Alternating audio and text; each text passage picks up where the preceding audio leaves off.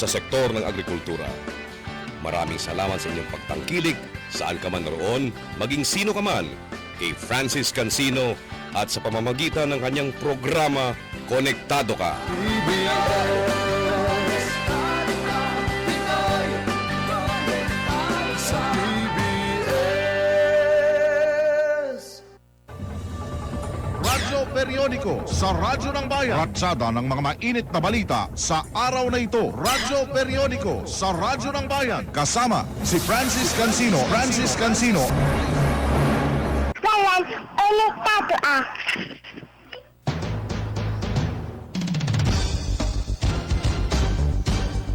Sa ngalan ng buong pamunuan ng Philippine Broadcasting Service, Radyo ng Bayan. Sa pangunguna ng ating buting direktor, Tito J. Cruz. Sa ating station manager, Senyor Alan Alianigue. Sa ating mga transmitter engineers at co-pilot sa studio, Gustavo Paguntalan. Ito po ang inyong mga lingkod sa Himpapawid. Ako po si Josette Olivera, magandang umaga. At ang inyo namang kaagapay, Francis Cancino. Patuloy kaming umaasa, dumadalangin, lahat kayo na sa mabuting kalusugan at pangatawan.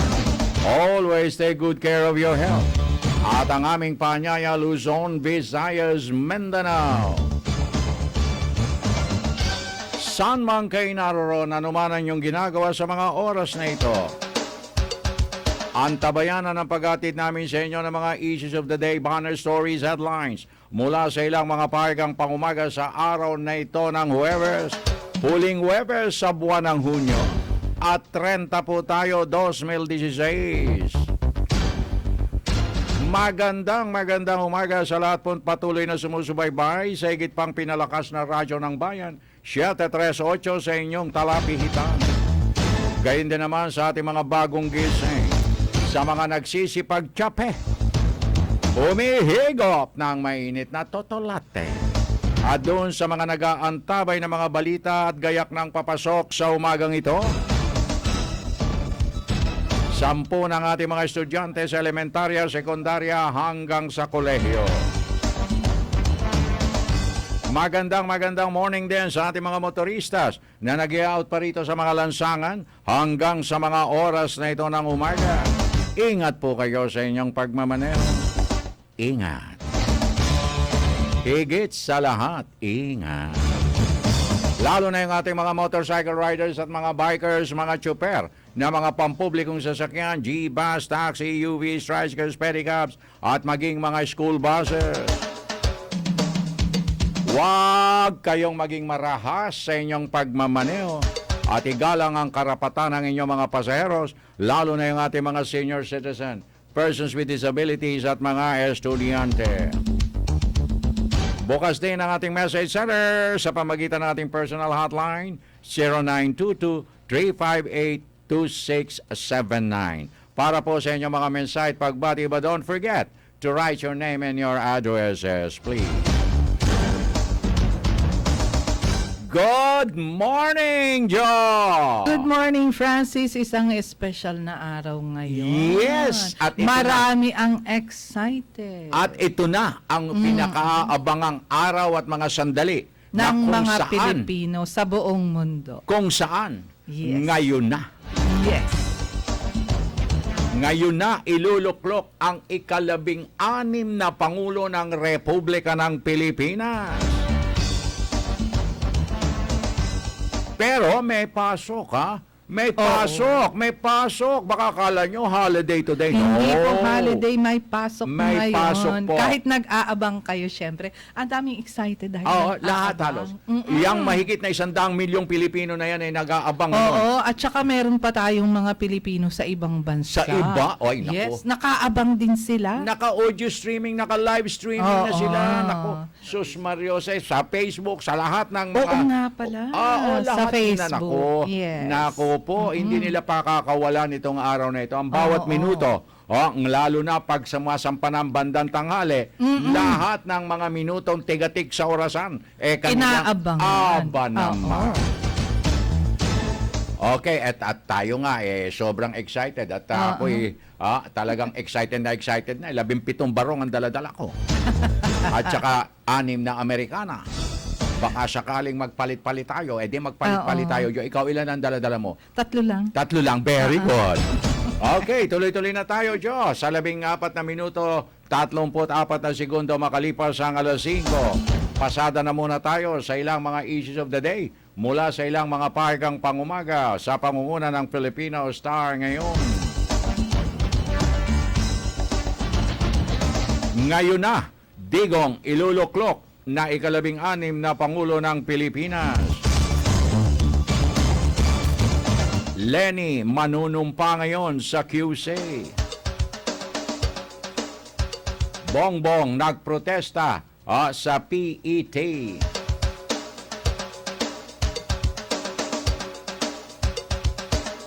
Alibay ng PPCRV binatikos. FOI bill iahain muli sa Senado.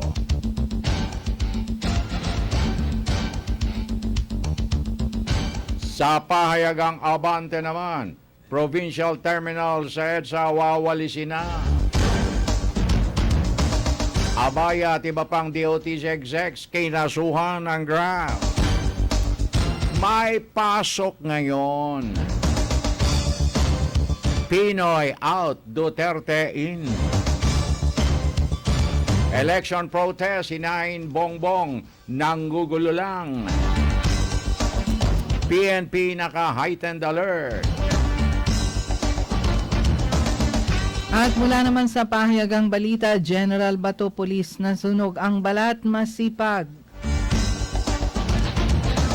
Leadership style ni Duterte magiging patok gatsalyan. Ex-Marine General Saban itinalaga bilang Customs Deputy Commissioner. Abaya, 5 iba pa kinasuhan na sa train procurement anomaly. Istanbul Airport inatake ng suicide bombers, 36 patay. Donasyong thermal paper pinababayaran ng Smartmatic. At mula naman sa Bulgar, President Duterte berdugo ng Davao noon, punisher ng Pilipinas ngayon. Ex-LTO Chief Swansing tinuluyan sa tax evasion.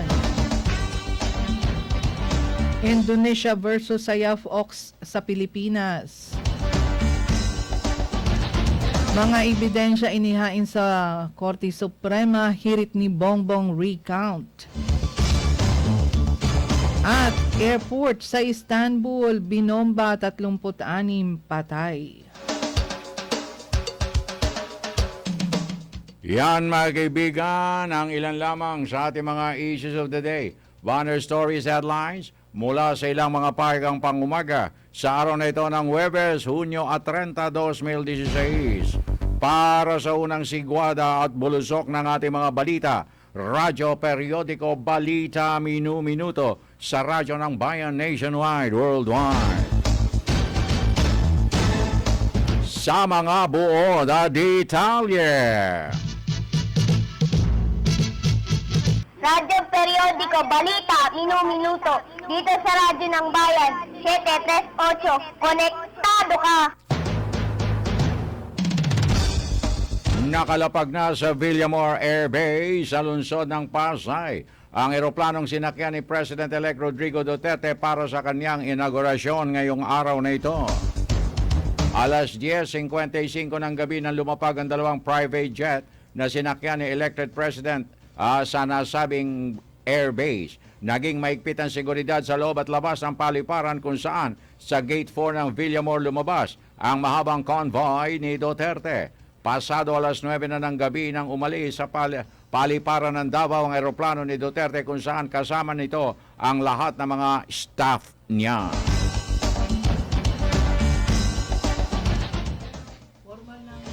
Formal nang manunumpa ngayong araw sa Malacanang Palace si President-elect Rodrigo Duterte bilang ika-16 na Pangulo ng Pilipinas.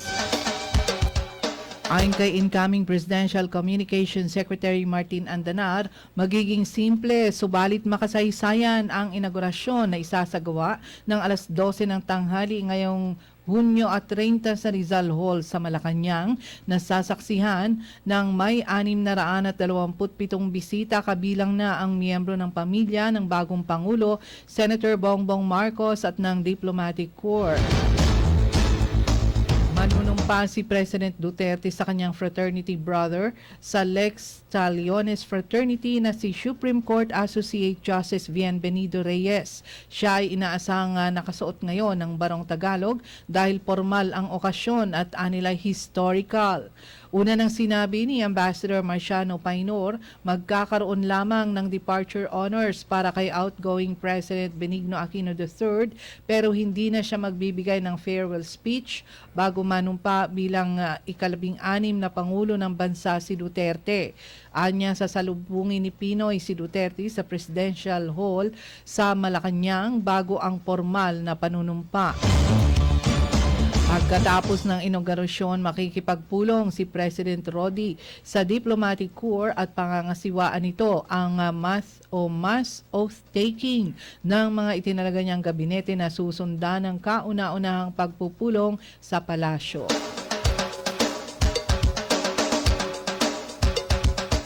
Si President Duterte, 71 taong gulang, naging alkalde ng Davao City ang nagwagi sa May 9 presidential elections kung saan ay nakakuha ito ng 16.6 million na boto at ang kauna-unahang magiging Pangulo ng bansa mula sa Mindanao na sumasakay lamang sa tricycle at komportableng kumain sa turo-turo. Siya ang kauna-unahang nanalong Pangulo ng bansa na hindi dumalo sa kanyang proklamasyon sa Kongreso.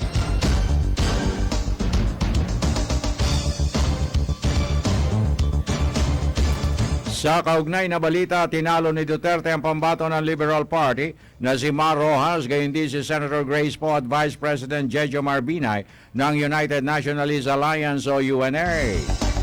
Naging alumpihit pa noong una si Duterte na tumakbo bilang Pangulo kaya hindi agad siya nagsumiti ng kanyang Certificate of Candidacy sa Commission on Elections pero nagdesisyon siyang tumakbo sa mismong deadline ng pagsusumiti ng kanyang kandidatura dahil na rin sa mga panawagan ng mga supporters nito mula Manila at Cebu. Napatakbo na ang kanyang anak na si Sara Duterte na uupong bagong Davao City Mayor upang ipakita ang kahilingan sa ama na tumakbo sa pagkapangulo sa natapos na halalan.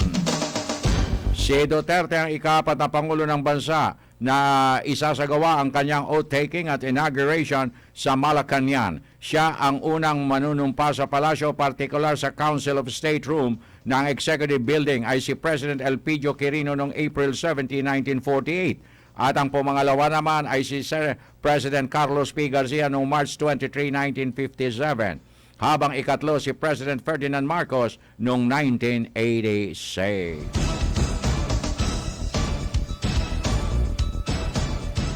Mga tambay lang ang inaasang makakapanood sa telebisyon ng hiwalay na inaugurasyon ni na President Rodrigo Duterte at Vice President Leni Robredo matapos na hindi ideklara ng Malacanang na holiday ngayong araw.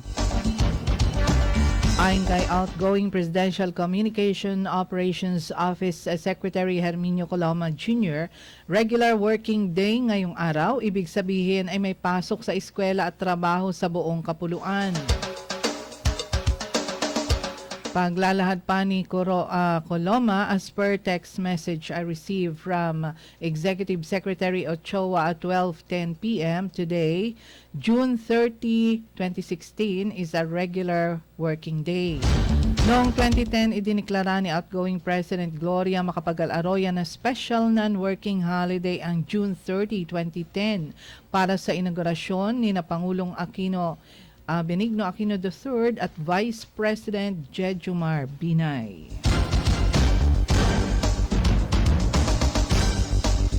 Samantala, good AM, asko lang po kung papalitan daw ng pag-asa ang public storm warning signal, gagawing tropical cyclone warning signal.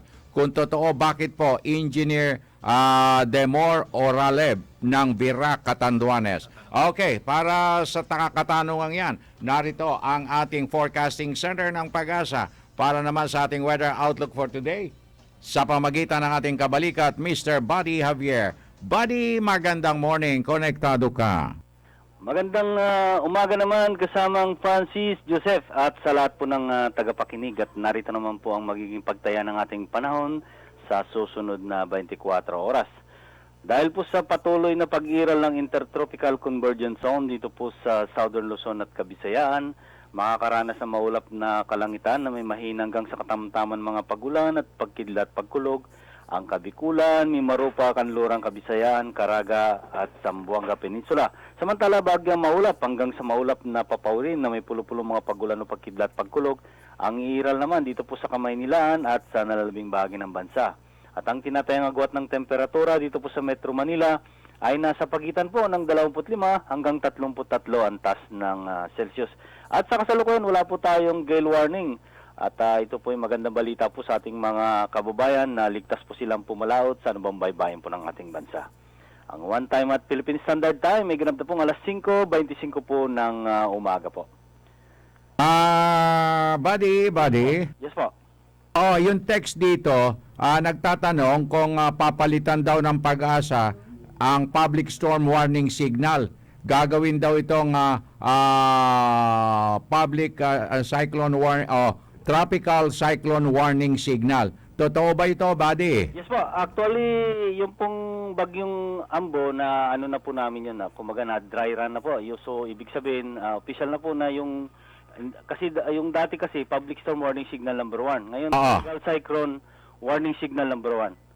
Yung public storm naging tropical cyclone.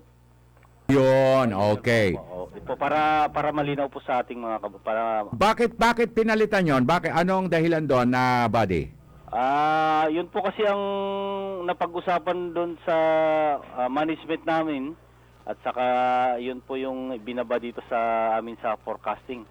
Ang hindi ko alam kung anong dahilan nila doon pero sa tingin ko mas ano kasi yun pagka nakikita mong tropical cyclone. Okay. So, thank you, buddy. Yes, maraming salamat din po at magandang umaga po sa inyo lahat. Okay. Nasagot na si Engineer Demor Oraleb ng Virac, Catanduanes. Okay.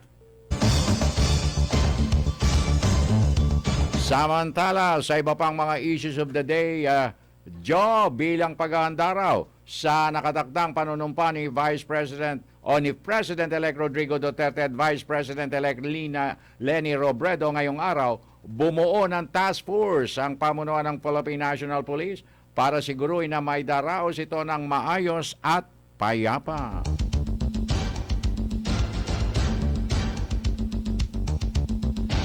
Ayon kay PNP spokesperson Chief Superintendent Wilben Mayor, bumuo sila ng Task Force Panunumpa 2016 bilang paghahanda sa gaganaping inaugurasyon ngayon ng bagong Pangulo ng Bansa. Pinananatili rin ng PNP sa heightened alert ang kanilang puwersa para sa hiwalay na makasaysayang inaugurasyon ni Duterte at Robredo.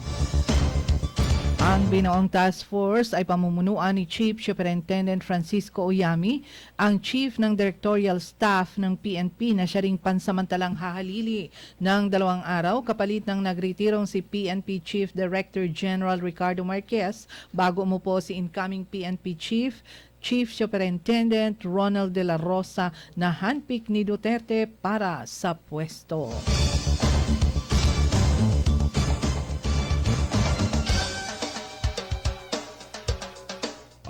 So dalawa ang venue na bibigyan ng talagang masusing pagbabantay, pangangalaga sa magiging inaugurasyon.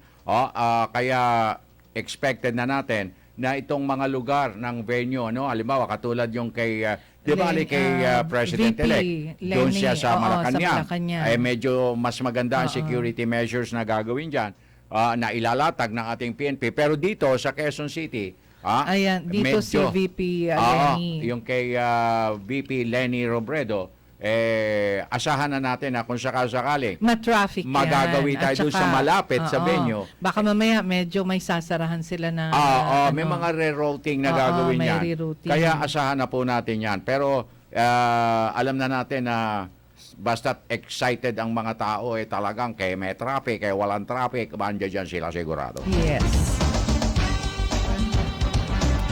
Ano ba naman itong ating, pero maganda itong pagraraling gagawin, ha? May text ka dyan? May text ka? Oo, Sige, may text, pasok tatlo to eh. Pasok ang Okay. text. I personally condemn the senseless suicide attack on at Turkey. 36 people had been killed and 60 are injured. Let us pray for Turkey. Mula kay Carlo Iway ng Cagayan de Oro. Yes, Kasi kahapon, ano, Thank you, Carlo. Okay. Ito pa, hello KFC Ate Jo Tropang Ganda. Oras na ng pagbabago ng liderato. Sana mapabuti tayo at kumanda ang buhay ng mga Pinoy. Good luck sa atin from Lisa Manuel. Uy, tropang Good morning, ganda, Lisa. Lisa. Okay. Ito, isa na lang. You've got so many friends, especially during your joyful time. But at the end of the day, they are gone. You have only your family. Lean on your family first. From Sheng Kalayakan of Hulosulu. Yan. Ba talaga naman? Ang ganda naman ng message Hindi, totoo ni naman Sheng. yan. Totoo Oo. yung sinabi niya. Sa joyful time, Oo. marami kang kaibigan. Sa Pero oras ng kalungkutan, Pamilya mo na lang. sa pamilya At mo o saka kaya yung kumisa. totoong kaibigan. At saka kumisa, nagsosolo ka na lang. Yes, Yun. malungkot yun. Yun ang masakit. Pero wag na. Excited na tayo Hindi, ngayon. yun na muna ang kalungkutan, bukas na yun. Oo, Itong bukas excitement ngayon ang pairali natin. Alam mo, ang kaibigan permanent Parang friends. season din yan. Seasonal yan Oo, seasonal. Yung oras nga na marami kang pera, ang dami mong kaibigan. Yes, oo. Pag naubos na yung pera mo, mag-isa ka na lang. Hindi ka na kasi mauutangan. Ano? At saka hindi ka na maloloko. Yes. Okay, tuloy-tuloy tayo. 31 minutos, 11 segundos. Makalipas ang alas 5, bubulagain ang mga ralyista na binubuo ng mga miyembro ng bagong alyansa mga bayan o bayan ang inaugurasyon ni President-elect Rodrigo Duterte ngayong araw. Pero hindi pagkondena sa bagong uupong Pangulo ng Bansa ang hangarin ng mga magrarally. Hindi po ito protesta sa bagong administrasyon sa unang araw nito. Ito po ay rally upang ipabatid sa kanila yung kagustuhan ng mamamayan para sa tunay na pagbabago at suporta sa pagbubukas muli ng usapang pangkapayapaan para magkaroon na po ng peace based on justice. Paliwanag ni Bayan Secretary General Renato Reyes.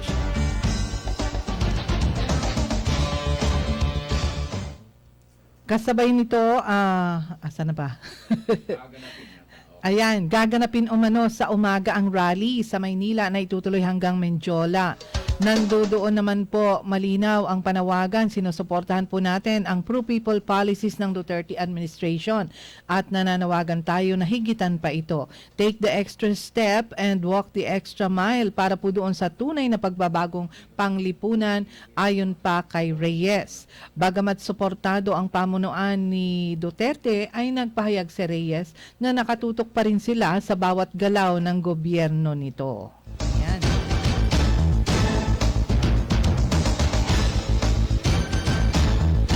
Okay, 32 minutos, 42 segundos makalipas ang alas 5. Tuloy-tuloy tayo, Diyos, sa iba pang mga issues of the day. Samantala mga kaibigan, eto daw, paano mo malalaman kung masipag at matapat ang isang pulis sa kanyang trabaho? Ayan, eto po tinanong dito si Chief Superintendent Ronald Bato de la Rosa, ang incoming hepe ng Philippine National Police. Ayon pa kay de la Rosa, masusukat ang kasipagan ng isang pulis base sa kulay ng kanyang balat. Uy, totoo yan kung ang balat nila ay sunog dahil sa pagkakabilad sa araw, lalo na kung nasa field assignment, tsak na ginagampanan nila ang kanilang misyon. At sa kanilang kasipagan, nangako si De La Rosa na sa kanyang pag-upo bilang hepe ng PNP, pagbabasihan niya ang kulay ng balat ng isang pulis sa pagtatalaga ng mga bagong station commander hanggang regional director. Oy, paano naman yung mga tisoy? Magpa-sunburn na po kayo habang maaga. Una nang inihayag ni De La Rosa na magpapatupad ito ng malawakang balasahan sa PNP kung saan ang pagbabasihan sa promosyon sa ranggo at posisyon ay ang track record ng bawat pulis sa anti-crime operations, lalo na sa iligal na droga. So my requirement now for my field commanders are those with dark skin, those whose skin are obviously burned by sunlight because that is a proof that they are doing the jobs being assigned to them. Ito ay bukod pa sa isasagawang background check sa bawat tauhan ng pulisya. Aalamin din anya kung ang pagkakasunog ng balat ng isang opisyal ay resulta lamang ng kanyang madalas na paglalaro ng golf. Nako, hindi pala pa ikaw pwede. Kung golf yung naging dahilan ng pagkakasunog ng inyong balat. Oo. At ang punteriya po ni De La Rosa na mismong ang mga police field commander ang mangunguna sa operasyon ng kanyang mga tauhan laban sa mga sindikato at hindi lamang puro pagpapalaki ng tiyan sa himpilan ng pulisya. Oy. Yan. So, iimbestigahan pa rin. Baka naman kaya naging sunog yung balat mo kasi naglalaro ka lang madalas ng golf. Pero yung paglaki ng tiyan, Jo, isang napakahirap ipaliwanag na bagay yan. Kasi kapuna-puna yan, Jo. Ako'y talagang pagbago ang pulis, makita mo ang slim. Ganda ng ano niya, ganda ng vital statistics niya. Pagkatapos pag tumagal-tagal na unti-unting, may lumulubo. May bumobonda. Bakit ganun? Mamaya makita mo, hirap na lumakad, laylay na yung bonda. Kaya nga hindi na makahabol dun sa mga kriminal, di ba? Kasi malaki ang tiyan. Nako po, kaya kayo mga bonda, kayo mga tisoy.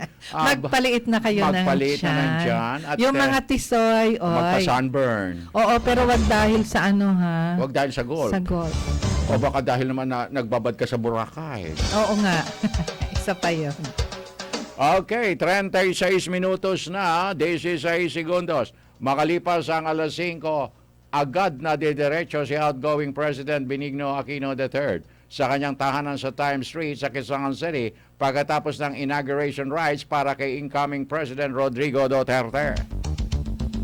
Sinabi ni Presidential Communications Secretary Sonny Coloma Jr. na gagampanan ni Aquino ang kanyang mga tungkulin sa uling pagkakataon sa Malacanang ngayong araw, June 30. Ayon kay Coloma, bago bumaba sa pwesto si Aquino ngayong Huwebes, magkakaroon ito ng one-on-one meeting kay Duterte. Kasunod nito, ang outgoing president ay bibigyan ng departure honors ng Armed Forces of the Philippines sa bakuran ng palasyo. Pagkatapos noon, si Aquino ay magtutungo na sa kanyang sasakyan para siya ay lumisa na sa kanyang tanggapan sa nakarang 6 na taon. 37 minutos, 17 segundos makalipas ang alas 5. Jo! Sa iba pa nating mga balita, sinisingil umano ng technology provider na Smartmatic International ang Commission on Elections sa mga thermal paper na ginamit nila sa pag-issue ng voters receipt noong May 9 national and local elections. Ayon kay COMELEC Commissioner Rowena Guanzon, pinagbabayad ng Smartmatic ang poll body ng ₱1,000,000 para sa thermal papers. Sinabi noon ng Smartmatic na libre ang mga thermal paper na ginamit sa voter's receipt at ibinibigay nila ito bilang donasyon sa poll body. Nang tanungin naman kung magkano ang sinisingil ng Smartmatic ay sinabi ni Guanzon na milyon ang sinisingil sa kanila, ngunit aalamin pa niya ang eksaktong presyo nito.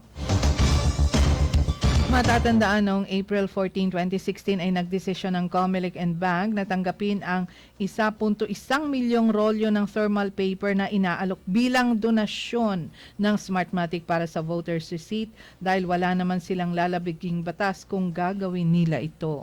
O ngayon may bayad. Dati libre. Bakit biglang kaya? may bayad na? Oo nga. Sino nagpatong ng singil? Baka kanya na yon pag nasingil niya. Araw, tata. Araw, nana. Ay. Bato-bato sa langit, tamaan boker. Yes. Oo may mga text pa pala tayo dito, Francis. Okay, go! Text, go! Maing buntag dito sa Gindulman, Bohol. Talamak ang pusher. Kaya ang adik, mga kagawad at mga sibilyan, buong barangay ng Gindulman, talamak talaga ang mga protector na pulis. Wow, Nako po. ang sakit naman yan. Police pa ang protector. Oo nga. Tata. Nako, lagot kayo kay, kay Bato.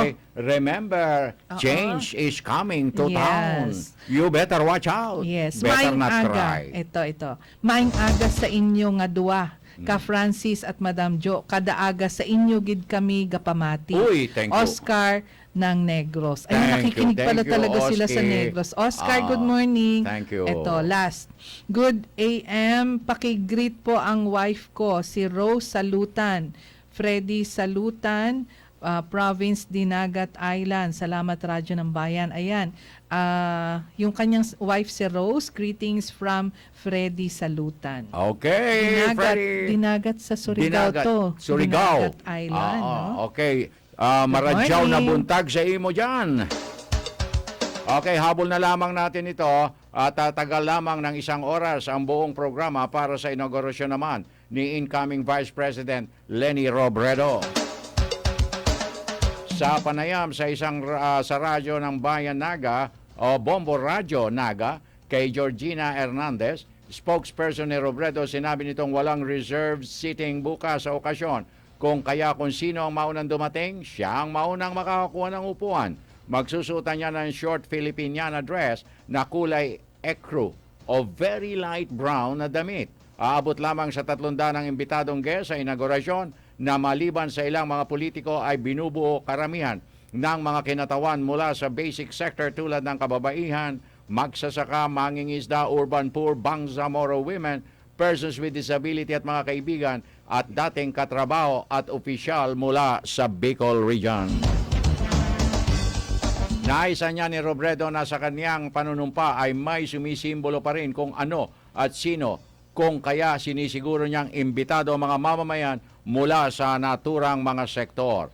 Ito rin ang dahilan kung bakit pinili niya ang punong barangay na si Ronaldo Conner ng barangay Punta Tarawal, Calabanga, Camarines Sur ang mangunguna sa kanyang panunumpa, kasama si punong barangay Regina Celeste San Miguel ng barangay Mariana, Quezon City, kung saan matatagpuan ang lugar Quezon City Reception Hall kung saan gagawin ang inaugurasyon. Ganon kasimple, Jo. At saka may mga kinatawan o representasyon ng bawat sektor. Yes. Mangingisda, magsasaka, yan. At saka itong mga bangsamoro, meron din mga kababaihan. Yes. Okay. Text pa rin, text, go. Oh, yes, oo. Good AM, sir, ma'am. Pakigreet man kami from Pontevedra, Capiz. Aba, good morning sa ating mga kababayan dyan. Sa Pontevedra, Capiz. Good morning po, good morning. Ito pa yung isa. Hi, good morning po. Greet ko lang ang tatay ko, si Rogelio Arganya. Okay. Ayan, pinapabati niya yung tatay niya. Nakikinig sa atin. Roger Oo, Arganya. Okay, Arganya. happy listening sa inyo. Yes. Magandang morning. Okay, may habol tayo rito. Sana malampasan ni President Duterte ang kabutihang nagawa ni Pinoy. Ben Lolo Southern Leyte. Ano ang pagbago ang tamang gawin? Mali. Kasi ngayon, nangyari ngayon. Si Lolo. Medyo may mga prayer si Lolo. Yes. Okay, at mga kaibigan, sa pamagitan po ng mga katagang prayer ni Lolo. At kasama si Lola, siyempre. Siyempre. At sa pamagitan ng hanay ng mga balitang hinimay natin, sa ating ikalawang bulusok ng maunang bulusok ng ating mga balita on a Thursday. Sa ngalan po ni Gustavo Paguntalan sa Master Control, ang inyong mga lingkod.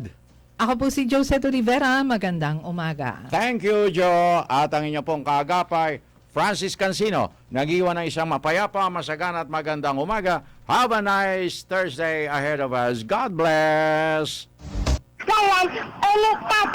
Susunod na ang Radyo Vision sa media ng bayan. Makalipas lang ang mga balitang ihatid sa inyo ni Miss Mimi Boncan. Konektado ka! Makinig sa mga pinakamainit at nangungunang balita at talakayan. 738 sa Mega Manila. Mas pinaganda, mas pinalawak, mas pinalakas. Ang bagong radyo ng bayan. Makinig sa mga pinakamainit at nangungunang balita at talakayan. 738 sa Mega Manila. Mas pinaganda, mas pinalawak, mas pinalakas. Ang bagong radyo ng bayan.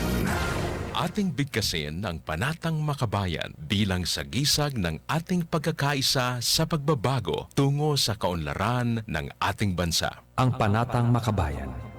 Iniibig ko ang Pilipinas. Ito ang aking lupang sinilangan. Ito ang tahanan ng aking lahi. Ako'y kanyang kinukupkop at tinutulungan upang maging malakas, maligaya at kapaki-pakinabang.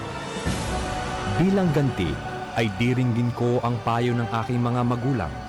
Susundin ko ang mga tuntunin ng aking paaralan. Tutuparin ko ang tungkulin ng isang mamamayang makabayan at masunurin sa batas. Paglilingkuran ko ang aking bayan ng walang pag-iimbot at ng buong katapatan. Sisikapin kong maging isang tunay na Pilipino sa isip, sa salita, at sa gawa. Ang Panatang Makabayan ay atid sa inyo ng Makabayang Filipino Movement, KBP at ng himpilang ito. Inyong mga orasan, ang oras sa buong kapuluan, eksaktong alas 5:45 ng umaga. Radyo ng Bayan, Network, Balita, Kalipunan ng mga balita sa loob at labas ng bansa. Hatid sa inyo ng mga himpilan ng Philippine Broadcasting Service sa buong kapuluan.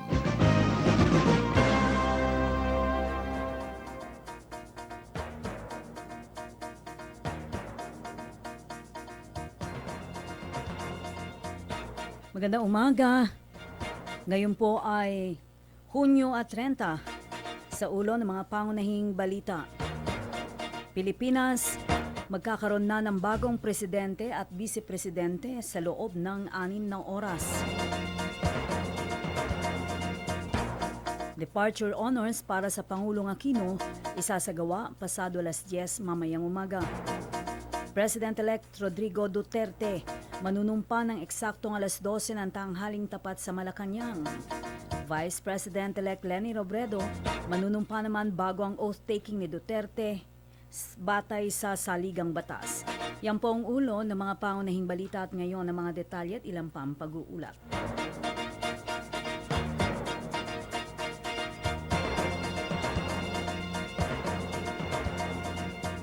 Sa loob ng 6 na oras, magkakaroon na ng bagong Pangulo at Pangalawang Pangulo ang Pilipinas. Mamayang alas 12 ng tanghaling tapat, manunumpa si President-elect Rodrigo Duterte bilang ika-16 na Pangulo ng Pilipinas. Batay sa saligang batas, kailangan unang manumpa ang Pangalawang Pangulo bago ang Pangulo para tiyak ang line of succession. Lilisanin naman ng Pangulong Aquino ang Malacanang na kanyang official residence. Magiging simple at makabuluhan ang departure honors para sa Pangulong Aquino at inaugurasyon ni Duterte bilang 16 na Pangulo ng bansa ngayong araw na ito. Gaganapin ang dalawang event na ito sa loob ng Malacanang Palace. Mahigpit na ang seguridad sa Malacanang Complex. Mahigit 600 bisitang inanyayahan sa inaugural ceremony. Kabilang sa mga inanyayahang sumaksi sa seremonya, mga senior government officials, mga miyembro ng Diplomatic Corps at mga miyembro ng 2 kapulungan ng Kongreso.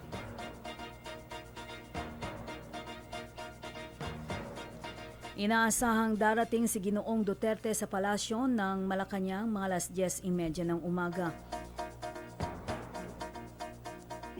Makikipag-usap si Duterte kay Pangulong Aquino ng mga kalahating oras.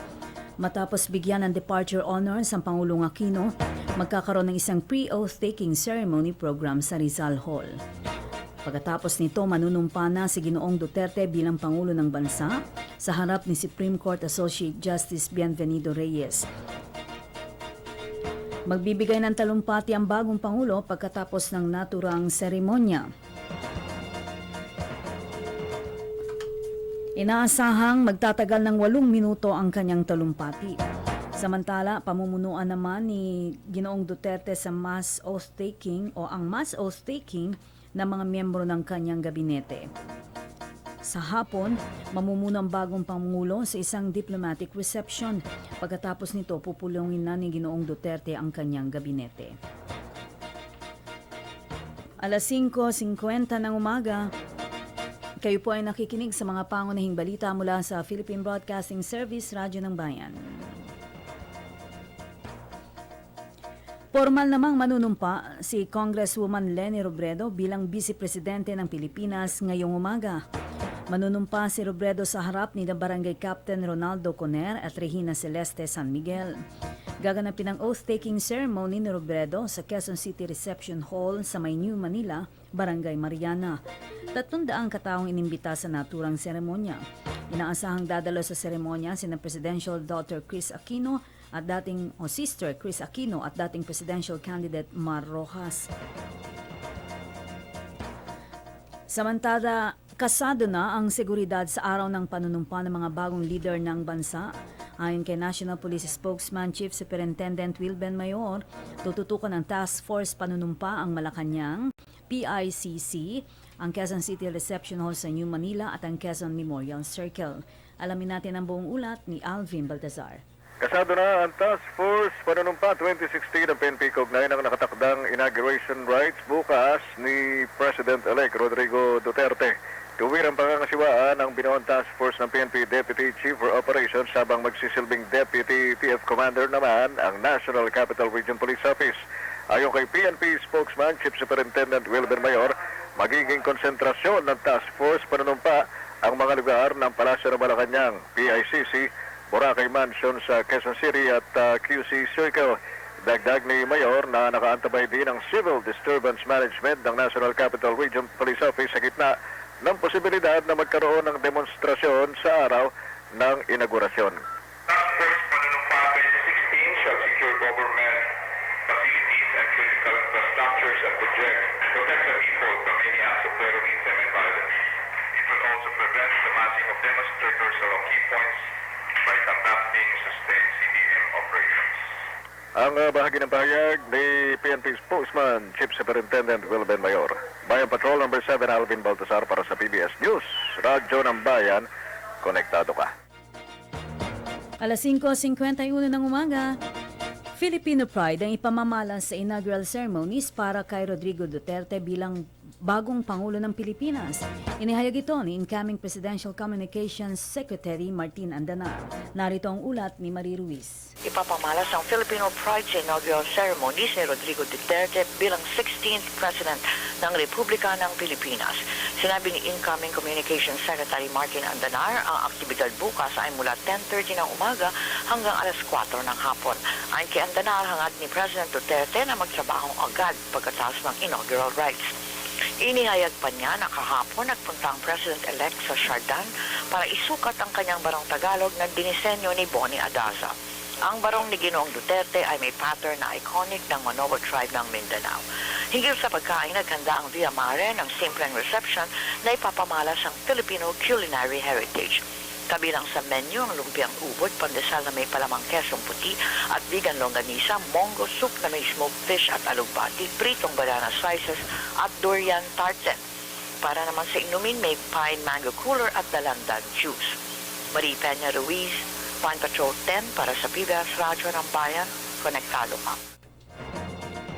Sa mga huling oras ng Pangulong Aquino kahapon sa Malacanang bilang Pangulo ng Pilipinas, tuloy pa rin siya sa pagtatrabaho bilang pangunahing leader ng bansa.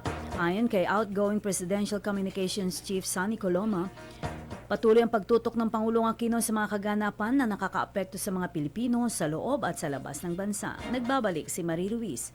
Tuloy pa rin sa pagtatrabaho si Pangulong Aquino sa mga huling araw ng kanyang panunungkulang bilang presidente ng bansa. Sinabi ni outgoing Communications Secretary Sonny Coloma na sa bahay pangarap pa rin pagpapalipas ng gabi si Pinoy. Ayon kay Coloma, patuloy ang pagtutok ng Pangulo sa mga kaganapan na nakakaapekto sa ating mga kababayan sa loob at labas ng bansa. Nakapag-empake na si Pangulong Aquino tulad ng ibang mga opisyal na papaalis, wala nang gamit sa kanilang tanggapan. Katwiran ni Coloma, para sa kapatan ng mga bagong opisyal, mainam na pagpasok nila. Bukas, maayos na ang kanilang tanggapan. Masaya naman ang Aquino administration sa maayos na pagsali ng kapangyarihan kay President-elect Rodrigo Duterte. Working day para sa kanya at lahat ng dapat niyang gawin bilang Pangulo ay ginagawa pa rin niya. Tulad ng kanyang sinabi, bawat oras maraming nagaganap sa buong mundo at ang kapakanan at kabutihan ng mga Pilipino ang pangunahing responsibilidad ng Pangulo. Kaya sa aking palagay lang, hanggang ngayon ay patuloy pa rin ang kanyang pagtutok sa lahat ng mga mahalagang kaganapan dito sa ating bansa sa buong daigdig na maaaring may epekto sa buhay ng mga Pilipino. Marie Peña Ruiz, Ban Patrol 10 para sa PBS Radyo ng Bayan, konektado ka. Plano ng Duterte administration na isulong sa Kongreso ang Budget Reform Act of 2016.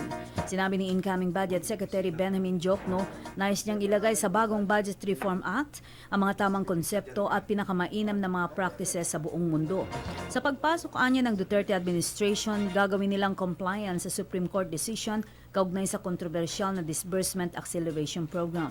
Sinabi ni Jokno, magiging maingat sila para hindi matulad sa kontrobersiyang idinulot ng DAP sa Aquino administration. At muli sa ulo ng mga pangunahing balita, Pilipinas, magkakaroon na ng bagong presidente at vice-presidente sa loob ng 6 na oras. Departure honors para sa Pangulong Aquino isasagawa pasado 10:00 ngayong umaga. President-elect Rodrigo Duterte manunumpa ng eksaktong 12:00 ng tanghaling tapat sa Malacanang at Vice President-elect Leni Robredo manunumpa bago ang oath-taking ni Duterte batay sa isinasaad sa saligang batas. Sumayin niyo mga pangunahing balita mula sa newsroom. Ako po ang inyong naging tagapagbalita, Mimi Garcia Boncan sa Radyo ng Bayan, Konektado Ka. Sumayin niyo ang Radyo ng Bayan Network. Balita. Tinipon sa silid pampalitaan ng Philippine Broadcasting Service. Muling magbabalik makaraan ng 1 oras.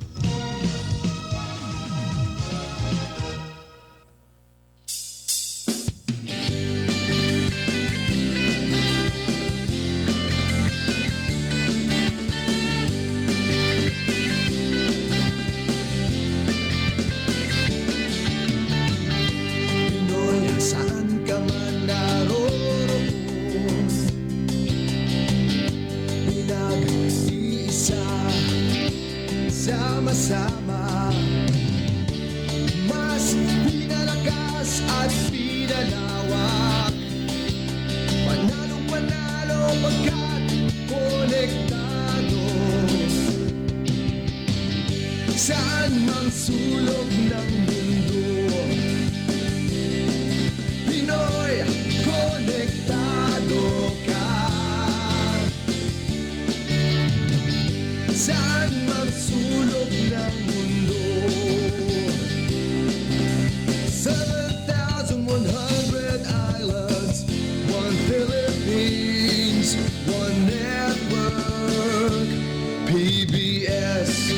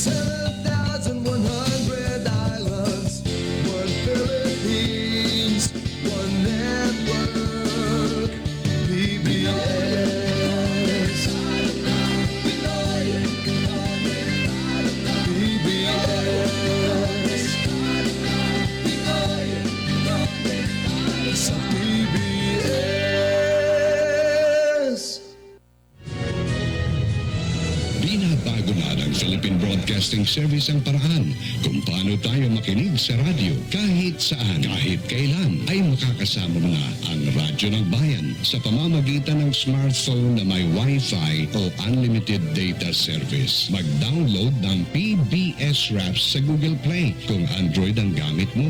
Sa Apple Store kung iPhone o iPad naman. Pagka-download, piliin mo sa menu ang kahit alin sa national radio broadcast ng Philippine Broadcasting Service na trip mo. Radyo ng Bayan, DZRB, 738 AM sa Metro Manila, DWBR Business Radio, DZSR Sports Radio, DZRM Radio Magazine o DZRP Radio Pilipinas. Kapag nilagpasan mo ang live broadcast, pwede mo pa rin mapakinggan ulit, balik-balikan o ulit-ulitin.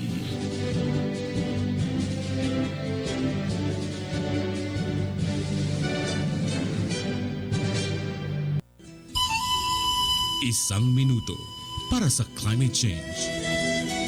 Nangunguna ang Pilipinas sa mga karatig bansa sa Southeast Asia sa kahandaan sa panahon ng sakuna at kalamidad. Tama po ito. Nakita ng European Union ang pagsisikap ng Pilipinas na mapahusay ang mga programa ng disaster risk reduction o pagbawas ng banta ng panganib tuwing may sakuna at kalamidad. Pinuri din ang pagpupunyagi ng local government units o LGUs, non-government organizations o NGOs at mga komunidad upang makapagligtas ng mga buhay at mabawasan kung hindi man maiwasan ang pagkasira ng mga ari-arian. Inihiyag din ng United Nations Office for Disaster Risk Reduction na pinakamalubhang mapipinsala ang Asya tuwing may kalamidad. 9 sa 10 bansa na may pinakamataas na bilang ng namamatay sa kalamidad ay nasa Asya. Climate change. Nasa tao ang kalutasan. Ating pagtulungan.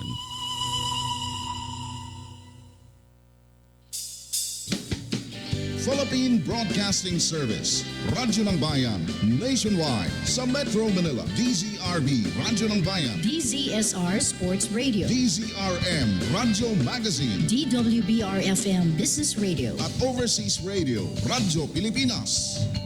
Radyo ng Bayan Luzon, DWBT Batanes, DWPE Tugigarao, DWFB Lawag, DZRK Tabuk, DWFR Bontoc, DZEQ Baguio, DZAG Agoo, DZMQ Dagupan, DWRS Ayub, DWLC Lucena, DWRB Naga, DWJS Albay, DZVC Virac, at DWRM Palawan. Radyo ng Bayan Visayas, DYOG Calbayo, DYES Borongan, DYSL Sogo, DYCT Tacloban, ang Malacanang Palace accredited concessionaire na Via Mara.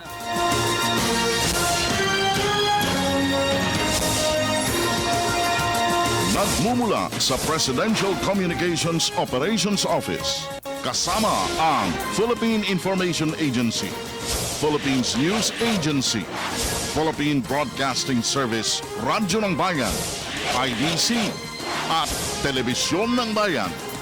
Narito ang Radyo Vision.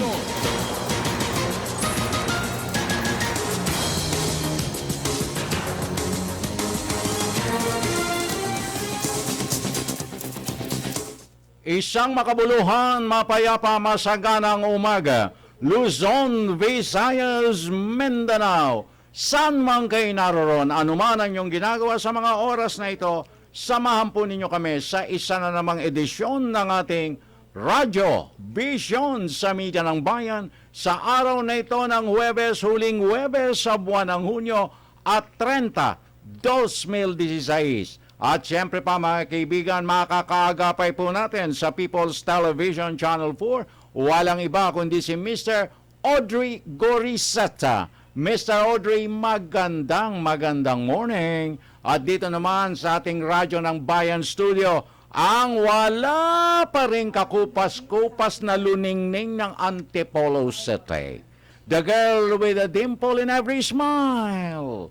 Ang aking co-anchor lady, Miss Zarina Luzuegro. Zar, good morning. Good morning ka, Francis. Good morning din po sa ating mga tagapakinig at nanonood ngayong umaga dito sa Radyo Vision. Sa loob po ng isang oras, samahan nyo kaming pag-usapan ng may init na issue dito sa ating bansa. Live po kaming napapanood ngayon sa PTV4 at IBC13. Live streaming naman po sa www.ptvnews.ph at maaari nyo rin pong i-download ang aming PBS Radio app o PBS Rap sa inyong mga App Store. At kung gusto nyo naman po na makilaw sa aming talakayan at pagbati, maaari kayong mag-text sa 0922-358-2679. At ang inyo naman pong kaagapay, Francis Cancino, nag-aanyaya. Sama-sama tayo till 7 o'clock in the morning sa kabuuan ng ating Thursday edition. Kalakip na rin ang pagpapakawala natin ng malawakang paglilingkod na pambayan, paghimay sa ilang mainit na isyong nakaguhit sa ilang nating mga pahayagang pangumaga, at siyempre pa ang napapanahong talakayan sa ating hapag ng talastasan. At siyempre mga kaibigan, tayo po ay tatanggap din ng mga live reports mula po sa Davao sa pamagitan ng ating koresponsal na si Julius Loverboy de Zamboron. Mamaya-maya po yan, abangan nyo. At para sa kapakanan ng ating mga listeners sa Radyo ng Bayan 738 on your dial, kami po ay masusubaybayan nyo sa lahat ng 33 himpilan ng Philippine Broadcasting Service, Radyo ng Bayan, Luzon, Visayas, Mindanao, at worldwide sa pamagitan ng audio streaming. And sa atin namang mga texters, please, nakikiusap ako again and again and again. Kung maaari lang, huwag niyong kalimutan ang inyong mga pangalan at addresses in every messages na ipadadala nyo. In fairness, baka po hindi mabasa ni Miss Luningning. Hindi na. Okay, ni Miss Luningning ang mga mensaheng walang pangalan at address. And please, keep it short and simple. Again, a beautiful Thursday morning, Zarina. Beautiful morning din ka, Francis. Gusto ko rin idagdag, no, live tayo or live streaming po tayo sa YouTube. Just type lang po, Radyo ng Bayan. Ayan, okay. At ito na, ngayon na. Welcome. Ngayon na ang kinapapanabikang araw at mga sandali ng mahigit 100 milyong Pilipino na aantabay because this is a red letter day for all the Filipinos. Ang panunumpa sa tungkulin ng President-elect Rodrigo Duterte. Tama ka dyan ka, Francis. Halos 6 na oras na lamang, mamaya magpapalit na ang ating administration. Yes, eksakto, 12:00 po ng tanghali. So, wag muna mag-lunch. Manood muna ng inauguration. Hindi, pwede naman sabayan. Mag-lunch na aga. Hindi, pwede naman. Yun. Kasi may pasok ngayon, ha? Don't forget, baka akala nyo, it's a holiday. Yes. No. Marami nag-isip na holiday daw. Kasi yung last mga previews na o-taking, ina-announce talaga. Ina-declare. Na non-working holiday. Yes. Pero today, ayaw po ng incoming President-elect na gawing holiday. Working day po ngayon, a regular working day ngayon. At ang panunumpa naman ni Vice President-elect Leni Robredo, dito naman gagawin sa QC. At lahat ng nabanggit namin na inauguration kay President-elect and VP-elect live at exclusive po na mapapanood mamaya dito lamang sa PTV4 at syempre mapapakinggan sa Radyo ng Bayan. Ayan, okay. At kayo pong yung ating mga talagang sabik na lahat ng sektor ng ating lipunan, talagang ito na ang pinaka-aabangan nilang sandali. When in fact, meron ngang magrarally daw. Rally for? Magrarally dyan sa Mendiola para ipahayag nila ang kanilang katuwaan at ang kanilang magiging mga unang kahilingan kay President-elect Rodrigo Duterte. At saka ka Francis sa Davao din mismo, nag-aabang kung saan nagmula ang ating bagong presidente, ay nag-aabang na po ang kanyang mga kababayan doon para sa kanyang panunumpa bilang bagong Pangulo ng bansa. Okay, so sama-sama tayo till 7 o'clock. Walang bibiti o mga kaibigan. Uy, nakakatakam yung menu, di ba? Yung menu nakakatakam. Munggo. Pero hindi Friday. Hindi, bukas ako magmumunggo. Friday. Pwede ka pa. Bakit hindi? Okay. Karapatan ko yon at kalayaan ko na kumain ng munggo. Okay. Na may katernong paksiw on a Friday. Wow. Okay, so ang ating words of wisdom for today, Zarina. Ang ating words of wisdom ngayon pong Thursday morning ay, Dahan-dahan, maganda ito. He who trusts in himself is lost. Iyan na nga, ba ang sinasabi He who ko? trusts in God can do all things. Very Sa good. Tagalog po, ang taong nagtitiwala sa sarili lamang ay natatalo. Ang taong nagtitiwala naman sa Panginoon ay kayang gawin ang lahat ng bagay. Mula kay Alfonso Sligering. Okay, maraming salamat mga Alfonso. Napakaganda, napakaganda. Kasi yung taong sobrang tiwala sa sarili, ay nako, Diyos ko, wala kang mararating. If God is not with you, you cannot do anything. Yes. Hindi ba? You're lost. Wala ka talaga. Kapag wala ang Diyos sa buhay mo, wala ang mangyayari sa'yo. Ayan. Saka ito yung mga taong may tiwala ng sarili. Parang hindi na nila kailangan tulong ng iba, hindi na nila kailangan ng advice ng iba. Hindi po ata ganun yun. No man is an island. Yes. Kinakailangan mo ang bawat isa. No? Kaya wag tayong maging sobrang tiwala sa ating sariling kakayahan sapagkat ang lahat ng bagay ay may limitasyon. So, if God is not with you, you can do nothing. You will be lost, sabi You'll nga be lost. ni Mang Alfonso. Oo, ayan ang sabi ni Mang Alfonso. Kaya tama lang yung ginagawa mo, hindi ka nawawala. Okay, tuloy-tuloy na tayo mga kaibigan. At puntahan na natin ang ating kabalikat, Mr. Rodrigo Rizeta, para sa unang bulusok ng ating mga balita on a beautiful Thursday. Mr. Audrey, go!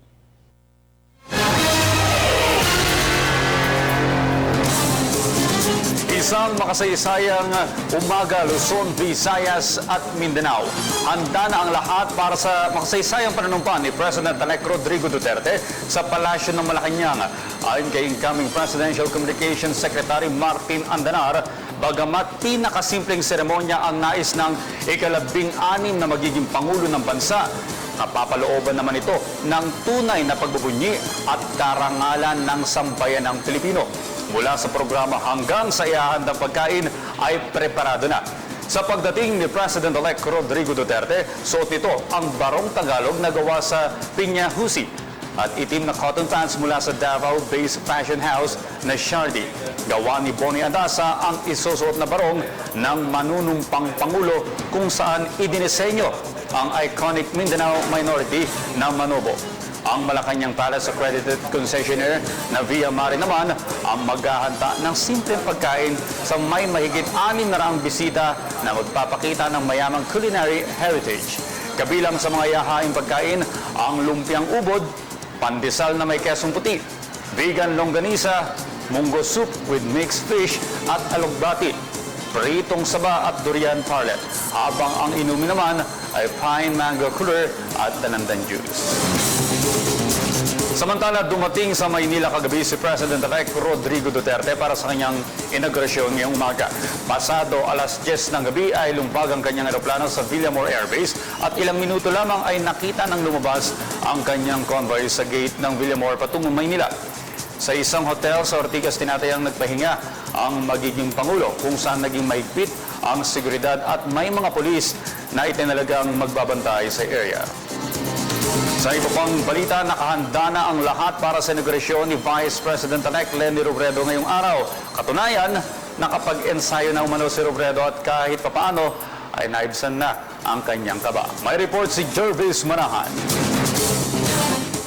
Payak na entablado at maliit na espasyo. Dito manunumpa bilang bagong pangalawang Pangulo si Leni Robredo. Sa mismong likod ng Quezon City Reception House gagawin ng inaugurasyon, kung saan din siya opisyal na mag-oopisina. Kulang 24 oras bago ang panunumpa, inabutan namin sila na patuloy na naghahanda. Covered ang lugar para hindi magka-problema sakaling umulan.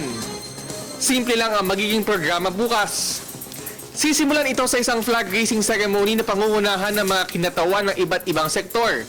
Magkakaroon din ng isang interfaith service bago ang opisyal na oath-taking. Pero kung pagbabatayan natin yung mga nakaraan niyang mga pahayag, inaasahan natin na may mga sasabihin siya tungkol sa pagkakaisa, tungkol sa pag-move forward mula sa ating naganap na eleksyon, at sana talagang tutukan natin yung mga taong pinaka-nangangailangan ng mga serbisyo mula sa pamahalaan. Crew na short Filipiniana raw ang isusuot ni Robredo sa kanyang inaugurasyon. Ang kanyang bunsong anak na si Jillian ang hahawak ng Biblia habang nanunumpa siya kay Captain Ronaldo Conner ng Punta Tarawal, Camarines Sur at sa Kapitan ng Barangay Mariana sa Quezon City. Hanggang ngayon, parang panaginip pa rin daw kay Kapitan Ronaldo ang pagpili sa kanya sa oath-taking. Noong una kong malaman, medyo kinabahan ako na pero parang natakot ako siguro. Ano ba to? At ako pag napili, first time ko makapasok sa media siguro. Alam ko naman siguro, hindi lang dito sa atin sa Pilipinas, mailabas pa sa ibang bansa. Nilaban talaga ako noon. Sabi ko, ay ba't ganito lang ko pa. Sa katunayan, nag-rehearse na raw sila ni Robredo at nawala na raw ang kanyang kaba kahit na may mga matataas na personalidad na makikibahagi doon bukas. Inaasahan na dalo ang running mate ni Robredo noong eleksyon na si Mar Rojas, ang campaign manager niya na si Bam Aquino, ang presidential sister niya si Chris Aquino, Senate President Franklin Drilon, at Senador Francis Pangilinan. Matapos ang oath-taking, magkakaroon ng isang simpleng salo-salo kung saan iyahanda ang sotanghon, pandesal, maha blanca, pichi-pichi, turon at butchi na may choknut. Diretso trabaho si Lenny Robredo matapos ang seremonya dahil may ilang opisyal na manunumpa sa kanya. Alas 5 ng hapon bukas, magkakaroon naman ng Thanksgiving party para sa kanya sa Quezon Memorial Circle. Para sa Telebisyon ng Bayan, Jervis Manahan. Sa iba pang balita, tiniyak ng Philippine National Police na wala silang nakikitang anumang banta sa seguridad para sa pagdaraos ng magkahiwalay na inaugurasyon ni President-elect Rodrigo Duterte at Vice President-elect Leni Robredo ngayong araw. Siniguro rin ng PNP na kasado na ang kanilang mga tauhan na magpapantay sa magkahiwalay na inaugurasyon. May report si Waywaya Makalma. Ikinasa na ng Philippine National Police ang Task Force Panunumpa. Ito'y para mapanatili ang seguridad sa iba't ibang bahagi ng Metro Manila kung saan pagdarausan ang inaugurasyon ni President-elect Rodrigo Duterte at Vice President-elect Leni Robredo. Wala namang nakikitang banta sa seguridad ang Philippine National Police para sa dalawang magkahiwalay na inaugurasyon.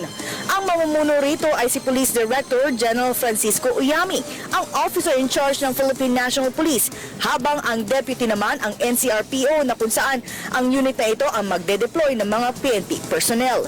Ayon kay Police Chief Superintendent Wilben Mayor, ang buong task force ay naatasang magbantay sa mga lugar na pagdadausan ng inaugurasyon. Pero ang Presidential Security Group o PSG mula sa Armed Forces ang mangunguna sa pagbibigay seguridad kay President-elect Duterte. The concept of operation is that Task Force Panunumpa 2016 shall provide strategic direction and supervision to all police operations. It shall be headed by the Deputy Chief PNP for Operations as Task Force Commander and the Regional Director of NCRPO as Deputy Task Force Commander. The task force is supported by the Deputy Directors of concerned national headquarters, Directorial Staff, National Support Units, and Personal Staff. Mananatiling naka-heightened alert ang PNP at magiging mahigpit sila sa pagpapatupad ng no permit, no rally policy. The Task Force Panunumpa 2016 shall secure government facilities and critical infrastructures and protect the people from any acts of terrorism and violence. It will also prevent the massing of demonstrators along key points by conducting sustained CDM operations. Para sa Telebisyon ng Bayan, ako si Waywaya Makalma. Samantala, walang ipasasarang kalsada sa Metro Manila kaugnay sa inaugurasyon ni President-elect Rodrigo Duterte. Inihayag ni Inaugural Committee Head Ambassador Marciano Painor na kaya didiretso ang mga bisita sa PICC para sa security inspection ay upang maiwasang bumara sa daloy ng trapiko sa paligid ng Malacanang. Dagdag pa ni Painor, dapat nasa loob na ng palasyo ang mga bisita bandang alas 10 ng umaga dahil inaasahang darating si Duterte bandang alas 10:45. Maituturing din umano ang panunumpa ni Duterte bilang pinakasimpleng inaugurasyon sa kasaysayan ng bansa. Wala raw kasing gala dinner at concert na itaraos matapos ang oath-taking at diplomatic reception at limitado lamang ang mga bisitang makadadalo sa inaugurasyon. Samantala, regular working day pa rin ni Pangulong Aquino ang pisperas ng pagpapalit ng liderato. Ayon kay PCOO Secretary Sunny Coloma, Ikinukonsidera ng Pangulong lahat ng kahandaan para sa panunumpa ni President-elect Rodrigo Duterte. May report si Rocky Ignacio. Magsisilbi pa rin si Pangulo Aquino sa mga Pilipino hanggang sa huling oras ng kanyang liderato. Ayon kay outgoing Presidential Communications Secretary Sunny Coloma, sa bisperas ng pagpapalit ng liderato, regular working day pa rin ito ng Pangulo. Sa pagkalam ko ay isang regular working day para sa kanya at lahat ng dapat niyang gawin bilang Pangulo ay ginagawa pa rin niya. Tulad ng kanyang sinabi, bawat oras maraming nagaganap sa buong mundo at ang kapakanan at kabutihan ng mga Pilipino ang pangunahing responsibilidad ng Pangulo. Kaya sa aking palagay lang, hanggang ngayon ay patuloy pa rin ang kanyang pagtutok sa lahat ng mga mahalagang kaganapan dito sa ating bansa at sa buong daigdig na maaring may epekto sa buhay ng mga Pilipino. Dagdag pa ni Coloma, ikinonsidera ng Pangulo ang lahat ng kahandaan para sa panunumpa ni President-elect Rodrigo Duterte ang magiging ika-labing-anim na Pangulo at ika-4 na manunumpa bilang Pangulo sa ilalim ng 1987 Constitution. Unawain sana natin, yung mga bagay na yan ay nasa pagpapasya ng Pangulo, wala namang nakatadhana sa batas. Hinggil dyan at unawain natin na binibigyan ng sapat na konsiderasyon ng ating Pangulo yung pangkalahatang sitwasyon. At dapat namang ibigay din natin sa kanya yung laya na pagpasyahan yan. Kinikilala natin na napakahalaga nung magaganap bukas dahil kung tutusin ito ang ika-4 na mapayapa at maayos na pagsasalim ng kapangyarihan sa ilalim ng ating 1987 Constitution. Kaya ang ating pamahala naman sa pangunguna ni Pangulo Aquino ay nagbibigay ng karampatang pagpapahalaga dyan. Samantala, ito na rin ang huling araw sa New Executive Building ni Coloma, ang lugar kung saan siya nag-opisina sa loob ng 6 na taon. Formal na rin ito na nagpasalamat at nagpaalam sa kanyang staff. Ipinaabot na rin nito ang pagbati sa kanyang successor na si Secretary Martin Andanar. Bisperas ngayon lahat ng bisperas ang inaasahan ay yung matamis at yung maayos. Baka pwede namang i-postpone lahat ng mga kaisipan tungkol sa kaasiban. Doon na lang tayo sa matamis at sa maaliwalas. Pampabuenas sa bagong administrasyon. Para sa Telebisyon ng Bayan, Rocky Ignacio. Paalala po sa ating mga kababayan, regular working day ngayong araw o ang araw ng panunumpa ni President-elect Rodrigo Duterte. Ayon kay Presidential Communications Secretary Sunny Coloma, tinanggap niya mensahe mula kay Executive Secretary Akito Ochoa Jr. na walang deklarasyon ng isang holiday ang araw ng inaugurasyon. Matatanda noong 2010, nilagdaan ni dating Pangulong Gloria Macapagal Arroyo ang Proclamation 2085 na nagdideklarang special non-working holiday ang araw ng inaugurasyon ni Pangulong Aquino noong June 30, 2010. Samantala, tiniyak ni incoming PNP Chief Ronald De La Rosa malawakang palasahan sa hanay ng pulisya. Wala rin umanong kikilalaning kaibigan si De La Rosa pagdating sa paglalagay ng mga tauhan sa matataas na posisyon ng PNP. May report si Waywaya Makalma. Tahasang sinabi ni incoming PNP Chief na si Police Chief Superintendent Ronald Bato de la Rosa na walang kaibigan siyang kikilingan, lalo't patungkol sa paglalagay sa mga mahalagang posisyon sa pambansang pulisya. Anya, 100% mababalasa kasi ang lahat ng posisyon sa buong organisasyon. Ngunit ipinagpaliban na ni De La Rosang banggitin ang mga pangalan ng mga opisyal na kanyang ilalagay sa command group. Dahil anya, posibleng marami maglabi sa mga key position sa hanay ng PNP. Kasama na nga rito ang ilang mga politiko. Ayaw kasi niyang may mamagitan pa sa kanyang desisyon, lalot binigyan lamang siya ng 3 hanggang 6 na buwan para sugpuin ang krimen at iligal na droga sa bansa. Total, binigyan siya ni President-elect Rodrigo Duterte ng tiwala at kapangyarihan kung sino ang kanyang ilalagay sa mga mahalagang posisyon sa PNP. Mahirap kasi ganito, tangka ko sa inyo. Kung as early as now, sasabihin ko na sa inyo kung sino-sino yung ipupwisto. Mapangkahin ko kayo. Lahat ng mga politiko dyan magtatawag-tawagan sa akin, ayaw ko niyan, ito gusto ko. So ano mangyari ngayon? Mahaharangan yung kagustuhan ko na na i-plaster yung dapat i-plaster para ma-hit namin yung target na 3 to 6 months. Sir, may tumatawag na ba ngayon? Meron na. Ano sagot mo doon, sir? Ano sagot mo? Tawagan niyo si Presidente. Si Presidente ang tawagan Kahit ko. kaibigan mo, sir? Kahit kaibigan ko kasi kalimutan natin yung kaibigan na pagdating sa trabaho. Gayunman, aminado si De La Rosa na madami sa kanyang mga upper class ang low moral dahil dito. Pero anya dapat nilang harapin ang katotohanan at mayroon siya kasing kailangang gampanan na tungkulin. Let's face it, ganoon man talaga yan. I am not here to make everyone happy. I am here, I'm sure, na sa aking mga decision, merong liligaya at merong malulungkot. Ganoon talaga ang buhay. Isang posisyon na kagaya doon si Pimpi. Marami nag-aspire sa posisyon na ito. Excluding me. I did not aspire for this position. Pero isa lang napili.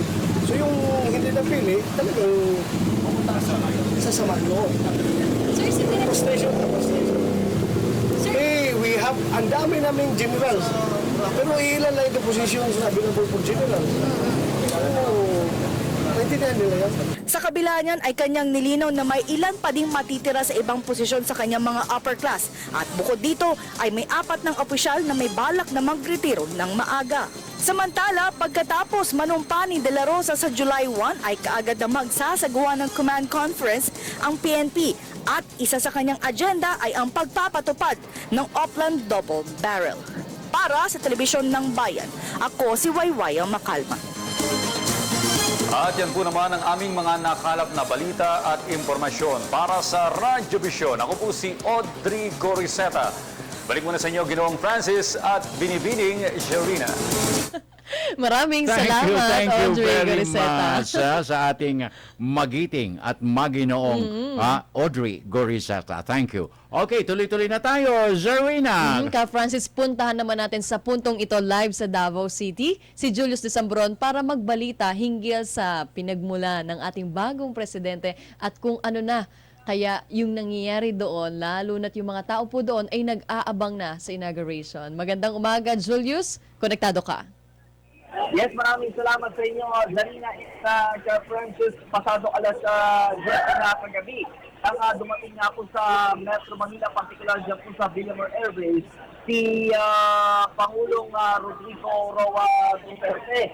Matapos nga po ang kanyang pag-alis dito sa Davao City, pasado o mag-aalas 9:04 po ng Miyerkules ng gabi. Kasama po ng ating mahal na Pangulo ang kanyang partner na si Hanulet Abancena at ang kanilang 12 taong gulang na anak na si Veronica Duterte at si incoming Special Assistant to the President Christopher Bongo. Ilang araw naman po bago ang nakatakdang niyang panunumpa bilang o sa Malacanang at pagpupubitang Pangulo ng Republika ng Pilipinas, mananghali po ng Martes nang naunang dumating nga po sa Ninoy Aquino International Airport ang ilang miyembro pa po ng pamilya ni Pangulong Duterte. Kabilang na po dyan yung kanyang dating may bahay na si Elizabeth Zimmerman.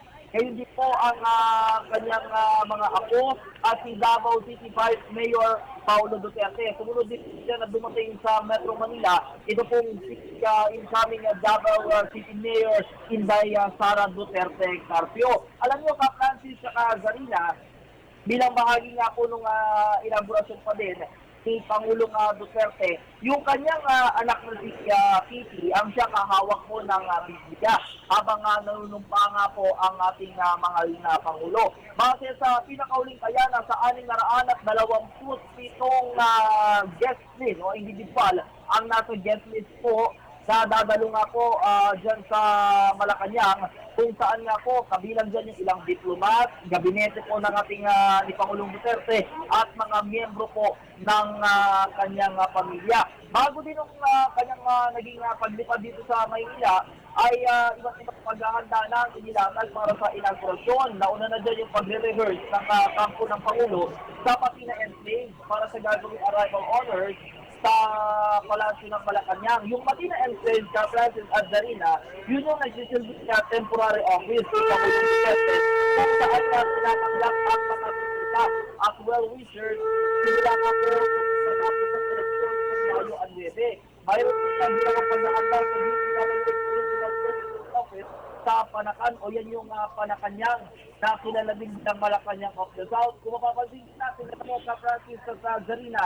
dito sa harap po ng Davao City Hall, ay marami kami mga nag-aabang nating mga kababayan, mga people, gayon din yung mga masugid na sumusuporta po kay Pangulong Duterte. At bukod pa dyan yung mga turista at yung ibang pang mga nagpapakuha dito sa harap ng City Hall na siyang naging saksi nga po sa halos o higit 20 taong political career ni Pangulong Duterte. At yung mga Mora people naman natin, ngayon po ay naandito sa mismo City Hall, ay yan po yung mga dumalo dito po sa ating lasting forum. Dito po yan sa Almendras Gym dito sa Davao City, kung saan nga po na-turn over na formal na na-turn over kay incoming Labor Secretary Silvestre Bello III yung kanilang Mindanao People's Agenda. Alam mo, Francis at Zarina, meron din tayong mga naabutan dito sa ating harapan ng City Hall ng Davao na kung saan nga po ay maaga sinabayan nila yung ganda ng umaga ng isang dasal kagad mula dito po sa harapan po ng City Hall po ng Davao. At kasama po natin ngayon pong umaga ang Pangulo po ng Metro Davao Pastor Fellowship ng si Pastor Francisco Madroniero. Magandang umaga po, Pastor, at ito po yung makasaysayang araw po para sa atin lahat. Umaga naman. Okay. So, una po sa lahat, ano po yung gitawa natin pagdaratan po? I think is sa atin na po 5 a.m. pa lang ay namin kayo at nagdasal na. Until kailan din tatagal pa? Para sa lahat, we feel the responsibility of continuously praying for our president. We believe that our prayer has been answered. We have been praying for him during his candidacy. And as he is now the president, we feel it is our obligation also to continue to support him in prayer. Not only for a season, but hopefully for the entire 6-year term of our president.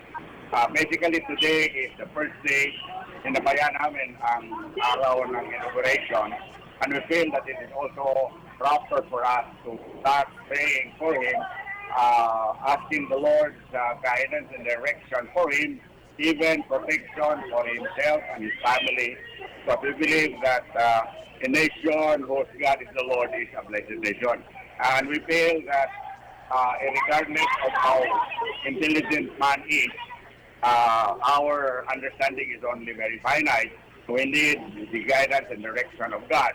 And this is why we are coming together, asking God in our prayers that His guidance, His protection, His wisdom be upon Him, or that as He brings forth implementations of the many projects that He has in mind, He will not just be dependent on His own understanding, but be sensitive also of the guidance of God. Opo, Pastor, dahil po taga-Davao din po kayo, yung sabay reaction natin, lalo ang ating mahal na Pangulo ay naging ama din po sa taga-Davao.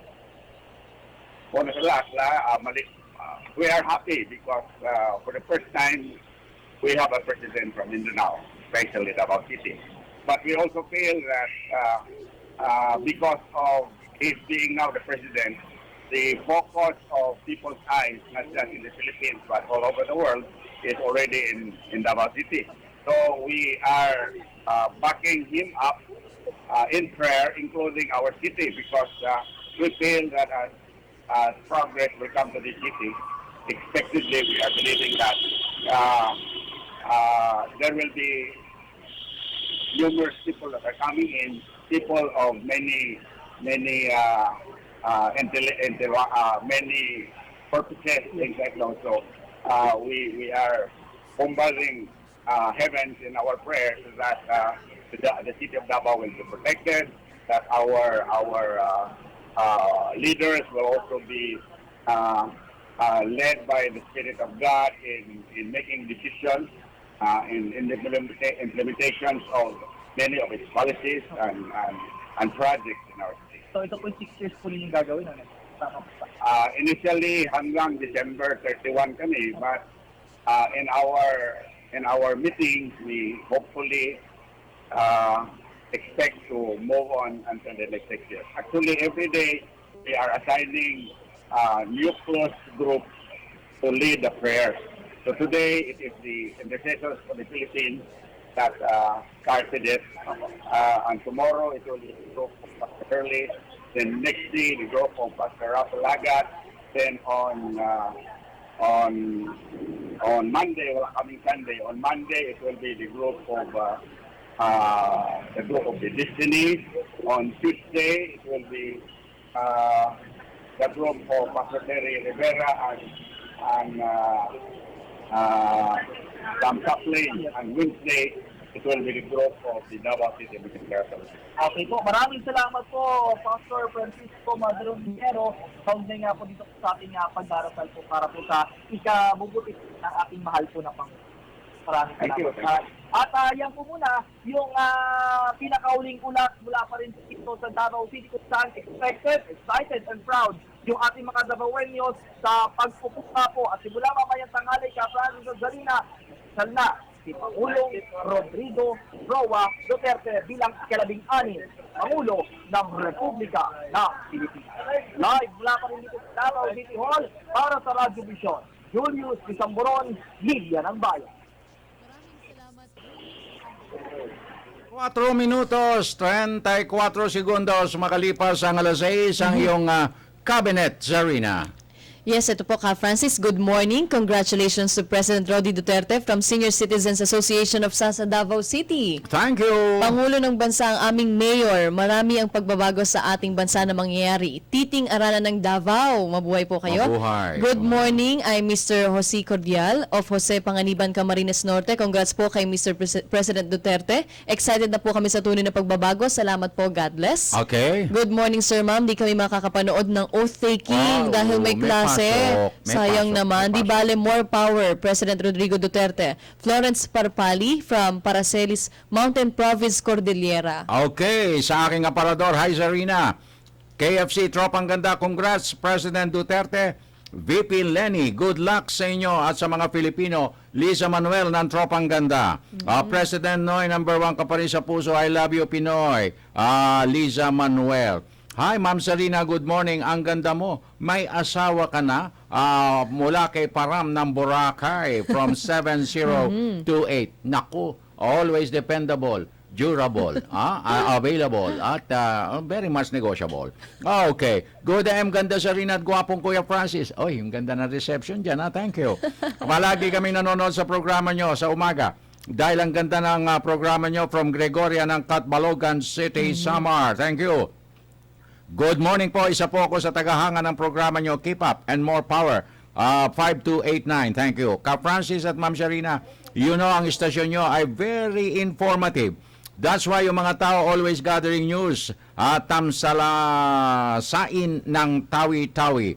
Good AM po, Sir Francis, Ma'am Sharina. Sana tuloy na ang bitay sa Administrasyong Duterte kasi madaming krimen at karumal-dumal. Thanks po, Benji ng Occidental Mindoro. And with that, puntahan na natin at paranin ang unang sigwada ng ating Provincial Roundup. Bayan Patrol Report! Unahin na natin Ka Francis ang Cebu Radio ng Bayan kasama si Annabel Lagrosas. Maayong buntag, Annabel. Konektado ka. Maayong buntag. Tulad din ng ibang mga lugar ng bansa, inaabangan din ng mga Cebuano ang panunumpa ni President-elect Rodrigo Duterte bilang ika-11 Pangulo ng Republika ng Pilipinas. Mahigpit pa rin ang pag-asa ng mga taga-suporta ni Duterte na makamtan ang kapayapaan at ang tunay na pagbabago na ipinangako ni Duterte sa sambayanang Pilipino sa panahon ng kampanya, lalo na ang problema sa illegal na druga. Si Cebu Governor Hilario Davide III sang-ayon nga sa plano ni President-elect Rodrigo Duterte na siya mismo ang pipili ng hepe ng pulisya sa mga lokal na pamahalaan sa bansa Ayon kay Davide, maigi nang si Duterte ang pipili sa magiging police chief upang mawala ang padrino system dahil minsan nadidismaya ang mga local chief executive kung tatanggihan ang kanilang napipiling police chief. Ang plano ni Duterte na siya mismo ang pipili ng magiging police chief sa mga LGUs dahil sa umunoy pagkasangkot ng 35 mga alkalde sa negosyo na iligal na druga. Nananawagan din si Cebu Archbishop Jose Palma sa mga Cebuanos na ipagdasal si Duterte at ang lahat ng mga opisyal na uupo sa kanilang tungkulin sa araw na ito na sila'y gabayan ng Panginoon. Para sa Radyo Vision, Annabella Grosa, Cebu Media ng Bayan. Maraming salamat, Annabel Lagrosa. Tuloy-tuloy. Susunod naman po ang Hingoog, Radyo ng Bayan kasama si Gigi Calvo. Magandang umaga, Gigi. Konektado ka. Mayong buntag, matagumpay ang ika-44 na pagtitipon kahapon ng City Development Council kasama ang mga punong barangays at ilang mga kinatawan mula sa mga non-government organizations at mga people organizations. Napagalaman na sa nakalipas na taon, may 3 resolution na confirmed at adopted, lalong-lalo na ang pagpapatupad ng Urban Diversion Road Project ng lungsod. Sa pagtitipon kahapon, naaprubahan din ang Calendar Year 2017 City Annual Investment Program matapos na ipresenta ni Engineer Milito Ampatin ang AAP para sa Infrastructure Development Sector, Social Development Sector ni Epifanio Zarate, Economic Development Sector Carolina Teatro, Macro Sector di Dina Raya, Environment Sector mula kay Jan Robenzia at ang Ladius mula kay Engineer Joel Sinakaw. Dumalo din ang chairman ng konseyo si City Mayor Marie Gingona kung saan patuloy ang kanyang pagbibigay suporta sa lahat ng mga programa at proyekto. Anya hindi ito mangyari kung siya lang dahil kailangan niya ang mga lideres na tutulong para sa kaayusan ng lungsod. Ayon kay City Mayor Marie Gingona, dapat magpatuloy, dagdagan ang mga development lalong-lalo na target ng kanyang administrasyon sa susunod na taon ang City Road Network Development Program na magpapatuloy sa mga cities matapos ang mga main roads. Para sa Radio Vision, Gigi Villamar Calvo ng Hingaw City, Media ng Bayan. Maraming salamat, Gigi Calvo. At mula sa Hingoog Radyo ng Bayan, magtungo naman tayo sa Agoo Radyo ng Bayan kasama si Charity Frianeza na Imbag Abigad Charity. Konektado ka.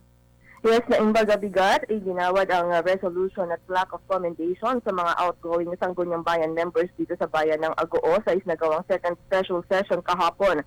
Kabilang sa mga ginawaran, sina SD members Priscilla Cumia, Dominador Rivera at Romano Ninyalga. Ito bilang pagkilala at pasasalamat sa malaking kontribusyon na naibigay nila para sa bayan sa pamamagitan ng mga ordinansa ang kandang naipasa at naipatupad sa ilalim ng kanilang termino.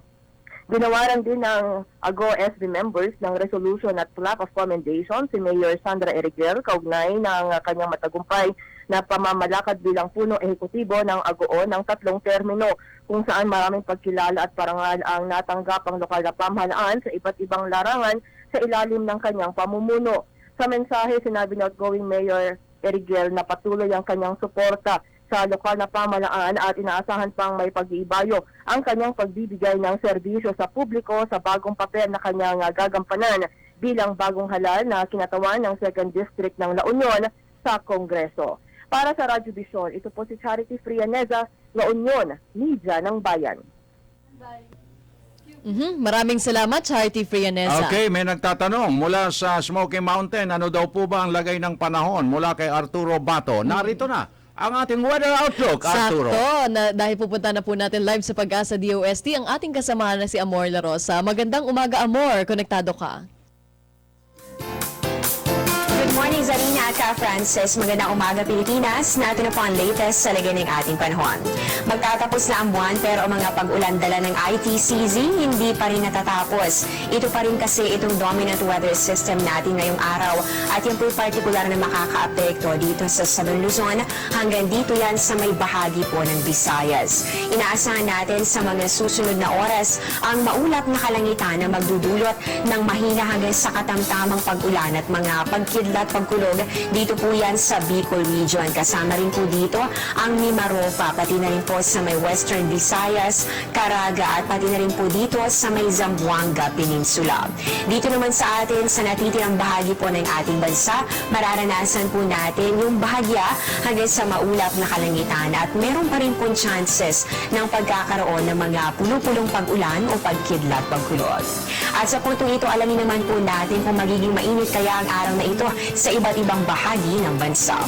Unahin po natin dito sa Luzon para po sa Baguio City, 16 to 25 degrees Celsius. Paghandaan na rin itong chances ng isolated cases ng rain showers or thunderstorms. Dito naman sa Metro Manila, kasabay po ng mainit na paghanda natin dito sa inauguration ng ating Pangulo na si Rodrigo Duterte. Inaasahan po natin, mainit na panahon din po ang mararanasan sa mga susunod na oras. Posible po yung umabot sa 33 degrees Celsius. Dito naman tayo sa Visayas. Para po sa Tacloban, improving weather condition po ang inaasahan natin at yung temperatura posible po yung umabot sa 31 degrees Celsius. Kapareho po dito sa Iloilo at ganun din sa Bacolod. Para naman sa Metro Cebu, mararanasan po ang 26 to 32 degrees Celsius. At panghuli po natin sa Mindanao area, for Cagayan de Oro, 24 to 32 degrees Celsius. Habang dito naman sa Metro Davao, 25 to 32 degrees Celsius. Dito naman po sa may bahagi po ng Zamboanga, inaasahan po natin maglalaro po yan sa pagitan ng 24 to 31 degrees Celsius.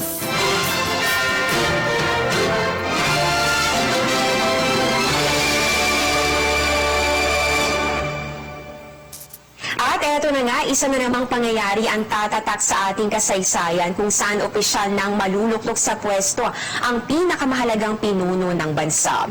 Bilang gabay sa magiging lagay ng ating panahon sa mga susunod na oras, narito po ang ating special weather forecast para sa inauguration. Sa Metro Manila, inaasahan po natin ang partly cloudy to cloudy skies. Ibig sabihin po niyan generally fair weather condition naman. Maliban na lamang dito sa chances ng mga puno-pulong pag-ulan o pagkidlat pagkulog sa hapon po ito o kaya naman ay pagsapit po ng gabi. Ang temperatura sa pagitan nga po ito ng 25 to 34 degrees Celsius. Samantala, paglilinaw nga po ng palasyo, regular working day po ang araw na ito.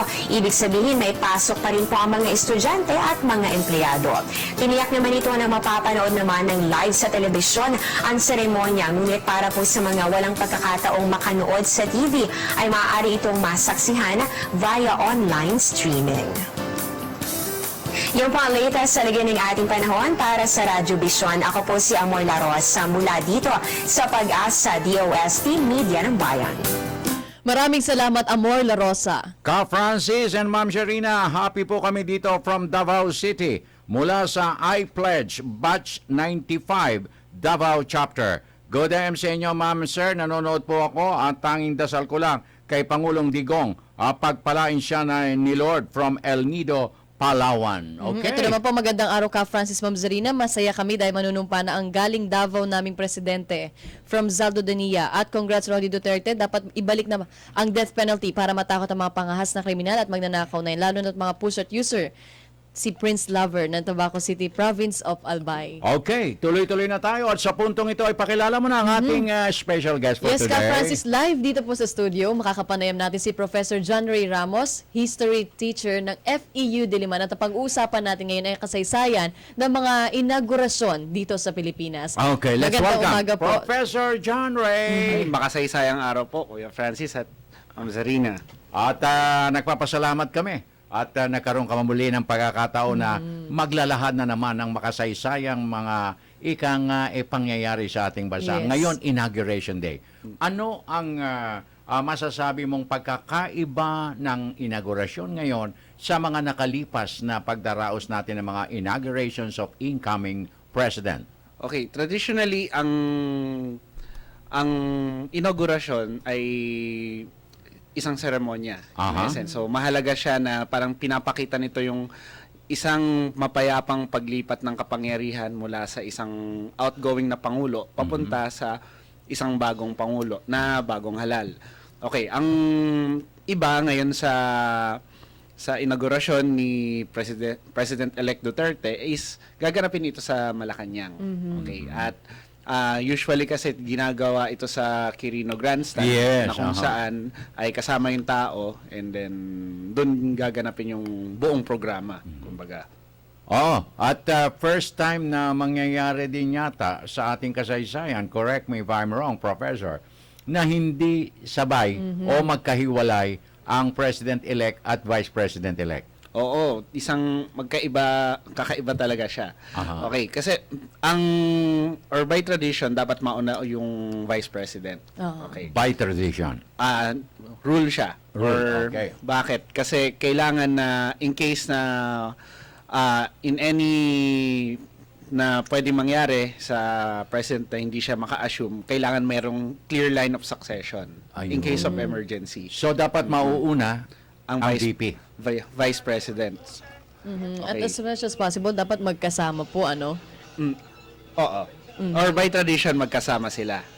Ayun. So, isa pa sa inaabangan dito sa inauguration, yung inaugural address ng Pangulo. Ano ba ang dapat lamanin nun at bakit kailangan abangan ng publiko? Okay, ang inaugural address sa history, it's lagi ang tema nito ay yung bagong pangulo na uupo ay ina-assure niya na sa mga kababayan niya, doon sa mga bumoto sa kanya, sa mga hindi bumoto sa kanya, na tinatanggap niya ng buong loob yung tungkulin na iginawad sa kanya ng sambayanan. And aside from that, lalamanin rin ng inaugural address o nung talumpati mamaya kung ano yung policy at yung priorities ng incoming na administrasyon. So, talagang mahagang pakinggan ito dahil ito yung, kumbaga, summary na magde-define or magsa-summarize kung ano yung balak nila or balak ng bagong administrasyon sa kanilang mga policies at sa programa ng gobyerno. Okay. Now, Professor John Ray, sa base sa history natin ng mga inaugural na ganito, ng mga nakalipas na Pangulo at Pangalawang Pangulo, kanino sila nanunumpa? Okay. Kanino sila nanunumpa? Ayan. Okay. Madalas yan or meron sa mga associate justices or sa mga chief justice. Ayun. Ayan. So, usually ginagawa yan, so merong nakahawak sa kanila na hahawak sila sa Biblia or before, until Quirino, hindi Biblia ang hinahawakan. Kopya ng Constitution. Okay. Okay, so either Constitution yan or Bible, depende yan sa Pangulo. So walang clear na rule kung ano yung hahawakan nung Sa panunumpa. And itataas na yung kanang kamay. Pero itong kay VP Lenny, ngayon lang ba sa kasaysayan natin na manunumpa siya sa isang barangay official? Oo, actually. Di ba? Iba to. Iba ito? Iba. Okay. Yan naman ay pinapayagan ng ating saligang batas. Wala namang rules sa saligang Okay. batas. Walang restrictions. Basta ang nakalagay sa saligang batas is that by noon of June 30, kailangan ay nakapanumpa na ang bagong Pangulo. Ayun. Yung sa outgoing president naman po natin, ito ba ay pagkatapos mismo is aalis na siya sa palace grounds, then going back to his house by tradition na rin By tradition. Or pwedeng i-witness niya? Pwede. May 3 presidents na naka-witness or nagstay sila during the inaugural ceremonies. Si President Osmeña, si President Aquino, yung mother ng ating outgoing president, and then si President Estrada, na kumbaga parte ng centennial celebrations natin yung inattendan nila. But for the rest, or sa karamihan ng mga naging presidente natin, upon the inauguration, or meron kasing tradisyon na sunduan. Yes, Yun, na kung saan yung outgoing president ay susunduin sa residence or sa pinaglulugaran ng president-elect, tapos ihahatid sa inaugural location. And then yung outgoing president ay uuwi na sa kanyang residence. So ang pinapakita nito ay yung kanyang pagbabalik sa pagiging civilian or citizen ng Pilipinas. Okay, pero meron pa bang nagaganap o dapat ba na magkaroon ng munting pag-uusap sa pagitan ng President-elect at ng outgoing President? By tradition, nagaganap yan sa Okay. sunduan. Sunduan. okay. Ayun. At nakatakda rin bilang ika nga'y outgoing President, nabigyan pa rin siya ng full military honors Of sa course. kanyang departure. So, during the inauguration or dun sa start ng ceremonies, bago siya tumungo sa kanyang or pagkahatid niya sa President-elect, ay bibigyan siya ng final honors ng Armed Forces bilang Commander-in-Chief na outgoing. Wow. Talagang medyo may mga madamdaming tagpo na magaganap pa rin sa arena, no? Kailangan siya kasi mahalaga ito na pinapakita sa atin na yung estado at yung kumbaga yung posisyon na ginagalawan ng ating Pangulo ay isang mahalagang tungkulin na kung saan may dangal ito ngunit kaakibat nito yung mabigat na responsibilidad sa pangunguna ng ating bayan. At saka meron pa, no, yung aakyat dun sa hagdan, sa may palace ground. Ano ba yung ibig sabihin nun? Okay. Pagkatapos ng inaugurasyon ng bagong presidente, so mamaya pagka panumpa ni President-elect Duterte, ay ang una niyang gagawin sa Malacanang, pagpasok niya dito ay yung aakyat siya sa main staircase ng Malacanang Palace. Okay, nagsimula ito kay President Quezon. Okay, bakit? Kasi si President Quezon, meron siyang nalaman na parang alamat or legend na itong yung mother ni Jose Rizal ay umakyat ng paluhod paakyat sa hagdan ng Malacanang na nagmamakaawa siya sa Governor General noon na iligtas yung buhay ng anak niya. Ayun. Hindi siya totoo pero naalaman ni Quezon yung parang urban legend na ito. So, ang ginawa niya is sinimulan niya yung tradisyon na aakyat siya sa hagdan na kumbaga ito yung victory walk na kung saan hindi na palalakarin ng presidente o tayo na yung magtatakda ng ating destiny at wala nang or ang panunungkulan ko, walang Pilipino na makakaranas ng injustice na sinuffer natin sa ilalim ng mga mananakop. Okay. Finally, Professor, ngayon lang mangyayari na it is a regular working day, ang inauguration. Ibang-iba, di ba? Ibang-iba.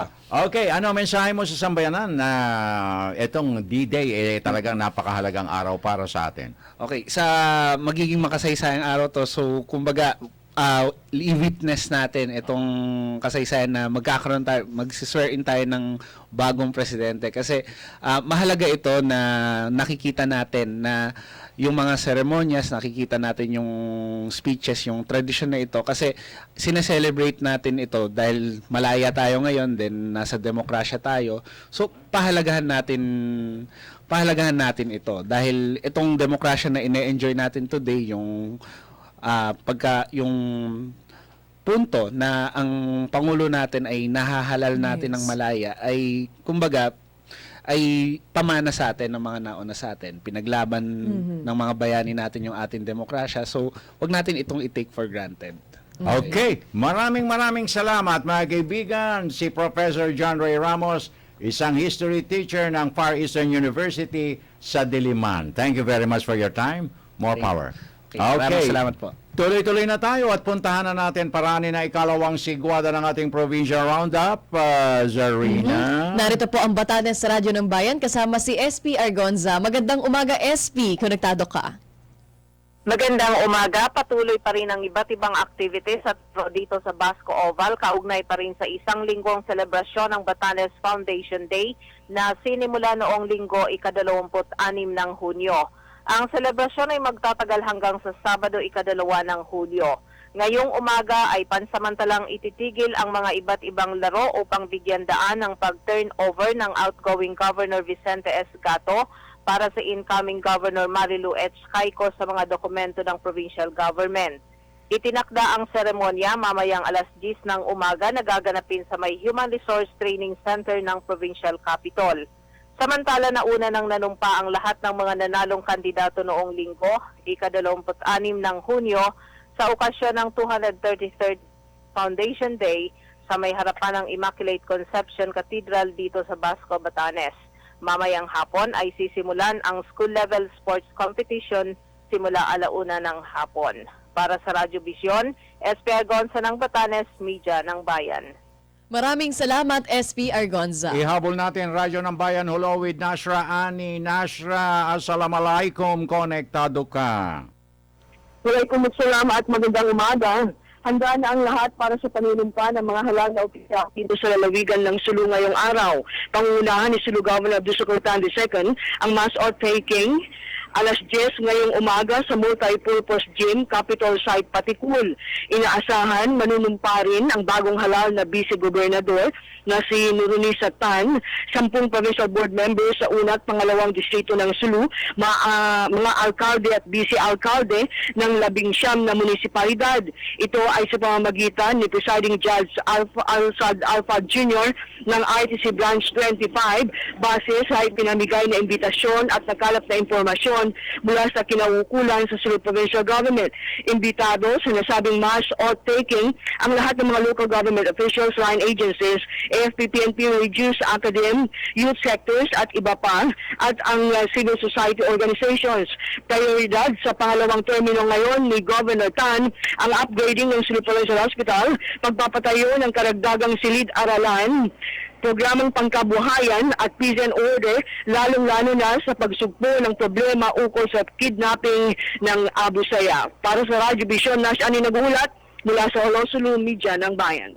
Okay, thank you very much, Miss Nashra Ani ng Radyo ng Bayan Holo. At, parting time is just a sweet sorrow. Kulang ang oras eh. Kulang ang oras. Okay, so, inauguration. Go, Zarina. Happy viewing muna sa aking kapatid na umuwi ng maaga para abangan ang inauguration ngayong araw. Si bundok? Abigail Suegro. Galing work. Akala ko sa mountain. Okay, at doon sa mga texters na hindi po nabasa ang inyong mga mensahe, huwag po kayong magdaramdam. Babasahin namin bukas, sabi ni Jeng.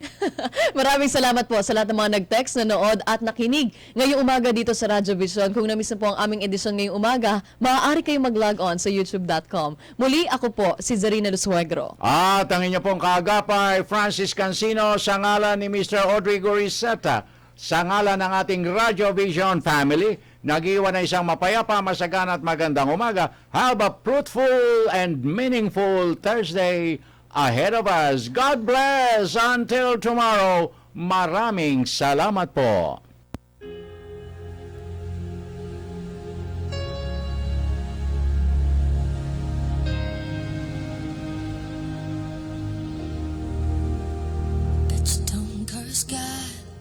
When the doctor calls with a stern voice and test results, and he asks you to come in right away, I bet you don't curse God when you're on the plane in the turbulence, pouring rain, and you're hoping that you'll make it out okay.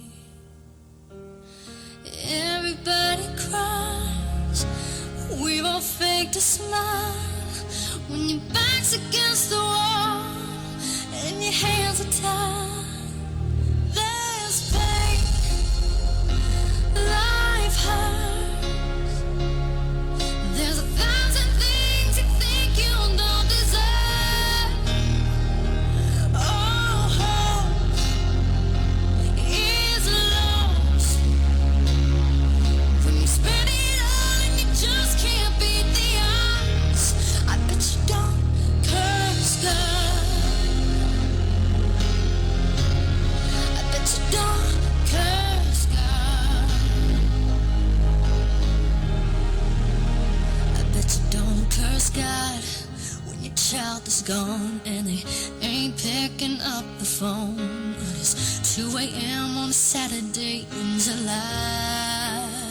I bet you don't curse God at your bottom line, and your credit cards are all declined, and you don't know where you're gonna sleep tonight. Ang bagong radyo ng bayan. Radyo ng bayan. Natabayanan po ang mga balita mula sa newsroom. 1 minuto makalipas ang alas 7 ng umaga. Radyo ng Bayan Network. Balita. Kalipunan ng mga balita sa loob at labas ng bansa. Hatid sa inyo ng mga himpilan ng Philippine Broadcasting Service sa buong kapuluan. Pagbibigay ng emergency powers kay President-elect Rodrigo Duterte makakatulong sa mabilis na pagsugpo sa Abu Sayyaf Group ayon kay outgoing Defense Chief Walter Gasmin. Alamin natin ang ulat ni Alvin Baltazar. Pinabura ni Defense Secretary Walter Gasmin ang mga mungkahing bigyan ng emergency power si President-elect Rodrigo Duterte sa harap ng patuloy na pamamayagpag ng bandidong Abu Sayyaf. Ayon kay Gasmin, kung mabibigyan ng gayong kapangyarihan si Pangulong Duterte, mas madali sa gobyerno na tapusin ang teroristang grupo na patuloy pa rin ang pagdukot sa mga inosenteng sibilyan. Sinabi ni Gasmin na maaaring magdeklara ng martial law ang punong ekutibo ngunit sa limitadong panahon. Dagdag ng outgoing defense chief na sa pamamagitan ng emergency power, pwedeng pasukin ang tahanan ng isang pinaghihinalaang Abu Sayyaf ng mga otoridad kahit na walang search warrant. Dapat din natin Gasmin na maparusahan ng mga local officials na mapapatunayang nakikipagsabwatan sa bandidong grupo. Bayan Patrol number 7 Alvin Baltasar para sa PBS News, Radyo ng Bayan, konektado ka. Duterte administration planong isulong sa Kongreso ang Budget Reform Act of 2016. Ayon kay incoming Budget Chief Benjamin Jokno, sisiguruhin nilang makakatugon sa Supreme Court decision ng panukalang budget. Tanggapin natin ang ulat ni Marie Ruiz. Plano ng Duterte administration na isulong sa Kongreso ang Budget Reform Act of 2016. Sinabi ni incoming Budget Secretary Benjamin Jokno na nais niyang ilagay sa bagong Budget Reform Act ang mga tamang konsepto at pinakamainam na mga practices sa buong mundo. Sa pagpasok niya ng Duterte administration, gagawin nilang compliance sa Supreme Court decision ang Disbursement Acceleration Program. Sinabi ni Jokno na maging maingat sila para hindi matulad sa kontrobersyang idunulot ng DAP sa Aquino administration. Marie Peña Ruiz, Bayan Patrol 10 para sa PBS Radyo ng Bayan, konektado ka. Inihayag ni outgoing Tourism Secretary Mon Jimenez na kailangan ng Pilipinas ang isang mas malaking airport. Ito'y upang makatugon sa lumalaking bilang ng mga turista na dumarating sa Pilipinas. Sa isang panayam, sinabi ni Jimenez, kritikal ang pagkakaroon ng mas maraming paliparan dahil maraming turistang dumarating sa bansa na nakasakay sa mga eroplano. Dagdag niya kailangan tumulong ang pribadong sektor sa pamamagitan ng pagpapanalo sa bidding sa pag-ooperate at pagmimintinan ng mga paliparan. Balita sa ibayong dagat, nagluluksa ang bansang Turkey dahil sa pagpanaw ng 41 katao sa isang madugong pag-atake sa Atatürk Airport sa Istanbul. Kabilang sa mga nasawi ang 13 foreign nationals. Pinagbabaril ng 3 armadong kalalakihan ng entrance ng airport terminal kahapon. Pinatay nila ang kanilang sarili matapos silang atakihin ng mga pulis. Sinabi ng mga opisyal higit sa 200 katawang nasugatan sa insidente. Wala pang grupong umaako sa pag-atake. Kasalukuyan ni eksamin ng mga investigador ang mga CCTV footage, mga pahayag ng mga saksi at mobile phone video na kinunan ng mga pasahero. Layo nitong madetermina ang pagkakakilanlan o identity ng mga umatake sa airport.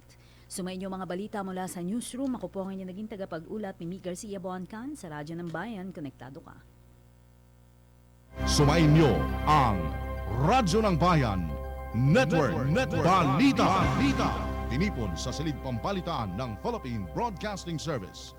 Muling magbabalik makaraan ng 1 oras. Kilalanin natin si President-elect Rodrigo Duterte. Alam ba ninyo na si Pangulong Rodrigo Rodi Duterte ang kauna-unahang Pangulo ng bansa na galing sa rehiyon ng Mindanao? Sa listahan ng mga naging presidente ng bansa, 6 ang taga-Visayas Region at 12 ang taga-Luzon. Tanging si Rodi o si Digong ang nanggaling sa rehiyon ng Mindanao sa probinsya ng Davao. Ang kanyang ama na si Vicente Duterte ay naglingkod sa Davao bilang provincial governor.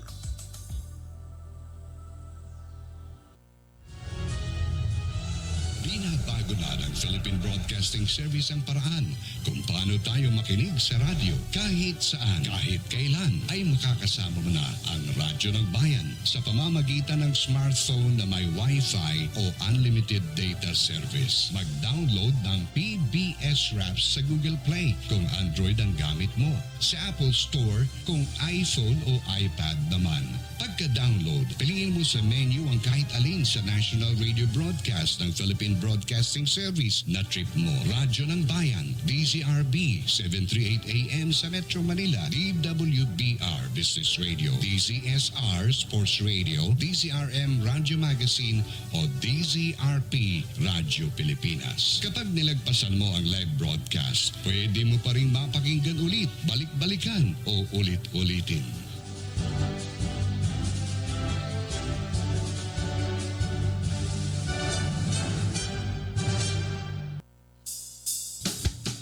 Philippine Broadcasting Service, Radyo ng Bayan, nationwide, sa Metro Manila, DZRB, Radyo ng Bayan, DZSR Sports Radio, DZRM, Radyo Magazine, DWBR-FM Business Radio, at Overseas Radio, Radyo Pilipinas. Radyo ng Bayan Luzon, DWBT Batanes, DWPE Tugigarao, DWFB Lawag, DZRK Tabuk, DWFR Bontoc, DZEQ Baguio, DZAG Agoo, DZMQ Dagupan, DWRS Ayub, DWLC Lucena, DWRB Naga, DWJS Albay, DZVC Virac, at DWRM Palawan, Radyo ng Bayan Visayas, DYOG Calbayo, DYES Borongan, DYSL Sogo, DYCT Tacloban, DYLL Iloilo, at DYMR Cebu. Radyo ng Bayan Mindanao, DXJS Tandag, DXBN Butuan, DXRG Hingoo, DXIM Cagayan de Oro, DXSO Marawi, DXRP Davao, DXMR Zamboanga, DXSM Holo, DXDC Tawi-Tawi, at mga satellite stations sa buong Pilipinas. Philippine Broadcasting Service, Radyo ng Bayan, nationwide.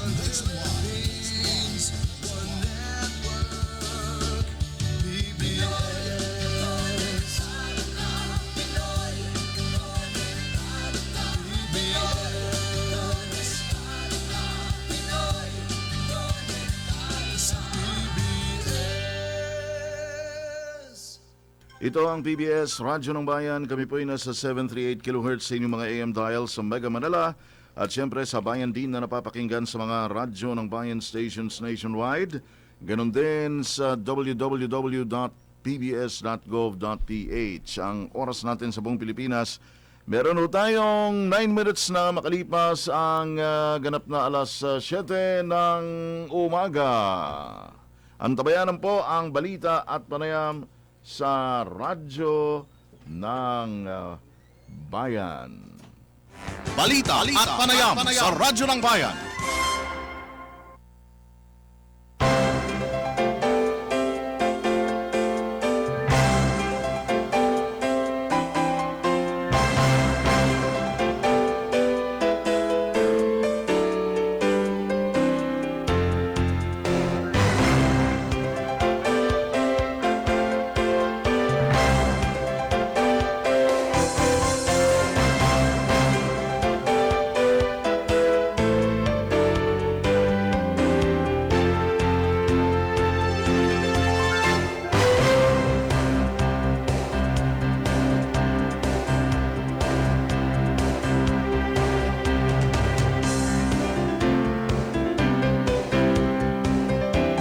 Isang magandang umaga Pilipinas, Luzon, Visayas, Mindanao at Mega Manila.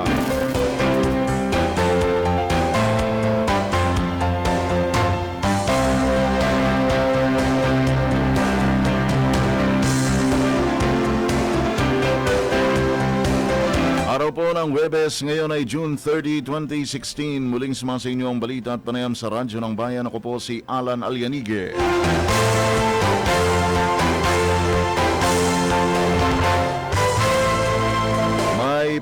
May pasok ho ngayong araw na ito ng Thursday at sa Metro Manila may number coding. Bawal po munang mga sasakyan ng ending ng plate number ay number 7 or 8. Yan po ay simula kaninang alas 7 ng umaga hanggang mamayang alas 7 ng gabi. Pero syempre mayroong window para sa mga private vehicles from 10 in the morning hanggang mamayang alas 3 ng hapon.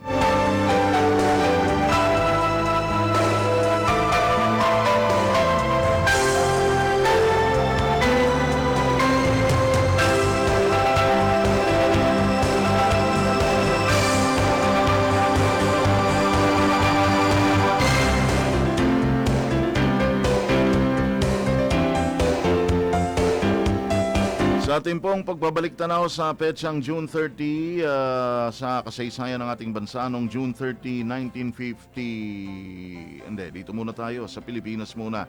June 30, 2012 nang maging lungsod ang munisipalidad ng Imus sa Cavite.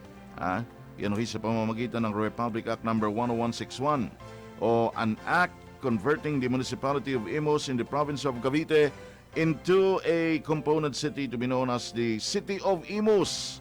At sa Ibayong Dagat naman, June 30, 1954, nang naganap po ang total eclipse of the sun, total solar eclipse, tumagal po ng mahigit sa 2 minuto at nasaksihan ng milyong-milyong katao mula sa iba't ibang kontinente tulad ng Europa, Asia at Amerika. Yan pong pagbabalik tanaw natin mga kaibigan sa kasaysayan ay sa pagsasaliksik at panulat ni Jam Season. Pinig sa mga pinakamainit at nangungunang balita at talakayan. 738 sa Mega Manila. Mas pinaganda, mas pinalawak, mas pinalakas. Ang bagong radyo ng bayan. Kumustahin natin ang pagdaya ng pag-asa sa kalagayan po ng panahon sa susunod na 24 oras. Ngayong Thursday, inaugurasyon ng President-elect Rodrigo Duterte at Vice President-elect Leni Robredo. Narito po si Benison Estareja mula sa Pag-asa Forecasting Center. Benison, good morning! Yes, good morning po sa inyo at good morning din sa ating mga listeners ng Radyo ng Bayan. So ngayon po, asahan natin ang epekto ng Intertropical Convergence Zone or ITCZ sa ilang bahagi ng Southern Luzon, Visayas, and Mindanao. Kabilang na po dyan ang Mimaropa, Bicol Region, Western Visayas, Zamboanga Peninsula at maging sa Caraga. So asahan po ang kaulapan na may kasamang light to moderate rains and thunderstorms. Dito naman po sa Metro Manila at natito ng bahagi ng bansa, in particular po dito sa Metro Manila ngayong umaga, asahan po natin ang bagyang maulap hanggang sa maulap na kalangitan na may tsansa ng mga mahinang pag-ulan. Then pagdating po ng around 12 a.m. at 12 noon hanggang sa alas 7 po ng gabi ay posible na maging maulap at magkakaroon din tayo ng mga light to moderate rains and posible rin yung mga thunderstorms or pagkidlat, pagkulog. Ang temperature po natin sa Metro Manila ay 25 hanggang 33 degrees Celsius.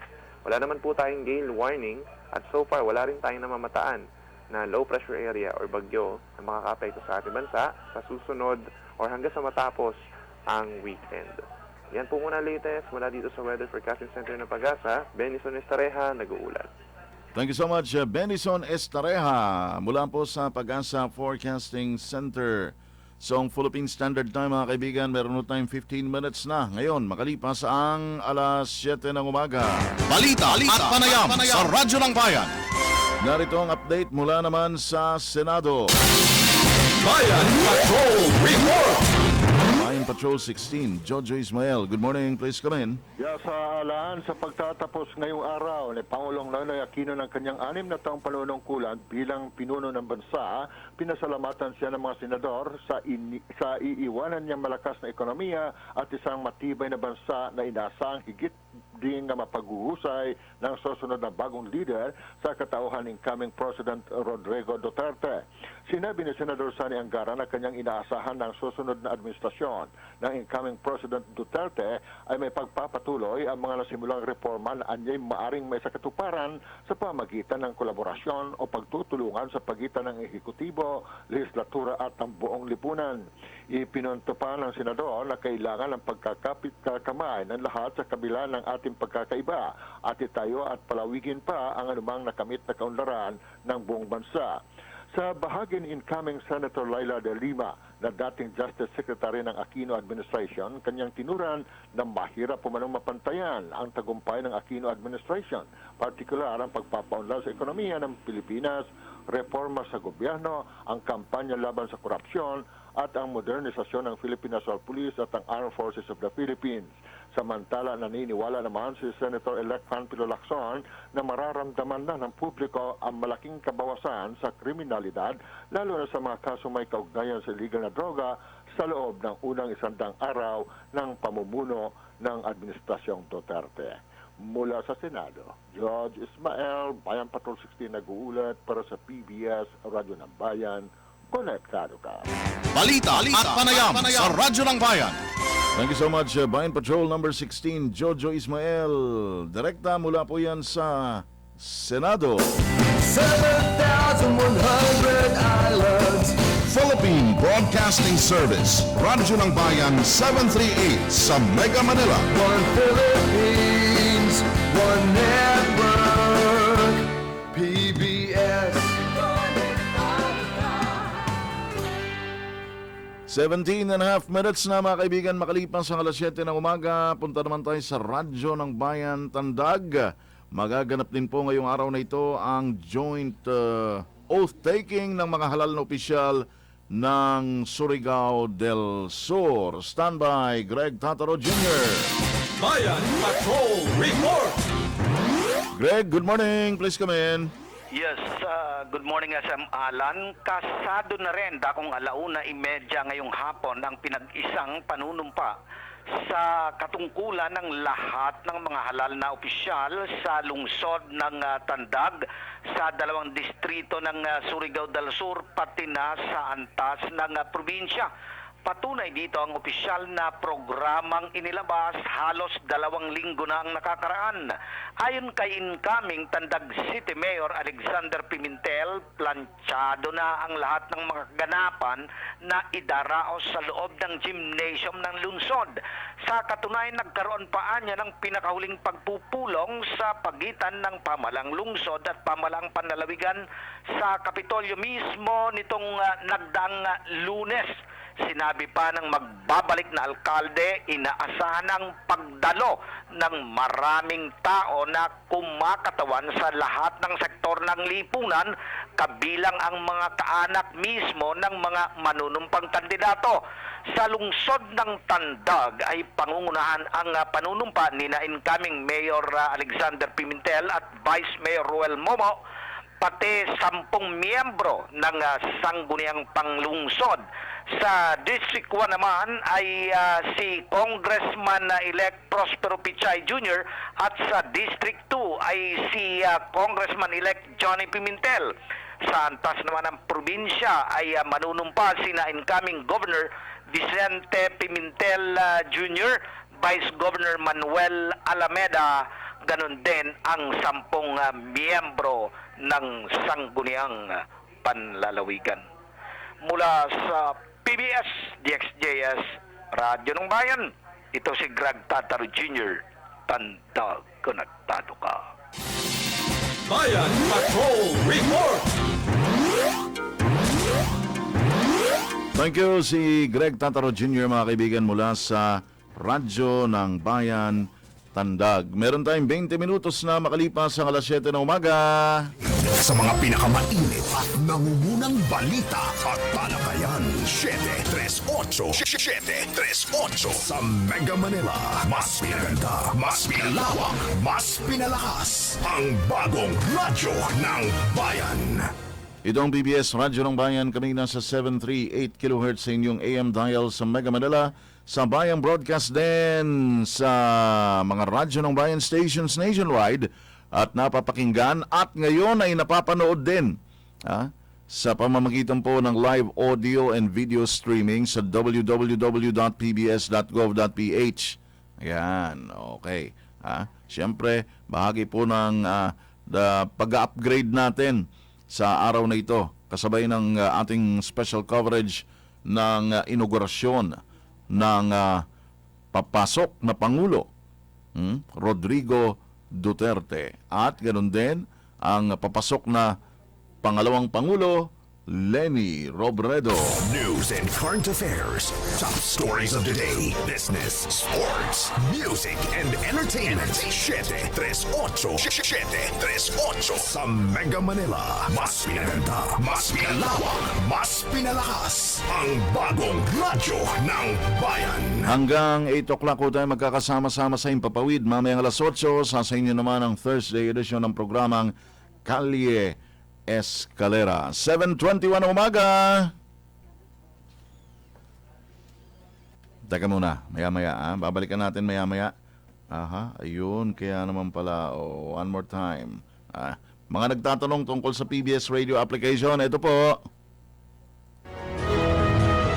Binabago na ng Philippine Broadcasting Service ang paraan kung paano tayo makinig sa radyo. Kahit saan, kahit kailan, ay makakasama mo na ang Radyo ng Bayan sa pamamagitan ng smartphone na may Wi-Fi o unlimited data service. Mag-download ng PBS Raps sa Google Play kung Android ang gamit mo. Sa Apple Store kung iPhone o iPad naman. Pagka-download, piliin mo sa menu ang kahit alin sa national radio broadcast ng Philippine Broadcasting Service na trip mo. Radyo ng Bayan, DZRB, 738 AM sa Metro Manila, DWBR Business Radio, DZSR Sports Radio, DZRM Radio Magazine o DZRP Radio Pilipinas. Kapag nilagpasan mo ang live broadcast, pwede mo pa rin mapakinggan ulit, balik-balikan o ulit-ulitin.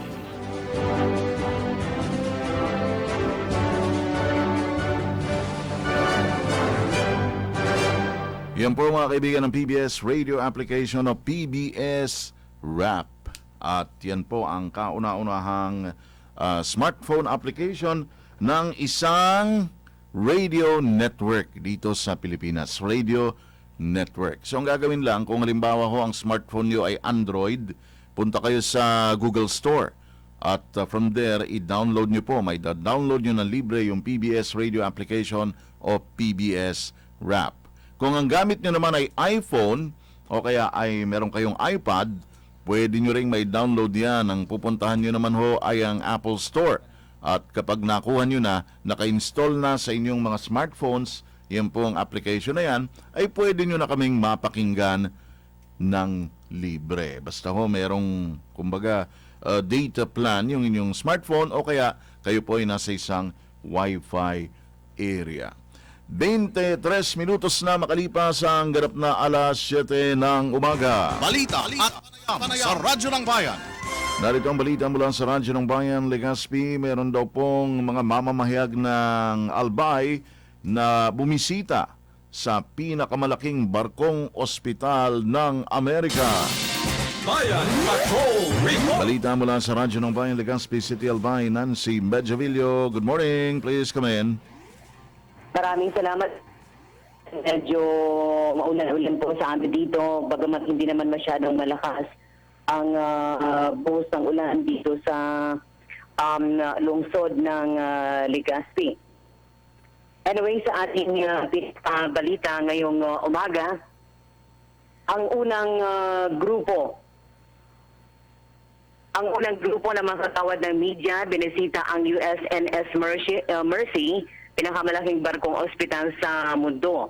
Binuksan na ito sa publiko kahapon, nakapasok ang unang group ng media at inilibot ito sa iba't ibang facilities ng barko. Diyan ng mga itong, nakita ng mga ito ang iba't ibang room gaya ng X-ray, CT scan, ICU, blood bank at sa engine room.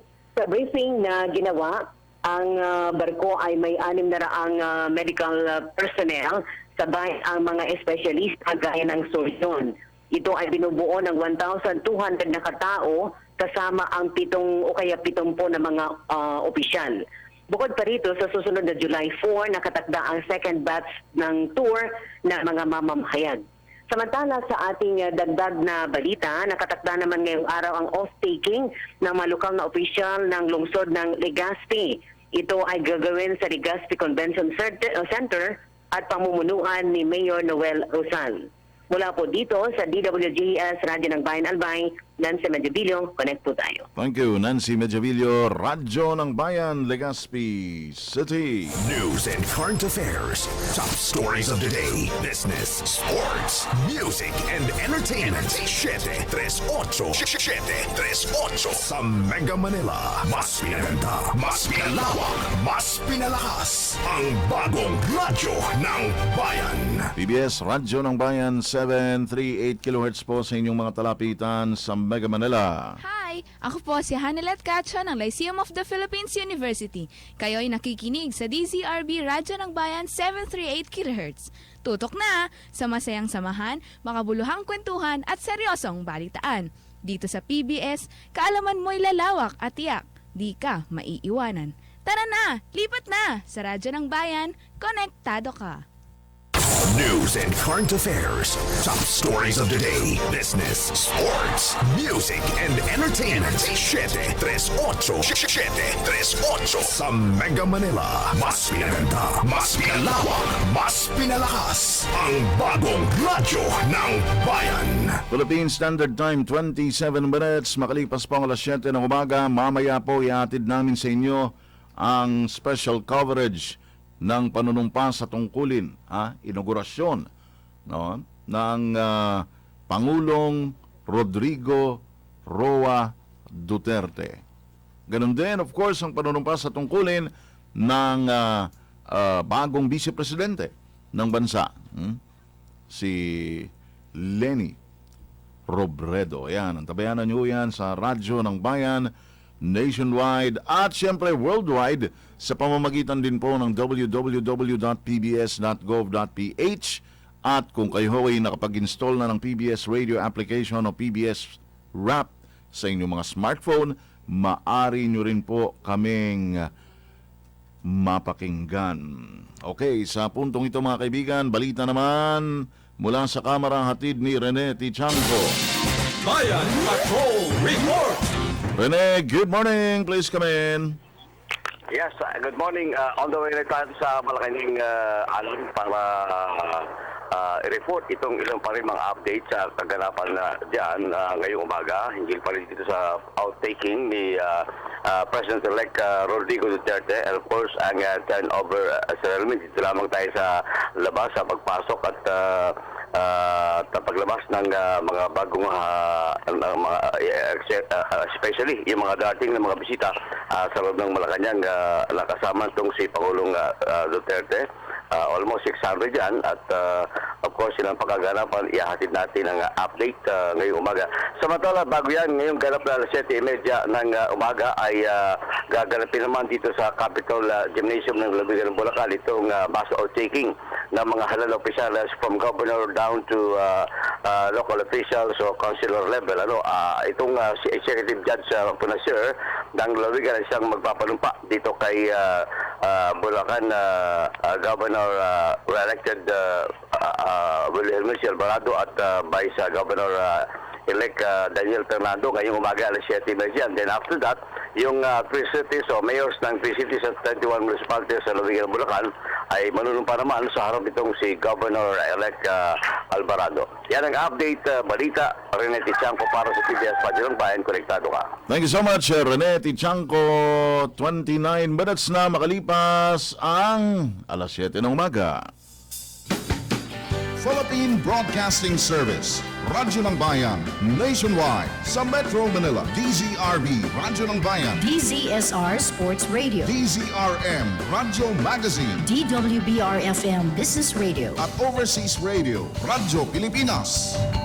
Radyo ng Bayan Luzon, DWBT Batanes, DWPE Tugigarao, DWFB Lawag, DZRK Tabuk, DWFR Bontoc, DZEQ Baguio, DZAG Agoo, DZMQ Dagupan, DWRS Ayub, DWLC Lucena, DWRB Naga, DWJS Albay, DZVC Virac, at DWRM Palawan, Radyo ng Bayan Visayas, DYOG Calbayo, DYES Boronga, DYSL Soco, DYCT Tacloban, DYLL Iloilo, at DYMR Cebu.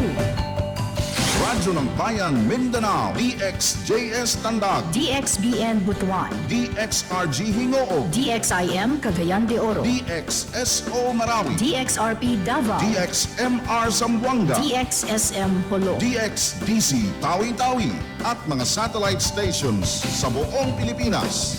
Philippine Broadcasting Service, Radyo ng Bayan, nationwide.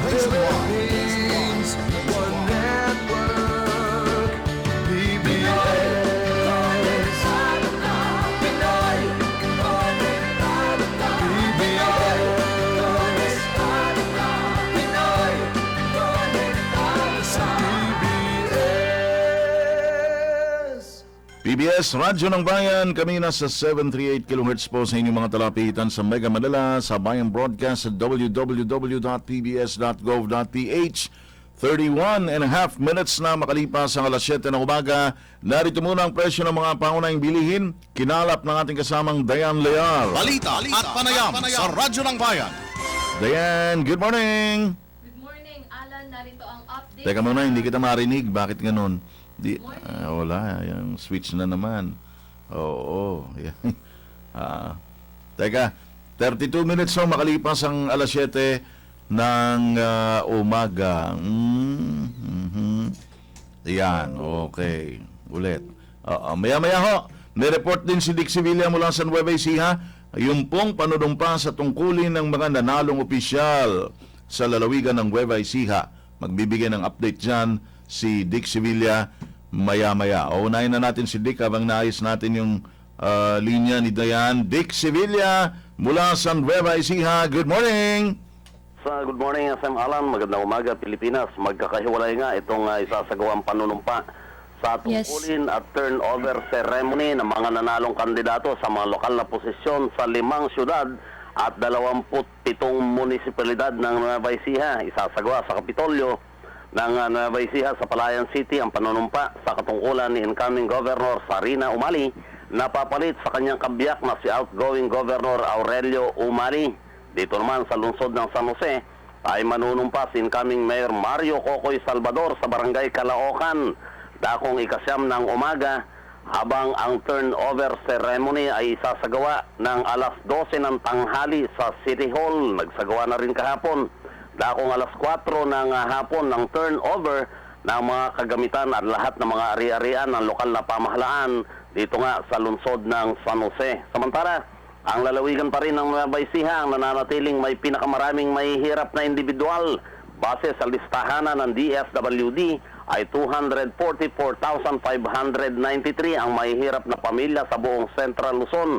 Samantalang katumbas ng 1,401,878 individual na katumbas ng 4.78% sa kabuuang 5,116,976 na mahihirap na pamilya sa buong bansa. Sa 7 lalawigan ng Central Luzon ay pinakamarami nga ang mahihirap dito sa Nueva Ecija na 69,048 o 377,432 mga individual. Kasunod ang Pampanga na may 47,831 o 283,087 na individual. Pangatlo ang Bulacan na may 43,246 o 258,679 na individual. Samantalang ang Tarlac naman ay may 41,124 o 231,953 na individual. Kasunod ang Zambales na may 18,430 families na mahihirap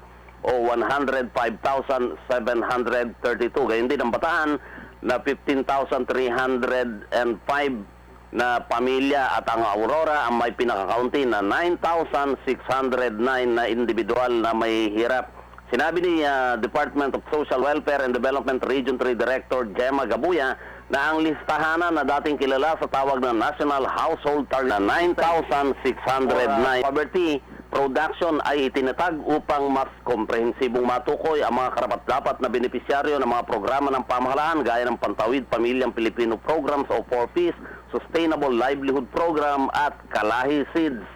Mula dito sa lalawigan ng Nueva Ecija, Dick Sevilla nag-uulat para sa PBS Radyo ng Bayan. Konektado ka. Thank you si Dick Sevilla, mga kaibigan. Ito na ho yung kinalap na presyo ng mga pangunahing bilihin ni Dayan Leal. Dayan, good morning. Yes, good morning, Alan. Narito ang update sa presyo ng mga pangunahing bilihin sa mga wholesale markets tulad ng Divisoria, Balintawak Market, Mega Q-Mart at Blumentritt Market.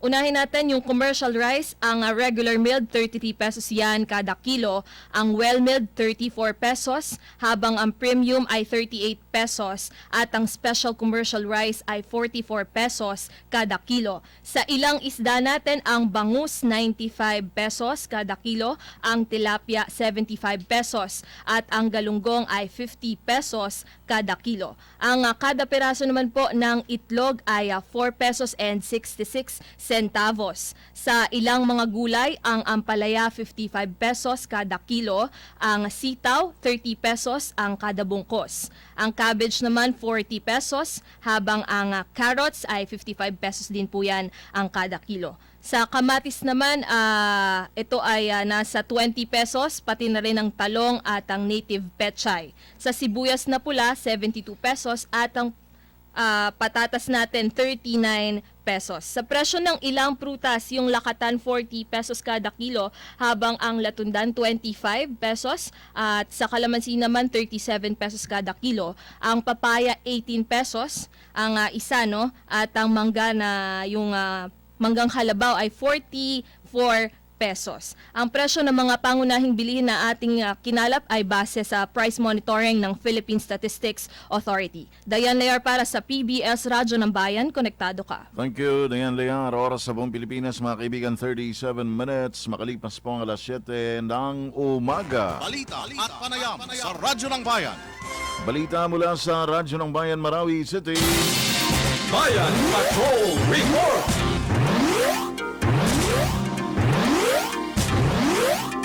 Meron pong naganap na forum tungkol sa kalikasan diyan po sa Marawi City. Shoras Abdullah sa Regala, Radyo ng Bayan, Marawi. Please come in. Yes, maraming salamat. Mapiya kami pita, Sir Alan. Assalamualaikum, Pilipinas. Kaugnay sa paggunita sa bansa ngayong buwan Hunyo ng Philippine Environment Month ay naging pangunahing talakayan ang pagprotekta ng kalikasan sa ginanap kamakailan lamang na pagpupulong dito sa lungsod ng Marawi sa pangunguna ng Provincial Environment and Natural Resources Office o PNR Office. Ayon kay PNR Officer Attorney Kusain Abbas, dumalo mismo sa pagtitipon na ito si Department of Environment and Natural Resources sa Autonomous Region in North Mindanao di Inari-Arimem Regional Secretary Kahal Kentan. Nakiisa rin dito umano sa naturang pagpupulong para sa kalikasan ang mga kinatawa ng iba't ibang stakeholders, mga civil society organizations, non-government organization, Philippine National Police, one of their beginning Philippine Army at ng mga kawani ng PNR Office. Ayon kay Abbas, ang consolidated result ng aktibidad na ito ay susumiti sa Regional Committee ng Inari-Arimem para maisali sa Environment Plan ng Autonomiyang Misyon. Hinikayat naman ni Kintan sa ang lahat na nakiisa sa naturang pagpupulong na may timang ako, ikaw, tayo, kabahagi at may akdas sa pagpapatibay sa kalikasan na makiisa sa pagprotekta ng kalikasan. Kinakailangan anya ang pakikiisa sa pagplano hinggil dito ng bawat miyembro ng komunidad. Ganun din anya ang pag-implementa ng naturang plano. Samantala, ang Philippine Environment Month ay alinsunod ang paggunita nito tuwing buwan ng Hunyo sa Presidential Proclamation No. 237 na may layong mabigyan ng kamalayan ang publiko hinggil sa pagpreserba ng kalikasan. Ang tema sa paggunita nito ngayong taon ay Go Wild for Life, Combat Biodiversity Loss. Mula dito sa Islamic City of Marawi, ito lamang po si Baishura ng PBS, Dixie Radyo ng Bayan, konektado ka.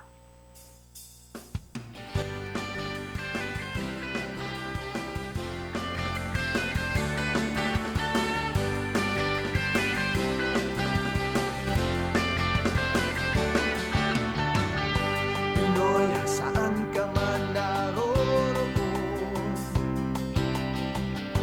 pinag-iisa, sama-sama, mas pinalakas at pinalawak, panalong panalo pagkat konektado.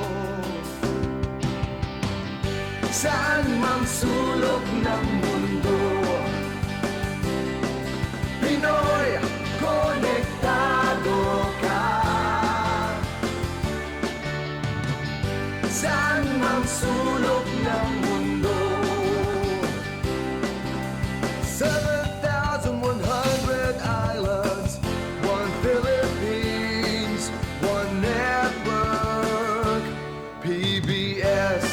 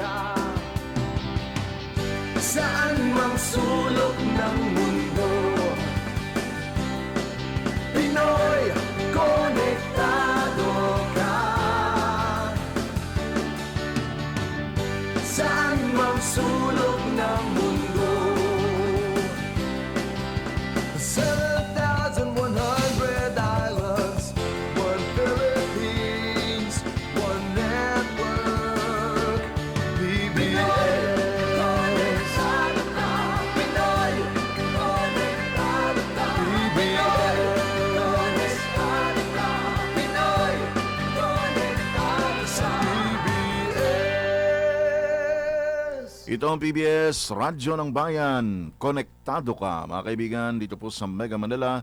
Kami nasa 738 kHz sa inyong mga AM dial. Sa bayan din na napapakinggan sa www.pbs.gov.ph. At sa araw na ito, mapapanood din sa www.pbs.gov.ph. Bahagi po ng ating special coverage ng panunumpa sa tungkulin ni Pangulong Rodrigo Duterte mamayang alas 12 at panunumpa rin sa tungkulin ni Vice President Leni Robredo. Makinig sa mga pinakamainit at nangungunang balita at talakayan. 738 sa Mega Manila. Mas pinaganda, mas pinalawak, mas pinalakas. Ang bagong radyo ng bayan. Philippine Broadcasting Service ang paraan kung paano tayo makinig sa radyo kahit saan, kahit kailan ay makakasama mo na ang Radyo ng Bayan sa pamamagitan ng smartphone na may Wi-Fi o unlimited data service. Mag-download ng PBS Raps sa Google Play kung Android ang gamit mo, sa Apple Store kung iPhone o iPad naman. Pagka-download, piliin mo sa menu ang kahit alin sa national radio broadcast ng Philippine Broadcasting Service na trip mo. Radyo ng Bayan, DZRB, 738 AM sa Metro Manila, DWBR Business Radio, DZSR Sports Radio, DZRM Radio Magazine o DZRP Radio Pilipinas. Kapag nilagpasan mo ang live broadcast, pwede mo pa rin mapakinggan ulit, balik-balikan o ulit-ulitin.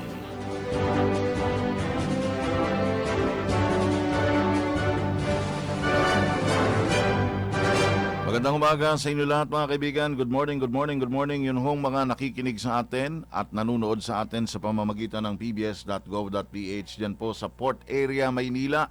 Magandang umaga po sa inyo.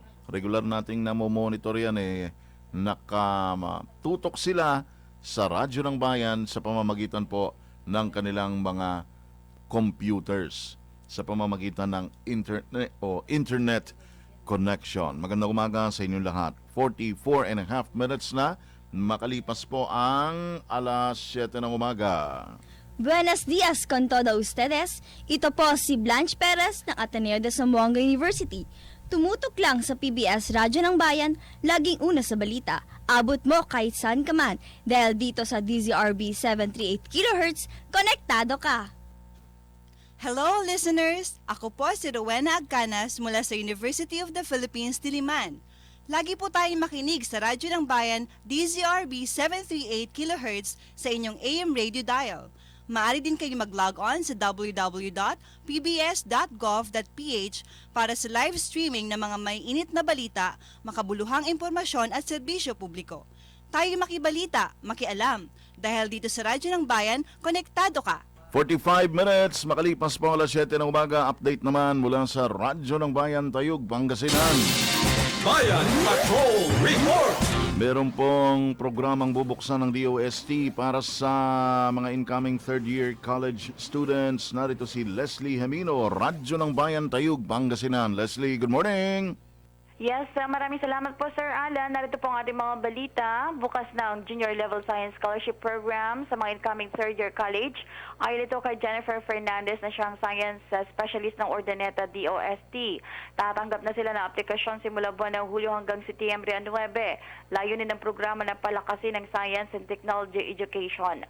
Upang makwalipika sa scholarship ang aplikante ay dapat na natural-born Filipino citizen, incoming regular third-year college sa mga priority science and technology courses sa 2016-2017. May general weighted average na at least 83% sa kanyang first at second year college, good moral character at nasa maayos na kalusugan. Kailangan din na maipasa ang GLSS examination na bibigay sa October 16 ngayong taon.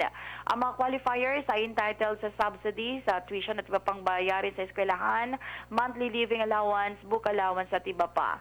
Ang application form ay maaaring i-download sa www.sei.dost.gov.ph at www.science.gov.ph scholarship.ph sa pinakamalapit na DOST Regional Office o sa Provincial Science and Technology Centers. Samantala, Sir Alan, gagamitin na parang humid ang loyalty card sa pag-ibig simula sa taong 2017. Ayon naman ito kay Eileen Calputura na siyang marketing specialist ng Pag-ibig Ordaneta. Nabatid na isa swipe na lamang sa kiosk ang card at malalaman na ang naipon ng member. Gayon din ang proceeds kapag nag-avail ng loan. Ayon kay Calputura, puspusan ng kanilang loyalty capturing sa nasasakupan ng mga lugar at aminado itong napakarami ang di nakapag-avail na membro pa ng Pag-ibig. Ang loyalty card yan magagamit ng member hanggang sa nabubuhay ito pang maka-avail ng diskwento sa mga kapartner nito. Ang member ng Pag-ibig na nasa pribado at pamahalaan ay maaring maka-avail nito. Para sa Balita't Panayam, ito si Leslie Hamino ng Toy Pangasinan. Konektado ka. News and current affairs. Top stories of the day. Business, sports, music, and entertainment. 738. Sa Mega Manila. Mas pinaganda, mas pinalawak, mas pinalakas. Ang bagong radyo ng bayan. Oy! 1 dosenang minuto na lang, 12 minutes bago sumapit ang alas 8 ng umaga. Punta tayo sa Radyo ng Bayan, Naga City, sa Bicol Region.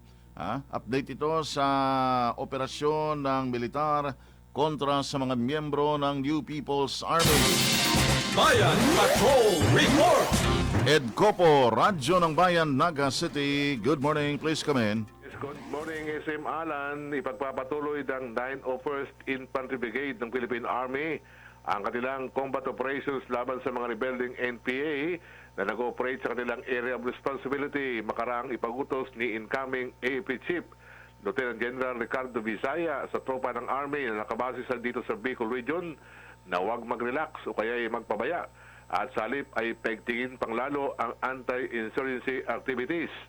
Ang kautosan na ito ng incoming AFP Chief ay ninabas matapos sa mga nangyaring pang-aambus ng NPA sa mga kagawad ng PNP, partikular na ang nangyaring ambuscade sa lalawigan ng Masbate at Sorsogon kumakailan lamang. Ayon kay Brigadier General Claudio Yucot, Commanding General ng 901st Brigade, may mga grupo ba ng mga NPA ang hindi sumusunod sa kanilang mga nakakatas na opisyal sa mga napagkakasunduang ceasefire o tigil putukan. May ilan ding grupo anya na ang ginagawa ay ang pangdurugas, pang-hold up, pangingikil, at iba pang krimen na taliwas sa ipinapakipaglaban ng CPP, NPA, NDF. Ang operational control ng 901st Brigade ay sumasakop sa lalawigan ng Albay, 3rd, 4th at 56 ng Camarines Sur at ilang bayan sa lalawigan ng Sorsogon. Sinabi rin ni General Yucot na welcome para sa kanila ang muling pagpasok ng pamahalaan sa peace agreement sa CPP, NDF, NPA. Subalit sinabi nito na hindi ito nangangahulugan na maglalaylo sila dahil may mga grupo anya namang NPA na pwede magsamantala sa sitwasyon para kanilang atakihin ang tropa ng gobyerno. Batay sa military intelligence ayon kay Yucot, hindi higit sa 30 NPA regulars ang nag-ooperate sa ngayon sa area of operation ng 901st Brigade ng Philippine Army sa Bicol. Balita mula po sa DZRB Radyo ng Bayan Naga. Ed Copo nagulat para sa PBS News, Radyo ng Bayan. Konektado ka. Thank you so much. Si Ed Copo, mga kaibigan, nagatid ng mga update mula sa Radyo ng Bayan, Naga City. Meron ho tayong 10 minuto bago mag-alas 8 ng umaga. Sa mga pinakamainit at nangungunang balita at talakayan. 738. Sa Mega Manila. Mas pinaganda, mas pinalawak, mas pinalakas. Ang bagong radyo ng bayan. Okay, mga kaibigan, mga public service announcements. Hihatid po ni Jen Davao City. Jen, good morning. Nakita ayaw na naman. Mukhang nilalagnat yung mga microphone natin eh. Then, 8.5 minutes po makalipas ang, hindi makalipas, bago sumapit ang 8 a.m. O sige, yan na lang microphone mo. Okay, Jen, good morning uli. Good morning yan, po. Totoo na. Dalawa ayan. pa ang mic mo. Good morning po, Sir Alan. Tinatawagan ng umayos ka na pansin upo. Ako nahihirapan sa'yo. si Mary Jane nakatagilid Banega ka. Miranda o mga kamag-anak ng batang pinangalanang si Angelo Miranda. Tinatayang 28 araw pa lamang nung siya ay iniwan sa Pasay City General Hospital noong September 22, 2014. Mangyari lamang na may pugnayan kay Donna C. McLean, social worker ng St. Rita Orphanage na matatagpuan sa Dr. A. Santos Avenue, Sucat, Parañaque City o tumawag sa telephone number 826-9263. Tinatawagan din ng pansin si Jennifer Maca Limbo o mga kamag-anak ng batang pinangalanan si Jason Limbo. Tinatayang 19 na araw pa lamang nung siya ay iniwan sa Pasay City General Hospital noong May 10, 2015.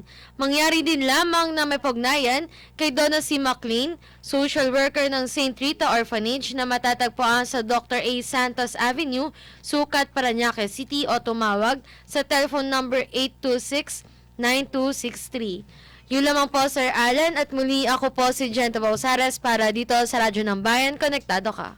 Makinig sa mga pinakamainit at nangungunang balita at talakayan. 738 sa Mega Manila. Mas pinaganda, mas pinalawak, mas pinalakas. Ang bagong radyo ng bayan. Meron tayong 7 minutes bago mag-8 a.m. Kumustahin natin ang mga pangunahing kalye sa Metro Manila. Mula po sa MMDA Metro Base, narito si Vincent Lizada. Vincent, good morning. Yes, magandang umaga po Sir Alan at sa mga nakikinig po sa inyong programa. Ang lagay nga po ng trapiko, yung EDSA po, yung southbound po, mabagal na rin po yan mula po dyan sa May Timog Avenue hanggang dito po yan sa area po ng Rochester. Ang Mandaluyong area mula po Ortigas hanggang Bonnie Avenue, mabagal na rin po ang usad ng trapiko. At mula po dyan sa Bonnie Avenue, wala na pong problema, maluwag na po yan hanggang makarating na po kayo sa dulo, doon po sa May Rojas Boulevard. Ang northbound naman po ng EDSA, bahagyang mabagal po mula po Park Avenue hanggang dito yan sa area po ng Tramo at sa Makati area po, mula po dyan sa Magallanes hanggang dito po yan sa may area po ng Guadalupe, mabagal na rin po ang usad ng trapiko at dito po sa Mandaluyong area, mula po dun sa may area ng Madison hanggang Guadix area ay mabagal na rin po ang usad ng trapiko at dito po sa Quezon City area, bahagyang magbabagal po yan mula po White Plains hanggang dun po yan sa may Santolan Flyover. Ang C5 naman po, ang southbound po, mabagal po dyan sa may CP Garcia hanggang dito yan sa may Pabian de la Rosa at bahagya namang mabagal ang usad ng trapiko pagsapit niya po dyan sa area po ng Libis. Sa Pasig area po, magbabagal po ang usad ng trapiko mula po Lalusa hanggang dito yan sa Bagong Ilog Flyover. Ang northbound naman po ng C5 mula po dun sa may area po ng Market hanggang dito yan sa may Kalayaan Avenue, bahagya pong mabagal ang usad ng trapiko. At dito po sa may Quezon City area, bahagyang mabagal po dyan sa Libis at tuluyang mabagal ang usad ng trapiko pagsapit niya po dyan sa Katipunan Flyover hanggang makapanawag kayo dyan sa may Gate 3 ng Ateneo area. Ang Rojas Boulevard naman po, ang northbound po, bahagyang mabagal po dyan sa Mia Road at dito po sa area po ng Baclaran. At sa Maynila po, mula po dun sa Quirino hanggang doon na po yan sa UN Avenue ang mabagal pong usad ng trapiko. Ang southbound naman po niyan, bahagyang mabagal po yan, dyan po sa may Pedro Hill area at dito po sa area po ng Mia Road. Ngayon pong araw ng Webes, paalala pa rin po sa ating mga motorista, bawal po ang mga sakyang ang plaka nila ay nagtatapos sa 7 at 8. At yung mga pribadong sasakyan, mamayang alas 10 ng umaga pwede silang bumiyahe hanggang alas 3 po yan ng hapon maliban po sa lungsod ng Makati at sa area po ng Las Piñas. Yan po ang sitwasyon ng trapiko natin sa mga oras na ito. Mula po dito sa MMDA Metro Base, Vincent Lizada po, Radyo ng Bayan. Thank you so much, Vincent Lizada. Yan po'y direkta mula sa MMDA Metro Base. Philippine Standard Time, mga kaibigan, meron tayong 4 na minuto bago mag-alas 8 ng umaga. Binabago na ng Philippine Broadcasting Service ang paraan kung paano tayo makinig sa radyo kahit saan, kahit kailan ay makakasama mo na ang Radyo ng Bayan sa pamamagitan ng smartphone na may Wi-Fi o unlimited data service. Mag-download ng PBS Raps sa Google Play kung Android ang gamit mo, sa Apple Store kung iPhone o iPad naman.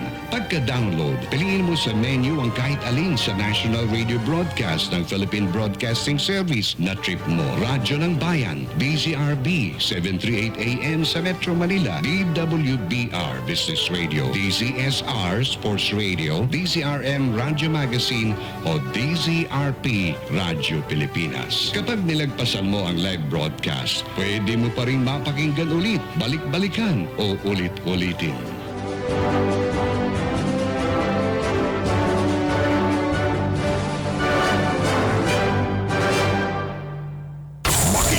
Sa mga pinakamainit at nangungunang balita at talakayan. 738 sa Mega Manila. Mas pinaganda, mas pinalawak, mas pinalakas. Ang bagong radyo ng bayan. Mga kaibigan, it's bye-bye time once again.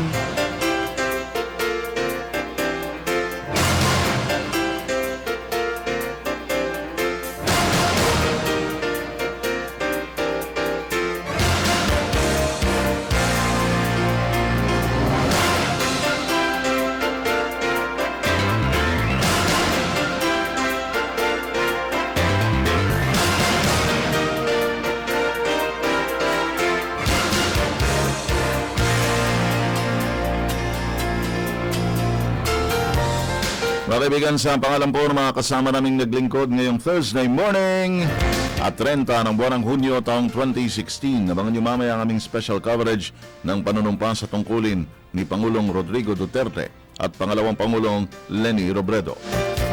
Kagapayo natin sa production ng ating mga trainees mula sa World City Colleges North Manila si Kesna Frances Gingab, mula naman sa STI Novaliches si Lance Nebreha, at mula sa Ateneo de Manila University, si Kim C. Sa ating new media, kaagapay namin ang at naghahatid din po ng ating video streaming. Narito sina Harold Ching at Mara Lauren Ngan ng iAcademy. At siyempre, mula sa ating new media, si Larry Ojeda at si Dean Bernardo na wala pang tulog. Thank you rin kina Dayan Layar at Jen Tabausares. Technical side, nariyan po sina Rene Itable, Boyet Garcia. Nagpapaalam pansamantala ako po si Alan Alyanige. Magkarinigan tayo ulit bukas sa alas 7 ng umaga. Babalik pala kami alas 11 mamaya. Kasama ko si Maju Ramos sa ating special coverage. Susunod na ang Kalye Escalera pagkatapos lamang po ng mga balita mula sa PBS News Center. Ihatid sa atin ni Keith de la Cruz. Maraming salamat. Isang magandang Thursday morning sa inyong lahat.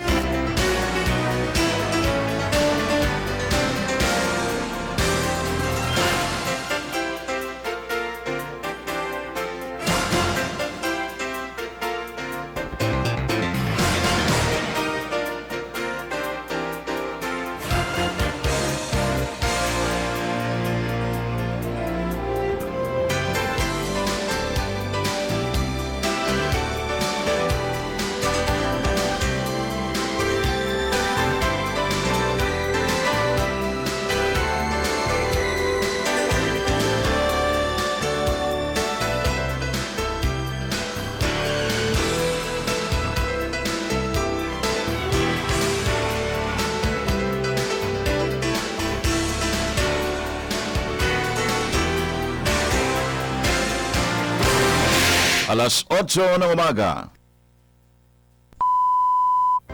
Radyo ng Bayan Network. Balita. Kalipunan ng mga balita sa loob at labas ng bansa. Hatid sa inyo ng mga himpilan ng Philippine Broadcasting Service sa buong kapuluan. Magandang umaga, narito ang mga balita sa oras na ito. Formal ng manunumpa mamayang alas 12 ng tanghali si President-elect Rodrigo Duterte bilang ika-16 na Pangulo ng Pilipinas. Ayon kay incoming Presidential Communications Secretary Martin Andanar, magiging simple subalit makasaysayan ang inaugurasyon na isasagawa sa Rizal Hall sa Malacanang. Mahigit 600 bisita ang sasaksi sa oath-taking ni Duterte, kabilang na ang miyembro ng pamilya ng bagong Pangulo, ng natanong Vice Presidential Candidate Bongbong Marcos at ng Diplomatic Corps. Manunumpa si President Rodi sa kanyang kabrod na sa Lex Talionis Fraternity na si Supreme Court Associate Justice Bienvenido Reyes. Batay sa tradisyon, sasalubungin ni outgoing President Aquino si Duterte sa Presidential Hall ng Malacanang bago ang formal na panunumpa. Naging alkalde ng Davao City ang 71 taong gulang na si President-elect Rodi Duterte. Mahigit sa 16 na milyong Pilipino ang bumoto kay Duterte noong May 9 elections. Si Duterte, 71 taong gulang ang kauna-unahang magiging pangulo ng bansa mula sa Mindanao na sumasakay lamang sa tricycle at komportable na kumain sa turo-turo. Siya ang kauna-unahang nanalong pangulo ng bansa na hindi dumalo sa kanyang proklamasyon sa Kongreso. Alumpihit pa noong una si Duterte na tumakbo bilang pangulo kaya hindi agad siya nagsumite ng kanyang Certificate of Candidacy sa COMELEC. Pero nagdesisyon siyang tumakbo sa mismong deadline ng pagsusumite ng kanyang kandidatura dahil na rin sa mga panawagan ng mga supporters nito mula sa Maynila at Cebu. Nagpakalbo rin ang kanyang anak na si Sara Duterte na uupong bagong Davao City Mayor upang ipakita ang kahilingan sa ama na tumakbo sa pagkapangulo sa natapos na halalan. Si Duterte ang ika-4 na pangulo ng bansa na isasagawa ang oath-taking at inauguration sa Malacanang. Una si President Elpidio Quirino noong April 17, 1948, pangalawa naman si President Carlos P. Garcia noong March 23, 1957, habang ikatlo si President Ferdinand Marcos Sr. noong 1986. Nakatakda naman ngayong umaga ang formal na panunumpa ni outgoing Camarines Sur Representative Leni Robredo bilang halal na bagong vice-presidente ng Pilipinas. Mga ordinaryong tao o yaong mga nasa marginalized sector ang sasaksi sa oath-taking ni Robredo na gaganapin ng alas 9 ng umaga sa QC Reception House na kilala sa tawag na Boracay Mansion.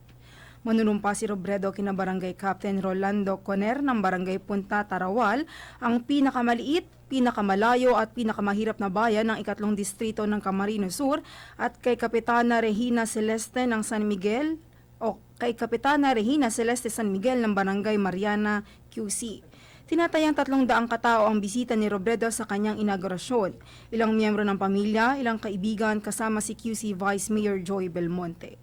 Dadalawang aktres na si Chris Aquino, isa sa mga financer ni Robredo ng nagdaang May 9 elections bilang kinatawan ni outgoing President Benigno Aquino III at mga kapatid nito. Magiging simple at maikli lamang at matipid sa gastos dahil tatagal lamang ito ng 1 oras o hanggang alas 10 ngayong umaga. Sisimula ng inaugurasyon ng flag raising ceremony kung saan aawitin ng Payatas Children's Choir ang Lupang Hinirang. Muling ihahain ni Senadora Grace Poe sa pagbubukas ng 17th Congress sa Hulyo ang Freedom of Information o FOI Bill. Sa ilalim ng nasabing batas, magkakaroon ng karapatan ang mga mamamayan na mag-request at magbigay ng access sa lahat ng mga records at impormasyon sa gobyerno. Naniniwala si Poe na mas mababawasan ang korupsyon kung magkakaroon ng pagkakataon ng mga mamamayan na silipin ang mga dokumento kaugnay sa mga kontratang pinapasok ng gobyerno.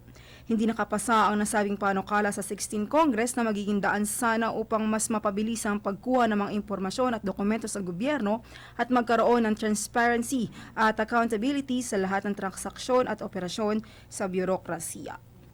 At yan ang kabuuan ng balita alas 8. Ito si Keith de la Cruz para sa PBS Radyo ng Bayan. Konektado ka. Sumain nyo ang Radyo ng Bayan Network. Balita. Tinipon sa silid pampalitaan ng Philippine Broadcasting Service. Muling magbabalik makaraan ng 1 oras. Alamin ang mga local, national at international issues. 738 sa Mega Manila. Mas pinaganda, mas pinalawak, mas pinalakas. Ang bagong radyo ng bayan. Ang mga pananaw at opinyon sa programang ito ay nanggaling sa mga anchor ng programa at hindi naghahayag ng opisyal na posisyon ng istasyong ito.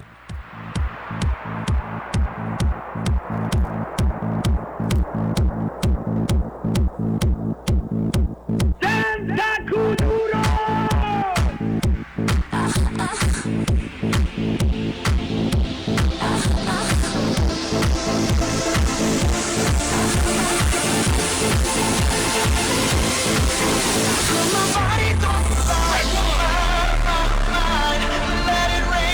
Kami Escalera sa Radyo ng Bayan. Konektado ka.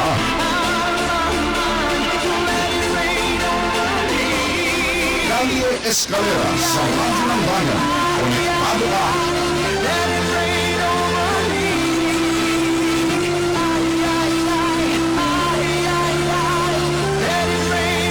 Kalye Escalera sa Radyo ng Bayan. Konektado ka.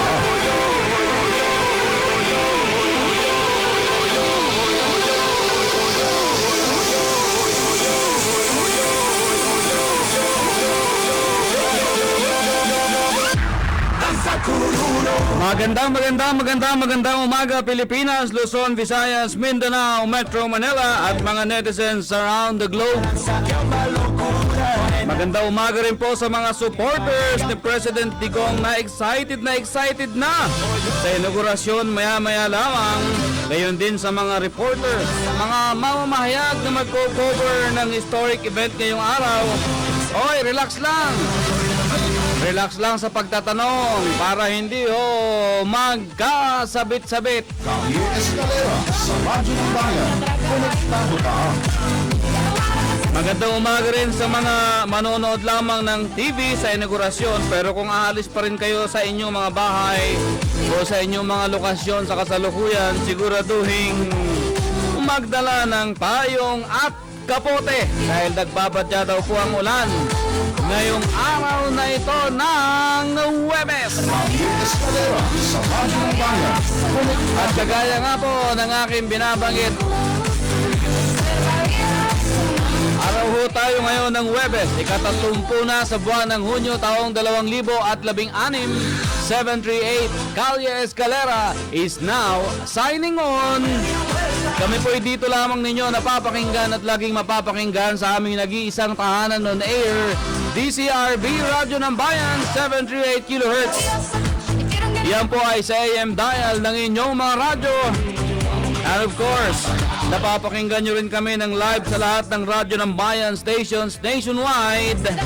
Mula ho dito sa aming studio sa ika-4 na palapag ng Philippine Information Agency Building dito po sa Visayas Avenue sa Quezon City. Malapit lamang po ito sa Quezon City Memorial Circle.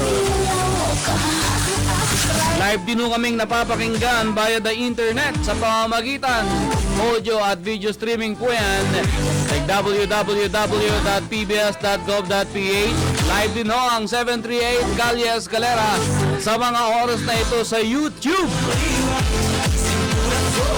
At syempre, pwede nyo rin kaming add bilang kaibigan nyo sa Facebook. Pakitype lamang po ang Kalye Escalera at huwag kakalimutan na sundan kami sa Twitter at Kalye Escalera. Kalye Escalera sa Radyo ng Bayan. Konektado ka. At syempre ngayong araw ng Huwebes, pansamantala, ako po muna ang inyong makakasama sa loob ng susunod na 51 minuto pang nalalabi sa aming programa. Yan ay hanggang mamayang 9 in the morning. Ako po si Marlo Dalisay, habang maya-maya ay hahabol si Jeda Ligaspi. Kalye Escalera sa Radyo ng Bayan. Konektado ka.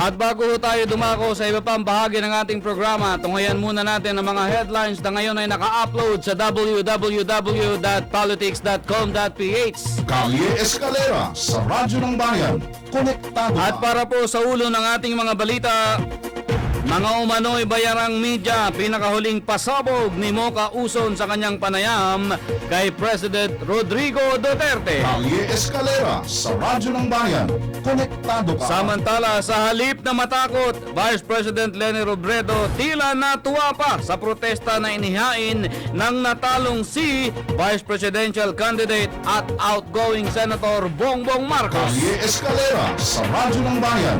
Konektado ka. Samantala, Kabanang Bayan, iiwanan ni Pinoy ng karagdagang 100 bilyong piso bago siya bumalik sa pribadong buhay mamayang tanghali. Kalye Escalera sa Radyo ng Bayan. Konektado ka. Asumin nyo ang mga headlines buhat sa www.politics.com.ph kapag ang hanap ninyo ay mga balita sa politika at mga politiko sa Luzon, Visayas, Mindanao at Metro Manila. Puntahan lamang po ang www.politics.com.ph. Kalye Escalera sa Radyo ng Bayan. Konektado ka. Para po naman sa ating mga balita buhat sa ibayong dagat sa Amerika, milyon-milyong cabinet na gawa ng IKEA o IKEA ipinare-recall matapos na mabagsakan at masawi ang 6 na bata. Kalye Escalera sa Radyo ng Bayan. Konektado ka. At sa balitang showbiz naman, buhat sa www.newsco.com.ph. Sa pagbabalik ni Chris Aquino sa bansa, una niyang guesting, abay, sa Kapuso Network na daw po. Kalye Escalera sa Radyo ng Bayan. Konektado ka. Para po naman sa balita sa palakasan, buhat sa www.fastbreak.com.ph.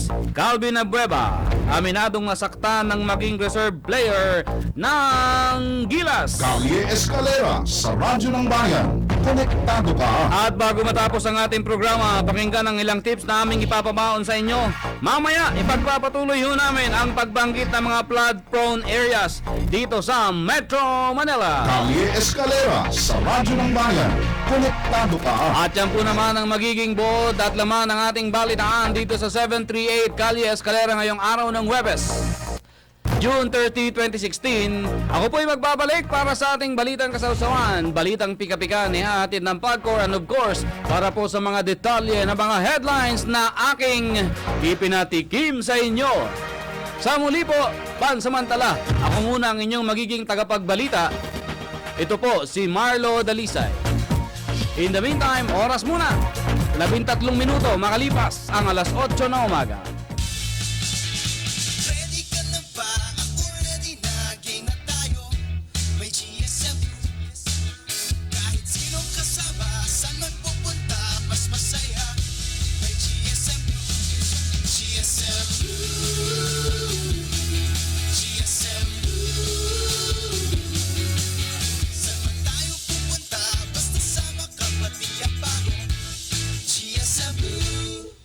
New aroma and new taste. Try the new GSM Blue for only 80 pesos SRP. Drink responsibly.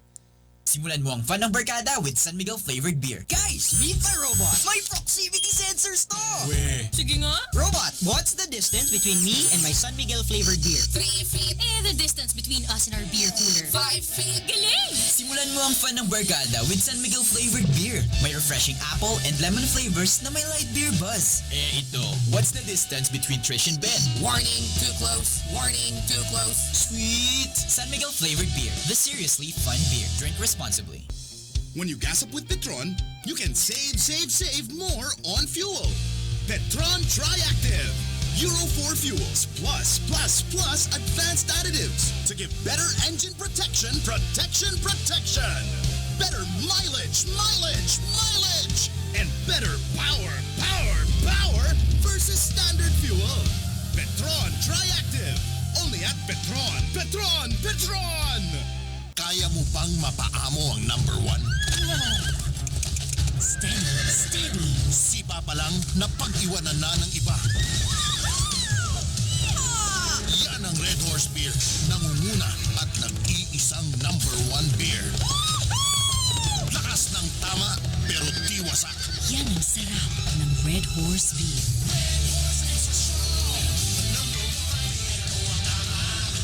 Claims based on an average consumption of 6 bottles. Drink responsibly. Okay, who wants to solve the problem on the board? Mama! Sige, Samora, to the board. Ay, sorry! Aray, kamay ko! Sorry, excuse me. Maraming lugar sa bansa, siksikan sa classroom. Kaya ang PAGCOR, katuwang ng gobyerno, ay naglaan ng 10 bilyong piso para magpatayo ng mga classrooms para di na magsiksikan ang mga estudyante. PAGCOR, building lives that build the nation. Ang bagong radyo ng bayan. Radyo ng bayan. 16 na minuto na po mga kalipas ang alas 8 ng umaga. Balitang kasawsawan. Pakikisawsaw sa mga pangyayari sa kasaysayan.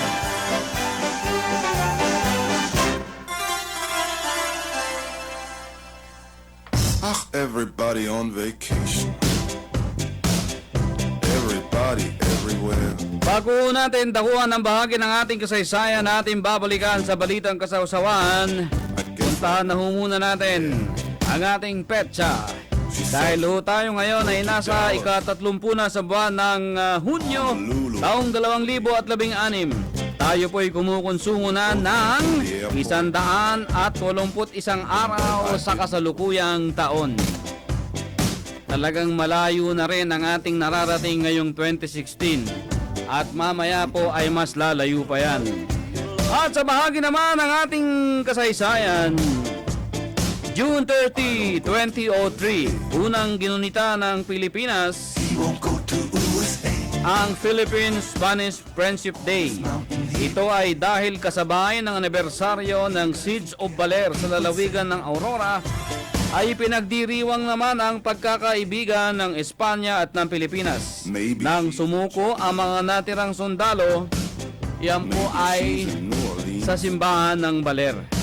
June 30, 1899 kasi nang mag-issue si General Emilio Aguinaldo na noon ay Pangulo ng Republika ng Pilipinas ng kasulatan na nagsasabing palalayain na mga sundalong Kastila na sumugod at sumuko noon sa Baler.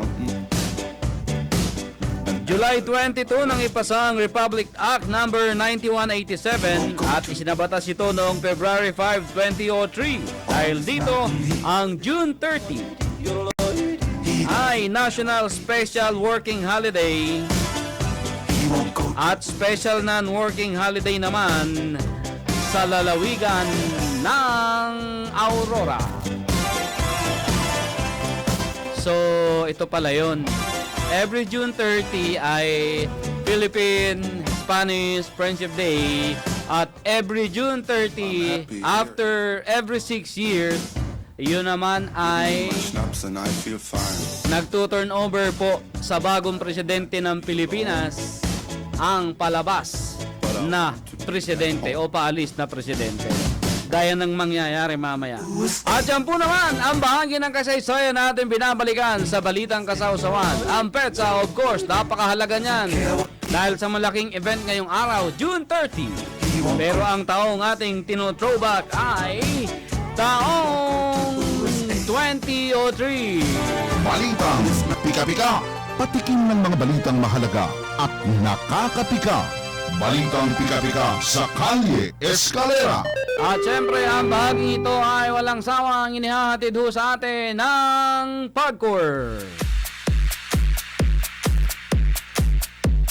Eto na ho ha, dun sa mga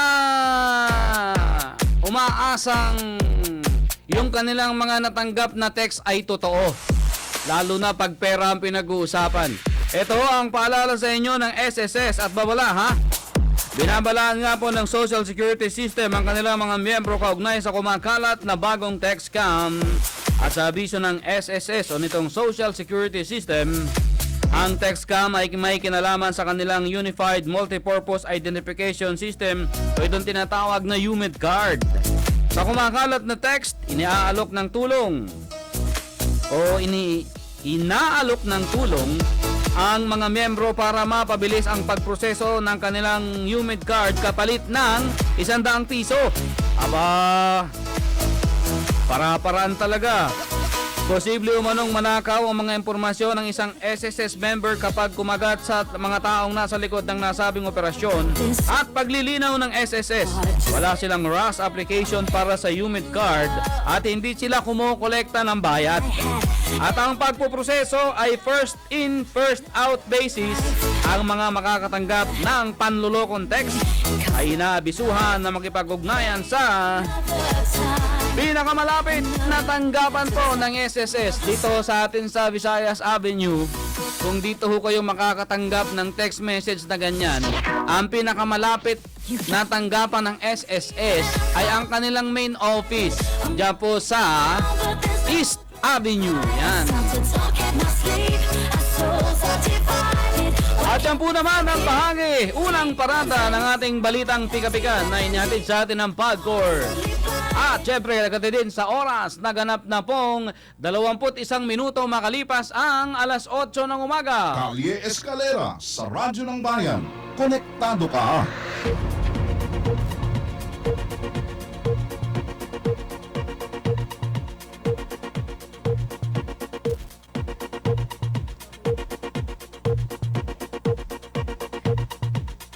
At ngayon ay dakuhan naman natin ang mga detalye ng mga headlines buhat sa www.politics.com.ph. Kalye Escalera sa Radyo ng Bayan. Konektado ka. At para po sa ating mga balita, muli na namang nagpasaring si President-elect Rodrigo Duterte sa ilang miyembro ng media na mayroon namanong double standards pagdating sa pagbabalita. Sa isang bahagi pa rin ng eksklusibong panayam ng singer na si Mocha Uson sa incoming president, ay umaapila si Duterte na isang patas at malinis na halalan umano ang kanyang hinihingi noon sa mga mamamahayag ng higanting networks. Pero iginiit ng incoming president na may ilan umano mga miyembro ng media na sadyang bayaran sa pagiging biased at bastos na mga mamamahayag. Inalimbawa ni Duterte ang isang insidente kung saan ay kinumusta ng mga reporter ang kanyang kalusugan noong kasagsagan ng pangangampanya at sa kabila umano ng pagsasabi ng incoming president na maayos ang kanyang kalagayan ay pilit pa ring hinanap sa kanya ng mga mamamahayag ang kanyang medical certificate. Kalye Escalera sa Radyo ng Bayan. Konektado ka. Itinuturing naman na blessing in disguise ng kampo ni Vice President-elect Leni Robredo ang paghahain ng 1,000 pahinang election protest ni Senator Bongbong Marcos sa Presidential Electoral Tribunal o PET. Sa panig ni Robredo, mas mainam umano na mapag-usapan ng issue sa isang proper forum at hindi sa ibang platform kung saan ay nawawalan umano sila ng pagkakataong makasagot sa mga issue na ibinabato sa kanilang kampo. Sa ganitong paraan, maipapaliwanag na umano ni Robredo sa isang pantay na playing field ang bawat tugon nila sa mga inilalabas na argumento ni Marcos.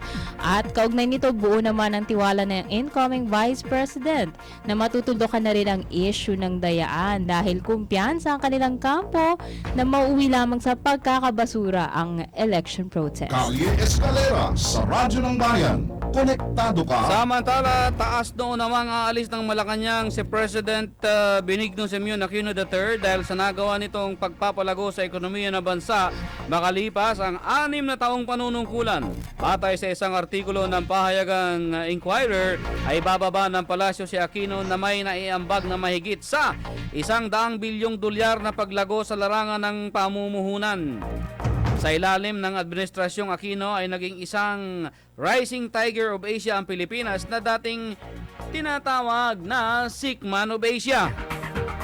Dahil na rin sa pag-angat ng ekonomiya ng bansa, gayon din ang pagkakaroon ng credit upgrade ng Pilipinas dahil kinakikitaan ang pagiging competitive ang ating bansa.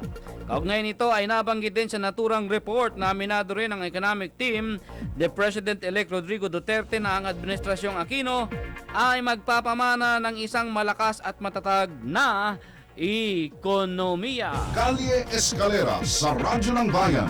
Konektado ka. At sumayin niyo po ang mga balita buhat sa www.politics.com.ph, ang nag-iisang online portal para sa mga impormasyon sa politika at mga politiko dito sa Pilipinas. Kalye Escalera sa Radyo ng Bayan. Konektado ka. Samantala sa balita sa ibayong dagat, ipinag-utos ng furniture giant na IKEA ang pag-recall sa mahigit 35 milyong kabinet at tukador sa Amerika at Canada. Ito'y matapos ang 6 na insidente ng pagkamatay ng mga bata sa Estados Unidos na natumbahan ng biniling tukador at kabinet ng kanilang mga magulang. Sakop ng recall ng IKEA ang 29 na milyong units sa US at 6.6 na milyong kabinet sa Canada. Ayon sa safety regulators ng IKEA, hindi raw stable ang nasabing mga produkto at hindi umaakma ng tama sa pader na pinagdidikitan ng mga ito. Kaya natutumba. Ipinababawi sa merkado ang mall models, chest at dressers. Gayon din ang children's and adult chest and dressers. Ang mga customers na apektado ng voluntary recall ay maaaring makakuha ng full refund o pwede rin silang kumuha sa IKEA ng ibang wall anchoring products at mismong ang IKEA personnel ang magkakabit ng mga ito sa kanilang mga bahay. Kalye Escalera sa Radyo ng Bayan. Konektado ka. At sa balitang showbiz naman mula sa newsco.com.ph. Makalipas ang 2 buwang bakasyon ay nagbabalik na ang Queen of All Media na si Chris Aquino. At ang kanyang unang appearance sa talk show pa ng rival na network. Baka nawa nang magpadala ng imbitasyon. Ayun nga eh. O, At diba? ito yung detalye kumpirmado na sa kanyang Instagram post. Ito ang napipintong guesting sa morning talk show ni Marian Rivera na Iyan ang Morning at ang paliwanag ni Chris. Ito raw guesting niya sa Kalabang Network ay pagtupad lang ng kanyang promise kay Marian at saka dun sa kanyang hobby na si Ding Dong Dantes kasi nga parang noong nakaraan, pareho sila ng mga sinuportahan. So, pa-thank you lang din. Okay. At sa ngayon, wala pa namang impormasyon kung Noted. Well taken. lalabas din si Chris sa mga shows naman ng ABS-CBN Network.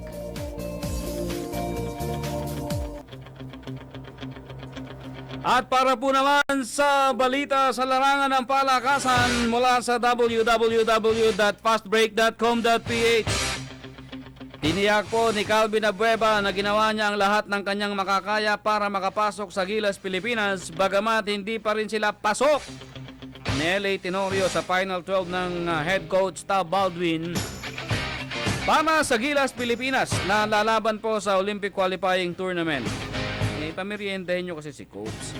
Bago pa man niya malaman ang balita, kinutuban na umano si Abueva na bagamat ginawa niya na ang lahat ay kulang pa rin ito. Hugot ito Sakit naman. Ay nako, aminado si Abueva na nasaktan talaga siya lalo't sa kabila ng mga sakit sa katawan, pagod at pagkami sa pamilya. Ito yung nadaanan din ng mga talunang kandidato Kapareho ng feeling, ng hugot. Ay nako, ay hindi pa rin siya nakapasok sa roster. Pero giit naman ni Abueva, ngayon naman ay mas mapagtutuunan na niya ng pansin ang kanyang PBA team. Hardcore Avenue. Alamin ang latest na mga pangyayari mula sa Pagcor. Pagcor Avenue. Muli namang nagtipon ang pinakamagagaling na professional at amateur photographers ng bansa makaraang parangalan ng Pagcor ang 24 grand winners sa 4th National Photography Competition nito. Kabilang sa mga nanalo ay ilang professional at freelance photographers, college graduates, government employees, teachers, OFW company driver, at plant manager sa isang multinational company. Pwede sumali kahit sino kasi. Oh, ayan na. Ayan. Sali tayo. Sa susunod, kaya nga po libo-libong photo entries yung natanggap ng Pagcor maging mula sa malalayong lugar gaya ng Zamboanga City, Misamis Oriental, Butuan City at Lanao del Norte. At yung 12 grand winners sa conventional category, nakatanggap bawat isa ng 75,000 pesos at trophy. Habang yung 8 grand finalists naman na hindi nagwagi, tumanggap pa rin ng consolation prize na 20,000 pesos at certificate of merit. At dyan po naman ang iyong tampok sa ating balitaan dito sa 738 Kalye Escalera ngayong araw ng Huwebes. Huling araw po sa buwan ng Hunyo taong 2016 at huling araw ni Pinoy sa Malacanang. Kami po ang inyong mga naging tinig balita. Ako po si Marlo Dalisay. At ako naman po si Jella Legaspi. Or magbabalik pa po kami ang oras, 8:30 na umaga.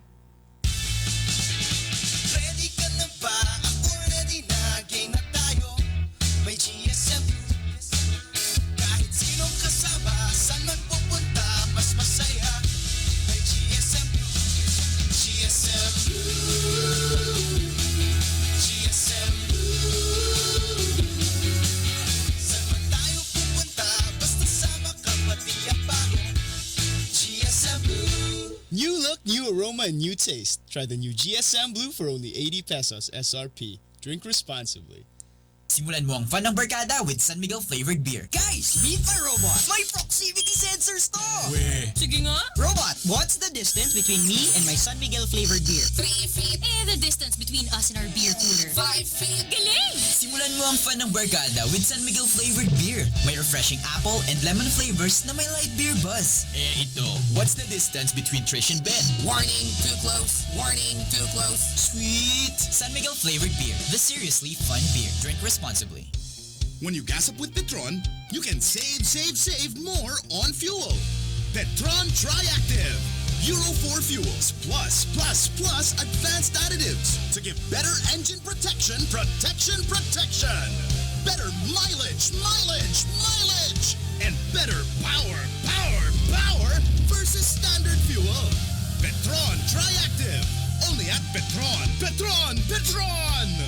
Kaya mo bang mapaamo ang number 1? Steady. Sipa pa lang, napag-iwanan na ng iba. Yan ang Red Horse Beer. Nangunguna at nag-iisang number 1 beer. Lakas ng tama, pero di wasak. Yan ang sarap ng Red Horse Beer.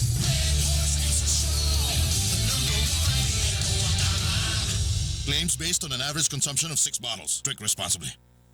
Okay, who wants to solve the problem on the board? Sige, Zamora, to the board. Ay, sorry! Aray, kamay ko! Sorry, excuse me! Maraming lugar sa bansa, siksikan sa classroom. Kaya ang PAGCOR, katuwang ng gobyerno, ay naglaan ng 10 bilyong piso para magpatayo ng mga classrooms para di na magsiksikan ang mga estudyante. PAGCOR, building lives that build the nation. Ang bagong radyo ng bayan. Radyo ng bayan.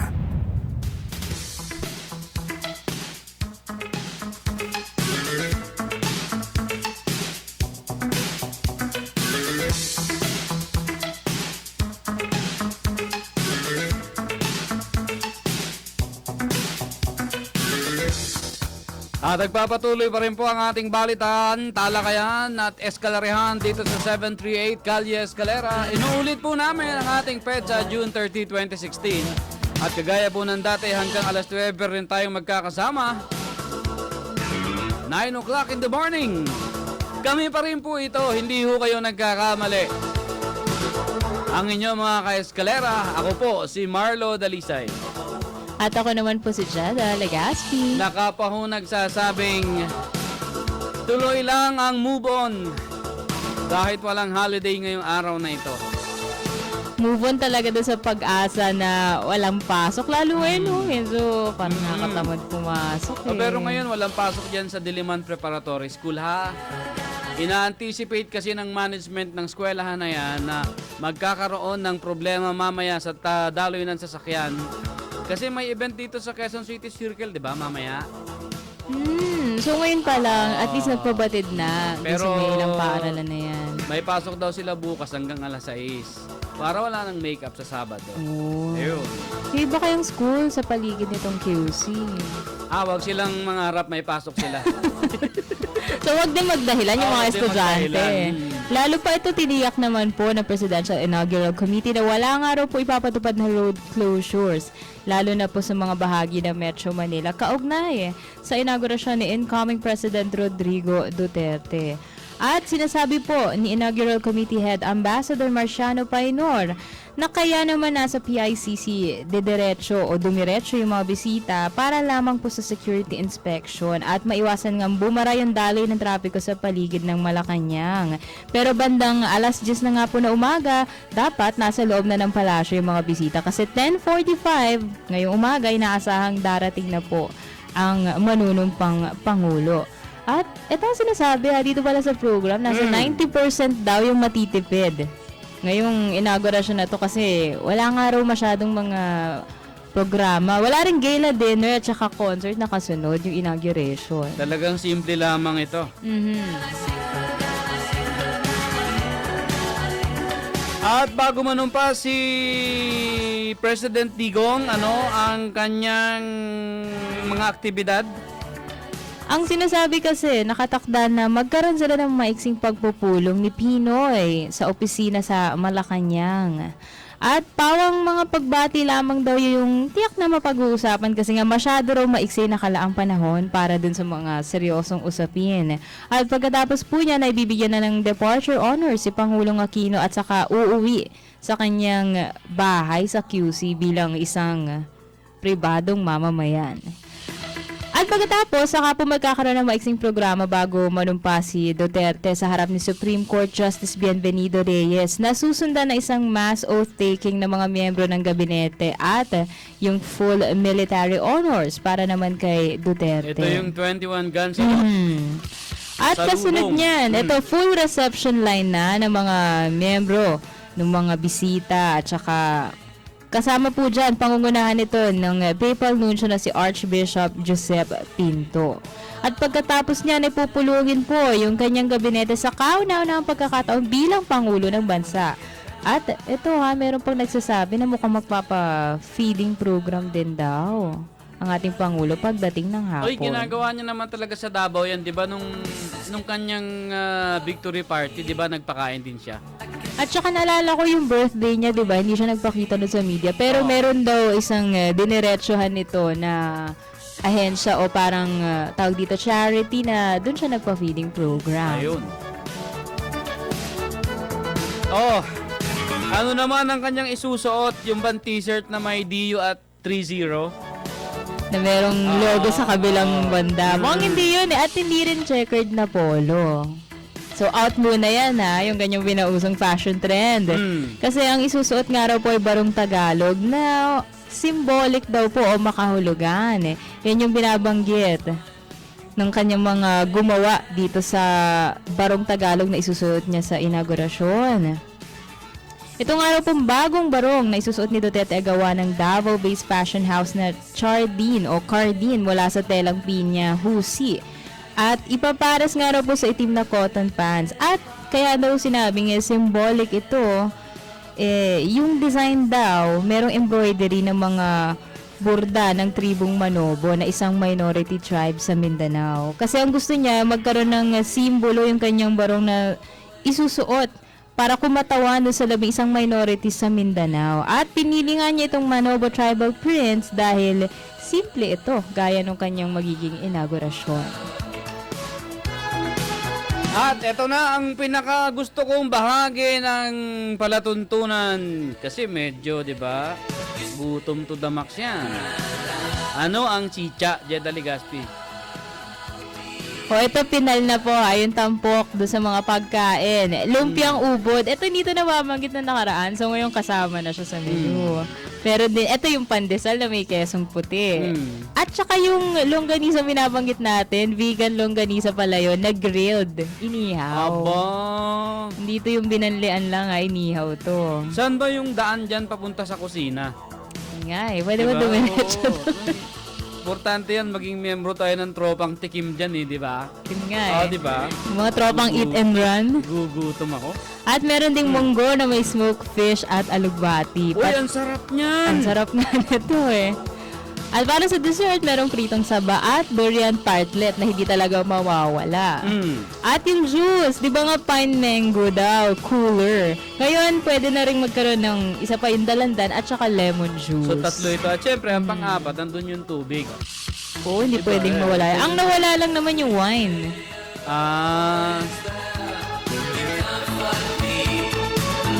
Pero dun sa mga pupunta dyan, ang paalala natin, dahil naman siguro kanina, pagising nyo, pagbukas nyo ng bintana, pagdungaw nyo sa bintana, ay nakita nyo ng maulan, magdala na sila ng payong at kapote. Ano bet mo, payong kapote? Mas mapayong ako Kahit lalaki, mapayong Hindi makapote ang mga lalaki. Mapayong na rin yun. Mainit sa katawan ng kapote. Hindi komportable. Hindi. Yung payong kasi madali mo patuyo Maliban lang kung ang kapote mo ay ang brand ay yung nag-uumpisa sa letter C. Parang yung jacket mo rin ba? Hindi. Parang letter C din ito. China. Yun lang. Pero ito nga po, dun sa mga lalabas ng inyong mga kabahayan. Ito nga po, uulanin itong magiging inaugurasyon ni President Digong bilang bagong Pangulo ng Bansa. At base nga po sa weather forecast ng Pag-asa, ito dapat magdala kayo ng mga payong at palangga sa ulan kasi magiging maulap yung himpapawid. Nasasamahan ng mahina hanggang katamtamang pag-ulan na may pagkulog at pagkidlat. Yan po sa bahagi ng Metro Manila na dala pa rin ng Intertropical Convergence Zone o itong ITCZ. At yan po ay iiral sa Southern Luzon at sa Visayas. At bukod po dyan, makakaranas rin ng pag-ulan na may kasamang kulog at kidlat sa Central Luzon, Mimaropa, Calabarzon, Bicol Region, Northern Mindanao at pati nga sa bahagi po ng Visayas. At magkakaroon naman ng bahagyang maulap hanggang maulap na papawirin at pag-ulan sa iba pang nalalabing bahagi ng bansa.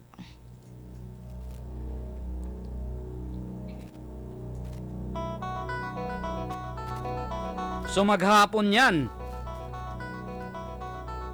Kailan daw kaya mag-aaraw? Walang binabanggit. Ano ang 1 week forecast ng Pag-asa? Mukhang maulan talaga Maulan, ano? Hanggang weekend medyo hindi maganda yung panahon para mag-outing, mag 3 days 2 night na bakasyon. Hindi ubra, bahay-bahay lang muna, no? Sa loob lang ng bahay, pwede kayong mag-spend ng time doon. Sa kusina, lalo na. Try ng bagong mga pagkain. Kagaya ng gagawin ni Pinoy. Oo, kasi ito ang akala natin sound trip yung unang gagawin Nagbago isip niya. Sige Para na nga, naman. habang nagsa-sound trip ako, kaysa umupo ako, mag-bake na lang ako, di ba? Para di makapag-try ng bago. Multitasking, si Pinoy. At yan nga po ibinisto ni outgoing Tourism Secretary Ramon Jimenez na sinasabi niyang sasalang si Pangulong Aquino sa pag-aaral ng paggawa ng tinapay at cakes. Oh! At sa unang araw nga daw, sinasabi. Baka hindi magtagal, may bake shop na yan dyan sa Times Street. Hindi kaya, di ba ang sinasabi nga niya, mukhang magpo-food trip siya, baka naman titingnan din niya yung posibilidad. Di ba?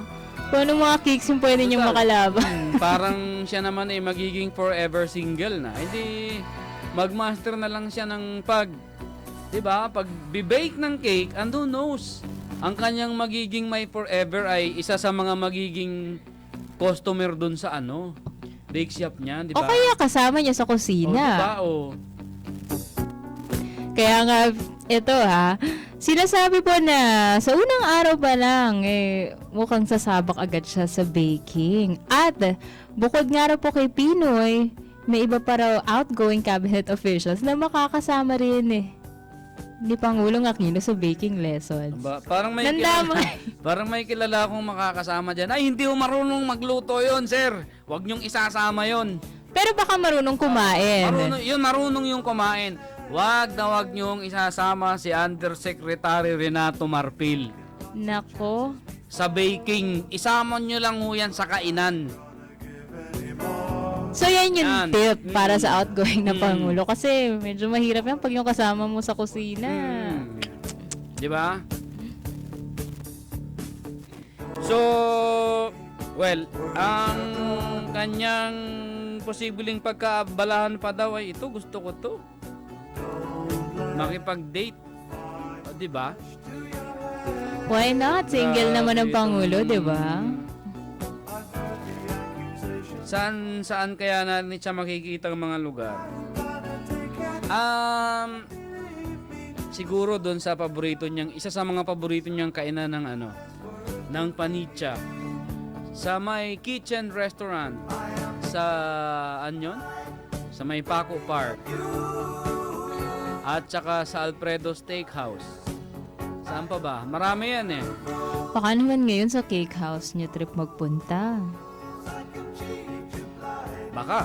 Hindi natin masabi dahil mahirap na hong i-monitor yan dahil siya ay isa ng pribadong mamamayan. So, ngayong maghapon, ang pagtutuunan natin ng pansin na itong turnover ceremony, ito'y sa dalawang pangunahing posisyon sa pamahalaan turnover ni Pinoy kay President Digong at turnover ni outgoing Vice President Jojo Binay kay incoming Vice President Leni Robredo.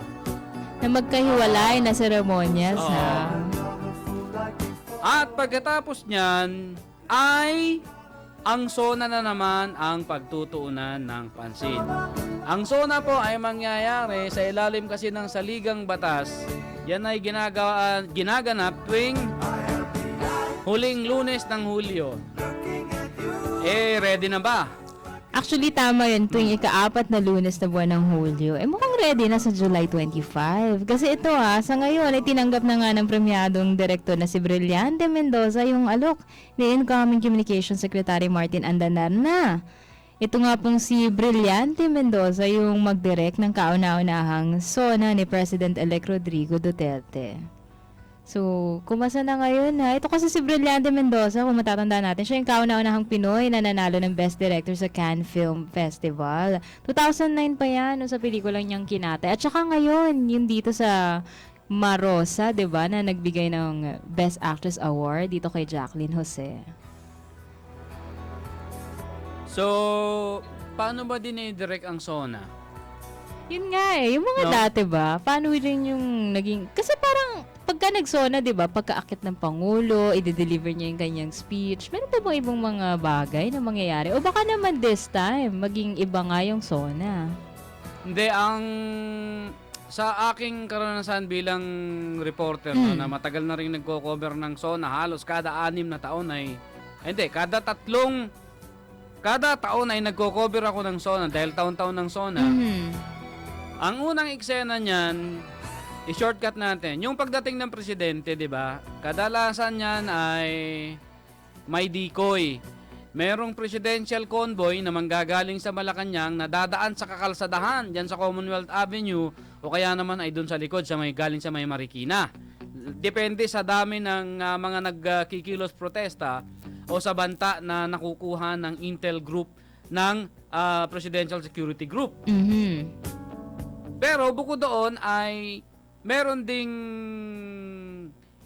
tawag dito pulutong ng mga helicopters na manggagaling sa Malacanang na posibleng yun din yung sinasakyan ng presidente. At makukumpirma mo lang na doon sumakay ang presidente pag lapag noon doon sa mismong grounds ng Kamara de Representantes at nakita mo na bumaba doon ang presidente. Doon pa lang na makukonfirm na nag-chopper nga ang presidente. Papasok yan sa reception hall ng Office of the House Speaker. Mag-uusap-usap sila doon ng welcoming party na kadalasan yan ang bumubuo ng welcoming party. Siyempre yung House Speaker, yung Senate President, ilang mga piling mambabatas na tukoy na kaalyado ng Pangulo at ilang mga piling opisyal ng dalawang kapulungan na talagang kabilang sa kanilang responsibilidad ay yung trabaho na yon. Mag-uusap, magkakape. Pagkatapos, sabay-sabay silang lalabas dyan sa opisina ng House Speaker, maglalakad dito sa second floor, dadaan sa gilid ng media center, papasok sa session hall, at doon ganap na bubuksan ang joint session ng House at saka ng Senado. Pagkatapos nun, ipapakilala na ang presidente ng Pilipinas at magsosona na siya. So, yan yung bahagi na pinapakita na sa TV. Kasi kapag pinapanood natin, 'di ba? Una, ito nga may intro yung mga announcer, tas diretso na sa speech So, hindi na natin nakikita yung iba pang mga bagay-bagay na pagdaan-daan pa niya sa ibang mga bahagi. 'Di ba? Nitong Kongreso. Hindi natin alam nitong mga nakaraang presidente kung yung mga bagay na ganyan ay bunsod ng kumpas ng direktor. Kasi ang napapansin ko bago magsimula yung SONA, yung mga damit yung naipo-focus, 'di ba? Sa mga SONA, yung mga mambabatas yun yung highlight kasi. Di ba may una na ring nabanggit ang presidente na kung pwede simplihan na lang yung mga suot ngayon, 'di ba? Oo nga, kasama yan sa paalala ng incoming president. Ayaw nga raw niya na gawing fashion show ang SONA. Kasi ang importante nga naman ng highlight dito ay yung kanyang talumpati at yung mga plano, yung plataforma niya para sa bansa. At syempre, siguro pagkatapos ng SONA ay kabilang na rin sa ating paghahandaan at paghahandaan ng pamahalaang Duterte ay ang pagdaraos ng Ito raw barangay election. So push ito ha. Yung mga adik-adik na mga barangay officials dyan, tapos na kayo. Dahil kung hindi kayo na magpapakita ng maayos mula sa mga oras na ito hanggang sa bago mag-barangay elections, kailan ang petsa? October yata yan eh. October nga raw ito. Pero sa ngayon, wala pang tiyak na mismong petsa. Basta't ang sinimula ng COMELEC ay itong konsultasyon sa iba't ibang sektor. Yan nga raw po bilang bahagi nga ng paghahanda dito sa barangay election sa October. At ang binabanggit po ni COMELEC spokesperson James Jimenez, kailangan kasi mahikayat yung malaking bahagi ng mga botante sa barangay elections na sumama na sila kasi napapansin daw nila yung mga senior citizens, kababaihan, indigenous people, tsaka yung mga PWD pati LGBT parang hindi raw sumasali minsan, nakikilahok dito sa barangay election. So ngayon, nagpapakalat sila na impormasyon at panghihikayat. Dapat lumahok na tayo ngayon dahil lalong-lalo na kung ating i-connect sa kampanya ni President Digong na lusawin o kaya nipisan ng todo itong mga drug-related crimes. Malaki ang maitutulong natin via participating dito sa padating na barangay election. Kasi kung alam natin na yung mga nakaupo ay adik-adik o kaya kasama sa mga negosyante ng illegal na droga, tumulong tayo na mapaalis siya sa pamamagitan ng pagboto doon sa mga kandidato na hindi konektado sa droga, di ba? Hindi, tsaka sabi nga ngayon, di ba, tagline ay change is coming. So for a change naman, makilahok na yung iba dito sa barangay elections. Lalo na kung talagang regular kayong hindi... O kumbaga sinasabing wala kayong pakialam masyado dyan sa mga botohan sa barangay. Marami kasing ganun parang keber lang. Hindi, uuwi ako, doon ako boboto sa probinsya. Wow. Pwede bang advance voting yan? Effort meron din absentee voting. Oo. Pero paano ako uuwi? Kung yung mga sasakyan kong eroplano ay siyempre divert. Kasama ba ang passenger planes o airlines dun sa mga ibinabalita ng incoming secretary ng transportation na ililipat sa mga kalapit na airport ang landing at take-off? Ang mga binabanggit kasi ni incoming transportation secretary Arthur Tugade, pinag-aaralan niya ipagbawal sa NAIA yung mga air charter, air cargo, aviation training, aircraft maintenance at pati mga corporate flight operations. Yung chartered?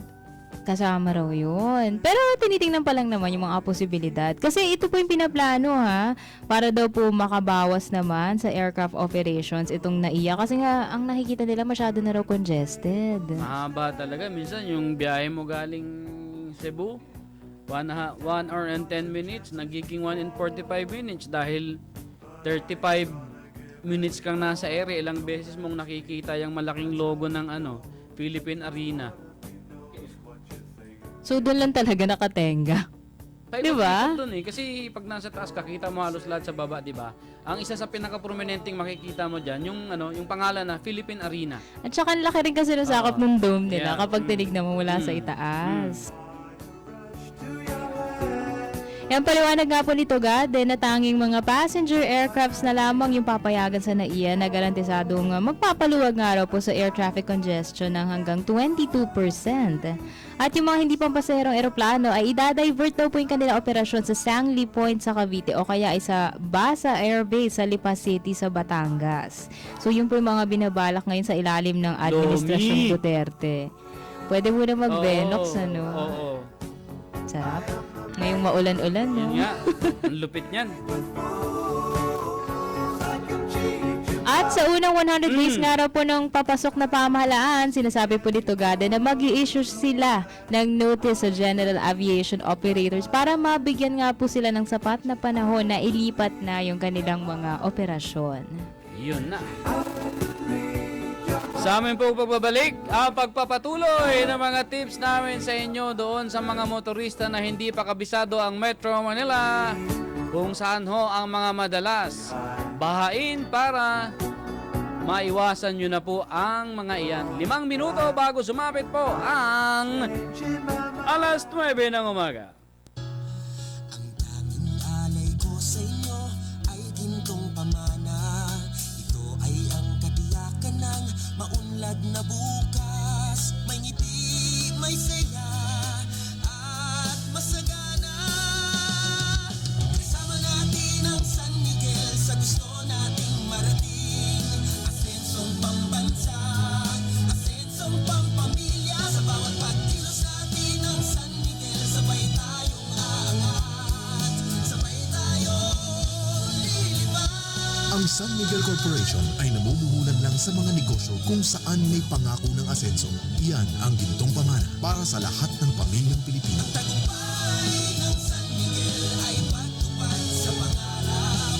Sa paniniguro na maganda ang kinabukasan nyo. Tayo ng San Miguel, sigurado tayo. Okay, who wants to solve the problem on the board? Sige, Zamora, to the board.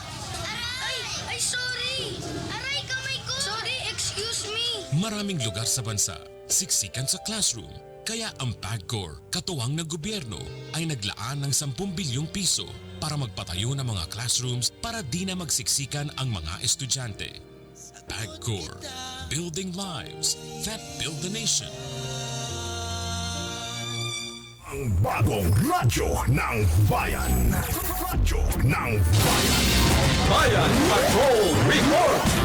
Nakuha muna natin ang New Manila, Quezon City, kung saan dito sa gaganapin na inaugurasyon naman ni Vice President Leonor Robredo. Nandun po ang ating Bayan Patrol na si Janet Bayan. Janet, please come in. Maraming salamat, Mario. Nandito ako ngayon sa New Manila, Quezon City. Ang Quezon City Reception House kung saan ongoing na o nag-umpisa na ang program dito sa inauguration ni Vice President Maria Leonor G Robredo. Inaasahan ho natin na siya ho ay isi-swear in ng dalawang barangay captain. Ang barangay captain mula sa Torwal, Punto Torwal, kung saan ito ho ay sa Camarines Sur, si Kapitan Rolando Comer, at yung barangay kapitan dito sa New Manila, Quezon City, sa Marianan, kung saan ang reception house ay located. Maririnig mo sa aking background ay ang mga prayers mula sa iba't ibang religious groups, kung saan ay sila ay nagbibigay ng kanilang opening prayer para dito sa event na ito.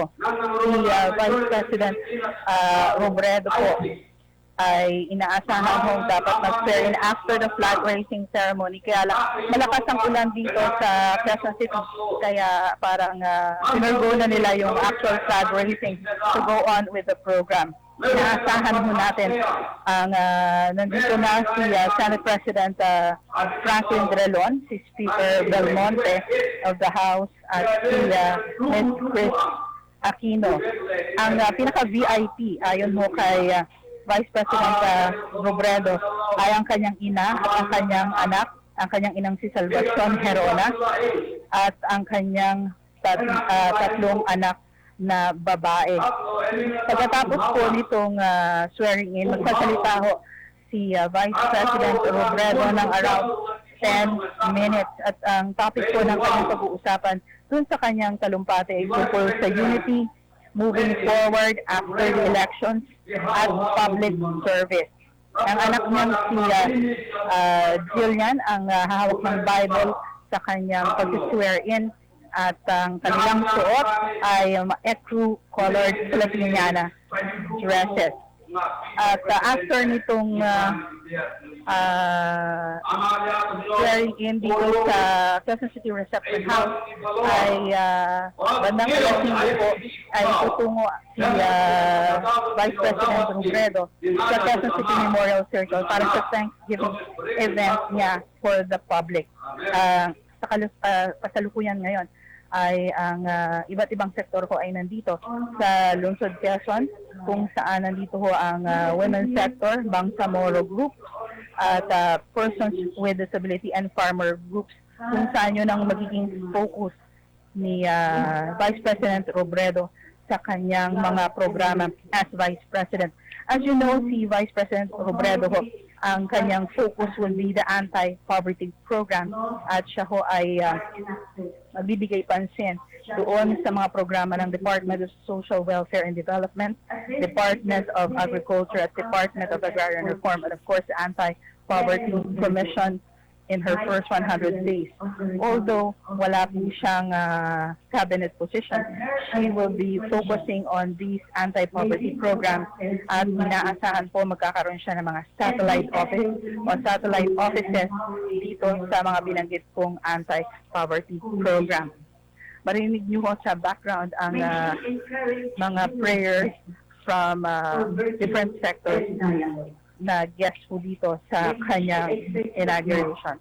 So yan muna ang aking iulat mula dito sa Quezon City Reception House, New Manila, Quezon City, Janet Bayan, kasama si Sharon Enriquez at si Jonathan para sa PBS Radyo ng Bayan. Konektado ka. At sa pamagitan po ng report na yan ni Janet Bayan, nagpapaalam na rin po sa 738 Calle Escalera. Maraming salamat po. Ito po si Marlo Dalisay. At ito naman po si Jeda Legaspi na nagsasabi ng Wawash Waboy. 2 minuto makalipas po ang alas 9 ng umaga.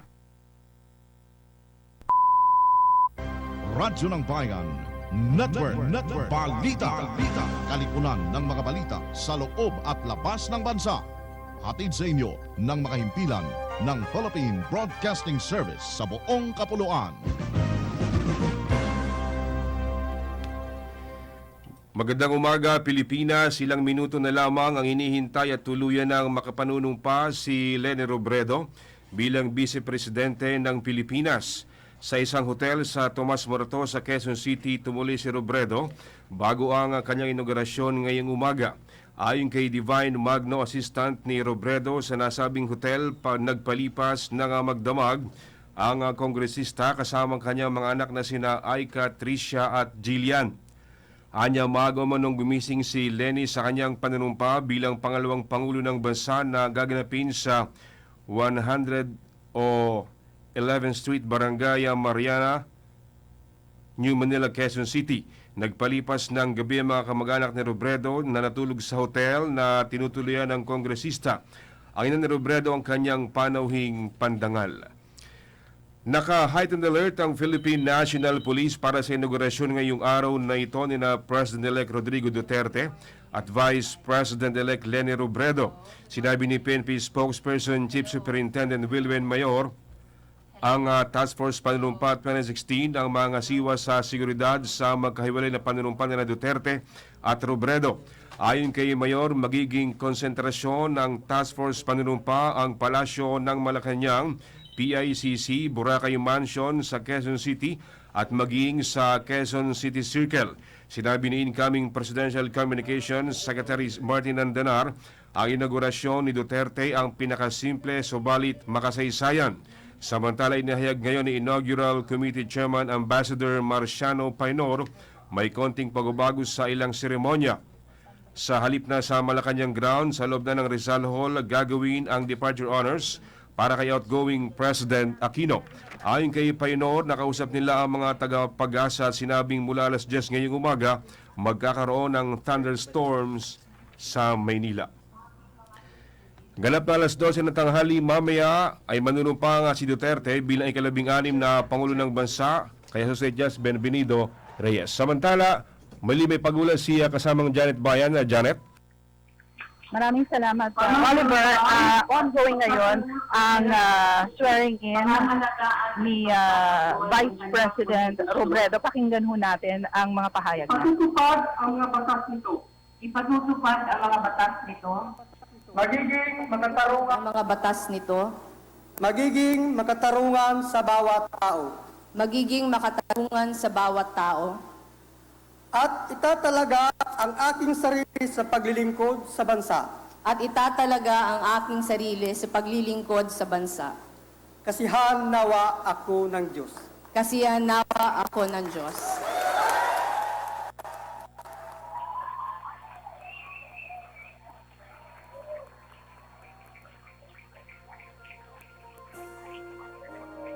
Oliver, yan po ang pag-swear in bilang pangalawang Pangulo ni Vice President Leonor G. Robredo. Siya ho ang 14th Vice President of our country. Siya ho ay in-swear in ng dalawang barangay captain, si Ronaldo Conor at si Regina Celeste San Miguel. Si San Miguel po ang barangay captain ng Mariana, Quezon City, kung saan located po ang Quezon City Reception House. Kasalukuyan nung nasa stage ngayon si Vice President Robredo at siya ay lumagdana ng dokumento kung saan nagpapatibay na siya na ang ating Vice President at nasa stage kanina ang kanyang tatlong anak. So balikan natin yung baloy ng palatuntunan dito sa Reception House. Herona Robredo.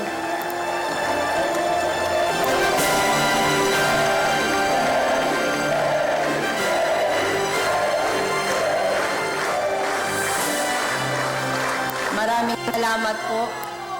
Maupo po tayo. Maupo po tayong lahat.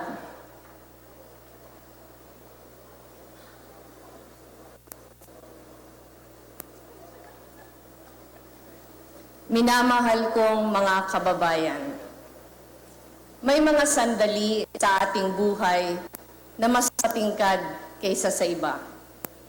Nung nagkakilala kaming una ni Jessie, nung nasilayan ko sa unang pagkakataon ang mukha ng aming mga anak, nung bumagsak ang kanyang eroplano.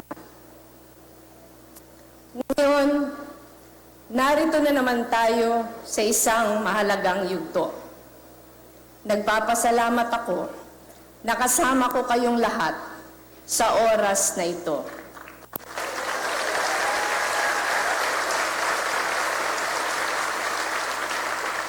Kayong nagbigay ng inyong tiwala at umako ng ating laban bilang laban nyo rin. Sana samahan ninyo ulit ako sa aking bagong paglalakbay.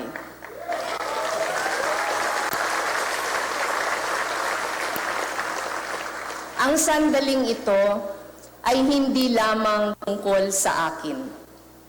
Ito ang ating pagkakataon na makasama ang mga nasa laylayan ng lipunan tungo sa maginhawang buhay sa mas malawak na paraan.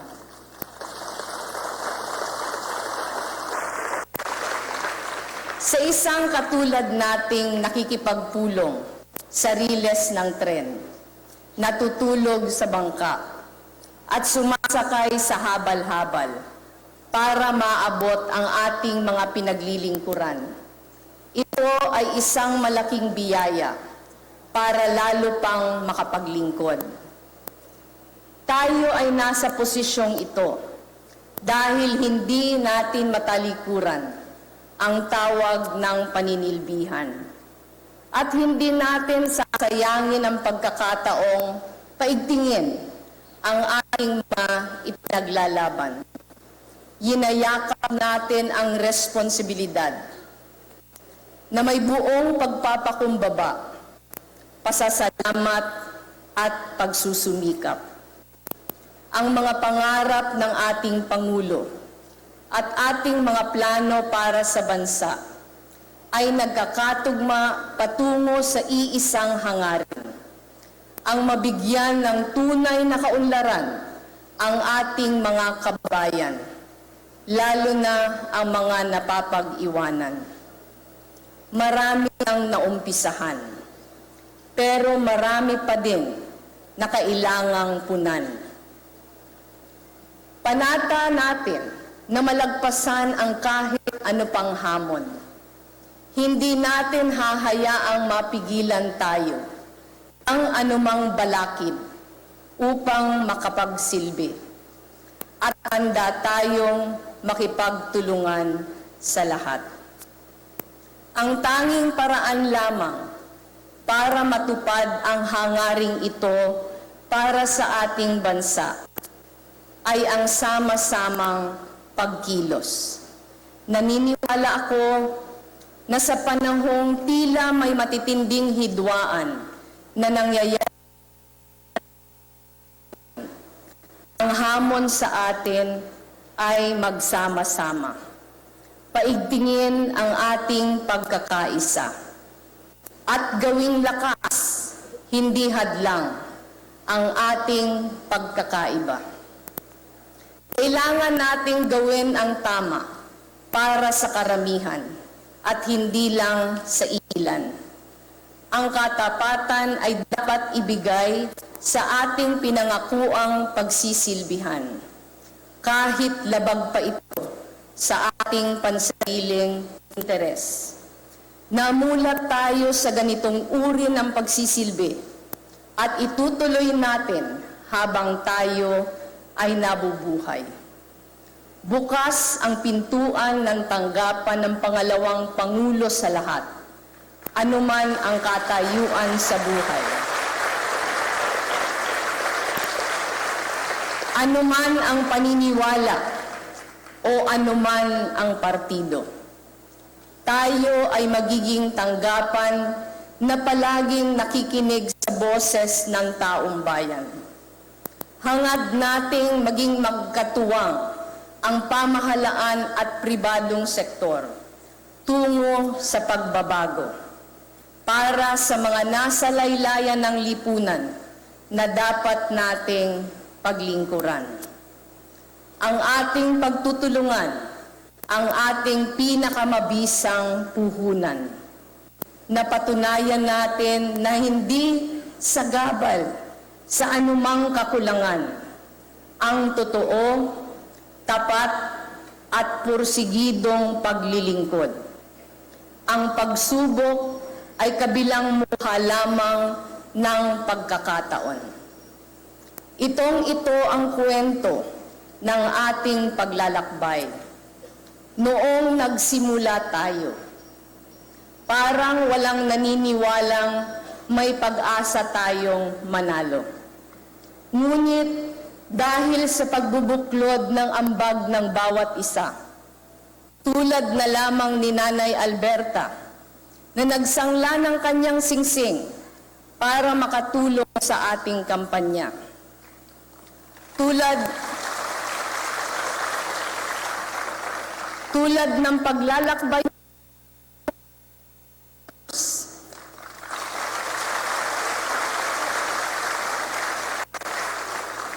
tulad na mga amang pinagtagpi-tagpi muli ang napunit natin. Marami sa inyong kasama ko ngayon na nagsakripisyo, na naig tayo. Kapag nanindigan tayo para sa mga pinaniniwalaan natin, kapag handa nating pagsakripisyohan ang ating mga layunin, ang imposible ay kinakayang gawing posible.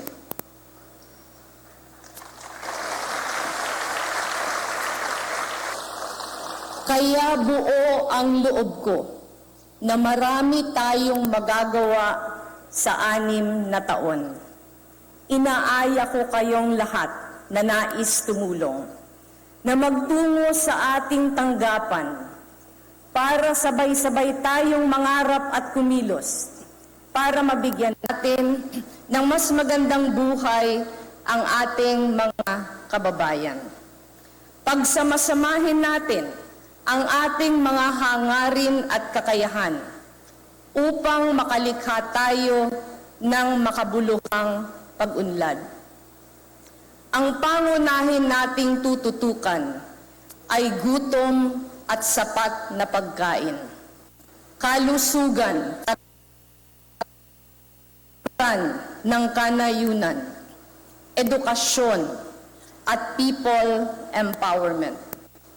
Sa mga larangang ito, walang dapat sayanging oras. Ang pangarap natin ay maibsan ang paghihirap sa lalong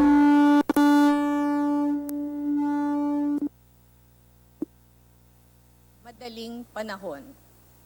niyayaya ko kayong muli na samahan niyo ako sa paglalakbay na ito. Sa unang 100 araw, plano nating magtungo sa pinakamalalayo at pinakamaliliit na barangay sa ating bansa upang alamin ang mga bagay na nais niyong matugunan. Ito ang sinimulan na nating gawin sa ating distrito sa lalawigan ng Camarines Sur, kung saan ako isinilang, nag-aral, nagtayo ng pamilya, namulat sa mga problema ng lipunan, at kung saan napudpod ang ating mga tsinelas sa paghahanap ng mga mabisang solusyon sa kahirapan. Umaasa tayo na sa pagdala natin sa tanggapan ng Pangalawang Pangulo sa inyong mga barangay, mas mararamdaman ninyo na totoong nariyan ang pamahalaan para sa inyo. At kapag nadama ninyo yan, magkakaroon din tayo ng inspirasyon na simulan ang pagbabagong loob. Nakita natin ito sa mga magsasaka at mangingisda na ating natulungan, sa bawat inabusong asawa na ating binigyang lakas, o sa bawat katubo o magagawang nakasalimuha. Anumang pagbabago sa ating bayan ay nagsisimula sa pagpupursige ng bawat Pilipino. At kapag nagkaisa tayo, walang imposible. Sabi nga ni Jessie, nung siya ay nabubuhay pa, what brings us together as a nation is far more powerful than what pulls us apart.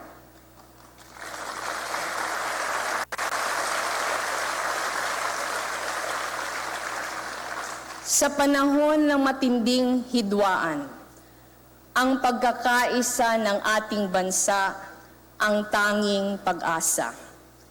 Iba-iba man ang ating pinanggalingan, iisa lamang ang ating hangarin, na ang bawat pamilyang Pilipino ay mamuhay ng may dangal.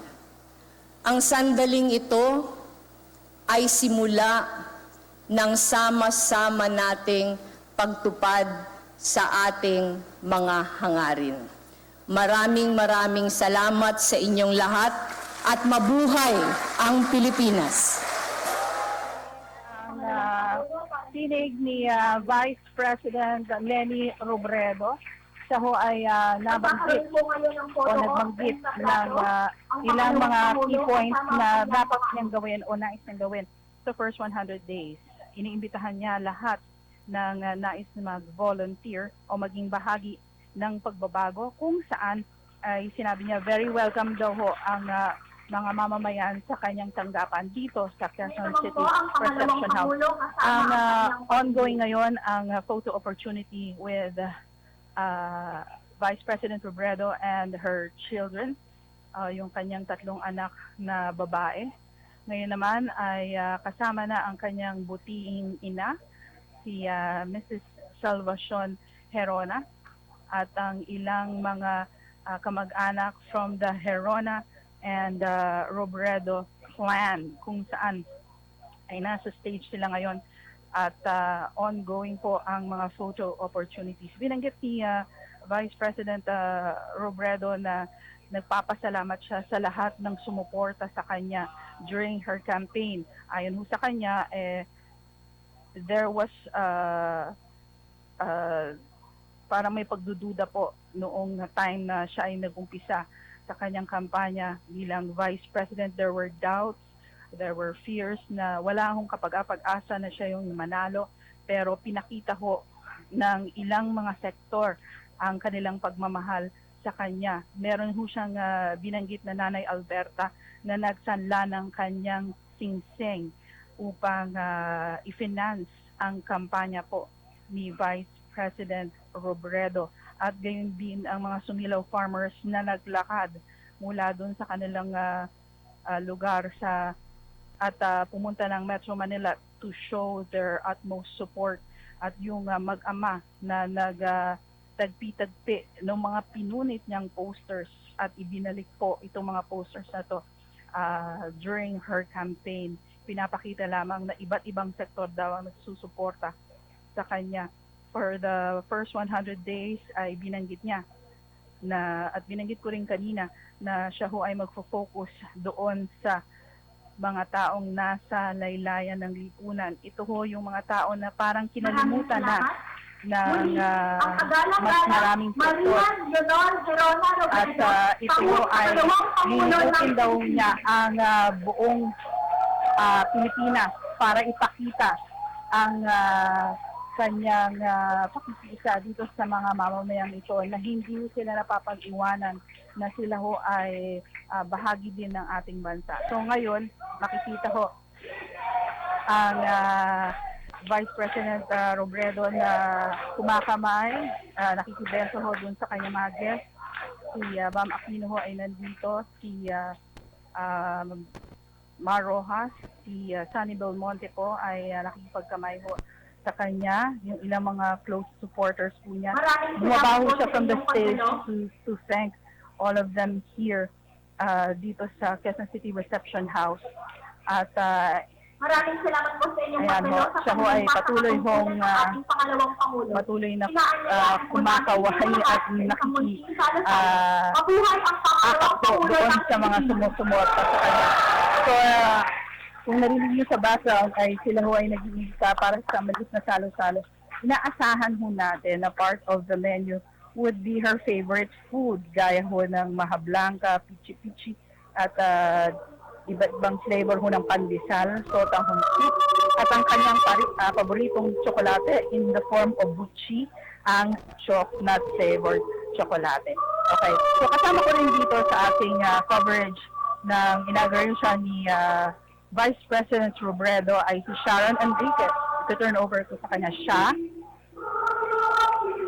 Yes, at ngayon nga po ay katatapos nga lang po ng photo op at meron pong mga ngayon ay umaawit na choir for the closing song. At katulad nga po ng sinabi ni Janet ay ang ipapakain o isi-serve na merienda ay 5 items po, including yung sotanghon, maha blanca, pichi-pichi, at different kinds of pandesal, buchi na may chocolate.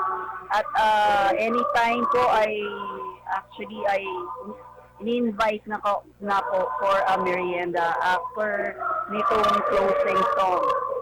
At katulad din po nung hello? Go ahead. Hello, katulad din pa rin po sa pagpapatuloy ng ating report, yung sinabi ni sa speech ni VP Leni Robredo na in-encourage po niya ang teamwork na pagsama-samahin ang lahat ng mga kayahan ng kanyang mga supporters para magkaroon ng maunlad na bayan ng Pilipinas. At unang-una po sa pagtatrabahuan ni VP Robredo ay ang gutom, eradicate ang gutom and kahirapan. Isa rin po ay yung kalusugan ay pagtutuunan niya ng pansin, edukasyon at people empowerment ang kanyang mga uunahin. At katulad din po nung na-mention kanina sa first 100 days niya ay plano niya magtungo sa pinakamahihirap na barangay dito sa ating bansa. At sa bandang huli ng kanyang ay sinabi niya na yung sinabi rin na unang sinabi na ni ng kanyang asawa na si Secretary Robredo na what brings us together as a nation is far more powerful than keep us apart. Kaya dito na lang po, maya-maya ay makakapanayam, maghahanap po kami ng makakapanayam para po dito po sa mga inauguration ni VP Robredo. Ito na lang po ang ibang mga kaganapan dito sa Boracay Mansion. Ito po si Sharon Enriquez. Konektado ka. Maraming salamat mga gilo kong mga tagapakinig. Ang inyo pong narinig ay ang ating mga kasamang sina Janet Bayan at Sharon Enriquez. Kaugnay, ito pong inauguration ng ating bagong pangalawang Pangulo in person of Vice President Leni Robredo. Ang tabihanan po ninyo sapagkat in a little while, ang ating mga kasama mula sa Palasyo ng Malacanang, ang ating mariringgan na mga kaganapan kaugnay itong inaugurasyon ng bagong Pangulo ng ating bansa. Walang iba kundi si President Rodrigo Roa Duterte. Meantime, dakuan natin ang kaganapan sa Mindiola area. Naroon ang ating kasamang si Alvin Baltasar. Alvin, magandang umaga sa iyo. Iulat mo na. Alvin, come in. Alvin? Alvin, come in. Alright. Ating babalikan ang ating kasamang si Alvin Baltasar. Mga kong mga tagapakinig, 10 ang ating pang ibang mga kasama diyan sa Palasyo ng Malacanang. Isang araw na kung saan, itong araw na ito isa pong napakahalagang araw sa kasaysayan ng ating bansa. Inaugurasyon ng ating dalawang mamumunong matataas na opisyales ng ating bansa. Simula po, mga kong mga tagapakinig ngayong araw na ito, onward. Incidentally, kung niyo pong maalala, 6 years ago, sa mga sandaling ito rin, ay atin nasaksihan ito pong inaugurasyon ng ngayon po ipapalabas na Pangulong Aquino na kanya pong palitan si dating Pangulong Gloria Macapagal Arroyo. Ginanap ang inaugurasyon diyan sa Rizal Park, sa Quirino Grandstand. Kakaiba mga gilo kong mga tagapakinig sa kaganapan na magaganap sa saksihan at maririnig ngayon pong araw na ito, ngayong umagang ito, ang inaugurasyon ng ating pong Pangulong Duterte ay gaganapin sa Palasyo ng Malacanang. Meron pong pagkakahalintulad ang inaugurasyon ng Pangulong Duterte. Ganon din ang inaugurasyon na inyo pong nasaksihan sa ngalan ng pangalawang Pangulo, Leni Robredo. At ito po yung pagiging simple, payak na inaugurasyon ng dalawa pong mamumuno o dalawang matataas na opisyalis ng ating pamahalaan. Yan po ay pagiging simple, mga gilo kong mga taga-subaybay. Meantime, ang oras po ay ganap ng alas 9:28 ng umaga. At ngayong araw nito, katulad po ng aking binanggit, ito po isang makasaysayang araw sa ating bansang Pilipinas. Meantime, dakuan natin ang kinaroroonan ni Alvin Baltasar. Alvin, magandang umaga. Ano kaganapan dyan sa Ortigas si Alvin? Alvin, magandang umaga sa iyo. Yes, Captain Sel, hindi mo na kami diretso doon sa area namin. Supposed to be doon sa malapit sa bisinidad ng Palasyo ng Malacanang. Meron kami natanggap na impormasyon na manggagaling si Pangulong Rodrigo Duterte mula sa isang hotel dito sa may area ng Pasig. At ito ang inaantabayan na namin sa kasalukuyan ni Kuya Rene. Kaya kami nakaposte dito sa may area ng EDSA, corner Ortigas, papunta ng San Juan. At sa mga nakukuha nating impormasyon anytime now, ay posibleng lumabas na si Pangulong Duterte mula sa isang hotel dito sa may gawin ng Pasig area. Kung kaya sisikapin natin, titingnan natin kung mapapahintulan tayo o makakabunto tayo doon sa gagawing convoy ni Pangulong Duterte. Ang sitwasyon, Captain Sel, sa may EDSA, nung binagtas sa amin ni... Traffic-wise, Alvin, marami nagtatanong. Napaka-traffic. At mas mukhang pinaralapan ng mga malakalakang pagbuhos ng ulan itong daloy ng trapiko dito sa may EDSA at Pasig area, ito sa may gawi ng Ortigas Avenue. Lumilingon ako doon sa may gawin ng Ortigas, Pasig area. Hindi gumagalaw yung mga sasakyan. Sa ngayon, bagamat yung nakuha nating impormasyon, Captain Sel, dito babaybay si President Rodrigo Duterte. Wala pa naman tayo nakikitang mga alagad ng police, PNP na posibleng magbigay ng security sa kanya. So, tingnan na lamang natin siguro few minutes from now kung dito nga dadaan yung convoy nitong si Pangulong Duterte. Sapagkat palaisipan pa rin, Captain Sel, for security reason, pwedeng it's either mag-chopper o mag-byland si Pangulong Duterte. Pero just the same, tinambayan na namin ni Kuya Rene itong era na ito. Para kung sakasakali mang mag-byland, bubuntutan na natin si Pangulong Duterte hanggang sa makarating siya doon sa kanyang pupuntahan ngayong umagang ito. Alvin? Yes, Captain Sel. Meron ko bang napansin o naobserbahang traffic rerouting dyan sa area? Actually, Captain Sel, tinanong namin ito kahapon kay General Wilben Bayor. Nung nag-press com sa kahapon, kaugnay ng seguridad para sa inauguration day ngayon. Wala naman siyang nabanggit, pero mukhang ang mas nakakaalam niyan, Captain Sel, taga mga MMDA, Metro Manila Development Authority. Meron ko ba nakikita mga enforcers ng MMDA along the area? That's right, Captain Sel, dito sa may Ortigas, meron tayong nakikita mga nagmamatong taga-MMDA. Alvin? Yes, Captain Sel. Okay, babalikan kita in a little while. Dadakuan muna natin ang palasyo ng Malacanang. Back to you, Captain Sel. Okay, back to me sa ating pong special coverage ng inaugurasyon ng ating pong Pangulo at pangalawang Pangulo dito po sa radyo ng Bayan at ng telebisyon ng Bayan. Sa puntong ito, narito ang pagbabalita mula sa palasyo ng Malacanang, courtesy of Kate de la Cruz. Kate, magandang umaga. Iulat mo na. Magandang umaga, kasamang sila. Narito nga tayo sa labas ng Malacanang dito sa may gate, dito sa may Jose Laurel Street. Patuloy na nga yung pagdating ng mga VIPs dito. Makikita natin yung mga sasakyan nila pumapasok na. At medyo mahigpit na din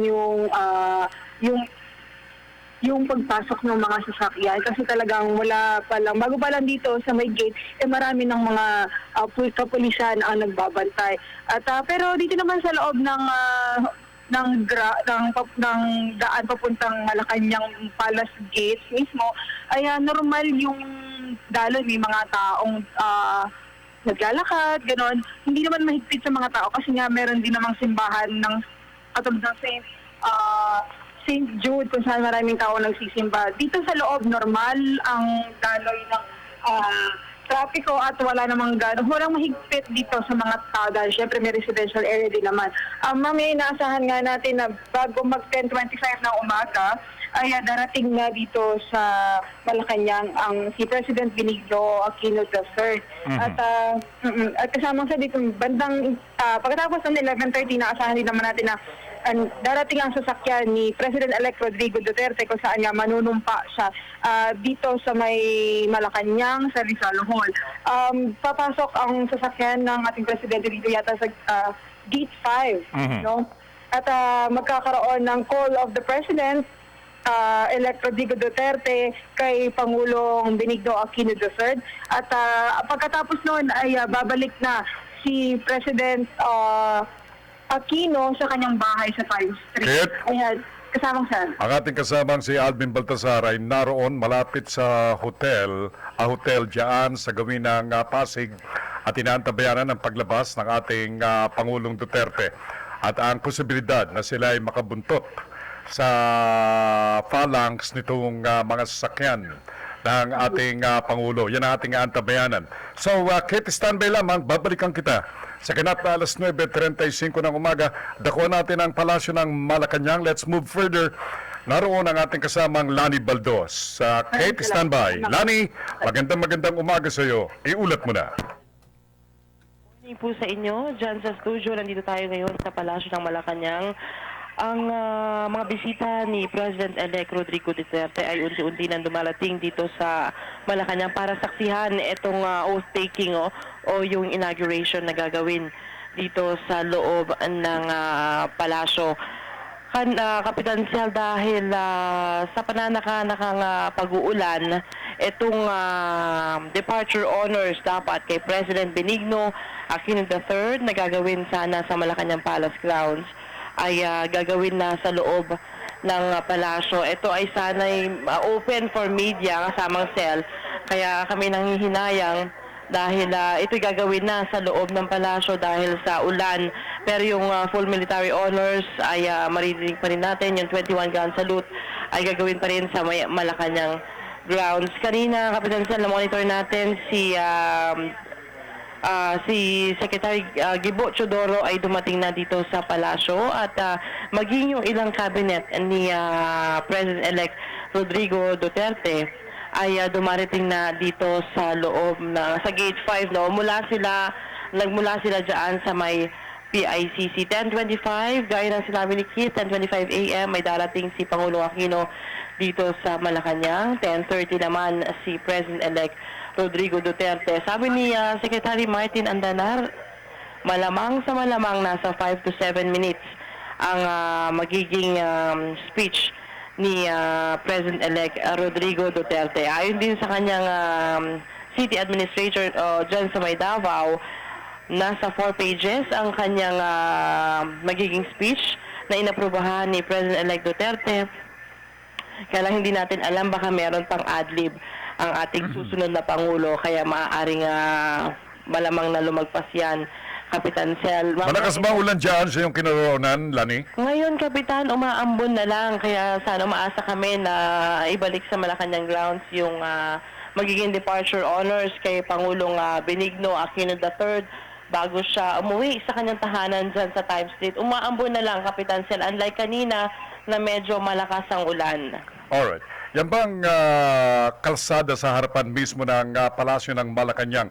Pero ko pa nakita mga bandelitas o anumang mga adorno bilang pagpapakita ng isang mahalagang kaganapan ngayong araw na ito dyan sa Palasyo, Alani? Aside from the flag, Kapitan Sel, wala naman ako napansin, pero hindi kami pinaandaan kasi dun sa mismong palasyo. Close ito, dun sa mga dumaraan.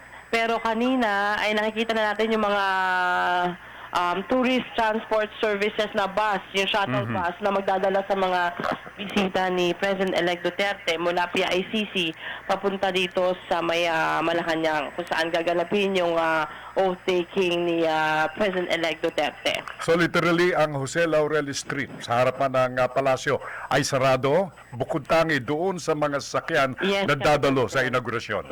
Kaming mga media ay umikot sa Kapitan para makapasok dito sa NEB dahil hindi kami makakadaan dun sa nabanggit mong street, Kapitan Sel, entrance ng Gate 5 kung saan papasok sina Pangulong Aquino at si President-elect Rodrigo Duterte. Alright. Lani, babalikan kita, ha? Yes, Kapitan Sel. Standby lamang, datukuhan ko muli si Kit. Okay. Yan po ang kaganapan sa kinaroonan ng ating kasamang si Lani Valdos.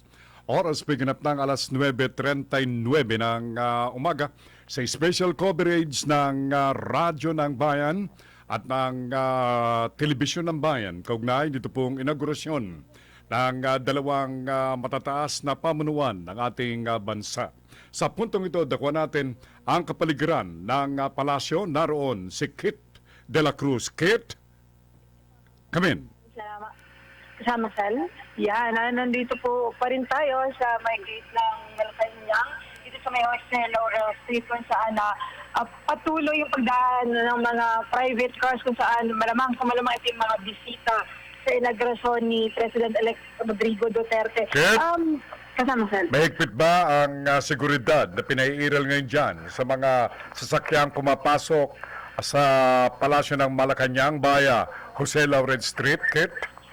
Kasamang sa loob medyo mahigpit, pero hindi naman sobrang mahigpit na may mga nakakaraang pa rin mga sasakyan na makita natin na hindi naman VIP, kasi usually ang mga VIP ay yung may mga flags sa kanilang mga sasakyan saka yung kanilang mga plate numbers. Meron pa rin mga ordinary cars na nakakapasok. Pero ang hinantabayaran natin dito yung pagpasok ng mga bisita ni President Rodrigo Duterte, kung saan nga, di ba, yung kanilang parking doon pa sa PICC. So sa ngayon, wala pa po tayong nakikitang boss na possible na mabisita ni President-elect Rodrigo Duterte. Pero ang sabi ng kasama nating sila ni Valdos Reyes, meron ng mga bisita na tumating doon. Siguro hindi, medyo nauna lang sila sa ating pagdating kaninang umaga.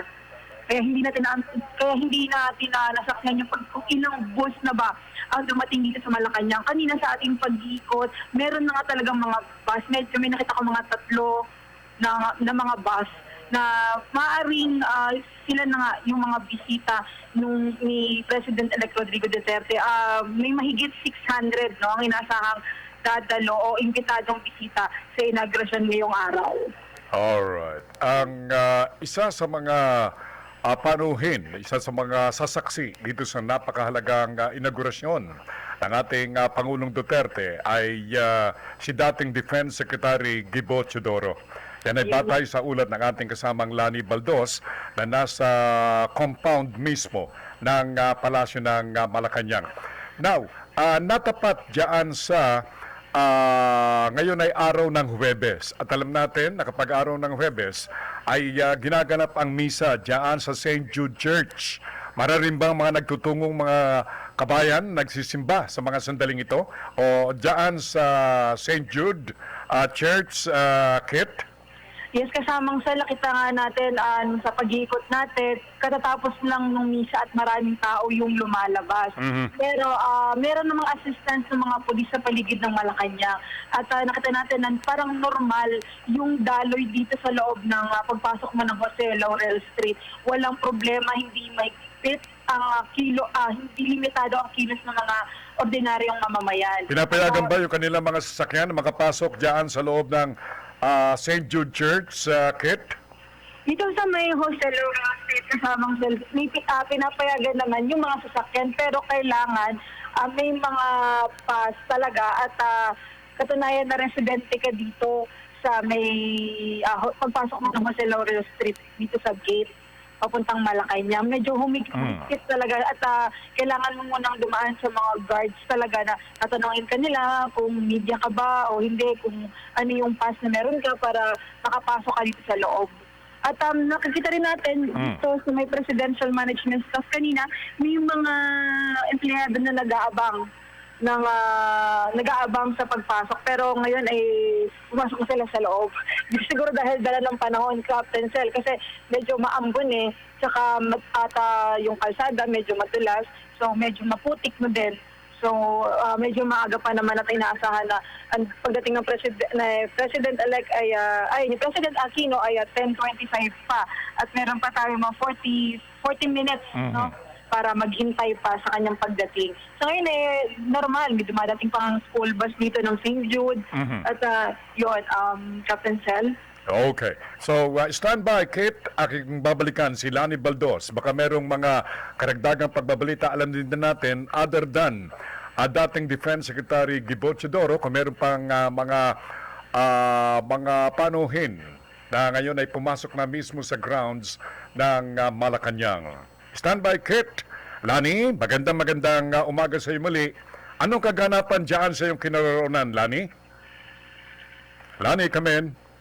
Alright, mukhang nakabitiw si Lani. Lani, babalikan natin si Lani Baldos sa susunod na mga sandali.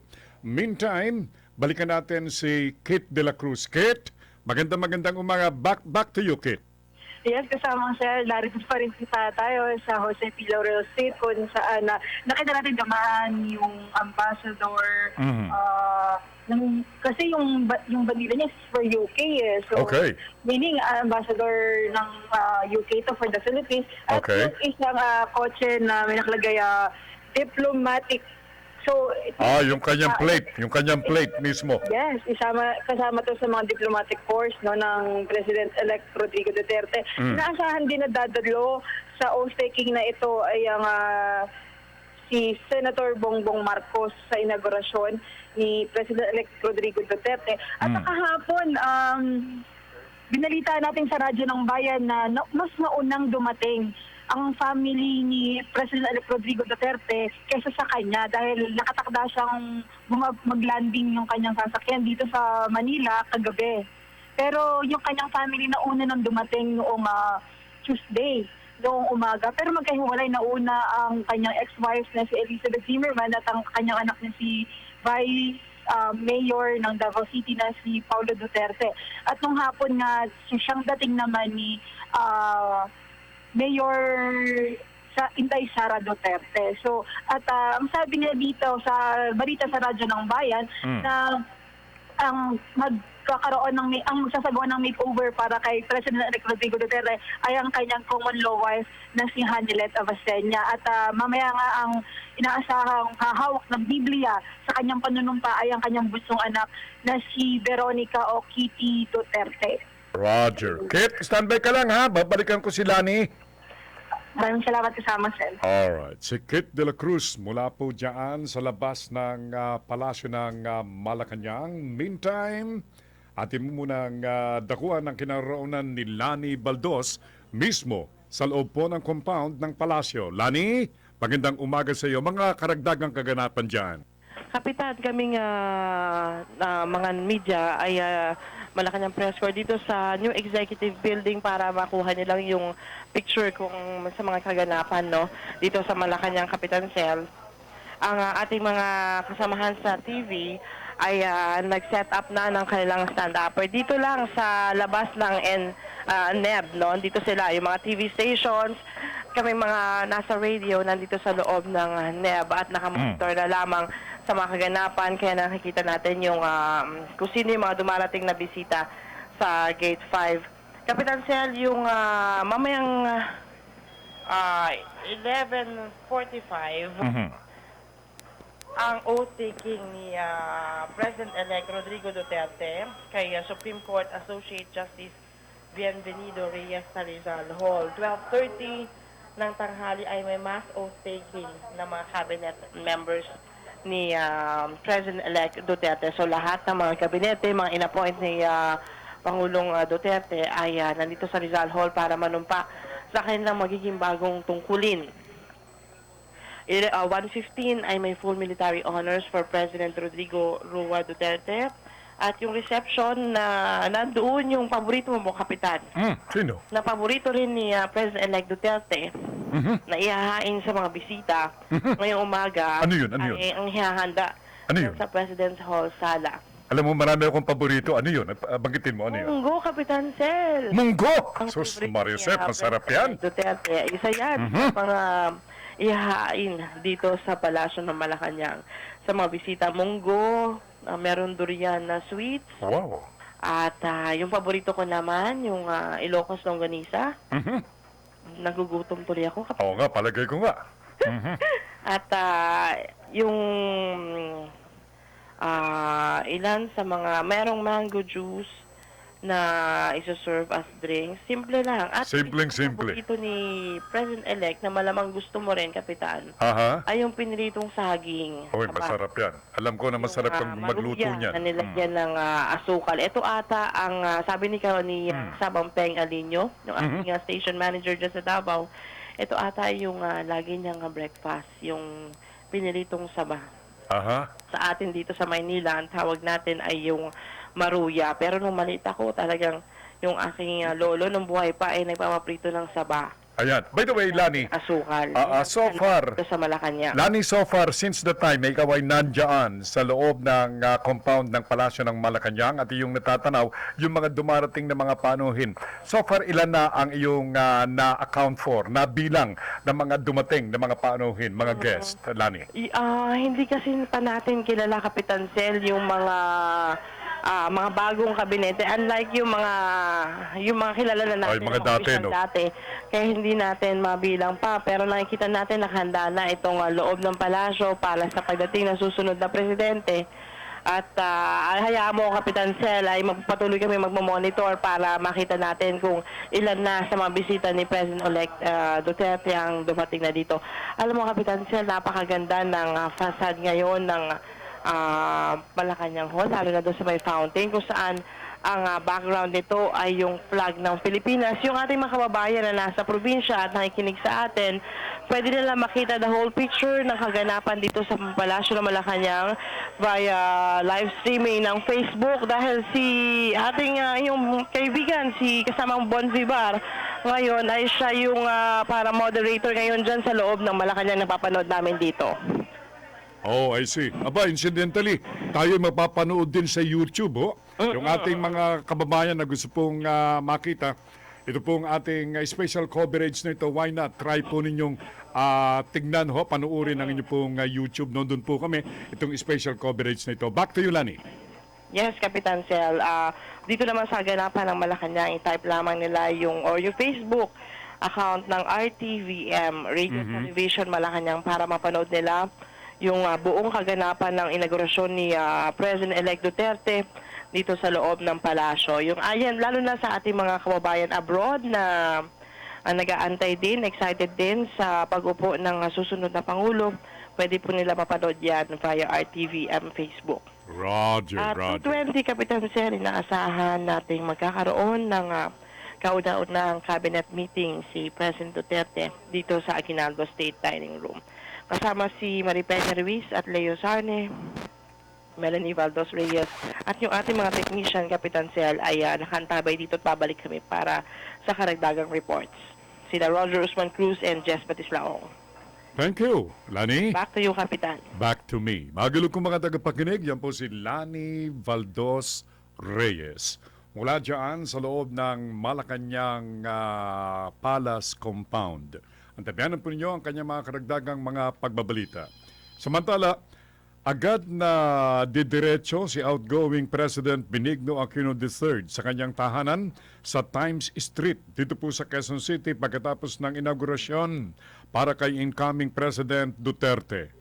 Sa ngayon, at sinabi ni Presidential Communications Secretary Herminio Coloma Jr., nagagampanan ni Pangulong Aquino ang kanyang mga tungkulin sa huling pagkakataon sa Malacanang ngayong araw, Hunyo at 30.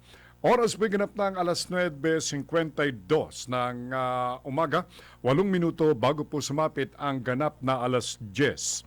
By the way, mamaya pong 10 o'clock, kalipunan ng mga balita. Pagkatapos po, ang special coverage na ito ay pagpapatuloy ng ating kasamang si Ray Sampang.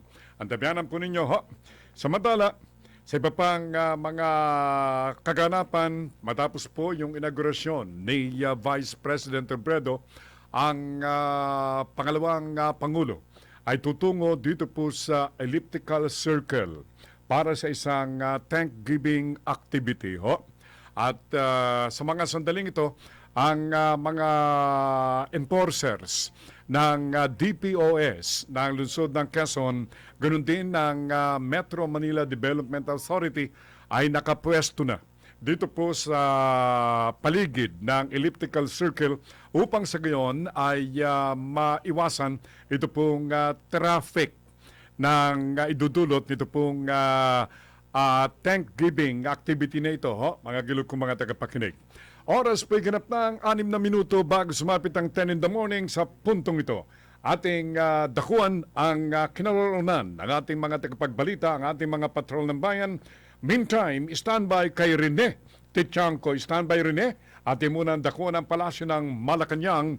Naroon ang ating kasamang Alvin Baltasar. Alvin, mula po sa Ortigas. Alvin, iulat mo na. Yes, Captain Sel, paring yung paglabas na lamang ni President-elect Rodrigo Duterte, yung inaabangan dito sa isang hotel sa Pasig area. At inaasahan natin na diretso na nga ito sa Palasyo ng Malacanang dahil kung titingnan natin yung ating orasan, 9:54 ng umaga, at kinakailangan doon sa Palasyo ng Malacanang, nandun na siya ng alas 10:30. Sa mga nakukuha nating informasyon, nakaposte na yung ilang kagawad ng Pasig Police. Ganon din ng Presidential Security Group dito sa may lobby ng hotel. Huwag muna nating sabihin for security reason. Wag. Oo. At well, patuloy pa rin kaming nakaposte dito ni Kuya Rene sa may gawin ng Ortigas Corner EDSA.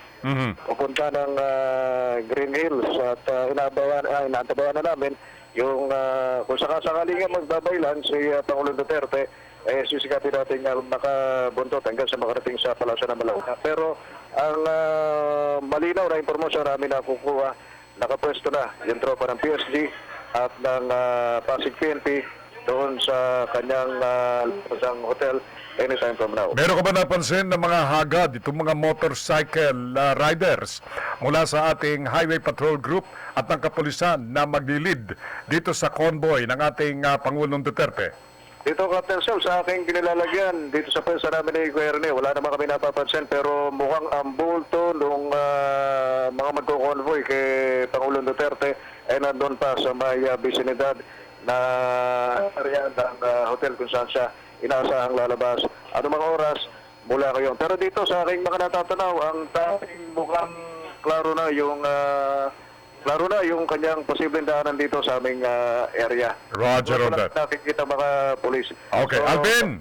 Pera natin. Okay. Yan muna. Balikan kita mamaya, ha? Back to you. Okay, mula po yan sa Ortigas sa lungsod ng Pasig, si Alvin Baltasar. Meantime, standby Kit de la Cruz. Ating munang dakuan mula pa rin sa Palasyo ng Malacanang, si Rene Techanco. Rene, magandang umaga. Iulat mo na.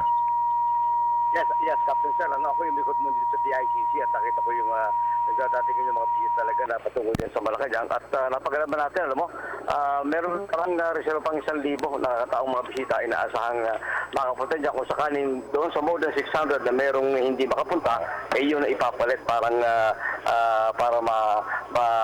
makompleto yung 600 na may get na patungo dyan sa Malacanang sa Inauguration ni President Rodrigo Duterte. Gawin na ako sa Vicente ng Malacanang, pero ako tayo ng balita. Rene, eksaktong lugar mo rin, saan ka? 10:20 pare. Okay, Rojas Boulevard going to Vicente Malacanang. Rojas Boulevard. Kamusta ang traffic dyan sa Rojas Boulevard, Rene? Medyo matindi pa ang traffic, pero merong tayo nakapanayam si Iloilo Congressman Jeff Treñas, ito galing sa LP, ngayon sa PDP Laban, ang kanya panawagan sa lahat ng mamayan, sa lahat mismo ng mga politiko na magkaisa at suporta itong si President-elect Rodrigo Duterte sapagkat yung mga paghamon dito ay bigat, lalo na yung issue ng prosperity, ang issue ng illegal drugs, ang issue ng corruption at iba pa. Nasabi niya sama-sama tulungan natin ang bagong Pangulo na itiharapin at atasin para sa kapakanan ng bansa. So in other words, sabi ho ni Treñas na kailangan tayo magkaisa at magkasama-sama para sa pagsuporta sa mga gagawin ng bagong Pangulong halal na si Rodrigo Duterte. Rene, isang katanungan bago ko idako ang kinaroonan muli ni Kit de la Cruz. Kamusta ang daloy ng traffic dyan muli dyan sa Rojas Boulevard? Well, moderate to heavy sa kasalukuyan. Moderate to heavy both lanes? Yes. Okay. Rene, babalikan kita, ha? Okay, back to you. Okay, magilog kong mga tagapakinig, si Rene Techanco in a little while, siya po'y sasama rin sa ating mga kasama mula sa Palasyo ng Malacanang. Ang tabianan po ninyo. Meantime, balikan natin si Kit de la Cruz. Mula pa rin sa kapaligiran ng Palasyo. Kit, magandang umaga. Anong kaganapan meron pa dyan? Kit, come in, Kit. Kit de la Cruz, come in. Hello? Yeah, Kit, come in. Yan, kasamang sir, habang kausap mo si kasama Nani at kasama Rene at kasamang Alvin, sunod-sunod na yung dating ng sasakyan ng mga ambassador. So nakita natin halos may 10 sasakyan na yata ng ambassadors ang dumating dito. Pero syempre, ako hinihintay ko kasi yung bus eh. Pero ngayon wala pa, dumadaan dito. So nakita nga natin, dumaan na yung ambassador ng Canada, ng Brazil, ng UK. Alam mo, Captain, medyo mahirap mag-distinguish kasi ng bansa. Baka mamaya magsalita tayo, magkamali tayo ng informasyon. Kasi yung mga bandila, halos pare-pareho. Yung ibang bansa halos pare-pareho yung kulay eh. Siyempre, mahirap tayo magbanggit ng bansa, petos mali naman pala. No? Pero yung kaninang masisiguro natin, nandito na yun sa Canada, sa UK, at yung sa Brazil. At nakita nga natin dito medyo dumadami na yung tao sa labas. Dahil alam kong ito, lalo na dito sa may presidential management staff, lumalabas na yung, nag-aabang na yung mga empleyado. Kanina nga, nagmumonstra sila kung paano nila kakawayan yung mga dumadaan. Siguro ito yung pag-ensayo nila kung anong gagawin nila sakaling dumaan na yung sasakyan ni President-elect Rodrigo Duterte at yung sasakyan din ni President Benigno Aquino III. May mga nakausap tayo dito ng mga lumabas dito galing sa may sitio. At sabi nila hinihintay din nila yung aware naman sila na inaugurasyon ngayon. So naghihintay sila dito para makita rin yung masakyan din yung pagdating yung ni presidente natin ngayon at ang susunod na presidente ng bansa. At medyo dumadami yung tao dun sa may St. Jude, Capencel. Dahil siguro yun ang pinaka-safe na place para doon sila mag-stay. No, kung gusto nila makita yung mga paparating ng mga officials. So doon yung anxiety ng ating mga kababayan na makita in person ang ating bagong Pangulo ng Bansa, Rodrigo Duterte. Kate, babalikan kita in a little while, ha? Yes, kasama sir. Maraming salamat. Antabianan po ninyo ang pagbabalik ni Kit de la Cruz at ang ating kasamang Ray Sampang na mapalit po sa inyong lingkod. Meantime, iwas na inyong mga orasan. Ang oras po'y ganap na ang 10:01 ng umaga. Sumain nyo ang Radyo ng Bayan. Muli magandang umaga Pilipinas para sa ating mga pangunahing balita sa oras na ito. May bago na ang Vice President ang Pilipinas. Ilang minuto lang makaraan ng 9:00 ng umaga, nanumpa si Vice President Leni Robredo bilang halal na Vice Presidente ng bansa. Pinangunahan ni Barangay Punta Tarawal, Calabanga, Camarines Sur, Barangay Captain Ronaldo Coner at ni Barangay Mariana, Quezon City, Chairman Regina Celeste San Miguel ng Barangay Mariana, Quezon City ang pananumpa ni Robredo. Sinimulan ang seremonya ng pag-awit sa lupang hinirang at ecumenical prayers. Pagkatapos ng panalangin, umakyat na sa entablado si Robredo kasama ang kanyang 3 anak na babae. Ang kanyang bunsong anak na si Jillian ang humawak sa Biblia kung saan nakapatong ang kaliwang kamay ni Robredo habang nanunumpa. Sa kanyang 8 minutong talumpati, hiningi ni Robredo ang suporta at kooperasyon ng lahat para may sakatuparan niya ang kanyang mga adhikain. Hiningi rin ni Robredo ang tulong ng sambayanan para maisulong niya ang kanyang mga advokasya. Pinasalamatan din ng bagong Vice President ang taong bayan na bumoto sa kanya at nagluklok sa kanya sa pwesto. Umasa si Robredo na sa tulong ng panalangin ng lahat, mapagtatagumpayan ng mga bagong upong opisyal ang maunlad at tahimik na Pilipinas. Samantala, tanggapin muna po natin ang pagulat na ito live ni kasamang Alvin Baltasar. Alvin, good morning. Yes, Oliver, Tol, eksakto alas 10, dumaan dito sa aming kinalalagyan dito sa may gawin ng Ortigas Avenue, corner EDSA, itong napakahabang convoy. Ito'y binubuo ng mostly mga itim na sasakyan at ilang mga hagad. At ito yung pinaniniwala namin, ito na nga yung convoy nitong si Pangulong Rodrigo Duterte. At wala kaming narinig na anumang hagad tulad nung ginagawa dati ni Pangulong Benigno III.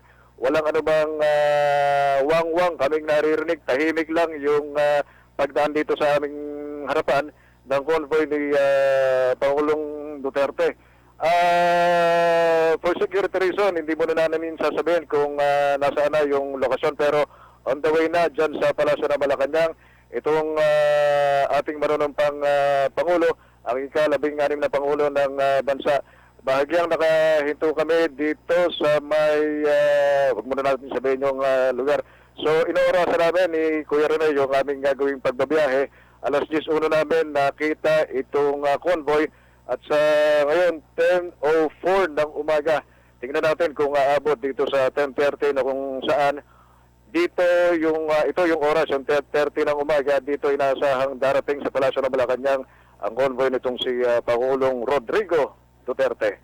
Situational report, patuloy pa rin kaming nakabuntot dito sa convoy, dito sa may gawi ng, huwag mo na natin sabihin, Oliver.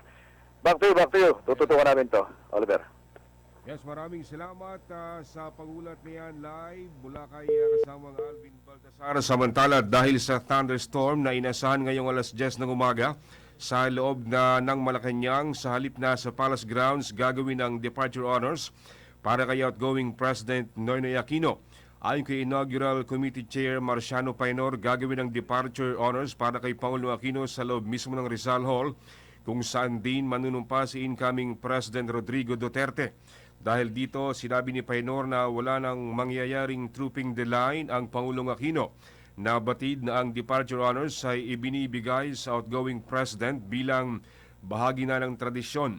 Ito ang huling pagkakataon na bibigyang pagpupugay ng Armed Forces of the Philippines ang papalis na Pangulo bilang Commander-in-Chief.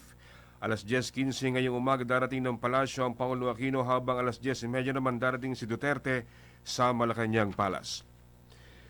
At bago mag-alas 12 ng tanghali, gaya ng sinasad sa Saligang Batas, pangungunahan ni Supreme Court Associate Justice Bienvenido Reyes ang panunumpa ni Duterte.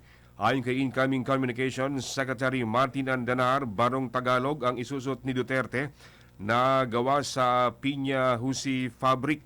Ayon kay designer Bonnie Adasa, kulay ecru ang barong ni Duterte na may burdang light brown at beige ng Manobo tribe.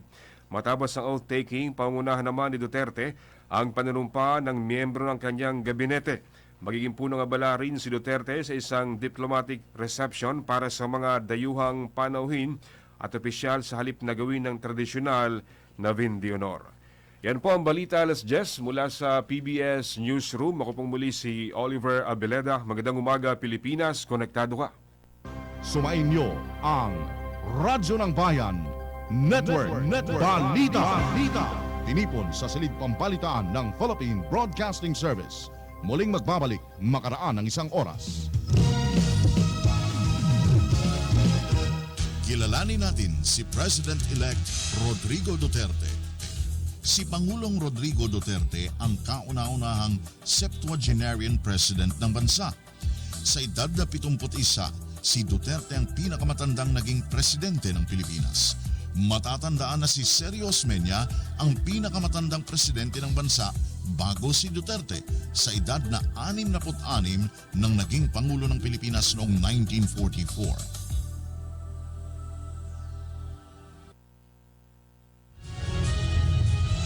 Binabago na ng Philippine Broadcasting Service ang paraan kung paano tayo makinig sa radyo. Kahit saan, kahit kailan, ay makakasama mo na ang Radyo ng Bayan sa pamamagitan ng smartphone na may Wi-Fi o unlimited data service. Mag-download ng PBS Raps sa Google Play kung Android ang gamit mo, sa Apple Store kung iPhone o iPad naman.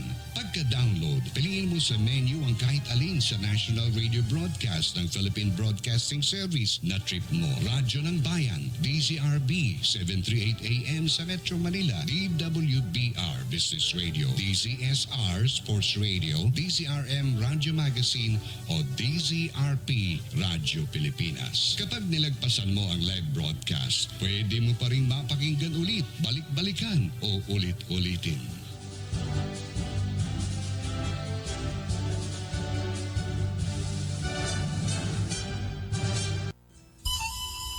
Isang minuto para sa climate change. Nangunguna ang Pilipinas sa mga karatig bansa sa Southeast Asia sa kahandaan sa panahon ng sakuna at kalamidad. Tama po ito. Nakita ng European Union ang pagsisikap ng Pilipinas na mapahusay ang mga programa ng disaster risk reduction o pagbawas ng banta ng panganib tuwing may sakuna at kalamidad. Pinuri din ang pagpupunyagi ng local government units o LGUs, non-government organizations o NGOs at mga komunidad upang makapagligtas ng mga buhay at mabawasan kung hindi man maiwasan ang pagkasira ng mga ari-arian. Inihiyag din ng United Nations Office for Disaster Risk Reduction na pinakamalubhang mapipinsala ang Asya tuwing may kalamidad. Siyam sa 10 bansa na may pinakamataas na bilang ng namamatay sa kalamidad ay nasa Asya. Climate change. Nasa tao ang kalutasan. Ating pagtulungan.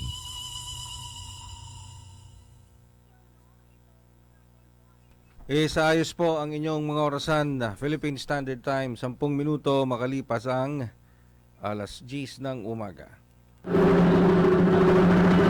Barangay PBS Sa Radyo ng Bayan.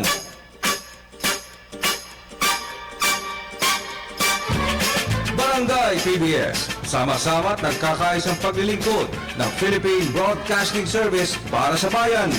Magbibigay ng sigla sa inyong umaga, dito sa inyong nag-iisang puntahan ng bayan, sa Barangay PBS. Konektado ka! Alright mga kabarangay, magandang umaga po. Ito po ang programang Barangay PBS dito po sa inyong pundahan ng bayan, sa Radyo ng Bayan. Kami po ang inyong mga kasama, Kabesang Ray at Kabesang Ched, para sa ating special coverage ngayong araw na ito sa inauguration ni President-elect Rodrigo Duterte, gayon na rin ni Vice President-elect Leni Robredo. Higil po sa aktibidad na yan, sa event na yan, nasa linya ng komunikasyon si Alvin Baltazar, nasa convoy ni President-elect Rodrigo Duterte. Alvin Baltazar, good morning. Konektado ka na. Ako, Ray, nandito na kami sa may gawi ng San Juan at papaligo na kami dito sa may Domingo, lungsod ng San Juan. Pero kanina, alam mo, Ray, yung binabagtas namin, yung kahaba ng Ortigas sa Indo, papunta ng nadadaanan namin yung Green Hills hanggang sa may Santolan. Ang napansin namin dito, Ray, di ba may traffic light na nakalinya doon? Ang napansin namin dito sa convoy nitong si Pangulong Rodrigo Duterte, pagka naka-stop, stop din. Pagka naka-green, saka lang go-go yung convoy. Kaya ang nagiging sisti dito, merong security factor dyan eh. Ang ginagawa ng mga convoy nitong si President Duterte, pagka naka-stop yung traffic light, bababa sila sa kanilang mga sasakyan. So naka-alerto sila. At ngayon medyo bumabagal-bagal yung aming takbo dito sa may gawin ng Domingo San Juan. At ang napapansin din namin dito ni Kuya Rene, yung mga tao nagsisilabasan. Yung mga nakita namin sa may gawin ng Ortigas, yung mga empleyado pansamantalang bumaba, yung ilang mga empleyado bumaba sa kanilang mga tanggapan, lumabas upang saksiyan yung pagdaan ni President Rodrigo Duterte. Meron ding mga residential area kaming nadaanan papunta rito sa may Domingo Street at naglalabasan din sila, kumakaway dito sa convoy ni Rodrigo Duterte, ang ating magiging ikalabing-anim na Pangulo ng bansa. Sa ngayon, ang tinatakbo namin ay nasa mga 20 kilometers per hour lamang at medyo mabagal-bagal yung takbo namin sapagkat anong oras na ngayon? Ngayon ay alas 10 sa 12 na sa aming relos. So medyo marami-rami na rin yung mga sasakyan dumaraan sa ganitong mga oras. Pero tingnan natin kung aabot tayo doon sa 10:30 na oras na kinakailangan nandun na sa Palasyo ng Malacanang itong si Pangulong Duterte. Okay, Alvin. Yes, Ray. Liwanagin ko lang kapag nag-red yung stoplight, hinto rin yung convoy. Hinto rin yung convoy. Pag nag-green, go. Pagka nag-green, oo, doon lang tatakbo. Kaya muna, sandali lang. Ibig sabihin talagang nire-respeto yung traffic rules. Pag sinabing stop, stop. Maski na ba presidential convoy ka, pag sinabing stop, stop. Ganun sa Davao eh. Pag sinabi niya stop it talaga. Oh, stop it talaga. Ito nga, tinitingnan ko yung speedometer namin. Di ba sa Davao, tumatakbo lang. Usually, 40 kilometers per hour lang. Hindi pa yata kami pumapalo. Eksakto lang, 40 kilometers per hour lang yung tinatakbo. Average na itinatakbo ng convoy itong si President-elect Duterte. Pakidescribe mo nga sa akin kung anong ginagawa ng kanyang security detail kapag humi-stop siya sa stoplight. Kung ako yung nasa lugar ng security detail niya, it will be so difficult tuwing hihinto siya. Oo, may security concern kasi dyan na paring Ray, At tulad ngayon, naka-stop na naman kami dito sa may lumang munisipyo ng San Juan, dito sa may Domingo pa rin. At kami nasa corner ng F. Blumentritt Street noong Domingo. Ngayon, nagko na naman, ganito lang, yung takbo ng convoy ni President Duterte. So, pagka hinto talaga, ay hinto talaga. Ito, dumadami yung mga tao na... Ayan. Oh, Oo, dinudumog ba yung sasakyan? Kasi kung naka-stop yung convoy, ay baka lapitan ng mga tao yan at dumugdumugin yung sasakyan. Hindi naman. At nandun ang PSG. So, Ray, yun, may mga kababayan tayo na kumukuha ng labas yung kanilang cellphone at kinukunan yung pagdating nitong pagdaan sa kanila ng convoy nitong si Pangulong Duterte. Okay. Lumiko na sa may gawin ng Araneta. Okay. Araneta. Ano yan, lumiko na papuntang Araneta, kumanan, kumaliwa? Kumanan kami. Kanan na kami at ito, nag-stop na naman. So, automatic stop na naman kami. Pero medyo malapit-lapit na kami sa Palasyo ng Malacanang. Kasi kung Araneta, dadaan, I just don't want to give details nung direksyon nung tinatahak ng convoy ni President-elect Rodrigo Duterte alam mo naman, for security reasons. Pero yung daan na yan, papunta na yun ng Santa Mesa, Santa Mesa, Aurora, pwede yan dumiretso. Maraming dadaanan papunta ng Malacanang eh. Exactly. Tumbok mo, Ray. Mukhang... hindi mo masasabi na porque lumiko siya sa ganyan lugar, hindi mo masasabing yun na talaga yung direction niya. Maraming lugar dyan sa area na yan ng Santa Mesa na pwedeng lusutan na lalagos papunta ng Malacanang. Oo. Pwedeng yung iniisip natin, hindi pala yun yung magiging plano. So, katulad nito, Ray, naka-stop na naman kami sa traffic light, naka-alerto yung kanyang mga security, itong mga hagad na sumusunod, pati yung pwersa ng PSPG, Police Security and Protection Group, nakaalalay din dito sa convoy ni Pangulong Duterte. Ang tanong, Alvin, aabot kaya siya sa 10:30 schedule?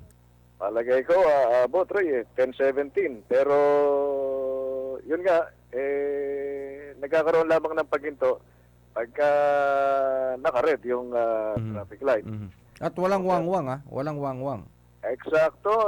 Kung ano yung tutad ni Pangulong Benigno Simeon Aquino Duterte na walang wangwang, wala ring wangwang.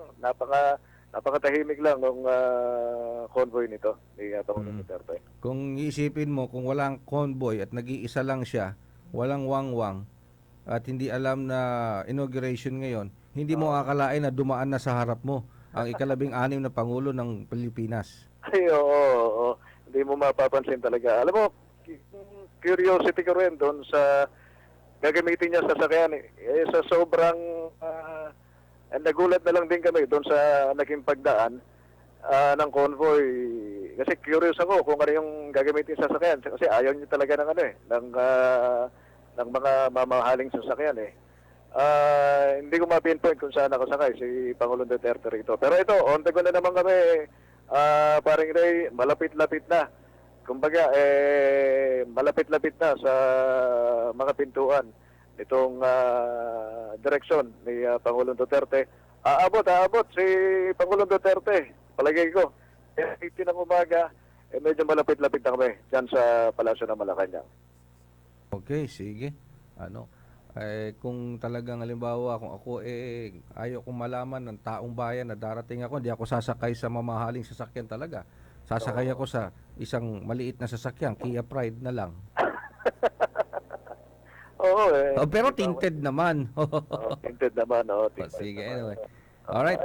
Ito na, kalalapas lamang namin ang isa pang traffic light. Naka-green naman, pero ito, binabagtas na naman namin yung isang traffic light. Naka-red, so hinto rin kami. So malapit-lapit na, parang Ray, siguro nakaantabay na rin yung ating mga kasama dyan sa may gawin ng bisinidad. Ayun, may mga lumalabas na security nung naka-stop. At ayun, nakaguna uli. At doon sa natatanaw ko, yung ilang kumpol ng ating mga kababayan ay kumakaway dito sa convoy nitong si Pangulong Duterte. Balita ko, yung mga supporters talaga excited para sa event na ito sa ating President-elect Rodrigo Duterte. Maaga pa lang talagang nag-camp na dyan sa vicinity sa labas ng Malacanang eh. Oo, at ito, meron ako nakikita yung bandila, nakalagay Duterte, at eto na, malapit-lapit na kami. Dinaanan na naman namin ang isang traffic light. Luckily, naka-green siya, kaya dire-diretso yung aming takbo. Siguro, paring Ray,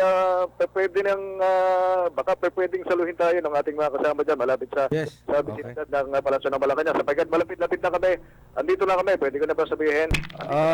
Sige. Go ahead, Alvin. Nasa Magsaysay Bridge na kami. Eto na, Magsaysay Okay, Bridge. malapit na. Back to you, Ray, back to you. Alright, sige, maraming salamat, Mr. Alvin Baltazar. Well, location ni Alvin Baltazar nasa Magsaysay Bridge. Malapit na po yan sa Malacanang. At syempre, ang President-elect Rodrigo Duterte ay inaasahang makakadating sa Malacanang para sa kanyang inaugural event 10:30 a.m. today. Ano po? At Kabesang Chet, magandang umaga sa iyo. Oo, isang maulan na umaga sa iyo, Kabesang Ray, at sa lahat ng ating mga kabarangay. Ayan. Okay, sa ating pagpapatuloy. Pasensya na at medyo talagang tinutukan natin si Alvin ha. Sige, tingnan natin kung nasa line 1 pa yung ating Sambuanga Sibugay, Kabesang Chet. Oo, tanggapin natin ang report naman ni Lesty Cubo. Lesty, buenos dias. Konektado ka. Yes, gracias. Buenos dias también. Magandang umaga. Sa ating mga balita, ang Regional Organic Agriculture Center na nasa loob ng Zamboanga Peninsula Integrated Agricultural Research Center o SAMPI-ARC na matatagpuan sa Barangay Sanito, Ipil, Zamboanga, Silugay ay ang magiging nerve center para sa Research Development and Extension ng Department of Agriculture Regional Office 9 sa buong Rehiyon 9. Ito ang sinabi ni DA9 Assistant Regional Director Dennis Palabrica sa kasagsagan ng inaugurasyon ng nabanggit na sentro noong isang araw. Ayon kay Director Palabrica, dito gagawin sa sentrong ito ang lahat ng mga pagsasanay o hands-on training at experimentation na mga magsasaka sa buong Zamboanga Peninsula o Zampen sa larangan ng organic agriculture. Para sa kabatiran ng lahat, ang SAMPI-ARC o Zamboanga Peninsula Integrated Agricultural Research Center ay matatagpuan sa kalagitnaan ng Zamboanga Peninsula kung saan madali itong mapuntahan o accessible site ito para sa mga farmer clientels at partner stakeholders ng DA9 at higit sa lahat ito ay mayroong malawak na experimental and demonstration area na umaabot sa 72 hektarya. Sinabi ni Director Palabrica na dahil sa mahigpit na implementasyon ng Republic Act 10068 na kilala rin sa tawag na Organic Act of 2010, kinakailangang mayroong magaganap na unti-unting pagbabago o gradual change mula sa tinatawag na... Lesty. Right, turn over ako sa Malacanang, Lesty ha, mula kay Miss Lani Baldos na sa Malacanang Palace. Lani, go ahead. Kasama rin, dumating na si Pangulong Benigno Aquino III dito sa Malacanang Palace. 10:22 ng umaga, dumating ang Pangulo at kasama rin naghiyawan yung mga kababayan nating nandito sa labas ng Malacanang. At nung dumating si Pangulo Aquino, ngayon ay nasa loob na ng palasyo kasamang Ray. Banggitin din natin kasamang Ray, ayon kay Asek Nino Padilla, back to regional plan ang mga kaganapan ngayon dito sa Malacanang. So yung departure honors for President Benigno Aquino III ay gaganapin na sa Malacanang Palace Ground. Dahil kanina kasamang Ray ay patuloy na nag-uulan, kaya ayon sa kanila ay doon na sa loob ng palasyo gaganapin. Pero dahil tumigil na ay dito na sa may Malacanang grounds. Ngayon naman kasamang Ray ay dumarating na yung convoy ni President-elect Rodrigo Duterte dito sa Malacanang. So, kanina si Pangulo Aquino, sinundan ni President-elect Rodrigo Duterte. Yung ating mga kababayan, kung mapipicture nyo lang po dito sa may simbahan sa St. Joseph, ay yung nakalinya yung ating mga kababayan para saksihan yung pagdating ng dalawang leader ng bansa, si outgoing President Benigno Aquino III at si incoming President Rodrigo Duterte na papasok na sa Gate 5 para sa kanyang oath-taking ngayong umaga. Kabilang sa mga bisita na ating napansin dito sa loob ng palasyo ay sina Senator J.V. Hercito, si House Speaker Sonny Belmonte ay nandito na rin sa loob ng Malacanang at ilang mga cabinet secretaries ni President-elect Duterte. So ngayon po, yung convoy ni President-elect Duterte ay pumapasok na sa Gate 5 at nakasakay siya sa puting sasakyan. Kasama natin, kasamang kasamang Leo Sarne sa ating tabi ngayon.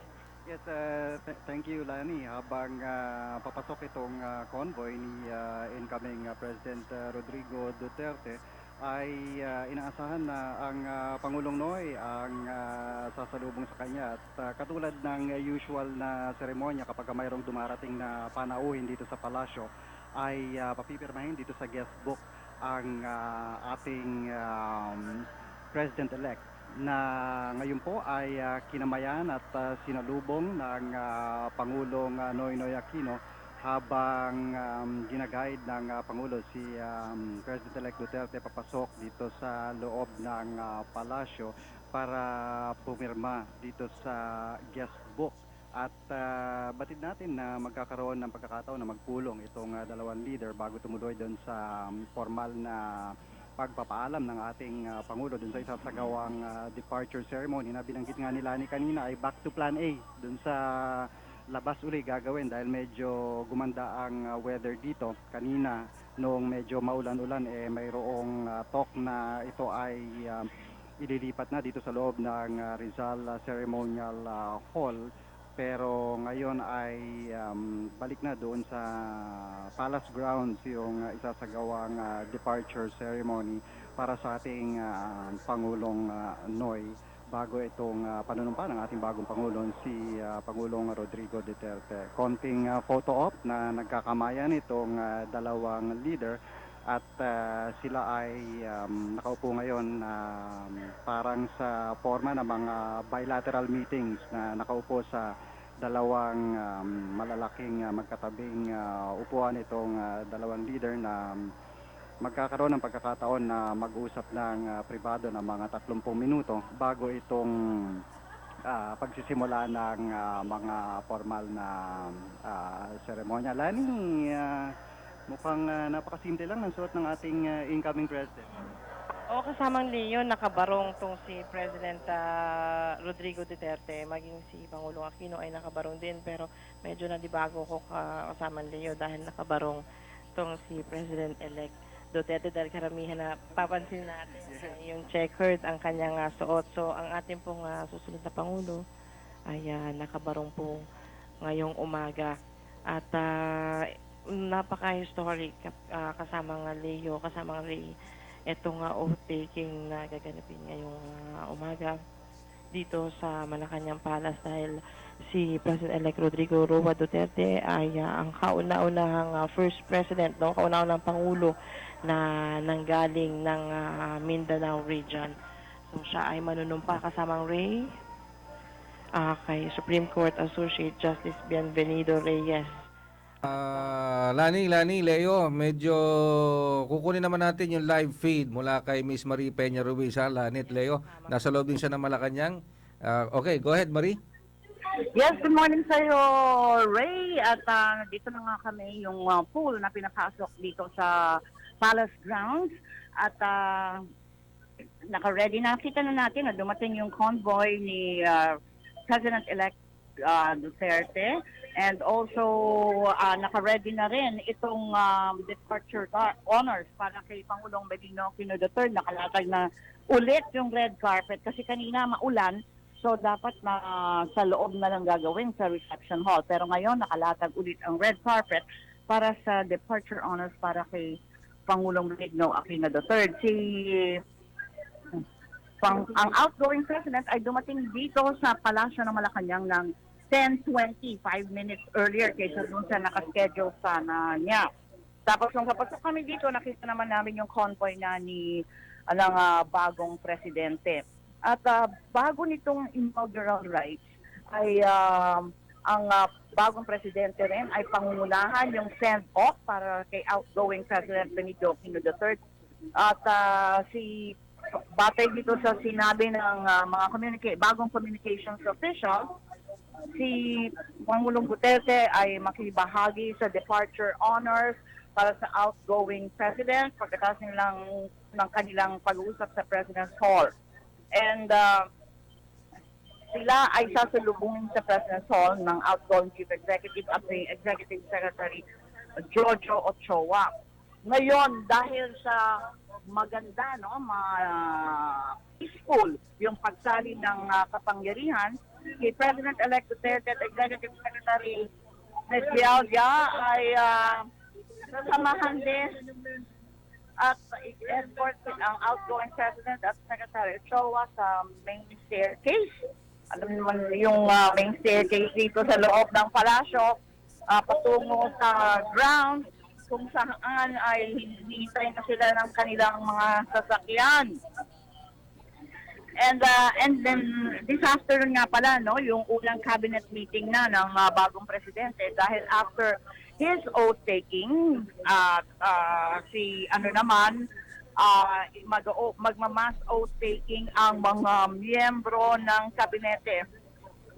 Alam mo, Ray, nagkakagulo dito ngayon yung mga full members kasi wala pa kaming go signal to go to the palace grounds. Eh, syempre, yung lalong-lalo sa visuals, sa photograph, ay gusto na nilang makapag-set up ng kanilang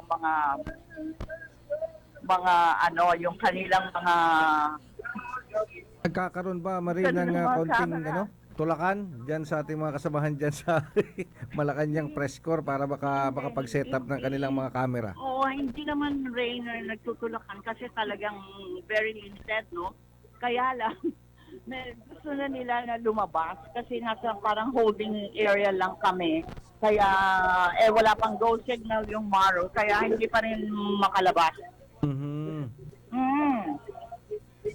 O mamaya, bahagi pa rin itong inauguration, ng ating bagong presidente. Makipagpulong siya sa mga miyembro ng diplomatic corps. Merong reception kung saan nga may simpleng pagkain inihanda, which boasts of our Filipino heritage.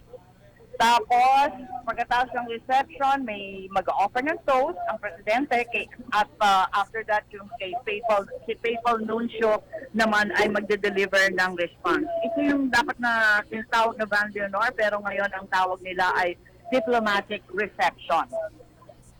Mamaya rin magkakaroon ng tour ng Presidential Museum at Library. May mga 300 bisita rin na sasama sa ating bagong presidente.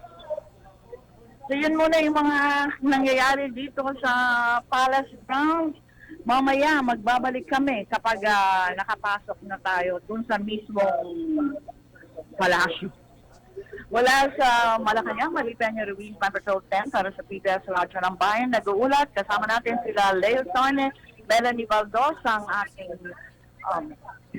Alright, thank you very much, Miss Marie Peña Ruiz. Nagbigay po ng pagulat kaganapan dyan po sa Malacanang, patungkol pa rin dito po sa inauguration ng ating ika-16 na Pangulo ng Republika ng Pilipinas. Walang iba kundi si President-elect Rodrigo Duterte.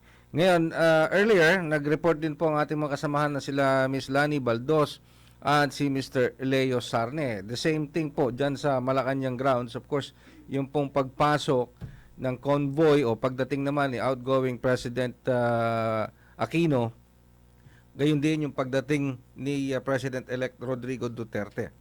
Like they said, dun sa kanilang mga report, sasalubungin ni Pangulong Aquino si President-elect Rodrigo Duterte at papipirmahin sa guest book ng Malacanang.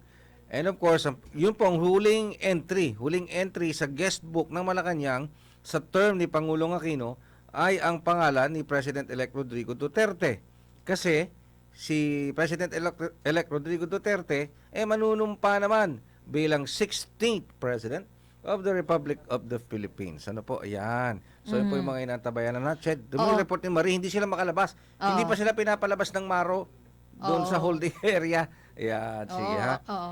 At Kabesang Ray, sa ganap na 11:45 ngayong umaga, yung inaasahan na yung pagsimula ng inaugurasyon. Mhm. Ang mangunguna diyan, mag-a-administer ng oath ni Duterte itong si Supreme Court Associate Justice Bienvenido Reyes, habang yung kanyang 12-year-old na anak na babae na si Kitty o Veronica, yung totoong pangalan nun ang siyang hawak ng Biblia na pag-aari pala nung kanyang ina na si Miss Hanilet. At pagkatapos nga niyan ay pangungunahan na ng ating bagong pangulo itong mass oath-taking ng kanyang cabinet appointees. Sabi nga, after ng inauguration, the very first cabinet meeting. Very first cabinet meeting. Ganun po talaga, down to earth at nakaroll ang sleeves ng President-elect, ang 16th President. Biruin nyo yan. Walang break. Pagkaroon ng outtaking, trabaho agad. Okay. Sinabi nga ni incoming Presidential Communications Secretary Martin Andanar na ang ating bagong Pangulo ay talagang, sabi niya, to be exact, ay raring to start with work. Ayan, kaya nga naman ay agad-agad may cabinet meeting. Ayan. Sige. Anyway, pero kilala nyo ba talaga si President-elect Rodrigo Duterte? O nakilala nyo lang siya dahil sa napapanood nyo sa TV, yung kanyang mga pronouncements, yung kanyang mga sinasabi, pero mas kilala nyo ba siya bilang isang Rodrigo Duterte, tao, ordinaryong tao, di ba? Siyempre, maski naman 16th President siya ng Pilipinas, he's still a human being, tao pa rin, nilalang pa rin, nasasaktan, natutuwa, may mga frustrations, may mga pangarap, just like any one of us dito. Just like any Filipino, just like any human being for that matter, Pero pinanganak po siya noong March 28, 1945. March 28, 1945 sa Maasin, Southern Leyte. Alam mo, nakapunta na ako sa Maasin, Southern Leyte, together with our Bureau Director, Director Tito G. Cruz, ng mga panahon kung saan nagkaroon ng Tacloban at kung kukuha po yung Yolanda. Panahon ng Tacloban, Yolanda, kung saan biro mo naghahanap lang kami ng tubig, kinakailangan pa namin pumunta ng Maasin, Southern Leyte, which it took us 2.5 to 3 hours drive para lang maghanap ng tubig, makahingi ng potable water. Ganun kahirap. So sa Maasin pinanganak, Maasin, Southern Leyte. Ang ganda po nun. Ang ganda doon sa Maasin, Southern Leyte ngayon, yung kanilang seaside, beachside, sunset and sunrise. Ang ganda po doon, ha? Sige. Ang mga magulang ni President-elect Rodrigo Duterte, sina Vicente Duterte at Soledad Roa. Ha? Sila Vicente Duterte at Soledad Roa. Biro niyo? Sige. Yun ang mga nila, no? Ano kaya ni to? Alright. Sige. Nasa linya pa ba si Lani? Wala na sa linya si Lani. Sige, anyway. Alright. Siyempre, may mga anak po, di ba? May mga anak si President-elect Rodrigo Duterte. Lalo na sa kanyang unang may bahay na si Elizabeth Zimmerman, yung kanyang first wife. Di ba? Ang mga anak niya doon ay sina Paulo, na tumatayong vice mayor ngayon ng Davao. Tapos si Sara, na tumatayo namang mayor ng Davao ngayon. Tapos yung iba pa niyang mga anak, tulad ni itong ang anak niya kay Hanilet na si Veronica, ay meron pa siyang anak na, di ba, yung nasa banda. Oo, yan, si yung magaling Baste. kumanta, si Baste. Ayan, Si Bastian. Okay. At nakapagtapos siya ng Bachelor of Arts in Political Science sa Lyceum of the Philippines, kung saan doon din nagtapos ng pag-aaral si Alan Alyanige. Bachelor of Science in Journalism. Kaya tuwang-tuwa si Alan nung nalaman niyang doon nagtapos si President-elect Rodrigo Duterte sa Lyceum. Siyempre, proud ka, di ba? Siyempre, sino ba naman ang hindi magiging proud? And noon pa lang si Jose P. Laurel nakaganon na Nakaganon na kagad Di kaya kinopya ni Duterte, President-elect Duterte kay Jose P. Laurel. Nakaganon Ganon din ang forma. Parang gumaganon, di ba? Di ba? Iba naman yan Parang pampaswerte naman yan. Ay, hindi kasi nakaganon Kapag gumagano ka, di siyempre, di ba? Nakapatong ba yan sa dashboard? Pumunta ka dun sa ano. Diyan sa Quiapo, dami nun, gumaganon. Anyway, sige. Ayun na, di ba? Sa Lyceum. Tapos, nakakuha rin siya ng kanyang law degree sa San Beda College. Yeah. Kaya nga, di ba, naging abogado. Abogado siya by profession. And napakatagal niya naging prosecutor, sa Davao. Naging prosecutor siya. Kaya alam niya yung criminal law kasi prosecutor siya. Di ba? Tapos history, yun na yun. Naging acting mayor, naging kongresista, tapos balik ng mayor, ngayon presidente na. Ganon. In short, na life and professional history ni President-elect Rodrigo Duterte. Antabayanan pa rin po natin ang iba pang mga kaganapan sa Malacanang sa mga report na tatanggapin natin later on sa ating mga kasama na sila Leo Sarne, Lani Baldos at Marie Peña Ruiz. Siyempre, meron pa rin tayong mga kasamaan sa labas ng Malacanang para sa ating mga roving reporters. Nandiyan pa rin sina Renete Chanco at Alvin Baltazar. Siyempre, nariyan din po si Jojo Ismael. No? Kaya kasama rin si Jojo Ismael.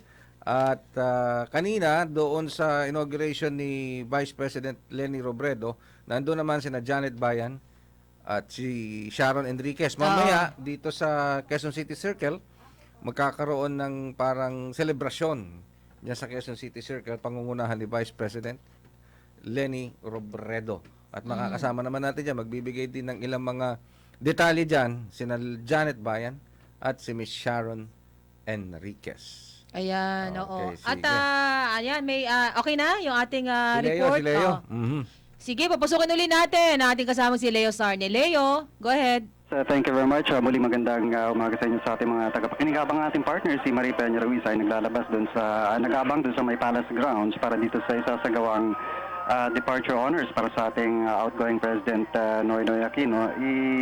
I-describe lang natin ng konti itong itsura ng ceremonial hall kung saan isasagawa itong panunumpa sa tungkulin ng ating bagong Pangulong si President-elect Rodrigo Duterte.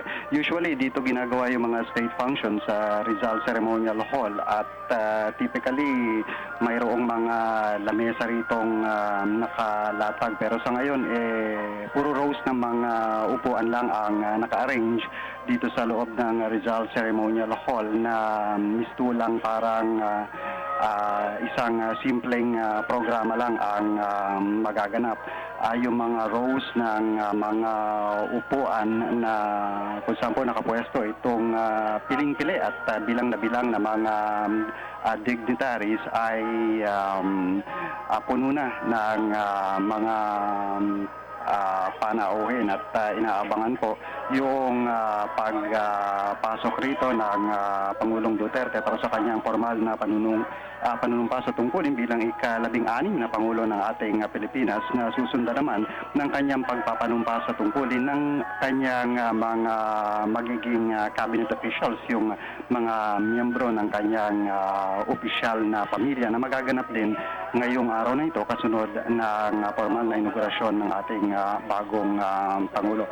Ang ating dating Pangulong FDR at si dating Pangulong ERAP ay narito na sa loob ng Rizal Ceremonial Hall kasama itong iba pang mga panauhin na naghihintay na lamang. Sa mga oras na ito ay nasa loob pa rin ng presidential office ang Pangulong Noy at itong si incoming President Rodrigo Duterte na nagsasagawa ng pribadong pagpupulong. Sa aking pagkakalam, ito yung unang pagkakataon na formal na makakapag-usap ang dalawang leader matapos itong halalan at sa 30 minutong itatagal ng kanilang pag-uusap ay of course inaasahan yung pagbibigay ng konting tips mula sa outgoing president kaugnay ng kanyang naging karanasan sa pamumuno na marahil po ay tatanggapin naman ng ating incoming President Pangulong Rodrigo Duterte bilang gabay na rin tungo sa kanyang inaasahang magiging eksperyensya sa susunod na 6 na taon ng kanyang pamumuno dito sa loob ng palasyo ng Malacanang. Ito pong pagpupulong ng dalawang leader ay it's a very informal and very cordial meeting. Nakita naman natin kanina nung sinalubong ng Pangulo ang kanyang magiging kapalit ay very polite at very welcoming ang kanyang pagkamay sa incoming president na kanyang nilid patungo rito sa loob ng tanggapan para sa kanilang pagpupulong. Yung atmosphere kakaiba doon sa naging tema nung nakalipas na halalan na batid natin talaga namang naging mainit na bakbakan at palitan ng mga akusasyon at pananalita laban sa magkakabilang kampo. But that's all behind us now at nagsalita ng taong bayan na pumili ng kanilang napipisil na maging bagong Pangulo at ngayon ang task nitong ating incoming ng ating outgoing leader at ng ating incoming leader ay kung paano maisasalin ng maayos itong kapangyarihan sa pagpapatuloy ng maayos na pamamahala dito sa ating bansa. At batid naman natin itong mga pronouncements na ating magiging bagong Pangulong Duterte at nakita natin na mukhang kakaiba itong kanyang estilo ng pamumuno at ito marahil ay makikita natin sa mga unang araw pa lang ng kanyang panunungkulan na formal na magsisimula ngayong araw na ito eksaktong 12:00 ng tanghali. At exactly 11 o'clock inaasahan itong pagsisimula ng pagbibigay ng departure honors para sa ating Pangulo. Nabanggit nga ng ating partner si Maria Leonor G kanina na yung original plan na isagawa dito sa Palace Grounds yung departure honors para kay Pangulong Noy ay matutuloy dahil medyo umaraw na rito. Kanina ang medyo maulan ay pinag-uusapan na yung Plan B na ililipat sa loob ng palasyo sa Rizal Hall itong departure honors. Pero ngayon ay balik na uli doon sa Palace Grounds at ito yung huling pagbibigay pugay ng ating militar sa kanilang Commander-in-Chief sa kanyang pagbaba sa pwesto. At yan ay tututukan mamaya ng ating partner na si Maria Leonor G na ngayon ay nandun sa Palace Grounds kanina. Alam mo, Ray, medyo mahigpit talaga yung pinatutupad na security rito, particular sa movement ng media.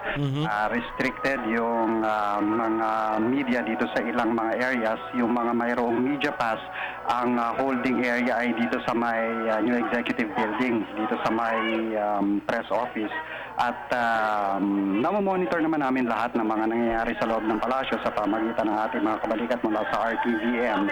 At very limited yung mga pinayagan na pumasok doon sa loob ng palasyo.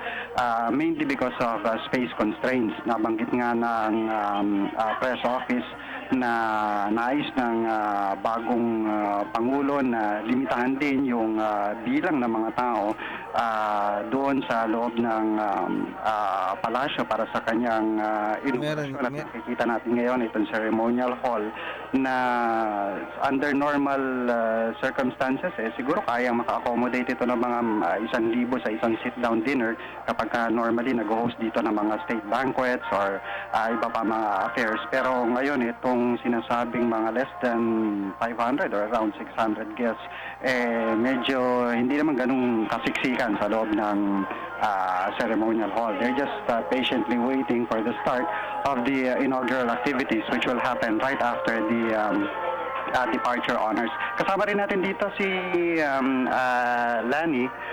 Baka mayroon kayo dadagdag, Ms. Lani. Kasamang Leo, kasamang Ray. Ang tema ngayong araw ng inauguration ni Pangulong ni incoming President Duterte ay yung Partner for Change. Kanina kasamang Ray, na-monitor natin yung interview kasi marami nagtatanong kung saan mananatili si President Duterte no, sa kanyang panunungkulan. Sabi ni Presidential Spokesperson Pete Lavinia, anya maaring manatili sa Malacanang, sa Davao, kasabay ng kanyang paglibot sa buong bansa.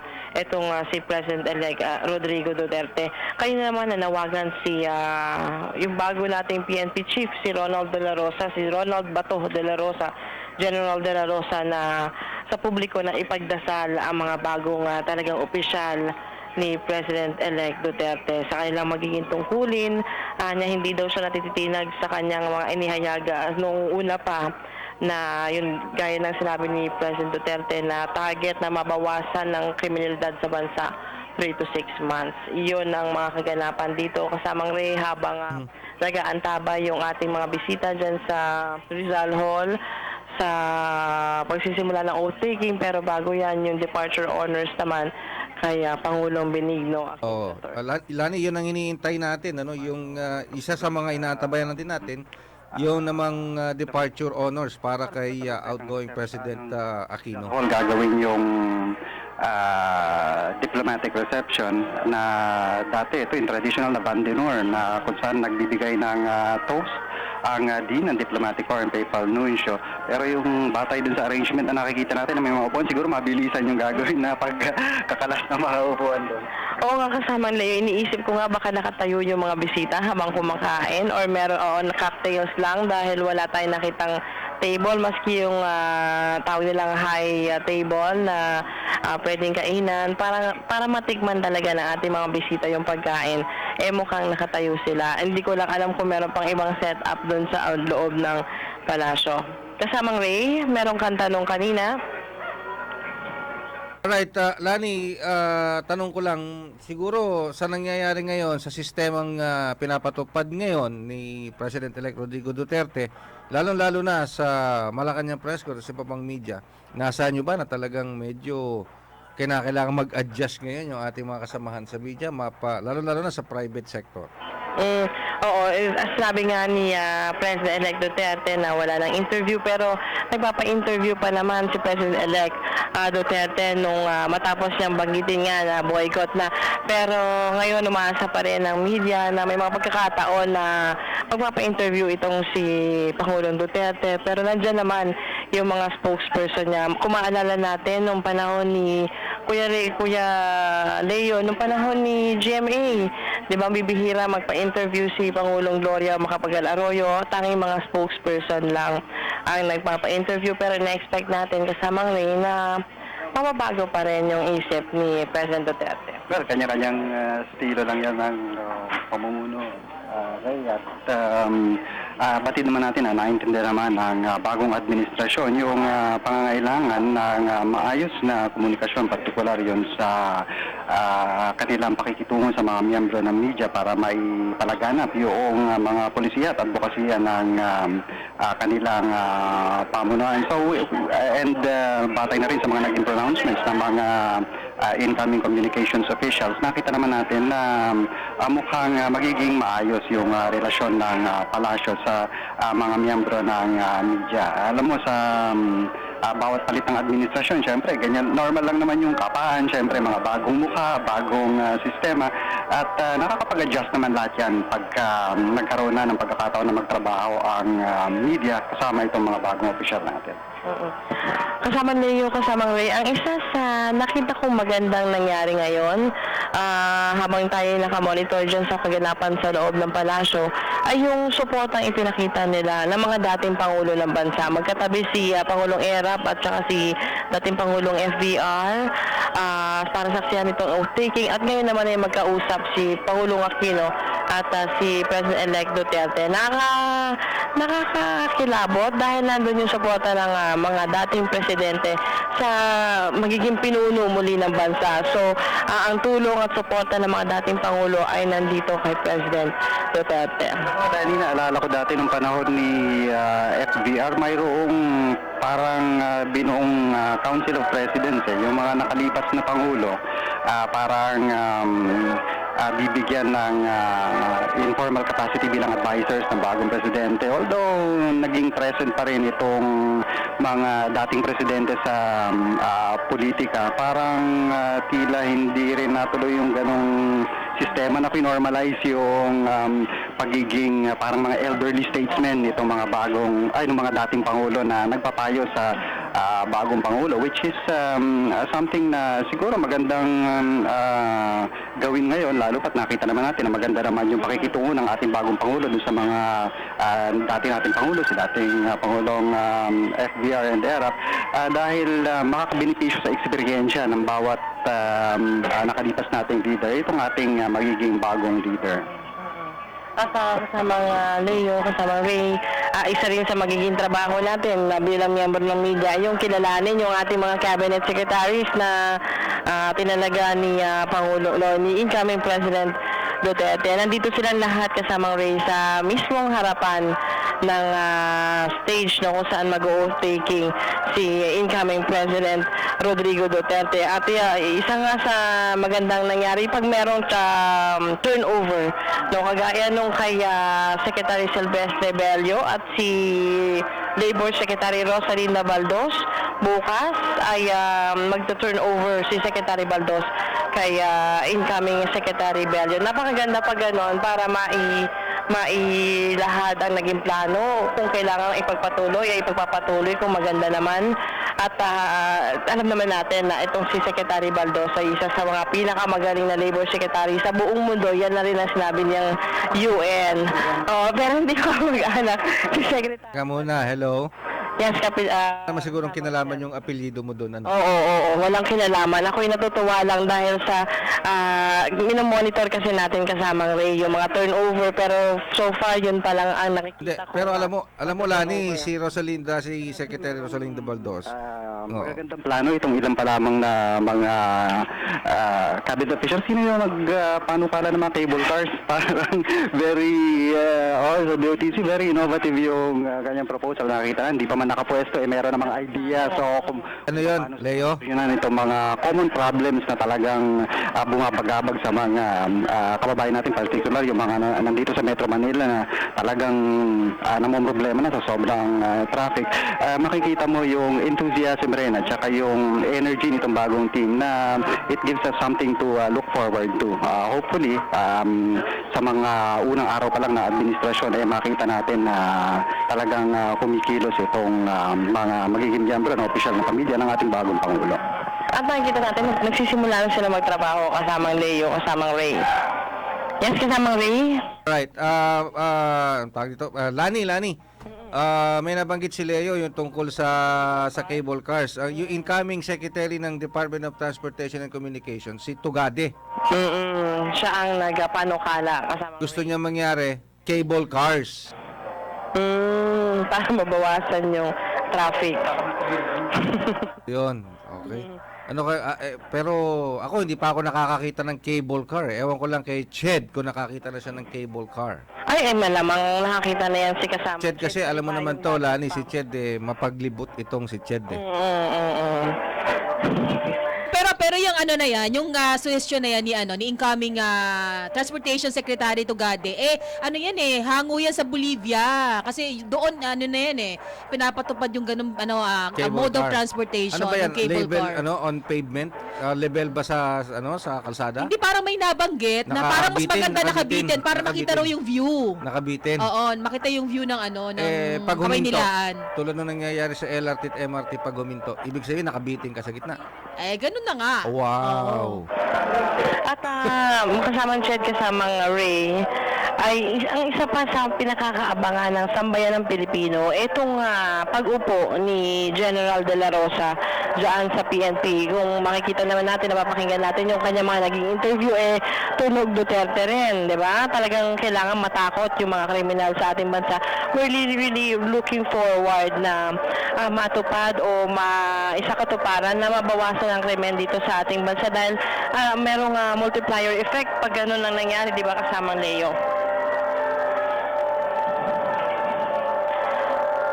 So ngayon po ay nakalatag na yung red carpet dyan sa Malacanang Grounds. Inaantabayan na lang natin ang paglabas ng dalawang leader ng bansa, si outgoing President Benigno Aquino at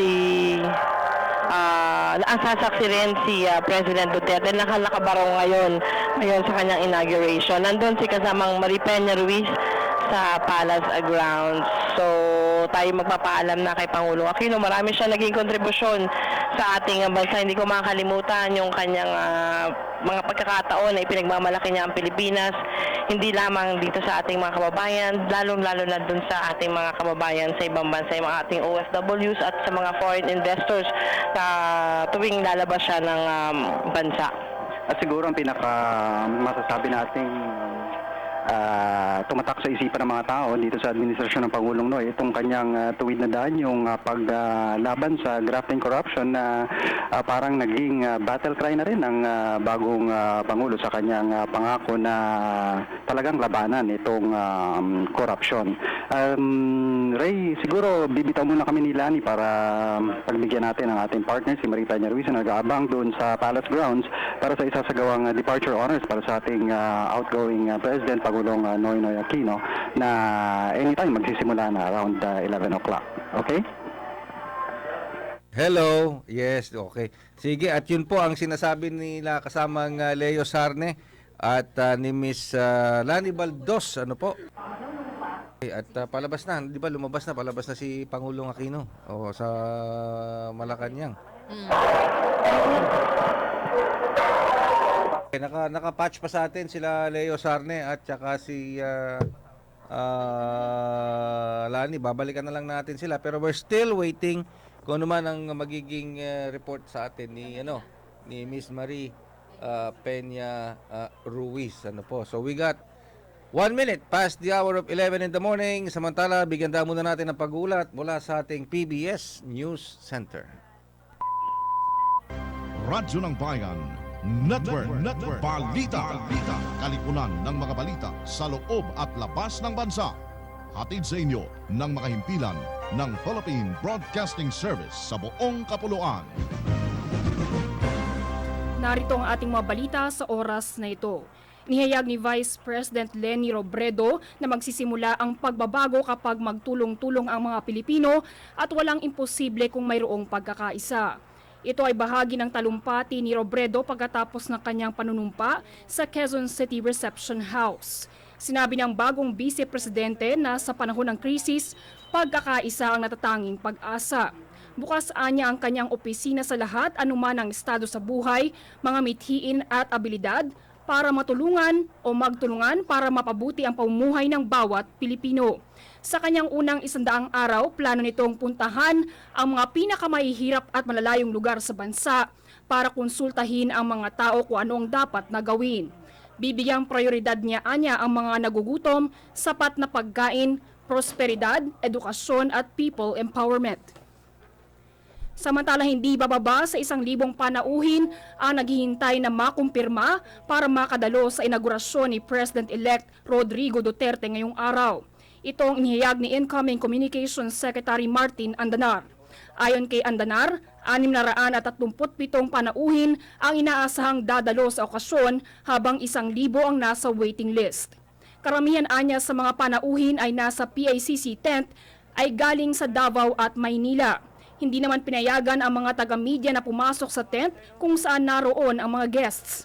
Sinabi ni Andanar na didiretso sa Malacanang ang mga miyembro ng Diplomatic Corps at senior government officials.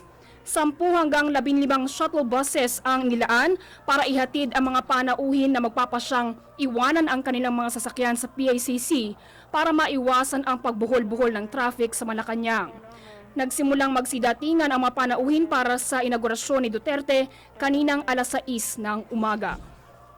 Sa kaugnay na balita, Philippine National Police hindi pa humihingi ng tulong sa iba pang police regional offices para magsilbing pandagdag puwersa sa mga pulis na magtitiyak ng seguridad ngayong araw ng inaugurasyon ni President-elect Rodrigo Duterte. Si Alvin Baltazar sa ulat.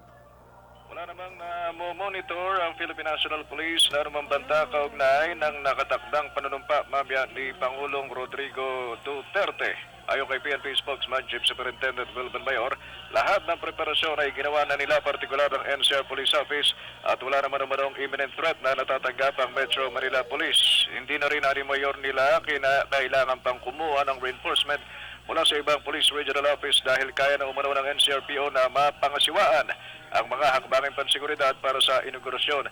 Dagdag ni Mayor na hindi na rin sila nagtaas pa ng full alert status at sa halip pinanatili na lang ang heightened alert. Wala namang walang kinuhang mga additional forces because the Directorate for Operation team kaya naman ng NCRPO. Ang naging bahagi ng pahayag ni PNP spokesman Chief Superintendent Wilben Mayor. Bayan Patrol number 7, Alvin Baltasar para sa PBS News, Radyo ng Bayan, konektado ka. Samantala may live report para sa atin si Marie Peña Ruiz mula sa Malacanang.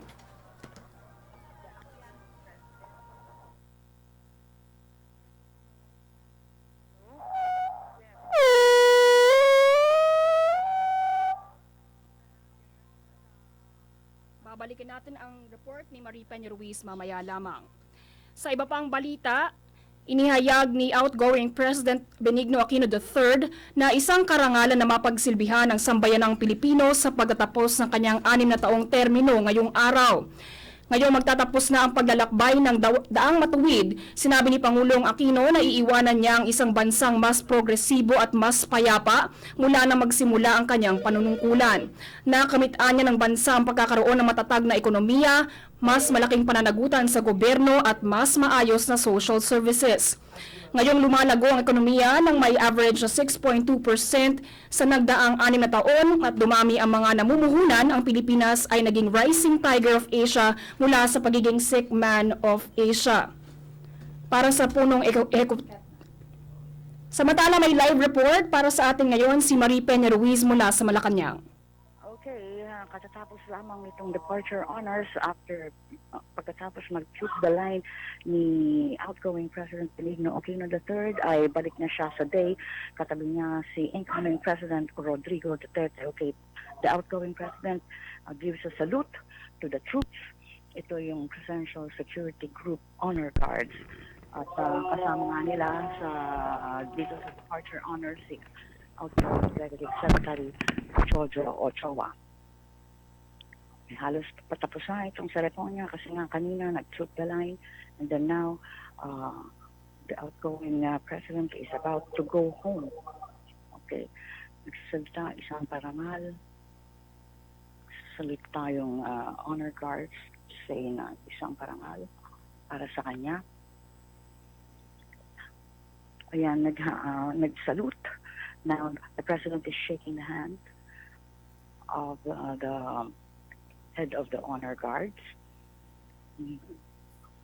Meron mga kinatawan, may 4 doon kasi na mga kinatawan lang bawat sangay ng Armed Forces of the Philippines.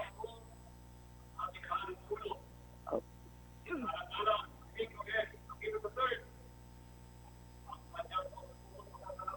Okay, sinasabi dito na in behalf of the president ay nagsasalita. Troop commander. Ang troop commander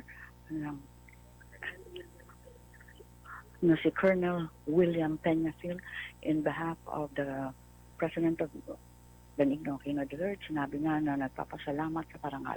Ngayon, si Pangulong Benigno Aquino III at ang incoming President Rodrigo Duterte nag-uusap, pinapakilala niya itong troop commander and patuloy pa rin ang kanilang pag-uusap yung outgoing at the incoming President.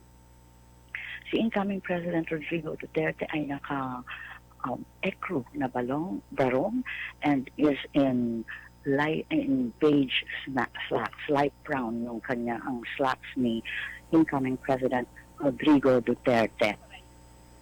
Okay, ngayon papaalis na si President Benigno Aquino III is now going to his vehicle na naghihintay sa kanya at balik na si President Benigno Aquino III sa kanyang bahay sa Times Street kung saan naman siya maghihintay sa kanya yung kanyang mga kapitbahay para sa mainit na pagsalubong sa kanya.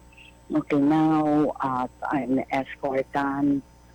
Patuloy pa rin ang pag-uusap doon in front of dito sa may grounds, no, sa palace grounds. Nag-uusap pa rin mga opisyales, yung mga huling paalam ni Pangulong Aquino sa kanyang staff, yung protocol officers, and si Pangulong incoming President Duterte naman ay balik na sa loob ng palasyo. Okay, patungo na si outgoing President Benigno Aquino III sa kanyang vehicle.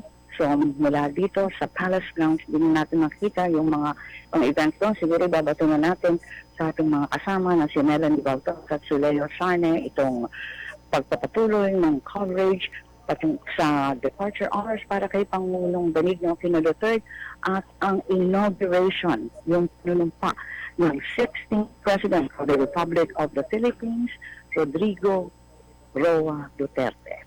Mula dito sa Palace Grounds ng Malacanang, ito si Marie Peña Ruiz, Band Patrol 10, konektado ka. Maraming salamat Marie Peña Ruiz na nag-uulat mula sa Malacanang. Samantala, para kay outgoing President Benigno Aquino III, ang pinakamalaking nakamit niya ay ang pagbabago ng pag-uugali ng mga mamayan.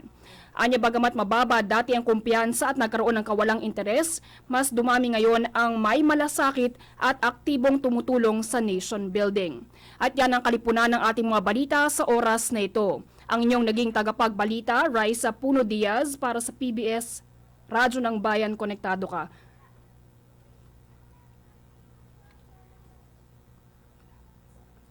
Sumayin niyo ang Radyo ng Bayan Network. Balita. Tinipon sa silid pambalitaan ng Philippine Broadcasting Service. Muling magbabalik makaraan ng isang oras. May live report para sa atin ngayon si Melanie Valdoz Reyes. Melanie. Maraming salamat kasama Raisa. Nakaalis na po ng Malacanang si Pangulong Benigno Aquino III at ngayon ay pabalik na ang ating bagong Pangulo ng Bansa, si Pangulong Rodrigo Duterte, dyan sa Rizal Hall. Nakapasok na siya sa Malacanang Palace at paakyat na ng Rizal Hall kung saan gaganapin yung oath-taking ng bagong Pangulo ng Bansa. Si President Rodrigo Duterte ay manunumpa kay Supreme Court Associate Justice Bienvenido Reyes. Yung damdamin na aming nararamdaman, ma-share lang po natin sa ating mga tagapakinig ay yung pag-uusap nito ni President Duterte at ni President Aquino habang ginagawa o matapos yung military honors na ipinagkaloob kay Pangulong Aquino. So si Pangulong Aquino ay uuwi na sa kanyang tahanan dyan sa Times Street at meron namang nag-aabang sa kanya doon sa kanyang tahanan, yung mga supporters niya at yung kanyang pamilyang na-miss din siya dahil 6 na taong paglilingkod sa bayan. Ngayon po ay nakaantabay na yung ating mga bisita dyan sa Rizal Hall, 11:45 a.m. So mga 30 minutes pa po ay gaganapin itong oath-taking ni President Duterte. Ang maghahawak ng Biblia sa panunumpa po ni Pangulong Duterte ay yung kanyang anak, si Kitty, si Veronica Duterte, na siyang maghahawak ng Biblia at kasamang Leo yung Bible na yun ay pagmamayari pa ng nanay ni Duterte na si Soledad. Sa oath-taking, yes. At just before 12 o'clock, inasahan magaganap yung panunumpa para eksaktong 12 o'clock tapos na yung oath-taking and saktong pasok ng ating bagong Pangulo sa kanyang tanggapan. But I understand, mayroon pang pre-oath-taking program. Ano kaya itong magaganap na ito? May ilang minuto pa bago yung formal na panunumpa sa tungkulin ng ating bagong Pangulo, which will be at 11:45 a.m. At yung mga bisita nga, nakita natin, they're all anxiously awaiting the entry of the incoming president dito sa loob ng ceremonial hall. Parang maayos naman and very solemn yung atmosphere dito sa loob. Matahimik na naghihintay lang yung mga bisita at true to earlier pronouncements, bilang na bilang talaga yung mga nasa loob ng Rizal Ceremonial Hall. At dito rin sa loob na nitong ceremonial hall gaganapin yung diplomatic reception, which will be just like the traditional band d'honneur. Pero mas simple nga lang ang ating pagkakaintindi, maski yung mga spouses na mga miyembro ng diplomatic corps ay hindi kasama rito lang. So it's a very limited reception at yung traditional na toast, I understand, meron pa rin naman yan. From the papal nuncio is considered the dean of the diplomatic corps. Sa mga oras na ito, we don't know where the president is, somewhere in Malacanang. Pero pagkatapos nung oath-taking, ay magkakaroon ng military honors ulit sa Palace Ground. So lalabas ulit ang ating bagong Pangulo. That will be at around 1:30 na kung saan kanina nakita natin at nasaksihan yung huling pagbibigay pugay ng ating militar sa kanilang Commander-in-Chief ay formal na i-welcome naman at bibigyan ng military honors ng ating militar ang kanilang bagong Commander-in-Chief na nasa katauhan ng ating Pangulong Rodrigo Duterte. Later on siguro ay babalik tayo pagka nagkaroon ng activity dito sa loob ng palasyo. Bigyan muna natin ng pagkakataon yung mga tao natin sa labas. I understand ang ating Pangulong Noy babiyahe patungo ng Time Street and siguro nakita tayong mga nakahanay na tao sa labas. Baka mayroong konting activity ron. Siyempre, hindi natin maiwasan na excited rin yung ating mga tao na makita for the last time marahil as President si Pangulong Noy matapos itong kanyang panunungkulan. May mga reporters tayo nakatutok dyan sa labas. So, pansamantala, bibitaw muna kami ni Dani at ni Marie mula rito sa Palasyo ng Malacanang. Ito po si Leo Sarni, nagulat para sa PBS Radyo ng Bayan. Konektado ka.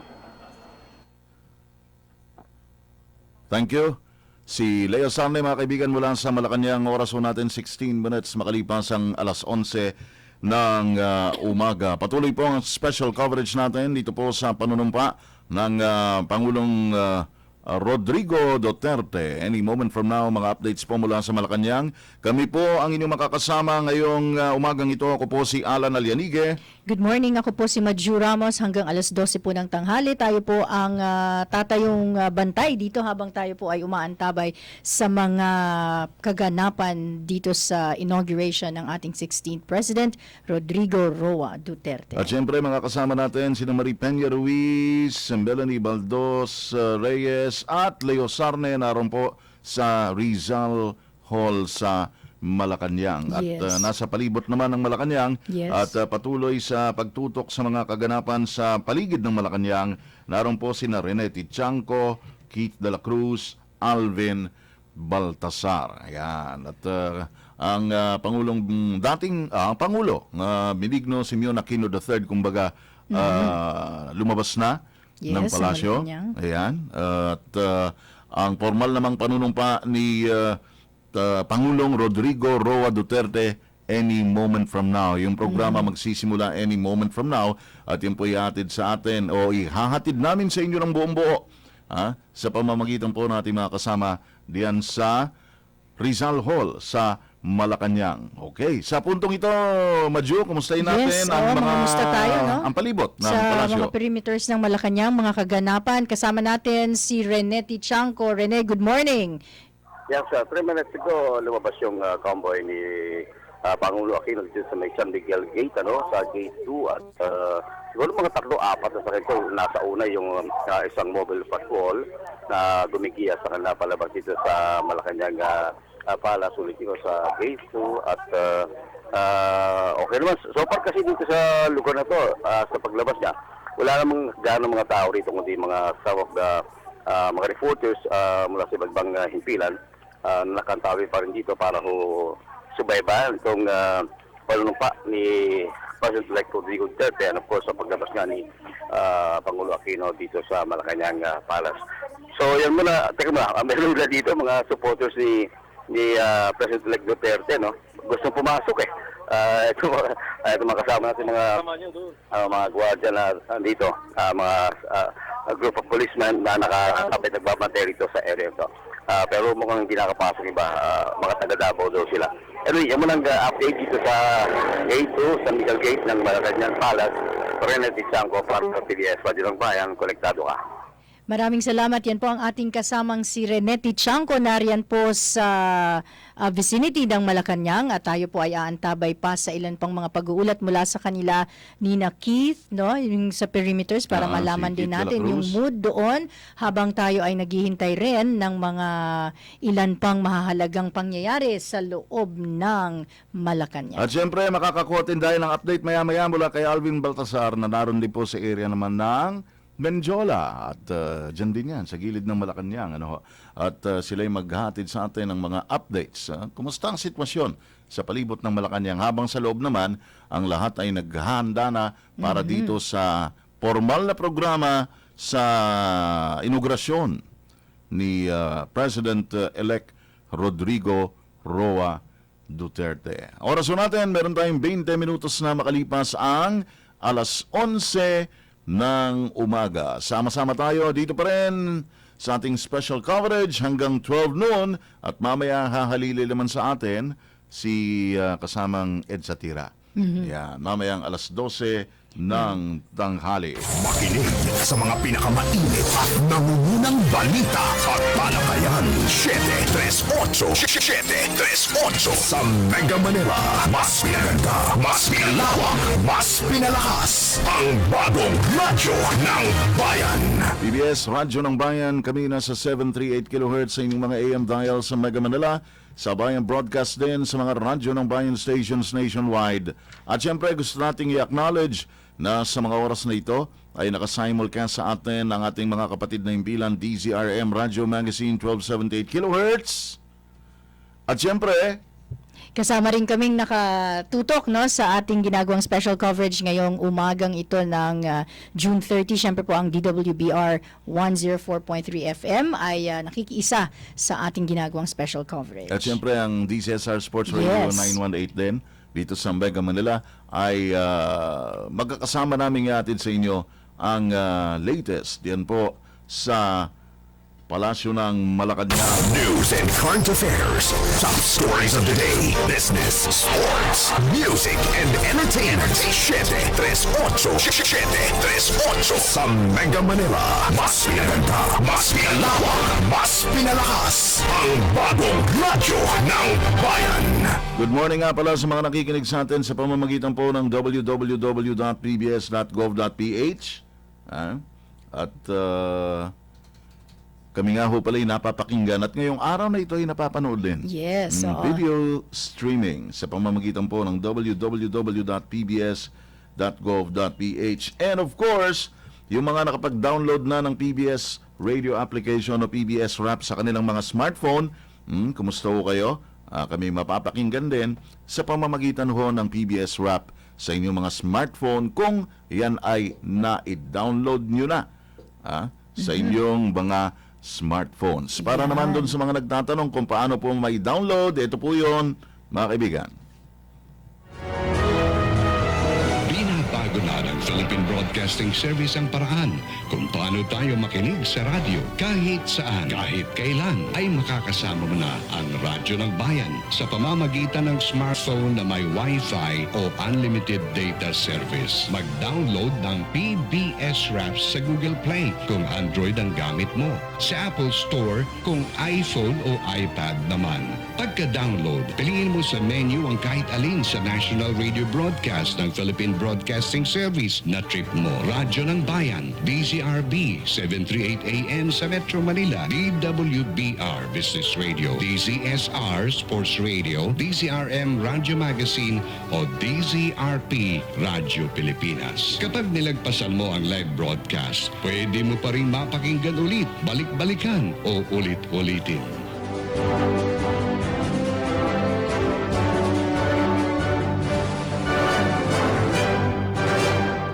24 minutos po mga kaibigan, makalipas ang alas 11 ng umaga.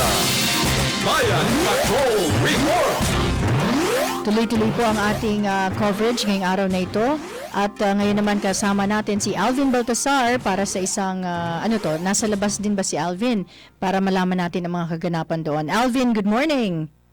Sa kanina nadaanan din namin yung papalabas na kamay ng bisinidad ng Palasyo ng Malacanang. May mga nakita kami doon na tagahanga rin ni Pangulong Benigno Ximena Duterte. Mayroong mga nakalagay na mensahe na Pinoy, we love you. At mukhang yun din yung tinaha kanina nitong si dating Pangulong Noynoy Aquino. Sa mga nakukuha nating impormasyon, tumahak na ng JP Rizal si Pangulo Noynoy Aquino pabalik na ng Times Street, na kung saan ay naghihintay din naman yung kanyang mga kapitbahay at mukhang magkakaroon ng welcome sa ika-15 naging Pangulo ng ating bansa sa katawan ni Pangulong Benigno Ximena Duterte. So, yun, nakita rin natin kanina yung mga nananatiling tagasunod ni Pangulong Aquino kanina at nagpapahayag ng kanilang pasasalamat doon sa 6 na taong ipinaglingkod niya dito sa ating bayan na ipagpapatuloy naman ng ika-16th President of the Republic of the Philippines sa katawan ni Mayor Rodrigo Duterte. Na inaantabayan na anytime from now, siguro, ang naka-schedule nga, 12 o'clock, manunumpa na si Pangulong Duterte bilang ika-16 na Pangulo ng ating bansa. Situational report mula pa rin sa labas ng himpilan. Alvin, yes. anong lagay ng panahon natin dyan sa bandang Malacanang area sa Manila? Well, kala rin nung paglabas namin, medyo makulim din. Pero maganda naman, mukhang wala namang pagbabadya, napapatak yung ulan. Hindi mainit yung panahon. Medyo may konting lamig. At bagamat from time to time nakikita natin maitim talaga yung kalangitan pero wala tayong nakikitang badyang papatak yung ulan. Okay. So, Madyo, yan muna. Yan muna ang, kasi kami, inaantabayanan din namin yung magiging mensahe ni Pangulong Duterte. So, babalik muna kami ng Campo Crame para baka magbigay ng assessment ang Philippine National Police tungkol doon naman mula sa aktibidad kaninang umaga ng papasok na Administrasyong Duterte. At antabayanan din namin, excited din yung mga kasama rin nating mga mamamahayag kung ano yung magiging mensahe ni Pangulong Duterte, lalo na ang isa sa mga primary concern ng kanyang administrasyon, magiging primary concern ng kanyang administrasyon ay peace and order. At inatabayan na namin, baka mamaya matutumbok o merong sundot doon sa kanyang mensahe na concern sa Philippine National Police na kung saan bukas ay nakatakda na yung kauna-unahang command conference ng PNP at hindi lang natin alam na as of now kung kasama rin kung magiging joint command conference itong mangyayari sa Campo Crame, PNP o AFP command conference. Pero definitely bukas, certainly meron na bukas na command conference sa hanay ng Philippine National Police. So yan muna ang update, Maju, para manunumpa 2016. Bayan sa ating Baltasar para sa Radyo ng Bayan. Konektado ka. Maraming salamat, Alvin Baltasar, mga kaibigan. Samantala, tuloy-tuloy po tayo. Kasama din rin natin. Si Naka-standby si Keith de la Cruz. Sa labas ng Malacanang. Keith, good morning. Please come in. Good morning kasamang Madjo at kasamang Alan. Narito nga tayo sa labas ng Malacanang dito sa may Jose P. Laurel Street kung saan unti-unti nang nababawasan yung mga tao sa labas. Kanina ay nakita natin na daming tao, lalong-lalo na yung supporters ni dating Pangulong Benigno Aquino III kung saan katulad nga na sinabi ng kasama natin si Alvin Baltasar, meron pa talaga silang hawak na mga signboard nakalagay, I love you Pinoy, salamat Pinoy, lahat ng pasasalamat at suporta nakasulat doon at nakita nga natin lahat yan, bata, matanda, babae, lalaki ay nagpakita ng kanilang pasasalamat sa Pangulong Benigno Aquino. So ngayon ay medyo naglalakad na yung mga tao pabalik sa kanilang mga tahanan. Kanina nga may nakausap tayo at sabi nga ay masaya sila sa paglingkod sa naging 6 na taong pagserbisyo publiko ni dating Pangulong Benigno Aquino III at sila yung umaasa na mas may pagpapatuloy pa ng susunod na liderato ang mga improvement na nagawa ng Aquino administration. Ngayon ay nakikita natin meron pa ding mga supporters. Though yung iba supporters na ni incoming President Rodrigo Duterte at meron din silang mga kanya-kanyang mga signboard na hawak. At kanina bago lumabas ang dating Pangulong Aquino dito sa mismong vicinity ng Malacanang, binuksan niya yung bintana ng sasakyan at siya ay talagang personal na nagpasalamat dun sa mga supporters niya. At ako po mismo ay nakakatawa kasi nakita ko rin mismo ang dating Pangulong Benigno Aquino III bago siya lumabas ng Malacanang Palace. At yan muna ang balita dito sa vicinity ng Malacanang. Ito si Keith de la Cruz para sa PBS Radyo ng Bayan. Konektado ka. Thank you, si Keith de la Cruz mula po dyan sa JP Laurel Street. Yan po ay gilid ng Malacanang. Oras natin, alas 11:30 ng umaga. Philippine Broadcasting Service, Radyo ng Bayan, nationwide, sa Metro Manila, DZRB, Radyo ng Bayan, DZSR Sports Radio, DZRM, Radyo Magazine, DWBR-FM Business Radio, at Overseas Radio, Radyo Pilipinas, Radyo ng Bayan Luzon, DWBT Batanes, DWPE Tugigarao, DWFB Lawag, DZRK Tabuk, DWFR Bontoc, DZEQ Baguio, DZAG Agoo, DZMQ Dagupan, DWRS Ayub, DWLC Lucena, DWRB Naga, DWJS Albay, DZVC Vira, at DWRM Palawan, Radyo ng Bayan Visayas, DYOG Calbayo, DYES Boronga, DYSL Soco, DYCT Tacloban, DYLL Iloilo, at DYMR Cebu, Radyo ng Bayan Mindanao, DXJS Tandag, DXBN Butuan, DXRG Hinoo, DXIM Cagayan de Oro, DXSO Marawi, DXRP Davao, DXMR Zamboanga, DXSM Polo, DXDC Tawi-Tawi, at mga satellite stations sa buong Pilipinas. Philippine Broadcasting Service, Radyo ng Bayan, nationwide.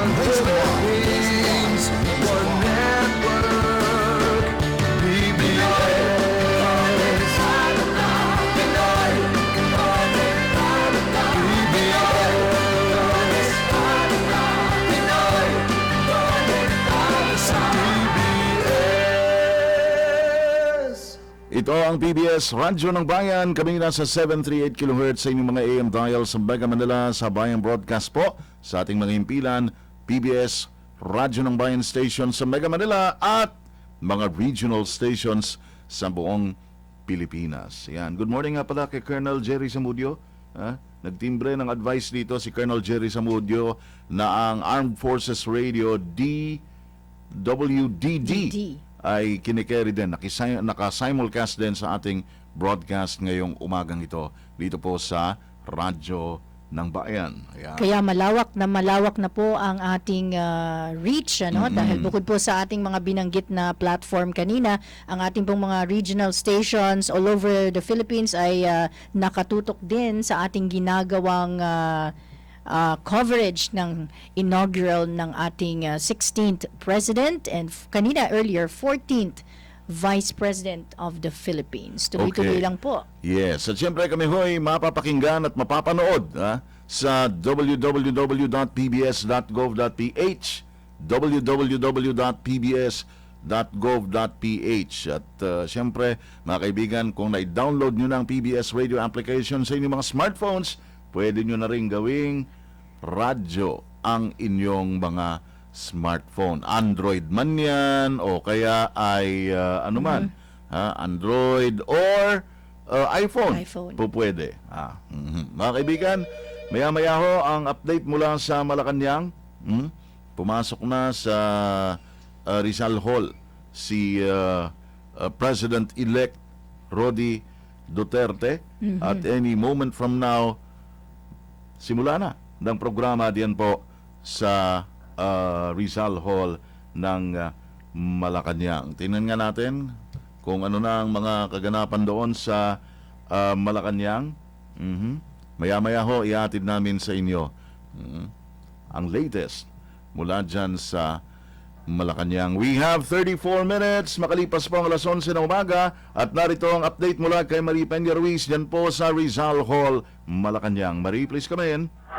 Yes, kasamangalan, sila nito ngayon kasamangalan ay simulan na yung seremonyas dito sa Rizal Hall, kung saan ngayon po ay mapapakinggan natin ay inaawit yung pambansang awit ng Pilipinas, National Anthem, katabi ni Pangulong Duterte, sila dating Pangulong Fidel Valdez Ramos at si dating Erap Estrada. So, 11:45 kasamang alan ay inaasahang mag-o-taking si President-elect Rodrigo Duterte kay Supreme Court Associate Justice Bienvenido Reyes. Ngayon po ay mapapakinggan naman ay yung panalangin kasamang alan. Pakinggan po natin ang panalangin ngayon sa Rizal Hall. Worship in heart and in truth by all of creation. We worship you and give you praise. Today is the day you have made and marked according to your unfathomable wisdom. Today is the day we ask you to bless and protect the leader we have chosen to lead our nation. With much thanksgiving and prayer in our hearts, we lift up to you this leader, the 16th President of this nation, the Philippines, Rodrigo Duterte, with fervent prayer of your abiding presence, that you will continue to bless him with wisdom from heaven, so that everything that you have put in his heart from the beginning of his walk in leadership, to speak for those who cannot speak for themselves, to champion the rights of the destitute, to speak up and judge fairly and defend the rights of the poor and needy, may be accomplished by him for your glory. That as he does his duties in fear of you, you will keep harm away from him. That you will use him for your holy and loving purpose alone. That he will have great understanding of your commands. أعوذ بالله من الشيطان الرجيم بسم الله الرحمن الرحيم الحمد لله رب العالمين الرحمن الرحيم مالك يوم الدين إياك نعبد وإياك نستعين اهدنا الصراط المستقيم اهدنا الصراط المستقيم صراط الذين أنعمت عليهم غير المغضوب عليهم ولا الضالين آمين ربنا آتنا في الدنيا حسنة وفي الآخرة حسنة وقنا عذاب النار وادخلنا الجنة مع الأبرار يا عزيز يا غفار يا رب العالمين سبحان ربنا رب العزة عما يصفون وسلام على المرسلين والحمد لله رب العالمين. Manama bohayno tokosog kakanamin igbuyag no pigbohayno kanami oyo unis kanami kalangon amigugpo sit ingot sa Pilipinas kahongonan nin bohaynot mo pian suman-suman kakanamin pangulo woy dumoy no manama kakandin no pog kongon kahit ingod tukay ko kagpapito tukay kon karsonan diat kandin. Almighty Father, into your loving hands we commit our President, whom we have chosen for this nation at such a time as this, Rodrigo Duterte. May you be pleased with him in all the things that you have set him to do. We ask this in the name of Jesus Christ, your Son, our Lord. Amen. The Father, the Son, and the Holy Spirit. Thank you. May we now request everyone to please be seated. Inyo po napakinggan ang panalangin sa pagsisimula ng programa. Isang taimtim na panalangin na ibinanggit ng mga religious leaders, pagpapala sa Bayang Pilipinas, prayer for wisdom for President Duterte at pagpapala sa ating bagong Pangulo ng bansa.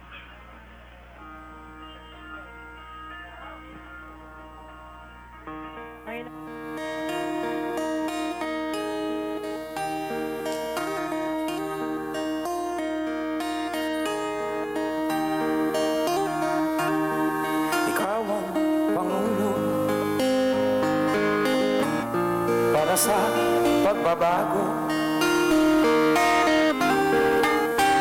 sawa na ang bayan ko sa magnanakaw na trapo.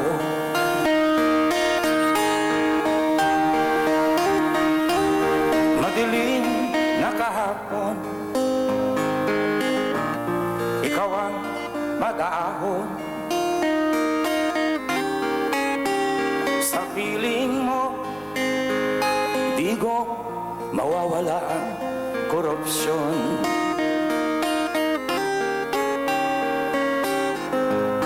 Tayo na Pilipinas, tayo na magbago. Hawak kamay tayo para sa pag-asenso.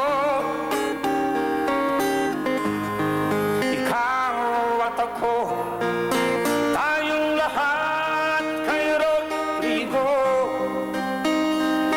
Duterte para sa tunay na pagbabago.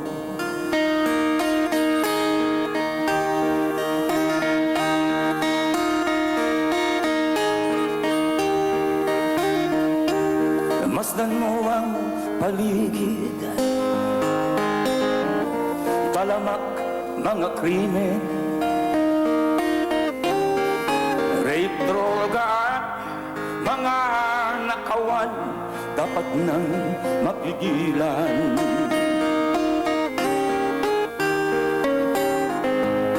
Tayo na Pilipinas, tayo na magtago. Hawak kamay tayo para sa pag-asenso. Ikaw at ako, tayong lahat kay Rodrigo Duterte para sa tunay na pagbabago.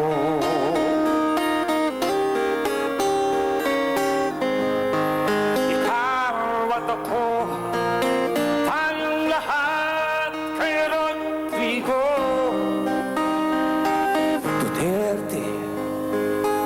sa tunay na pagbabago.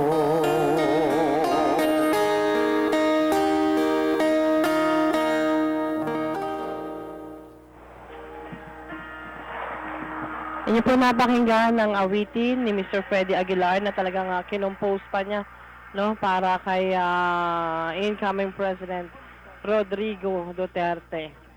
Kung sa mga lyrics, sabi niya, para sa tunay na pagbabago.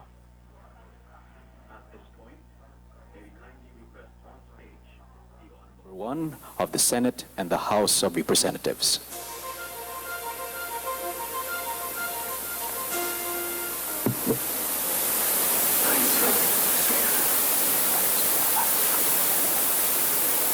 President of the Senate of the Republic of the Philippines, it is my distinct honor and privilege to read resolution of both houses number 1, proclaiming the duly elected President and Vice President of the Republic of the Philippines. Now, therefore, be it resolved by the Senate and the House of Representatives of the Philippines in joint public session assembled to approve the report of the Joint Committee on the canvass of the votes of the candidates for the offices of the President and Vice President. Resolved further to declare that the candidate Rodrigo R. Duterte and candidate Maria Leonor G. Robredo received the highest number of votes cast for President and Vice President, respectively, in the national elections held on May 1, 2016, and by May 9, 2016, and by virtue thereof, to proclaim Rodrigo R. Duterte as the duly elected President of the Republic of the Philippines, and Maria Leonor G. Robredo as the duly elected Vice President of the Republic of the Philippines.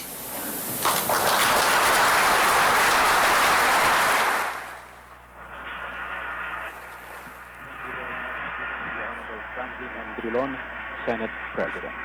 Thank you very much, the Honorable Franklin M. Drilon, Senate President.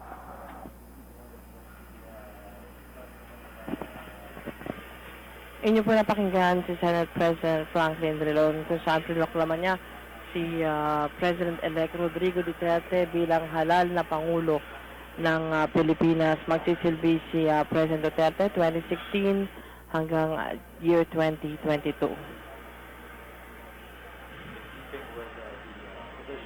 11:45 ng tanghali ay ang oath-taking ng Pangulong Duterte.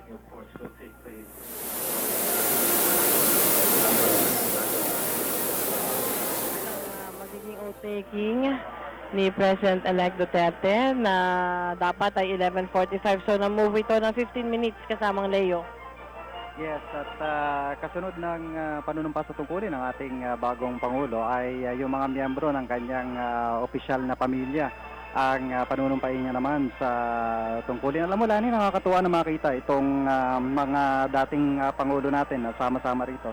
Banggit nga ni Tita Marie, si dating Pangulong GMA lang ang kulang dito sa mga Pangulong nandito, si dating Pangulong FBR at si Pangulong ERAP, na mukhang maganda ang relasyon dito sa ating bagong Pangulo. So siguro nakakabenepisyo ang pamunuan ng ating Pangulong Duterte sa eksperyensya at tayo nitong dalawang senior political leaders ng ating bansa. Nababanggit nga natin kanina yung sinasabing Council of Presidents na balak itatag yata ni, kung di ako nagkakamali, si dating Pangulong GMA. At sinasabi niyang kasama rito dapat si dating Pangulong FBR at si dating Pangulong Cory Aquino nung nabubuhay pa. Pero wala nangyari doon at tila nag-fade sa background itong mga nakalipas na Pangulo. Pero ngayon nakikita natin that the presidency of incoming President Rodrigo Duterte seems to be off to a good start dahil sa kanyang magandang relasyon dito sa mga itinuturing na senior political leaders ng ating bansa. Sabi nga, eksaktong 12 o'clock kailangan itong panunumpa according to tradition. So maghihintay itong mga panauhin ng ilan pa mga minuto lang, about 10 more minutes bago panumpain sa tungkulin ni Associate Justice Bienvenido Reyes ang ating Pangulong Duterte. At habang naghihintay ang Pangulong Duterte dito sa loob ng ceremonial hall kasama itong mga ilang piling panauhin, bilang na bilang itong mga panauhin na inanyayahan para dito sa inaugurasyon na ito at halos hindi naman ganong kasiksikan sa loob ng Rizal Ceremonial Hall para mabigyan ng idea yung mga kababayan natin kung ano yung itsura nitong loob na ceremonial hall. If you can imagine a theater na nakahanay yung mga upuan into rows, ganun lang kasimple yung pagkakaayos nitong ceremonial hall sa loob ng Palasyo ng Malacanang. Dito sa ceremonial hall, na kung tawagin ngayon ay Rizal Ceremonial Hall, dito normally ginagawa itong mga state banquets at saka yung mga malalaking receptions. At typically nakikita natin na kapag mayroong function dito sa loob ng ceremonial hall, ang layout dito ay yung parang dinner layout na mayroong mga lamesa katulad kapag isinasagawa yung traditional na Van Denor. Pero ngayon siguro dahil mayroong pan-time after the formal inauguration, lalabas pa uli ang ating Pangulong Duterte para dun sa pagbibigay pugay ng ating militar. So siguro that will be the time na isa-set up itong ceremonial hall para dun sa gagawing diplomatic reception na parang yung traditional na Van Denor, but it will be on a lesser scale, ika nga. Mas payak at mas simple kesa dun sa traditional na diplomatic reception na bahagi nitong mga ganitong okasyon. Yes, Lani, I believe ito mahilig si Lani sa pagluluto, so siguro mas magandang siyang mag-describe kung ano yung nakahanda para sa ating mga panauhin ngayong araw na ito, Lani. Kasama Leo. Natuwa ako dahil lunchtime, ito ang ipapakain, no? Ito yung mga nakahanda para sa ating mga bisita ngayong araw dyan sa Palasyo ng Malacanang. Yung ating mga Pinoy guest ay alam ito, ngunit yung ating yung miyembro ng Diplomatic Corps, siguro first time nila matitikman ng smoked fish at alokbati kasama ang monggo. Yan, monggo soup. Yan ang ulam ng mga Pilipino tuwing Biyernes. Yan po ay kabilang sa menu, yung lumpang ubod, pandesal na may palamang kesong puti na paborito natin, at yung vegan longganisa, pritong banana slices. Kuya Leo, kumakain ka ba noon, Maruya? Oo, siyempre naman. At alam mo, itong dinescribe mo mga handa mamaya, walang sinabi yan sa handa natin dito sa press office. Ito mo naman itong ating Max fried chicken. Pero siguro, Lani, kapag tumuloy na sa pagtatrabaho, makikita natin kung paano ipinapakita ng ganitong kasimpleng handa ang magiging estilo ng pamamahala ng ating bagong Pangulo. Simple lang pero straight to the point siguro, at malalaman natin sa mga susunod na araw ang magiging direksyon at tatahakin ng ating magiging bagong Pangulo, partikular dun sa pagtupad sa kanyang mga ipinangako sa ating mga taong bayan. Still have a few minutes, ilang minuto na lamang, about less than 5 minutes para dito sa panunumpa. Mga 9 minutes pa pala. Itong mga honor guards na kaninang nagbigay pugay sa ating dating Pangulong Pinoy ay nasa labas pa rin nitong palasyo sa Palace Grounds para doon sa kanilang pagbibigay ng pugay sa kanilang magiging bagong Commander-in-Chief. At mamaya, pagkatapos po ng pagbibigay ng military honors kay newly sworn in President Duterte after 12 o'clock, ay magkakaroon ng diplomatic reception and magtatrabaho na kaagad itong ating bagong Pangulo dun sa unang pagpupulong ng mga miyembro ng gabinete na kanyang isi-swear into office rin ngayong araw na ito. Nabanggit na nga ang ilan sa mga magiging miyembro ng opisyal na pamilya ng ating Pangulo sa mga naunang pahayag ng communications group ng Pangulo. At ang ilan po rito mga hindi na bago sa pamamahala at naging bahagi na ng mga nakalipas na administrasyon, partikular itong mga kagaya ni Benjamin Jokno na kung di ako nagkakamali, dating budget secretary ito ni Pangulong Erap, di ba, Lani? And itong si dating SEC, si Perfecto Yatay, si Leonor Briones na Education Secretary ngayon, ito dating National Treasurer ito. So makikita mo na mayroong karanasan at kakayahan ang mga magiging katulong ng ating bagong Pangulo sa kanyang pamamahala, at mayroon pang ilan dito na ngayon pa lamang napag-usapan nga natin kanina yung mga plano ng mga uupong cabinet secretary, particular sa DOTC, na mayroon na kaagad na pinopropose na solution dito sa isa sa mga pinakamatinding problema ang kinakarap ng ating mga kabayan sa Metro Manila, itong traffic. So you can see that this new cabinet seems eager to take on the task and the challenge na pagtupad sa pangako na linitawan ng ating Pangulong Rodrigo Duterte sa ating mga kababayan. We can see President Duterte just sitting in his chair. Nakaupo lang siya, katabi niya si dating Pangulong FBR, at sa kanilang katabi si dating Pangulong ERAP, pero parang is just patiently waiting for the start of the inaugural ceremonies.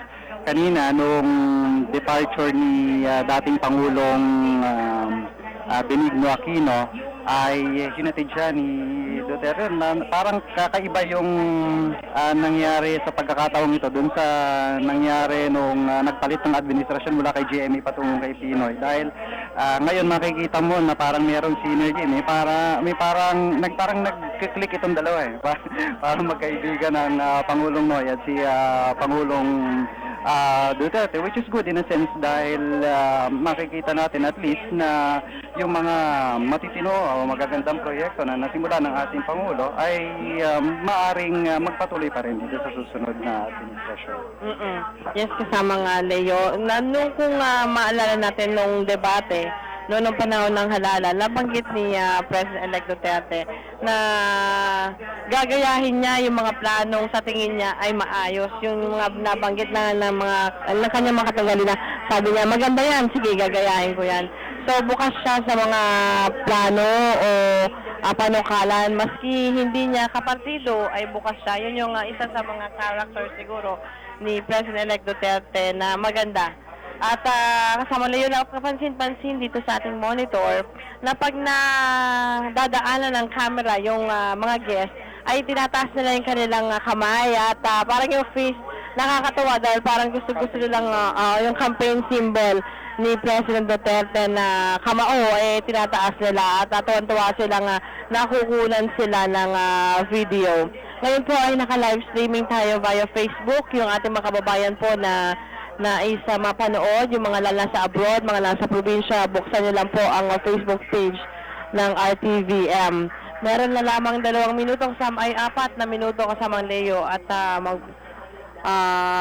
ito na ang oath-taking ni President Duterte. Napansin din natin kanina si Kat De Castro, yung anak ni dating Vice President Noli De Castro na isa sa mga USEC ng Department of Tourism. Ngayon tinawag na yung anak ni President Duterte, si Davao Mayor Sara Duterte. Napakaganda ng kanyang gown, color blue.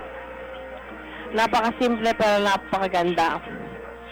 Ngayon ay isa-isa nang tinatawag yung mga anak ni President-elect Rodrigo Duterte. At ngayon naman po ay si Sebastian Duterte ang tinawag. Ang tinagulang heartthrob nga. No, nung panahon ng kampanya ay marami sa ating mga kababayan sinusearch yung Baste Duterte dahil gwapong lalaki. Pwedeng action star kumbaga. Ngayon naman si Vice Mayor Paolo Duterte ng Davao at yung kanyang bunsong anak at na si Veronica Duterte o mas kilalang si Kitty na inabot na sa kanya yung Bible na pagmamayari ng ina ni President-elect Duterte at yan ang gagamitin para sa panunumpa ni President-elect Duterte. Inaantabayan na lang po natin, meron na lamang 3 minuto ay manunumpa na yung bagong Pangulo ng bansa. Okay, tinatawag na po ngayon na si ang mangunguna, no, ng panunumpa ni President-elect Duterte. Bienvenido Reyes, siya ang mapapasumnumpa kay President-elect Duterte.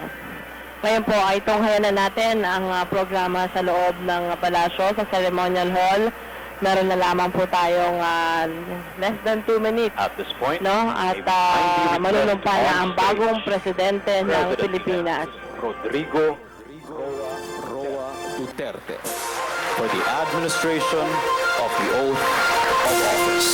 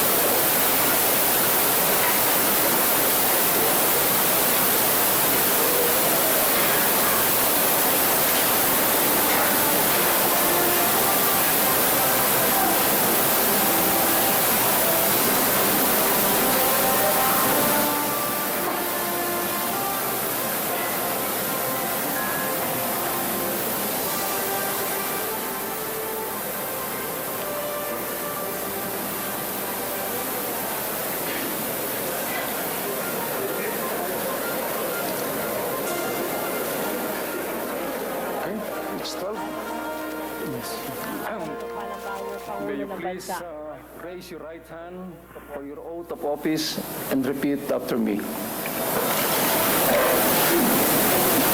I, please state your Rodrigo Roa Duterte, do solemnly swear that I will faithfully and conscientiously fulfill my duties as President of the Philippines, preserve and defend the Constitution, execute its laws, do justice to every man,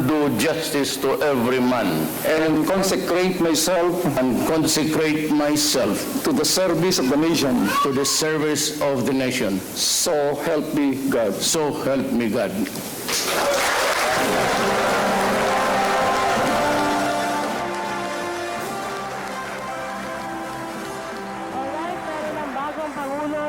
Pilipinas at yan si President-elect o President Rodrigo Roa Duterte. Opisyal nang pinanumpa ang bagong Pangulo ng bansa. Lahat po ng mga bisita dito sa ceremonial hall ay nakatayo at nagpapalakpakan matapos ang panunumpa ni President Rodrigo Duterte. So kasamang Leo, Kuya Leo, ngayon President Duterte na tayo, medyo kailangan magbago. Ngayon po ay pumipirma na ng kanyang oath of office. Tama ba, Kuya Leo? Si Pangulong Duterte. The 16th President of the Republic of the Philippines, ang ating bagong Pangulong Rodrigo Duterte. All smiles itong mga panauhin sa loob ng Rizal Ceremonial Hall sa formal na pag-assume ng Panguluhan ng ating Pangulong Duterte na formal na iprepresenta dito sa mga panauhin sa loob ng ceremonial hall. Simpleng bow ang ginawa ni President Duterte pagpapakita ng kanyang kahandaan na maglingkod sa ating sambayanan at maging isang public servant of the Filipino people. Ngayon po ay ating mapapakinggan ang kauna-unahang pahayag ng ating bagong Pangulo sa kanyang pag-assume ng tungkulin bilang 16th President of the Republic of the Philippines. Ang military marching band na nandito po sa ceremonial hall ay tumutugtog nitong traditional na presidential march. Ito po yung tinutugtog every time na pumapasok ang Pangulo sa isang event na bahagi po ng President. Please be seated.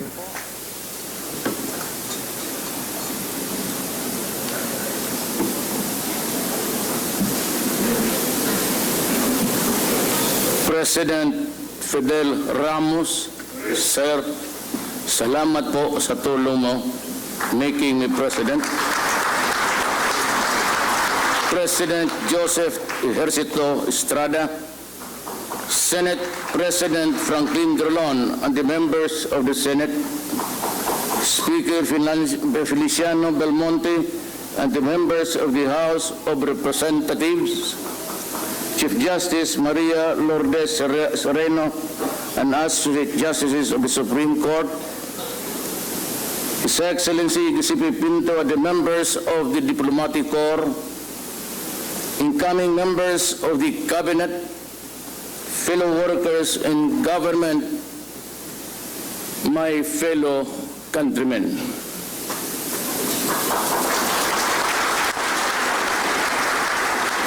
No leader, however strong, can succeed at anything of national importance or significance unless he has the support and cooperation of the people he is tasked to lead and sworn to serve. It is the people from whom democratic governments draw strength, and this administration is no exception. That is why we have to listen to the murmurings of the people, feel their pulse, supply their needs, and fortify their faith and trust in us whom we elected to public office.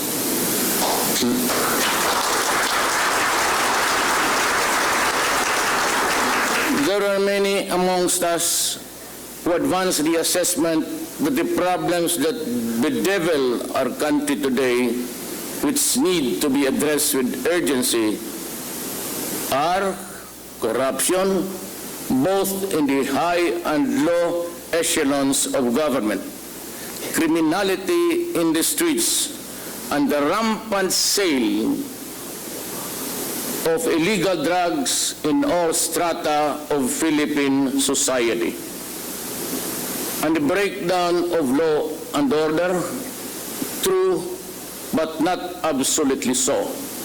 For I say these ills are mere symptoms of a virulent social disease that creeps and cuts into the moral fiber of Philippine society.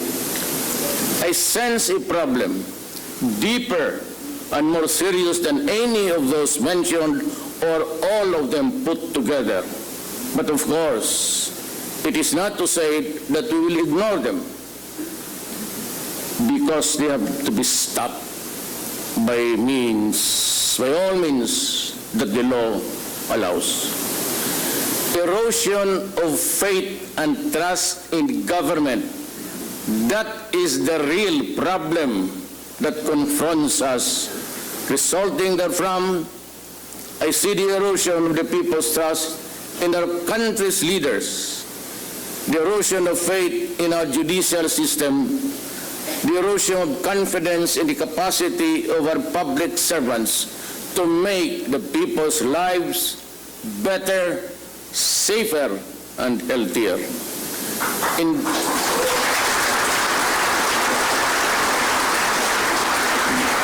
Indeed, ours is a problem that dampens the human spirit, but all is not lost. I know that there are those who do not approve of my methods of fighting criminality, the sale and use of illegal drugs and corruption. They say that my methods are unorthodox and verge on the illegal. In response, let me say this. I have seen how corruption bled the government of funds which were allocated for the use in uplifting the poor from the mire that they are in. I have seen how illegal drugs destroy individuals and ruin family relationships. I have seen how criminality, by means all foul, snatched from the innocent and the unsuspecting the years and years of accumulated savings, years of toil, and then suddenly they are back to where they started. look at this from that perspective and tell me that I am wrong. In this fight, I ask Congress and the Commission of Human Rights and all others who are similarly situated to allow us a level of governance that is consistent to our mandate. The fight will be relentless and it will be sustained. As a lawyer and a former prosecutor,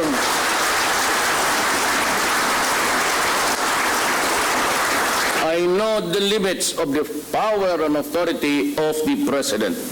I know what is legal and what is not. My adherence to due process and the rule of law is uncompromising.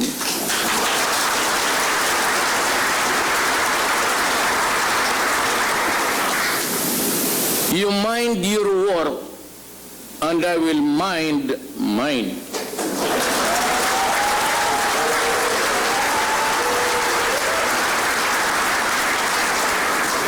Malasakit, tunay na pagbabago, tinud-anay ang kausaban.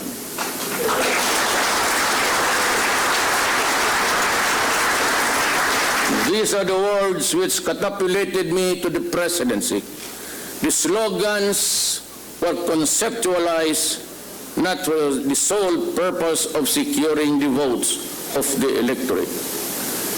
Tinud-anay ang kabaguhan, mao kani ang tumong sa atong gobyerno.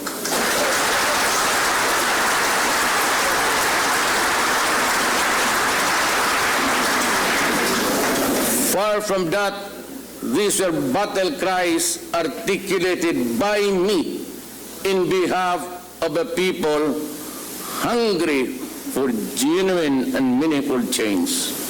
But that change, if it is to be permanent and significant, must start with us and in us.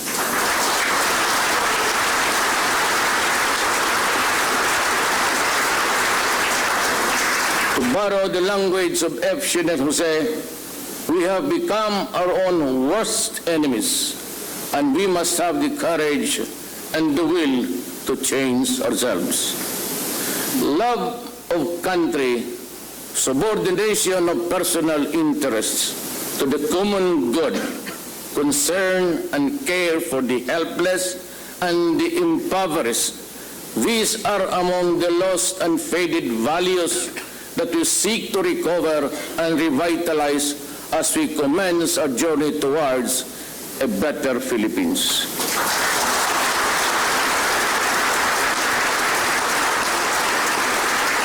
The ride will be rough, but come and join me just the same. Together, shoulder to shoulder, let us take the first wobbly steps in this quest.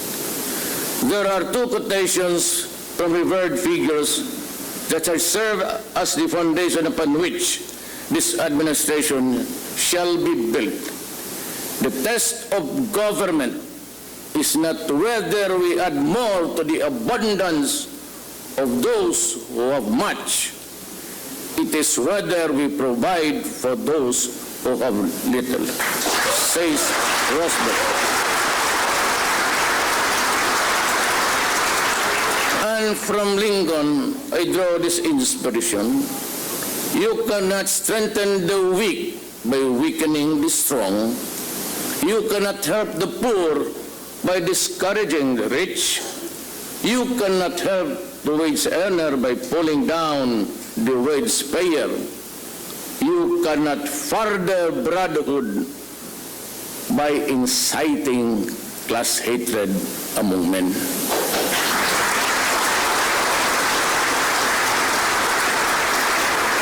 My economic and financial political policies are contained in those quotations, though couched in general terms. Read between the lines. I need not go to specifics now. They shall be supplied to you in due time.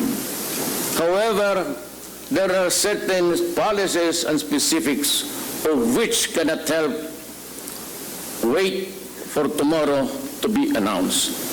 Therefore, I direct all department secretaries and the heads of agencies to reduce requirements and the processing time of all applications from the submission to release. I order all department secretaries and heads of agencies to remove redundant requirements, and compliance with one department or agency shall be accepted as sufficient for all.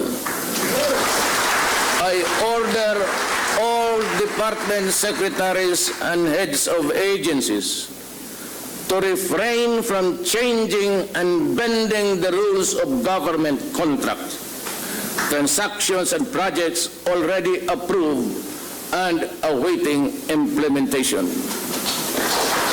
Changing the rules when the game is ongoing is wrong.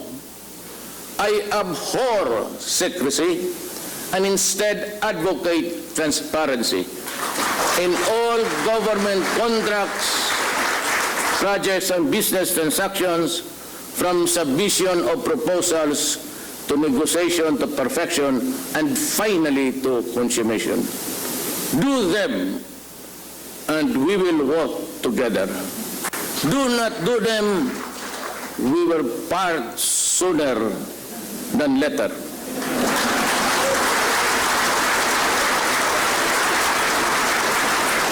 On the international front and community of nations, let me reiterate that the Republic of the Philippines will honor treaties and international obligations. On the domestic front, my administration is committed to implement all signed peace agreements in step with constitutional and legal reforms. I am elated by the expression of unity among our Moro brothers and leaders and the response of everyone else to my call for peace. I look forward to the participation of all other stakeholders, particularly our indigenous peoples, to ensure inclusivity in the peace process.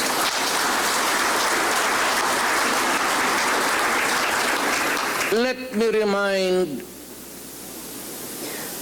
in the end of this talk, that I was elected to the presidency to serve the entire country. I was not elected to serve the interest of any person or any group or any one class. I serve everyone and not only one.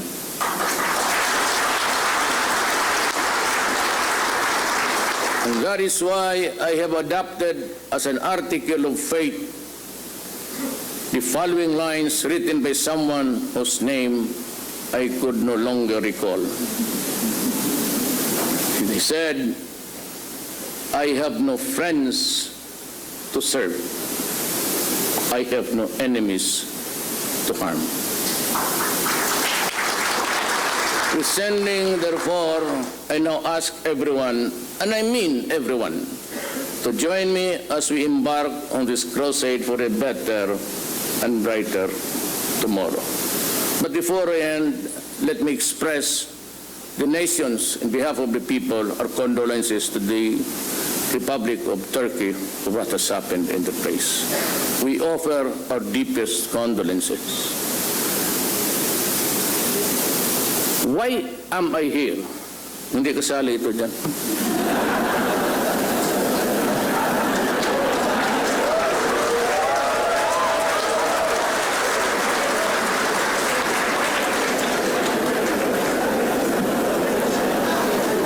Past tense was, I am here because I love my country and I love the people of the Philippines. I am here, why? Because I am ready to start my work for the nation. Thank you and good afternoon.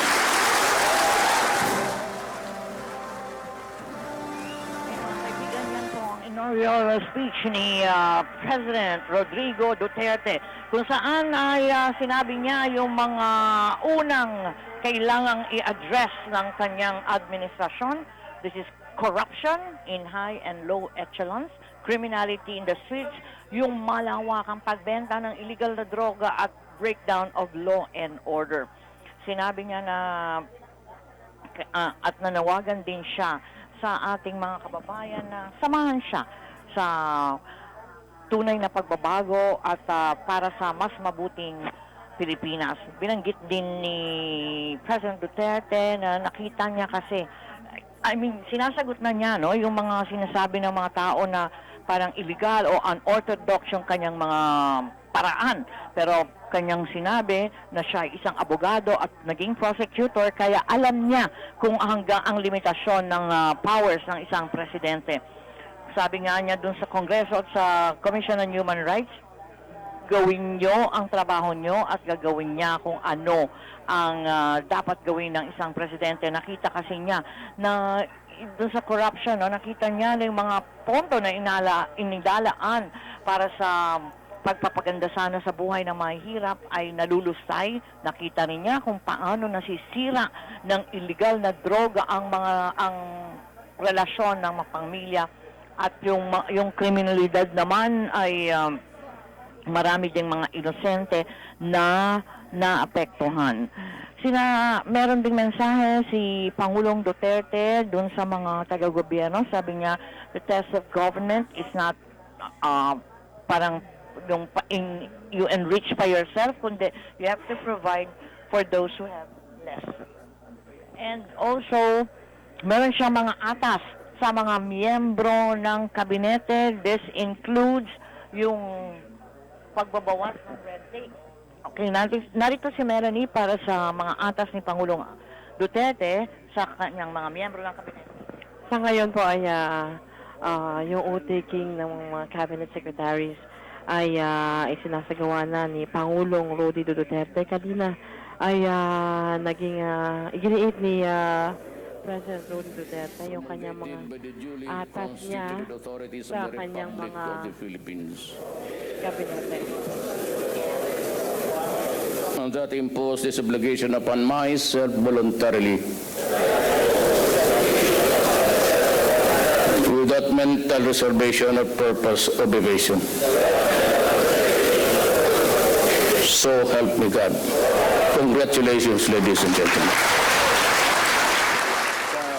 Yan ay pinunumpahan na po ni Pangulong Duterte ang kanyang mga cabinet secretaries.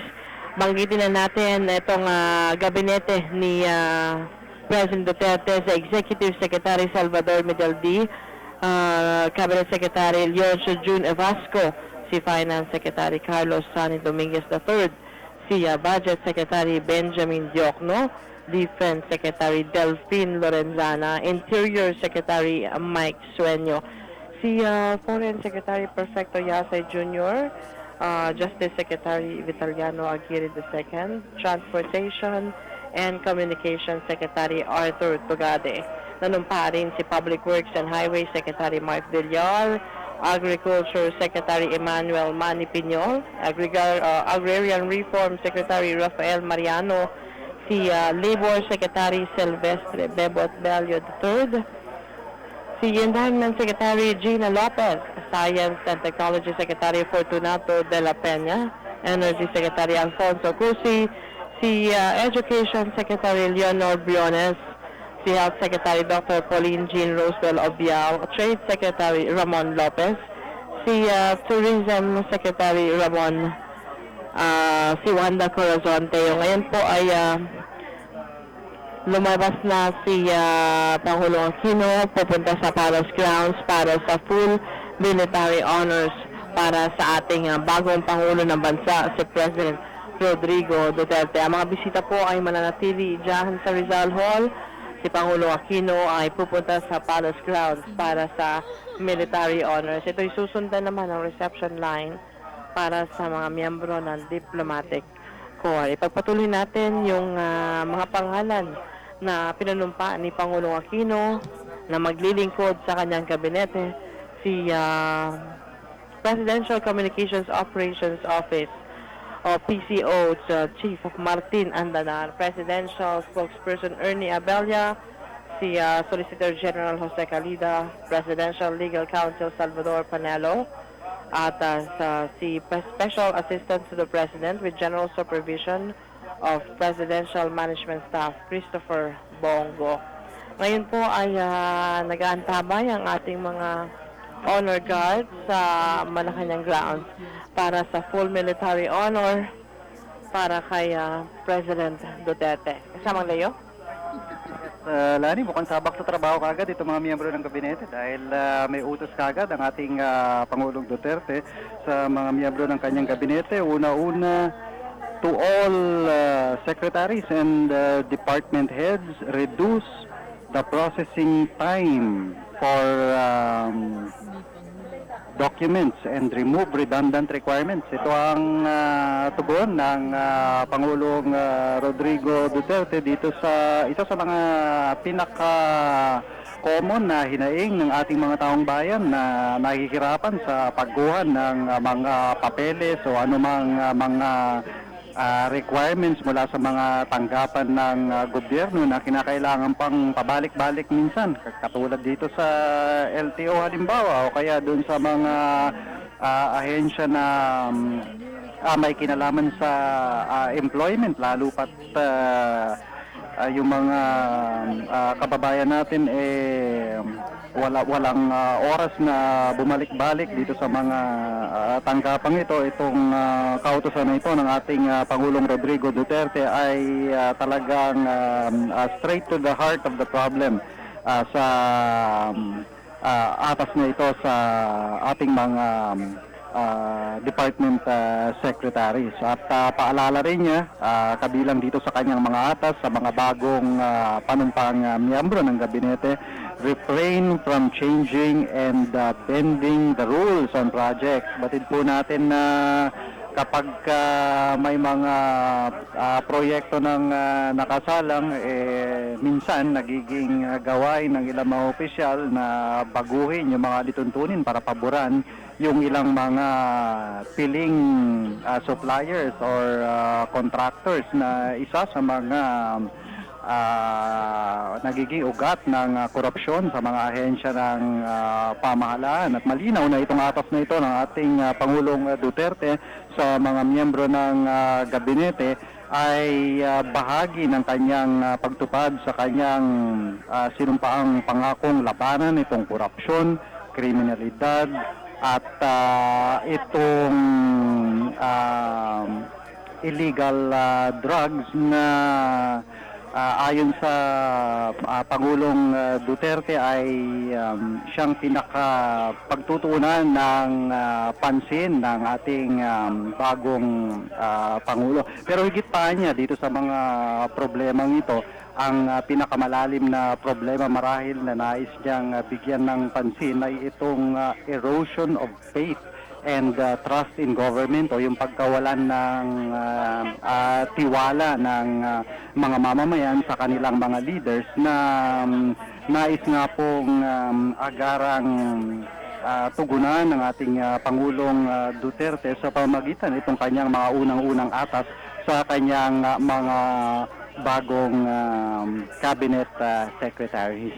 Sa mga oras na ito, ang Pangulong Duterte ay lumabas na dito sa Palace Grounds para po dito sa isasagawang military honors na igagawad ng sandatahang lakas para sa kanilang bagong Commander-in-Chief. Ito ay matapos na formal na manumpa sa tungkulin bilang ika-16 na Pangulo ng Republika ng Pilipinas ang ating bagong Pangulong Rodrigo Duterte at ang kanyang formal na pagsisimula sa trabaho ngayong araw na ito. Mamaya po, pupulungin ng Pangulong Duterte itong mga miyembro ng gabinete sa kanilang unang-unang cabinet meeting At dito po marahil ay nakapagsagawa na rin ng initial na survey itong mga cabinet secretaries sa kanilang mga departamentong hawakan na naganap nitong transition period, at mayroon na silang mga ideas kung paano nila i-improve itong mga kasalukuyang proseso at mga proposals marahil na nais na ihain sa ating Pangulong Duterte para sa kanyang blessing o pagdedesisyon. Itong lahat ay matatalakay mamaya doon sa gaganaping pulong ng gabinete. Marahil ay magbibigay ng pagulat ang mga Palace Communications officials sa pangunguna po ni Secretary Martin Andanar, kaugnay ng mga espesipikong tinalakay ng Pangulong Duterte at mga miyembro ng kanyang gabinete sa kanilang pagpupulong ngayong hapon na ito. At yan po ay inaasahan pong maipahatid natin mamaya sa ating mga kababayan. At sa mga oras pong ito ay nakikita po nating pwesto sa Palace Grounds itong mga miyembro ng Military Honor Guards. Ito po yung mga maggagawad ng military honors sa Pangulong Duterte na bahagi po ng military tradition bilang pagsalubong sa bagong Commander-in-Chief. Bahagi po nito yung 21 gun salute na ipinagkakaloob po sa Pangulo, and for the very first time ay the new president will be trooping the line sa aspeto po ng military tradition. Ito ay bilang bahagi ng pag-inspeksyon ng leader sa kanyang mga tropa na susuklian naman bilang pagsukli dito sa pagkilala at pagpugay na ibinibigay sa kanya ng kanyang mga kawal. We could see President Duterte now proceeding from the palace towards the palace grounds, at kinakamayan po ng Pangulong Duterte ang ating Chief of Staff, the President being led by the Presidential Chief of Protocol, si Ambassador Marciano Painor, who incidentally noong panahon ni dating Pangulong GMA ay siya rin pong Chief of Presidential Protocol, at bumabalik po siya ngayon para gampanan muli yung tungkulin bilang Presidential Chief of Protocol. We could see President Duterte walking on the red carpet mula po dun sa palasyo patungo dito sa Palace Grounds. This is I believe going towards the guest house, at ito po ay bilang bahagi pa rin itong pagbibigay ng military honors sa ating Pangulong Duterte ng ating sandatahang lakas. At makikita po natin na talagang napaka-simpleng tao lamang po nitong ating bagong Pangulo. Maging yung kanyang gesture kanina na simpleng pagbow matapos siyang manumpa sa tungkulin ay pagpapakita ng kanyang humility at kahandaan na umakto bilang isang tagapaglingkod at tagapagsilbi sa ating sambayanan. President Duterte will now be taking his position on the platform. Ito po ay dito sa harapan ng fountain dito sa Palace Grounds. Ito po ay para doon sa full military honors na igagawad ng ating sandatahang lakas sa ating Pangulong Duterte. Sa background po, napapakinggan na natin itong pagputok ng mga kanyon. Ito po yung 21 gun salute na tradisyonal na ipinagkakaluhod sa Commander-in-Chief ng ating militar at bahagi po ng military tradition.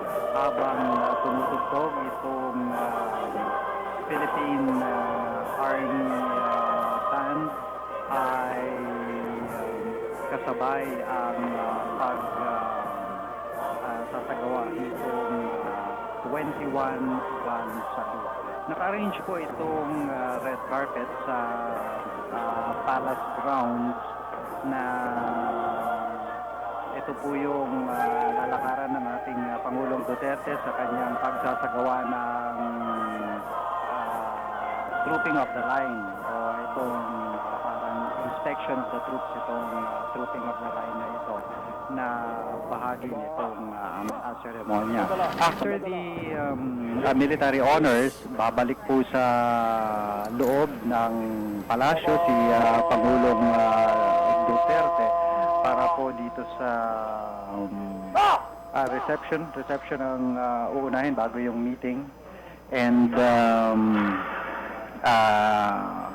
ito po ay bahagi ng day 1 ng ating Pangulong Duterte bilang Pangulo ng Republika ng Pilipinas. Lani? Kasama na yun, sabi nga kanina ng Pangulong Duterte, nandito siya para simulan na ang kanyang trabaho bilang bagong leader ng bansa. Ang speech po ni Pangulong Duterte ay tumagal ng 15 minutes at ayon nga sa naging interview sa kanyang speechwriter, yung kanyang city administrator sa Davao, ito ay 4 pages. Kanina ay binanggit pa ni Pangulong Duterte na why I am here at nagtawanan nga yung crowd at sinabi niya, iginit niya na nandito siya para simulan yung kanyang trabaho.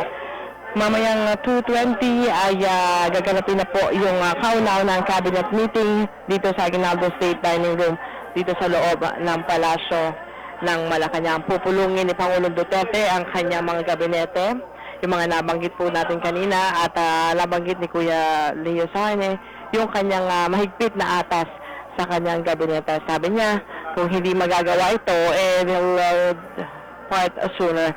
Pwede sila maghiwalay agad ng kanyang gabinete kung hindi magagawa ang kanyang atas. Inspiring ang naging speech ni Pangulong Duterte. At ang tema ngayong inaugurasyon ng Pangulong Duterte ay Partner for Change. Kaya naman hinikayat niya na nawagan siya sa publiko, sa mga miyembro ng kanyang gabinete na makiisa at sama-samang ayusin ang ating bayang Pilipinas. Ngayon po ay lumilibot si Pangulong Duterte dito sa Malacanang Palace Grounds. At napakaganda ng background ngayon ni Pangulong Duterte dito sa Palace Grounds. Nandun yung fountain at nandun ang mga bandila ng Pilipinas. Mamaya, gaya ng sinabi ni kasamang Leo, papasok siya muli sa Rizal Hall para pakunahan yung reception at susundan naman ng pagpupulong sa kanyang mga gabinete. Dito pa rin sa Malacanang. Kami po mga media ay nakaantabay pa rin, nakamonitor dito sa New Executive Building sa mga kaganapan dyan sa loob ng palasyo.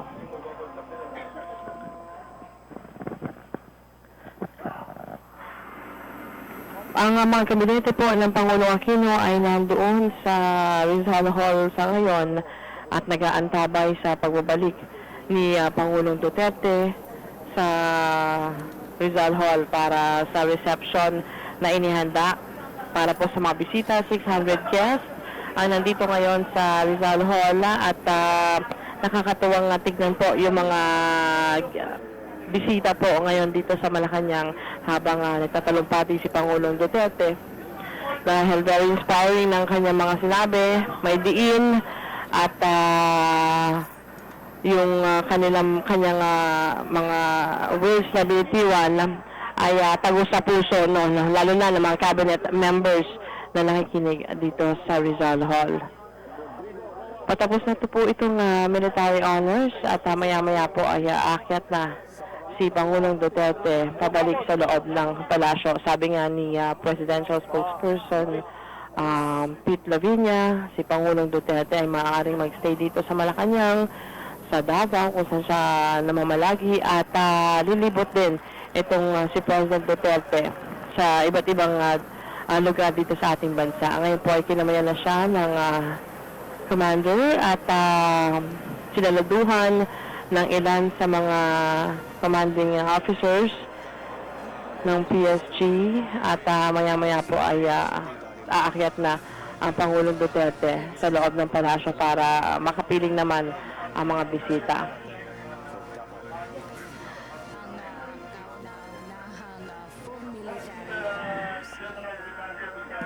Yes, ito yung mga chiefs of the major service commands na kinakamayan ng ating Pangulo. Ito yung mga pinuno ng iba't ibang sangay ng ating sandatahang lakas na kabilang dito sa mga military guests na nagbigay pugay sa kanilang bagong commander-in-chief. We could clearly see President Duterte seeming to be giving instructions to the major service commanders. Marahil ito ay pag-outline ng kanyang mga patakaran o mga polisiya pagdating dito sa militar, or he could possibly be reassuring the military leadership that the reforms and the modernization program undertaken during the previous administration will be continued by his administration.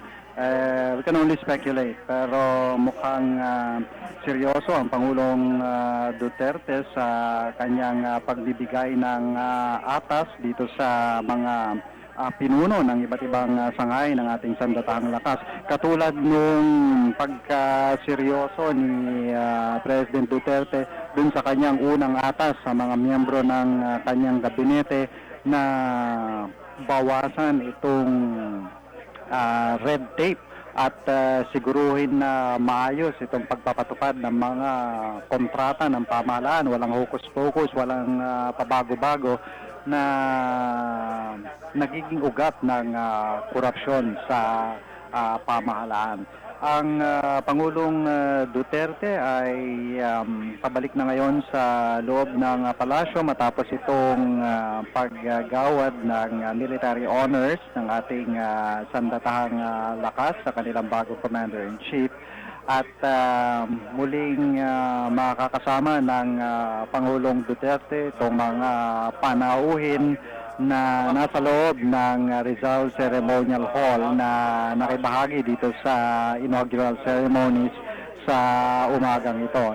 Kabilang dito sa mga piling-piling panauhin na ito ang ilan sa ating mga pinakamataas na political leaders na kinabibilangan ng dalawang dating Pangulo, si Pangulong FDR at si Pangulong ERAP, mga leaders ng ating Senado at Kongreso, at of course mga miyembro ng Diplomatic Corps. Piling-pili po itong mga panauhin na nasa ceremonial hall. At ngayon po sa pagpapatuloy ng inaugural activities dito sa Palasyo ng Malacanang, ito naman pong diplomatic reception ang isasagawa. Para po ito yung traditional na Van d'honneur na dinadaluhan ng mga miyembro ng Diplomatic Corps, but this time minus their spouses. At simpleng toast lang at simpleng handa lang, gaya ng dinescribe ng ating kasamang sila ni Valdez kanina, ang nakahanda para dito sa mga panauhin na simbolo ng kasimplehan at ng no frills style of leadership nitong si Pangulong Rodi Duterte. Once again, President Duterte ascending the grand staircase. Ito po ay sa loob ng palasyo ng Malacanang, at pabalik po siya dito sa President's Hall na patungo sa Rizal Ceremonial Hall. Yung cabinet meeting dito rin po sa katabing kwarto gaganapin sa Aguinaldo State Dining Room. Katabi lang po ito ng Rizal Ceremonial Hall na kung saan po tutuloy ang Pangulo at mga miyembro ng kanyang opisyal na pamilya pagkatapos nitong reception para sa kanilang unang pagpupulong. Mukhang may konting photo pa na oh no, this is the reception line na bubuin ng ating mga miyembro ng Diplomatic Corps. Si Prefecto Yasay ba yun? I can see DFA Secretary who will be introducing the members of the diplomatic corps. Of course, ito po ay pangunahan ng Papal Nuncio, is considered as the Dean of the Diplomatic Corps.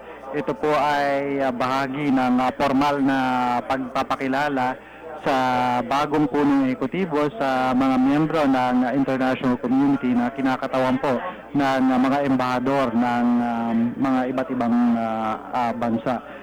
Si Secretary Perfecto Yasay, who has been tapped by President Rodrigo Duterte to become his Foreign Affairs Secretary, will be introducing the members of the diplomatic corps. Ito po ay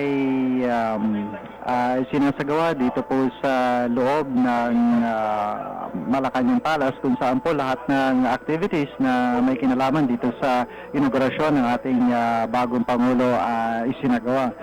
Traditionally, nasanay po tayo na dun sa Quirino Grandstand sinasagawa yung inaugural ceremonies, yung panunumpa sa tungkulin, at dito po sa palasyo tutuloy pagkatapos. Pero sa pagkakataon pong ito, lahat ng activities sa loob na lamang po ng palasyo pinagawa. Ngayon po, kakatapos lang ipakilala yung Papal Nuncio.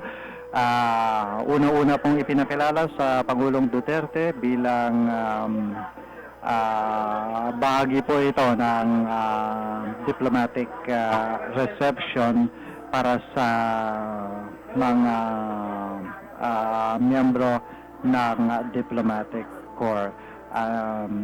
Noticeably, hindi po kasama yung mga esposa o mga may bahay nitong mga iba't ibang embahador na dati-dati po ay kasama dito sa sinasagawang Ban d'Honneur o reception pagkatapos nitong inaugural activities sa palasyo. We could see President Duterte engaging in some discussions with the ambassadors habang ipinapakilala po sa kanya, at itong foreign policy ng ating bagong Pangulo ay inaasahan pong i-outline sa mga susunod pong araw sa pagtatapos ng pagpupulong nitong mga miyembro ng kabinete. Ito pong ating magiging foreign policy ang gagabay dito sa pakikitungo ng ating bansa sa global community, at magde-demonstrate ng willingness at kahandaan ng Duterte administration na makiisa dito sa mga iba't ibang affairs na may kinalaman sa ating global community. At nakita naman po natin kanina, doon pa lang sa kanyang inaugural address, ay mayroon ng sense of community ang ating bagong Pangulo sa kanyang pag-extend ng kanyang condolences dito sa ating mga kaibigan sa Turkey na kahapon lamang po ay naging biktima ng isang terrorist attack kung saan napakarami pong mga inosenteng sibilyan ang namatay. Pinaabot kanina ni Pangulong Duterte ang kanyang pakikiramay at pakikisa sa bansang Turkey. At patuloy pa rin po itong pagpapakilala sa mga miyembro ng diplomatic community sa Pangulong Duterte, who looks quite cozy in dealing with our foreign guests.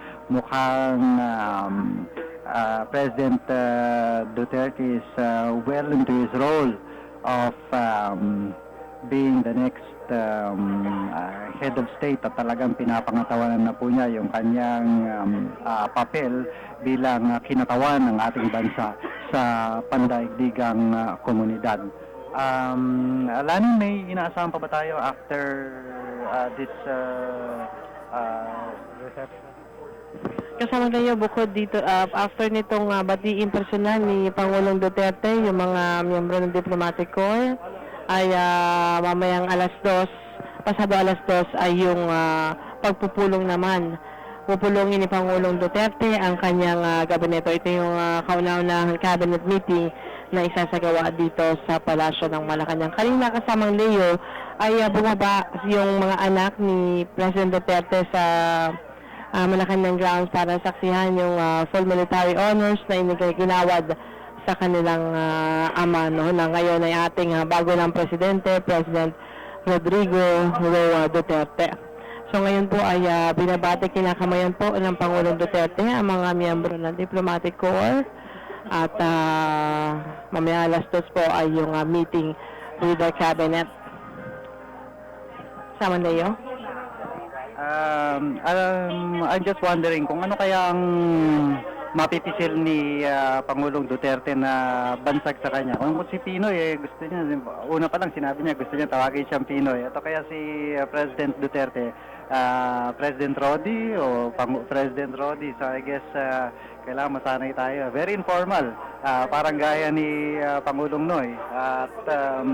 At batid naman natin na sa mga naging unang pahayag ni Pangulong Duterte na nais lang niyang mapanatili yung kanyang simple lifestyle at simple na style ng pamumuno sa kanyang susunod na 6 na taong panunungkulan bilang pinakamataas na opisyal ng ating bansa.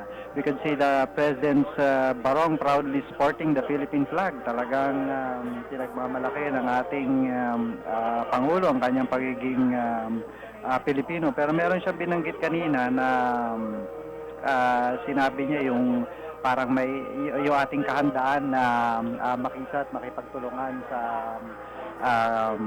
international community ang isa sa magiging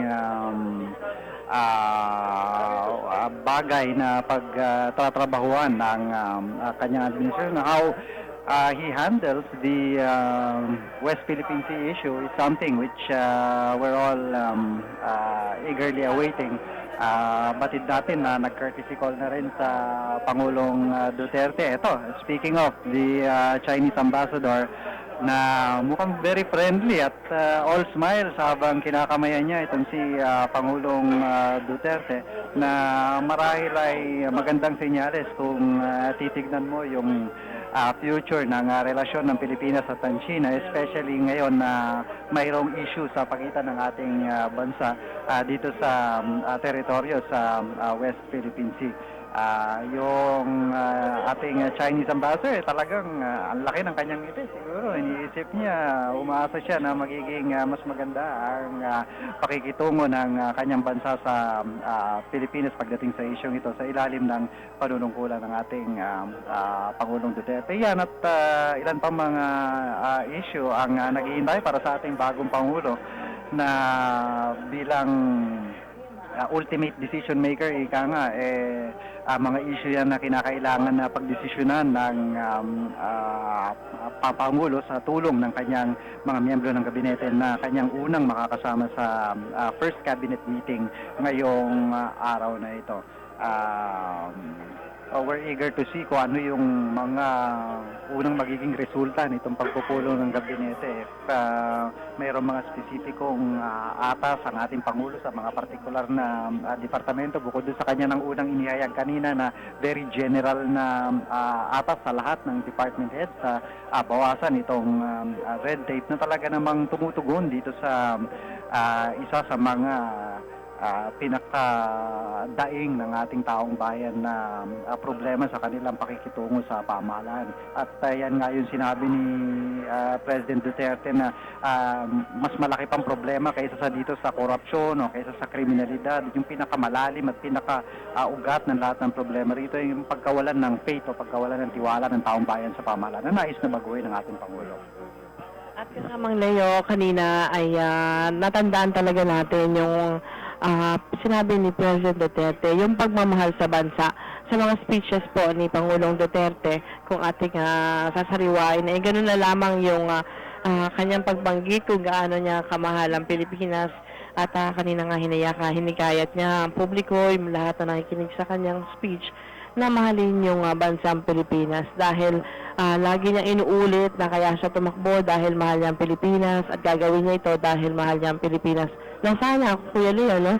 Yun din yung ating makita sa mga teenager natin ngayon na mahalin talaga ang Pilipinas at maging bahagi tayo ng pagbabago nais ng ating bagong Pangulo ng bansa, si President Duterte, para makamit talaga yung pagbabago na dapat tahakin ng ating bansa. Tuloy po yung programa dito sa Malacanang Palace. Kinakamayan ni President Duterte ang mga miyembro ng Diplomatic Corps. So marami-rami po yan, kinakamayan at may onting pag-uusap, no? Kanina sabi ni Kuya Leo, ang ganda ng ngiti ng Chinese Ambassador na kinamayan ni President Duterte, ang kinatawan ng China na nandito ngayon sa bansang Pilipinas. Una lang sinabi ng bansang China na handa sila at na makipagtulungan sa bagong halal na Pangulo ng bansa para maayos kung anumang sigalot na meron ang bansang Pilipinas at China dyan sa sigalot sa teritoryo dyan sa West Philippine Sea. Maya-maya po ay gaganapin naman itong first cabinet meeting, 2:20 ng hapon. Kanina sa speech ng Pangulo, tumagal ito ng 15 minutes at magkahalo. Meron ding Visayan dialect na ginamit si Pangulong Duterte habang kanyang isinasaad ang kanyang speech, no, inaugural speech dito sa Malacanang Palace. So 1:30 2:20 ay pupulungin naman ng Pangulong Duterte ang kanyang mga gabinete. Ngayon po ay tuloy-tuloy pa rin ang pagkamay ng Pangulong Duterte sa mga miyembro ng Diplomatic Corps. Kung maalala po ninyo, meron po sinabi si Pangulong Duterte na complete transformation, no?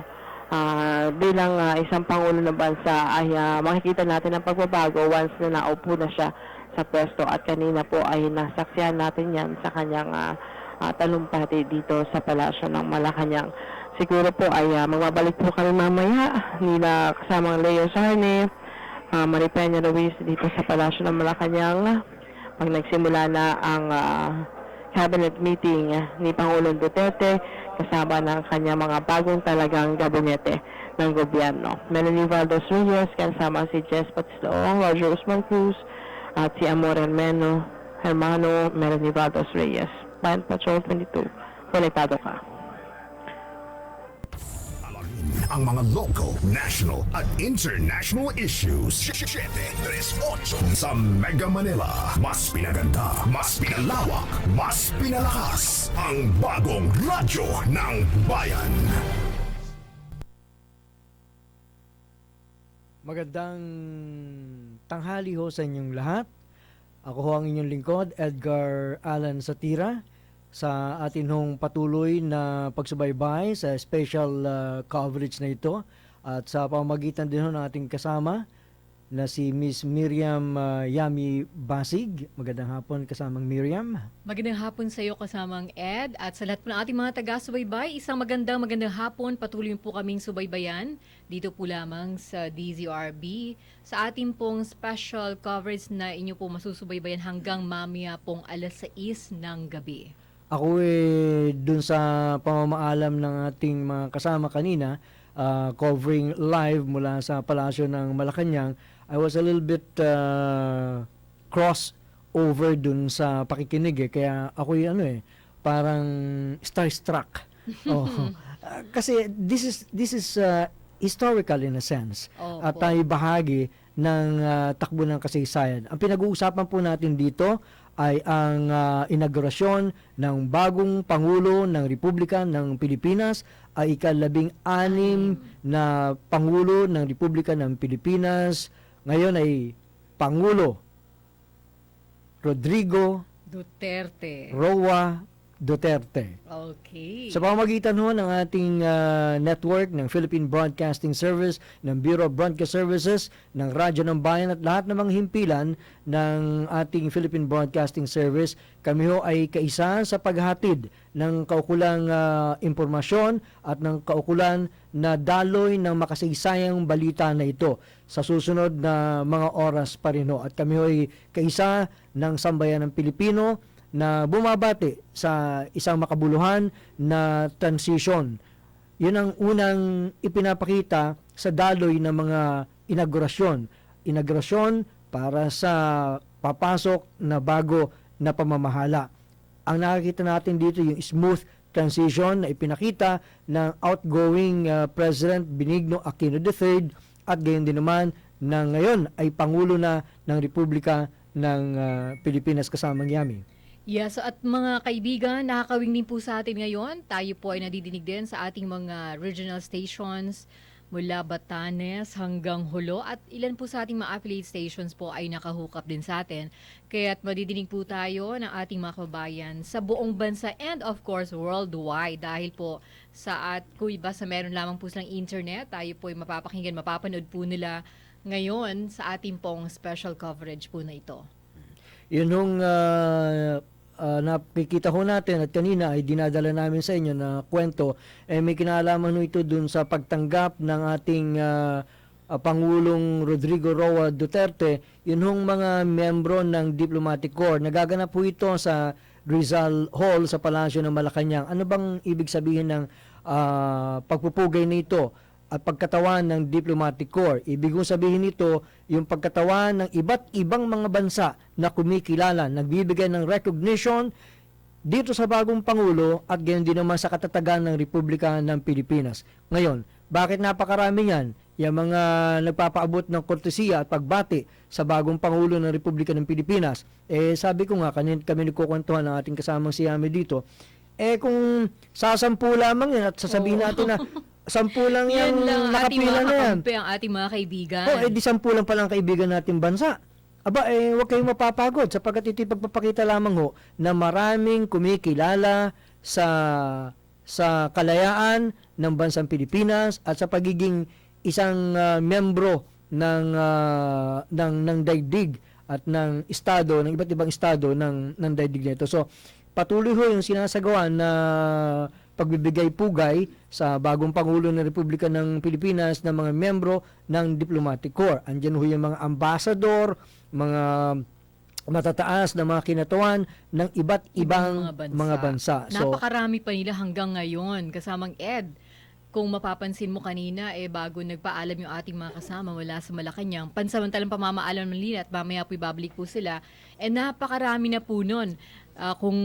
Kung pwede nga lamang sana pong mapangalanan yung bawat isa na kumakaway at nagbumabati sa ating Pangulo, bagong Pangulong Rodi Duterte. Ang alam ko yun ang gusto niya itawag sa kanya. Kasi kanina si kasamang Leo, sinasabi niya, ano kaya ang itatawag kay Pangulong Rodrigo Roa Duterte? Sabi niya, ang dating Pangulong Benigno Aquino III, ang gusto niyang tawag Pinoy. Parang doon sa nakaraan, di ba? Ang sabi niya, kung siya tatawagin, we're referring now to the President Rodrigo Roa Duterte, parang ano ka mo, Yami? President Rodi, yun po ang alam ko na gusto itawag sa kanya. Base na rin po dun sa mga ulat ng ating mga kasama mula sa DZRB Radyo ng Bayan Davao. Kanyang mga kababayan po yun. Huwag ho niyo makalimutan, mayroon ho kaming himpilan sa Davao, Radyo ng Bayan Davao. Kaya yun yung Rodi is spelled as R-O-D-Y. Ayun, President Rodi. Sapagkat parang sa kwentuhan din at sa mga pag-uulat, parang yun ang tawag ng butihing ina ng ating bagong Pangulo, yung Rodi, hindi digong So, let's see. Sabi nga natin ganun kasimple at ganun ka hands-on ang ating kagalang-galang na Pangulong Rodrigo Roa Duterte. Okay, at bigyang daan muna natin kasamang Ed ang ating balita sa mga sandaling ito. Radyo ng Bayan Network. Balita. Kalipunan ng mga balita sa loob at labas ng bansa. hatid sa inyo ng makahimpilan ng Philippine Broadcasting Service sa buong kapuluan. Narito ang ating mga balita sa oras na ito. Mayroon na tayong bagong Pangulo at pangalawang Pangulo. Eksaktong alas 12 kaninang tanghali, nanumpa si President Rodrigo Duterte bilang ika-16 na Pangulo ng Republika ng Pilipinas. Nanumpa si Duterte sa harap ni Supreme Court Associate Justice Bienvenido Reyes. Ginawa ang seremonya sa Rizal Hall, Malacanang, kung saan sinaksihan ng pamilya, kaanak, miyembro ng Diplomatic Corps at 2 kapulungan ng Kongreso ang panunumpa ni Pangulong Duterte.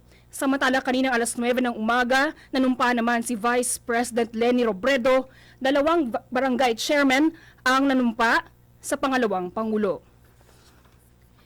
Samantala ipupulong ni Pangulong Rodrigo Duterte sa unang pagkakataon ngayong hapon ang mga miyembro ng kanyang gabinete sa State Dining Room na Malacanang. Si Marie Peña Ruiz sa ulat. Ibibigay ng bagong Pangulong kanyang marching order sa kanyang official family. Ang pulong ng kabinete ay magaganap pagkatapos ng reception para sa mga miyembro ng Diplomatic Corps. Matapos ang oath-taking ni Pangulong Duterte bilang ika-16 na presidente ng Republika ng Pilipinas, manunumpa ang cabinet members. Samantala, balik sa Times Street, Quezon City, si dating Pangulong Benigno Aquino III. Naghanda ng warm welcome ang mga kapitbahay ng dating presidente. Marie Peña Ruiz, Ban Patrol 10 para sa PBS Radyo ng Bayan, konektado ka. Sa iba pang balita, itinutulak ni Senadora Nancy Binay ang pagsasabatas ng isang panukalang hakbangin na naglalayong hindi pagbayarin ng income tax ang mga manggagawang kumikita ng 30,000 piso pababa. Si Jojo Ismael sa iba pang detalye. Sinabi ni Senadora Binay na tinataya sa may 6 na milyong manggagawa mula sa pampubliko at pribadong sektor ang makikinabang sa pagtatanggal ng income tax para sa mga kumikita ng 30,000 piso. Paliwanag ng mambabatas sa kanyang ihahaing panukalang batas, ang isang pamilya na may 2 hanggang 3 anak ay mga ngailangan ng di mababa sa 30,000 piso kada buwan para mabuhay na maayos. Dagdag pa ni Binay na sa oras na bubuwisan ang 30,000 piso, may mga bagay sa budget ang apektado at kailangan mag-adjust at magbawas ng gastusin sa mga pangunahing pangangailangan tulad ng pagkain, pambayad ng renta o bill ng kuryente o tubig, pati na rin pamasahe papuntang trabaho o sa eskwelahan. Mula sa Senado, George Ismael, Bayan Patrol 16 nag-uulat para sa PBS Radyo ng Bayan. Konektado ka. Sa ibang kaganapan, binigyang diin ni outgoing Defense Secretary Voltaire Gasmin na hindi pwedeng basta-basta na lamang pumasok sa teritoryo ng Pilipinas ang mga puwersa ng Indonesia para magsagawa ng rescue operations sa 7 sailors nito na dinukot ng Abu Sayyaf Group sa Sulu. Mayroong kasunduan ng 2 bansa na pinapayagang makapasok ang mga Indonesian forces sa teritoryo ng Pilipinas kapag nasa hot pursuit laban sa mga terorista at mga lawless elements. Ngunit nilinaw ni Gasmin, ang prinsipyo ng hot pursuit ay nagsasabi na maaari lamang sumabak ang Indonesia laban sa mga kriminal at terorista sa ating teritoryo kapag naganap ang insidente sa kanilang mga karagatan. Napabalitang dinukot ng ASG ang mga biktima noong Hunyo 22 sa may Sulu Sea. Ayon sa 1975 Border Crossing Agreement, sa ilalim ng konsepto ng hot pursuit, pinapayagan ang mga Indonesian security forces na pumasok sa maritime zones ng Pilipinas at pwede rin pumasok sa Indonesian territory ang Philippine forces. Nakasaad din sa kasunduan na dapat ipaalam agad ang anumang insidente sa Philippine security forces para magkaroon ng koordinasyon at makapagsagawa ng joint operation. Yan ang kalipunan ng ating mga balita sa oras na ito. Ang inyong naging tagapagbalita, Raisa Puno Diaz para sa PBS Radyo ng Bayan. Konektado ka. Sumayin niyo ang Radyo ng Bayan Network. Balita. Tinipon sa silid pampalitaan ng Philippine Broadcasting Service. Muling magbabalik makaraan ng 1 oras. Kilalanin natin si President-elect Rodrigo Duterte. Alam ba ninyo na si Pangulong Rodrigo Rodi Duterte ang kauna-unahang Pangulo ng bansa na galing sa rehiyon ng Mindanao? Sa listahan ng mga naging presidente ng bansa, 6 ang taga-Visayas Region at 12 ang taga-Luzon. Tanging si Rodi o si Digong ang nanggaling sa rehiyon ng Mindanao sa probinsya ng Davao. Ang kanyang ama na si Vicente Duterte ay naglingkod sa Davao bilang Provincial Governor.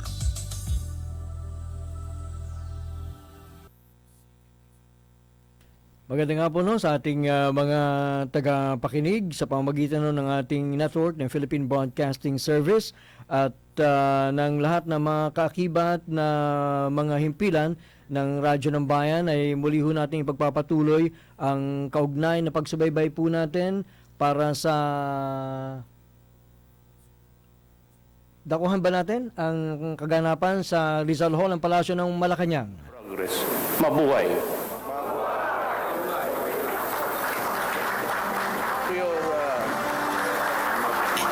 To your success.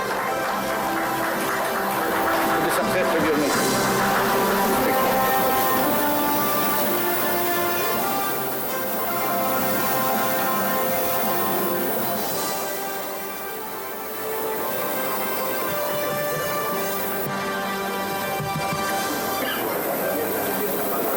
Your Excellency Rodrigo Duterte, President of the Republic of the Philippines, Honorable Secretaries of the Cabinet, Honorable Salvador Media Leader, Executive Secretary, Honorable Perfecto Yasay, Secretary of the Department of Foreign Affairs, distinguished government officials and chiefs of the Philippine Armed Forces and the Philippine National Police, Your Excellencies, the ambassadors and heads of the international organizations accredited to the government of the Philippines, distinguished ladies and gentlemen.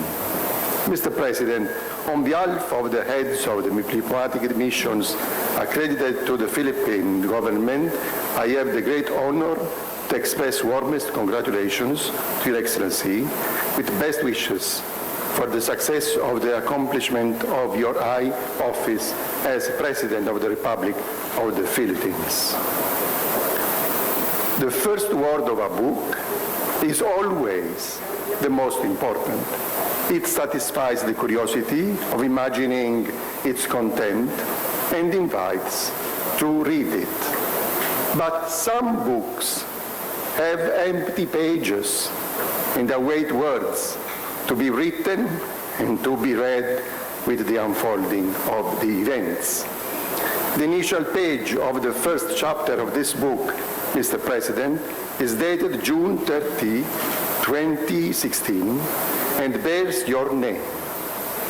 But it also bears the name of every Filipino within the country and abroad who are bound by ties of affection and gratitude to this nation, its geography, history, and tradition. Starting today, all the women and men of this country are called to write on the blank pages of this book to engrave their aspirations and dreams, their convictions and ideals. This book, Mr. President, contains the names of your fellow citizens to whom you, in the name of the Constitution, have pledged to build a just and a humane society and promote the common good. We are grateful to you, Mr. President, for your kind invitation to this historic encounter that offers to the diplomatic family in Manila the possibility to greet you personally in order to strengthen the bonds of friendship and collaboration between the Philippines and the government of the countries and international organizations here represented. I would like to invite you now, dear colleagues in the Diplomatic Corps and distinguished guests, to raise your glasses to the well-being of His Excellency President Rodrigo Duterte and to the prosperity and progress of the Filipino people. God bless the Philippines. Mabuhay.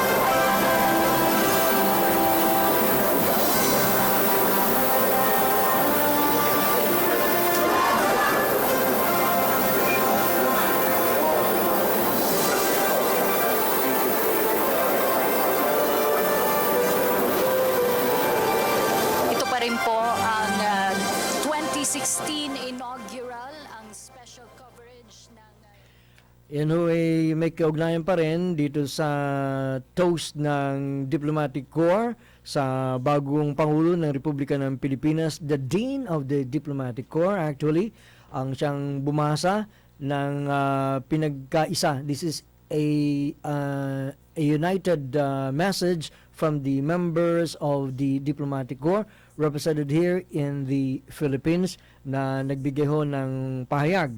At before that, nagbigay din ng maiksing mensahe ang ating kagalang-galang na Pangulong Rodrigo Roa Duterte. Ito ho'y patuloy na sinusubaybayan pa rin po natin at tayo ho'y naghihintay ng ilang pang mga karagdagang mga pag-uulat. Ang ating mga kasamahan sa Presidential Coverage Team ay nandun ho sa Palasyo ng Malacanang.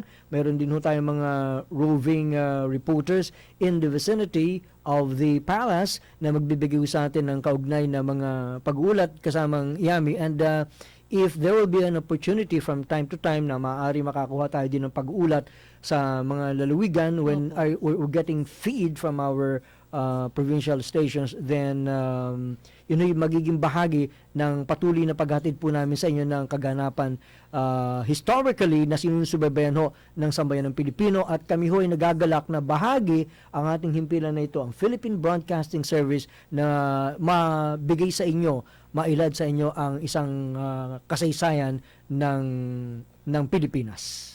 Okay, so sa muli po, isang magandang hapon sa lahat ng ating mga taga-subaybay, hindi nga lamang po dito sa ating bansa, kundi sa buong mundo.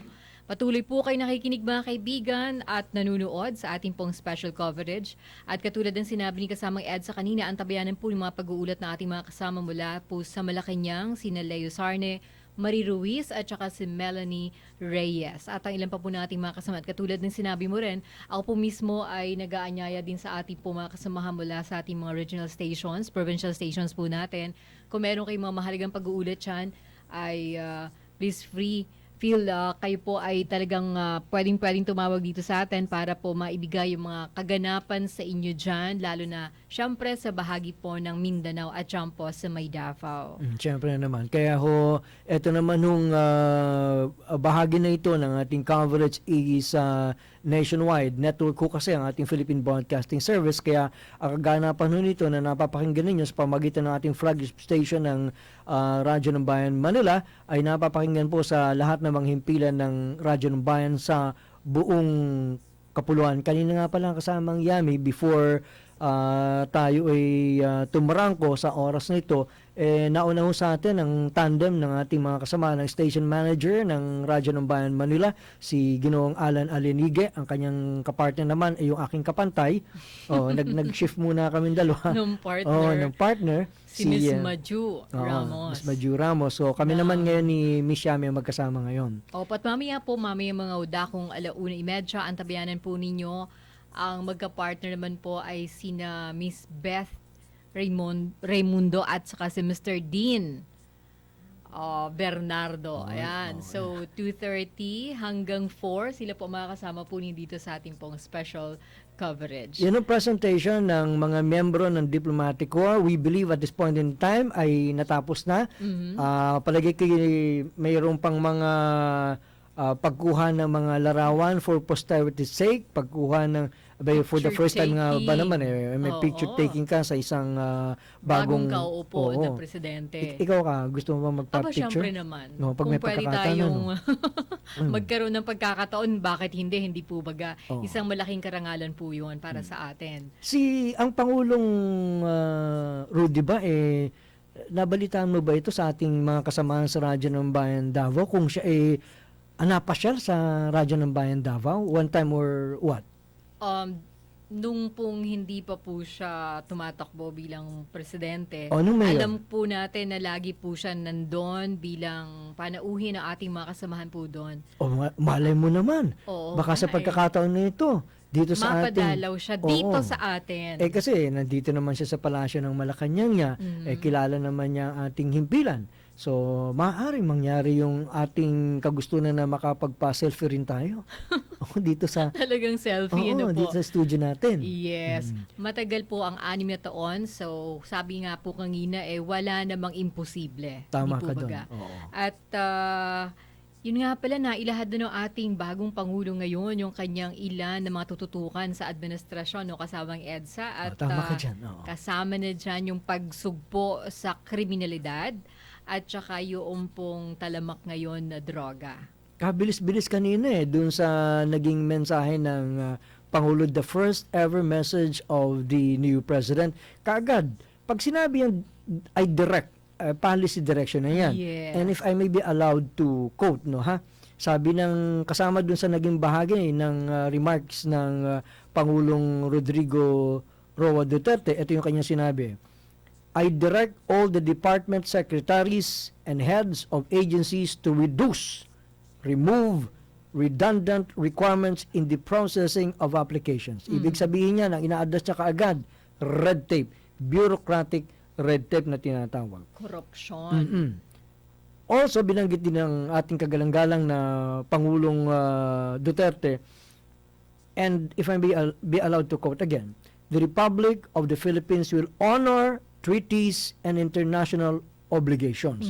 Kasi doon sa ibang mga eksperto sa ganitong takbo ng politikang pamumuhay ng mamamayang Pilipino, sinasabi, paano ba ang magiging pakikiharap ng isang bagong Pangulo, lalong-lalo na alam naman natin, there's so many first kay Pangulong Duterte, at ito yung isang bagay na siya ang kauna-unahan na local government official. Yes. Mayor ng Davao. Mayor na naging Pangulo kaagad. Meron kasi ibang mayor, pagkatapos naging governor, iba naging congressman, senador, o bago naging presidente. Pero si Presidente Duterte, mayor talaga at naging Pangulo. So, how would he address yung ganito mga issues internationally? Ito kagad, sinabi niya kagad, the Republic of the Philippines will honor treaties and international obligations. Sa larangan ng international na ating relasyon. Now, sinasabi niya, together, shoulder to shoulder, let us take the first wobbly steps in this quest. So talagang, ang sabi nga talagang pag humakbang ka sa panibagong mga gampanin mo, hindi may iwasan na hindi ka agad ganun katibay. Yes. Pero kung may mga kasama ka, katulong mo, si Juan at si Juana, magiging matatag ang mga hakbang mo. So, hindi sila lang yun, tayo pong lahat yun. Wag mong kasi pagka minsan ganun ang problema Mayroon kang inaasahang magaling na Pangulo, paano? Ganun na lang. Sila lang ba? Yung ating duty naman natin, di ba? Yes. Bilang mga Pilipino po, sama-sama po dapat talaga tayo dyan. Kung gusto nating makamit yung isang pagbabago, dapat tulong-tulong talaga tayong lahat. Parang parang nadadala tayo. Oo nga alam ba ang oras natin dyan? Ngayon po, mga kaibigan, tayo po meron ng 20 at bali 21 minutes na po after 1 o'clock. Yung kasi doon sa istasyon kasi natin, walang ganun napakadaming clock. Oo nga, dami mga... ilan ba itong clock ni Alan dito? 1, 2, 3, 4, 5. Doon po kasi sa amin sa DZRM, isa lang po ang aming orasan. Kaya kami naliligaw dito. Hindi pati kulay pula. Oo nga. Parang digital lang yun. Pag bumagal ng konti yun, yung clock na yun, hindi na Philippine Standard Time. So, anong yami inaasahan natin in a few more minutes sa report sa mga kasama natin sa Palasyo ng Malacanang? We understand na mayroong isasagawa na pagpupulong na kaagad. Talagang magtatrabaho na kaagad yung ating bagong Pangulo ngayon. Ngayon na kaagad din. The first cabinet meeting of the President, no? Nababanggit nila kanina, 2:20 ang takdang pulong mamaya. So, antabayanan po ng ating mga kababayan. Maaari pong may ilang pang pag-uulat yung ating mga kasamahan dyan. Samantala ngayon, batid po natin na patuloy yung pong pakikipag-usap ng ating Pangulo doon sa mga miyembro po ng Diplomatic Corps. Well, makakakuha din tayo and we're expecting this kasi yung unang pulong ng Pangulo sa miyembro ng gabinete this afternoon kung ano man yung mga maaring kanyang direktiba at yung kanyang mga kutusan, hopefully, mailalabas sa atin ito. Andiyan naman ang bagong kalihim na ng Presidential Communications Office. PCO Oh, nila ngayon. Presidential Communications Office, si Ginoong Martin Andanar. So, mababahagi siguro niya sa atin kung ano man yung mga natalakay sa kauna-unahan, kasi yun ang kauna-unahang pagpupulong ng gabinete ng Pangulo. So hopefully may makukuha tayong mga balita dyan. And Secretary Martin Andanar, being a practitioner himself sa media, alam niya yung pangailangan nating yung kanyang mga kapatid sa pamamahayag. So, kaagad-agad po natin mamaya siguro mga kaibigan po ang tabayanan kung ano po yung mga pag-uulat na yan. Kaganapan po sa gagawin na meeting mamaya ng cabinet po. So, ang ating mga kasamahan dyan, nakaantabay naman din po sila para magbigay ng mga updates sa atin. Kaya tayo po ay patuloy na mag-aantabay lamang po sa kanila. Samantalang kanina, kasamang Ed, dun sa ginanap din na inaugurasyon ng ating Vice President, alam po natin isang naging matagumpay na event din po ito sa tinagurian dati po ay Boracay Mansion. Ano po? So, talagang yung ating mga kababayan ay nag-excited din po dun sa ginanap din po na aktibidad na yon. Tama ka naman dyan. Ang sabi, ang tawag dyan Boracay Mansion. Dito ho yan sa Quezon City, located. Nakita mo na ba ito? Pupunta pa lang tayo doon. Sige. Anyway, Boracay Mansion, pero tinawag na rin siya na Quezon City Guest House. Yes. Something to that effect, kung hindi tayo nagkakamali. Ngayon, ibig kong sabihin, yan ang magiging opisyal na tahanan na ating pangalawang Pangulo. Ng Vice President. So, probably, pwede nang tawagin yan na the Vice President official residence. So, siguro, dadalhin na niya kasi yung kanyang titirhan yung pangalan ng pangalawang Pangulo ng Republika ng Pilipinas. And at the same time, sa pamagitan din ng ating himpilan nito, tayo nagpapaabot din ng pagbati sa ngayon ay pangalawang Pangulo ng Republika ng Pilipinas, Vice President Leni Robredo. That's right. So, ang ating ilang mga kababayan ngayon nakaantabay din po para sa kanilang maaring sa mga sandaling ito ay ginaganap po dyan sa may Quezon City Memorial Circle. Malapit lang dito yan. Medyo malapit din dito sa atin. So, maaring pagkatapos natin dito, pupunta tayo. Ganon. Samahan mo ako. Kaya lang, siguro naman nakita na rin naman nila kasi ito'y elliptical papaikot yung mga sasakyan dito hopefully they were able to foresee already yung daloy ng mga sasakyan dito. So matutugunan nito ng mga traffic enforcers natin at yung mga kapulisan natin para maiwasan ang anumang maaaring pagsisikip sa trapiko. I don't know anong oras mag-start yung programa? Baka ngayon Ngayon, nag-start na po. So, sa puntong yan, gusto rin nating pasalamatan lahat po ng mga nagpunyagi para yung trapiko ngayon ay maging maayos, maging yung kanina po yung pagpunta ng ating Pangulo doon sa Malacanang, na alam po nating naging organisado po ang lahat. At the same time, yan ay kaagad tinignan ng ating butihing bagong Pangulo na Pangulong Rodrigo Duterte yung daloy ng mga sasakyan. Kaya nga yung kanyang mga guest sinasabing nag-shuttle. Opo, from PICC. From PICC. Hindi nagdala ng kanya-kanya mga sasakyan papasok sa Malacanang. Doon sa area na papasok ng Malacanang para nga naman maiwasan yung pagsisikip sa trapiko. So, shuttle kayo. Sama-sama kayong sasakay dyan. Kung gusto talagang mag-witness sa aking inaugurasyon, may mga bagay-bagay tayo na dapat tiisin at yung mga sasakyan yung ginagamit ay hindi na muna. Kaya dyan kayo sumakay sama-sama para na sa ganun nakakaiwas tayo dun sa pagkakaroon ng masikip na trapiko. Pagkatapos, ang kanilang kinain ay corned beef. Masarap adobo.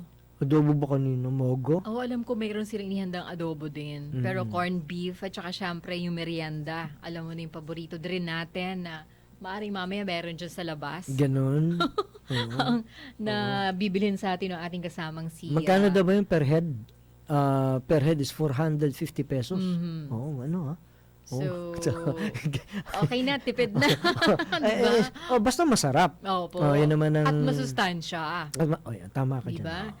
At yun ang ating antabayanan, yung sinasabi mo kanina nga pala, no, yung mga redundant na mga hinihingi ng mga requirements. Gusto mo sige, pagkwentuhan natin yan. Ikaw, sampulan natin. Yung ano, binabanggit natin kanina, halimbawa na lagi nilang humihingi ng mga birth certificate na yan. Bakit? Nababago ba ang date ng kapanganakan mo? Baka naman na bago. At ako'y napabata, di ba? Ay, gano'n? Ganun ba yun? O pagkatapos, yung pag-apply ng lisensya, driver's license, anong panukala dyan?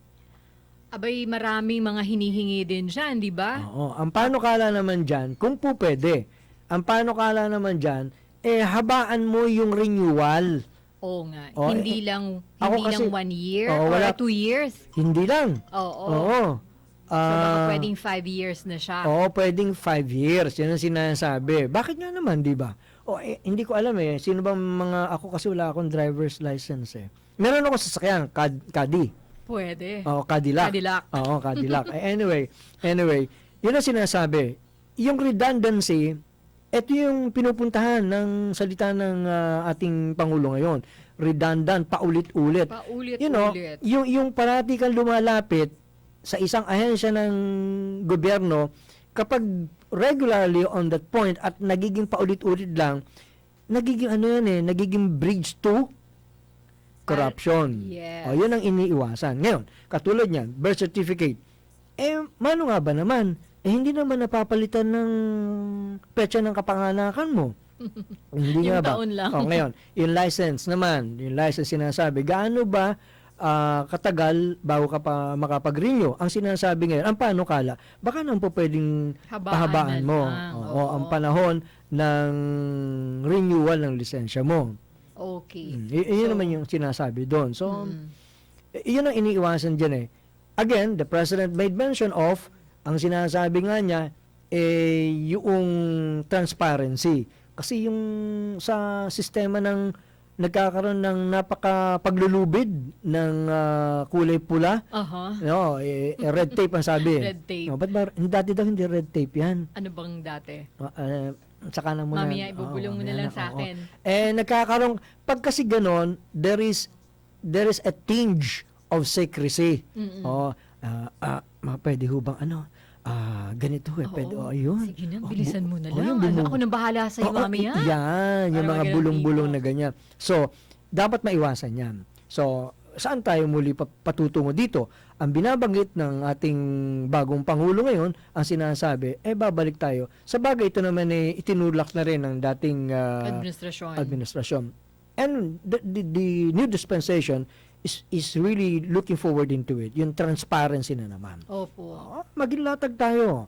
Pakita natin yung dapat na latag na usapan. Talaga na mga proseso, yun talaga dapat ang gawin. Hindi yung merong paliko-liko pa kung kanino pa dadaan at kung ano pa. At ang masakit nga doon kuminsan yung merong pang mga padulas, di ba? Sa mga para mga ganun tipo. Ngayon, para mas madulas, mas malaki. Hindi nga, di ba na pag-uusapan na. Again, if I may be allowed to quote, the President made mention in his speech, I know that there are those who do not approve of my methods in fighting criminality. Yes. Bukas naman sinabi ng ating Pangulo yan. Sinabi niya, the fight will be relentless and it will be sustained. Yan ang sinasabi niya. Kaya nga sabi ng isang miyembro ng gabinete ng bagong Pangulo, tulungan natin ang bagong administrasyon because magiging talagang susuong sila sa pag-uutos ng bagong Pangulo. Kasi yung Pangulo hindi lang by word sabi nga he walked the talk. Anyway, oras natin, meron tayong 32 minuto makalipas ang alauna ng hapon. Ang ating kasamang si Miss Miriam Yami Basig, inaakit ako na tumungo sa electrical circle. Opo, at para tayo maka-witness doon sa ginaganap na mga event. Kaya amin na pong ito-turn over mga kaibigan. Ito pong ating palatuntunan special coverage. Sa susunod po nating hahawak si Mr. Dean Bernardo at kapartner mo si Miss Beth Raimundo. Andiyan na ba? Antabayanan niyo po mga kaibigan. Kasamang Ed, maraming salamat sa inyo. Of course, thank you so much po sa ating mga kababayan. Maraming salamat po. Ako po ang inyong lingkod, Edgar Alan Satira, sa ating patuloy na pagsubaybay sa makasaysayan na inaugurasyon. Meron na ho tayong bagong Pangulo, ika-16 na Pangulo ng Republika ng Pilipinas, ang Pangulong Rodrigo Roa Duterte. Sa Radyo ng Bayan. Philippine Broadcasting Service, Radyo ng Bayan, nationwide, sa Metro Manila, DZRB, Radyo ng Bayan, DZSR Sports Radio, DZRM, Radyo Magazine, DWBR-FM Business Radio, at Overseas Radio, Radyo Pilipinas, Radyo ng Bayan Luzon, DWBT Batanes, DWPE Tugigarao, DWFB Lawag, DZRK Tabuk, DWFR Bonto, DZEQ Baguio, DZAG Agoo, DZMQ Dagupan, DWRS Tayug, DWLC Lucena, DWRB Naga, DWJS Albay, DZVC Vira, at DWRM Palawan, Radyo ng Bayan Visayas, DYOG Calbayo, DYES Borongan, DYSL Sogo, DYCT Tacloban, DYLL Iloilo, at DYMR Cebu, Radyo ng Bayan Mindanao, DXJS Tandag, DXBN Butuan,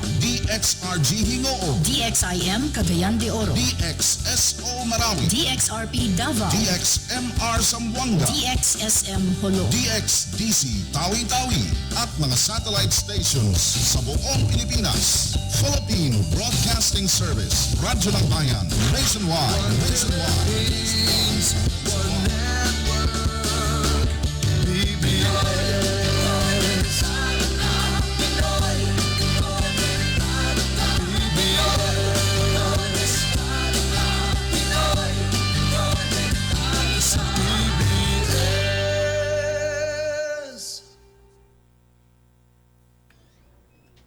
Pilipinas, ang oras, 34 na minuto, makalipas ang alauna. Magandang hapon sa inyong lahat. At ngayon po, ako ang inyong lingkod, Dean Bernardo, at kasama ang ating butihing hepe ng News and Public Affairs Division ng Philippine Broadcasting Service. Magandang hapon, ma'am. Okay, magandang hapon din. Ako po si Elizabeth Raimundo. Makakasama po ninyo kami hanggang 2:30 ngayon hapon. Opo, at isang oras ang ating palatuntunan dito. Itinatawid po natin ang ating programa. Napakaganda ng araw na ito dahil meron na tayong bagong presidente, di ba, Ma'am Beth? Yes. Bagong vice-presidente. Pangulo at bagong pangalawang pangulo.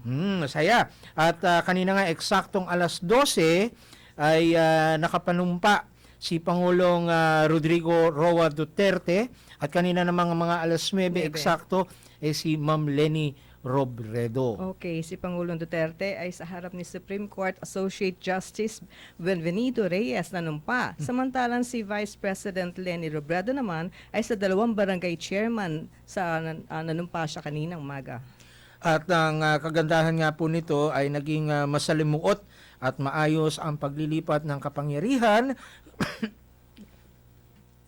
sa ating pamahalaan. Batay na rin sa ating konstitusyon ng 1987. Ika nga isa na itong tradisyon. Ngunit, di ba, Ma'am Beth, kahit may tradisyon tayo, may mga nabago, may mga bagong sistema. Kung hindi ba ang tema yata kasimplihan, pasimplihan tayo ng tinatawag na inauguration dahil napakasimple ng inauguration ni BP Robredo at ang kaninang ginanap na inauguration sa Malacanang ang isa sa pinakasimple dahil ang tradisyon, kung matatandaan yata si dating Presidente Joseph Estrada sa Malolos, Bulacan pa ginanap ang kanyang inauguration.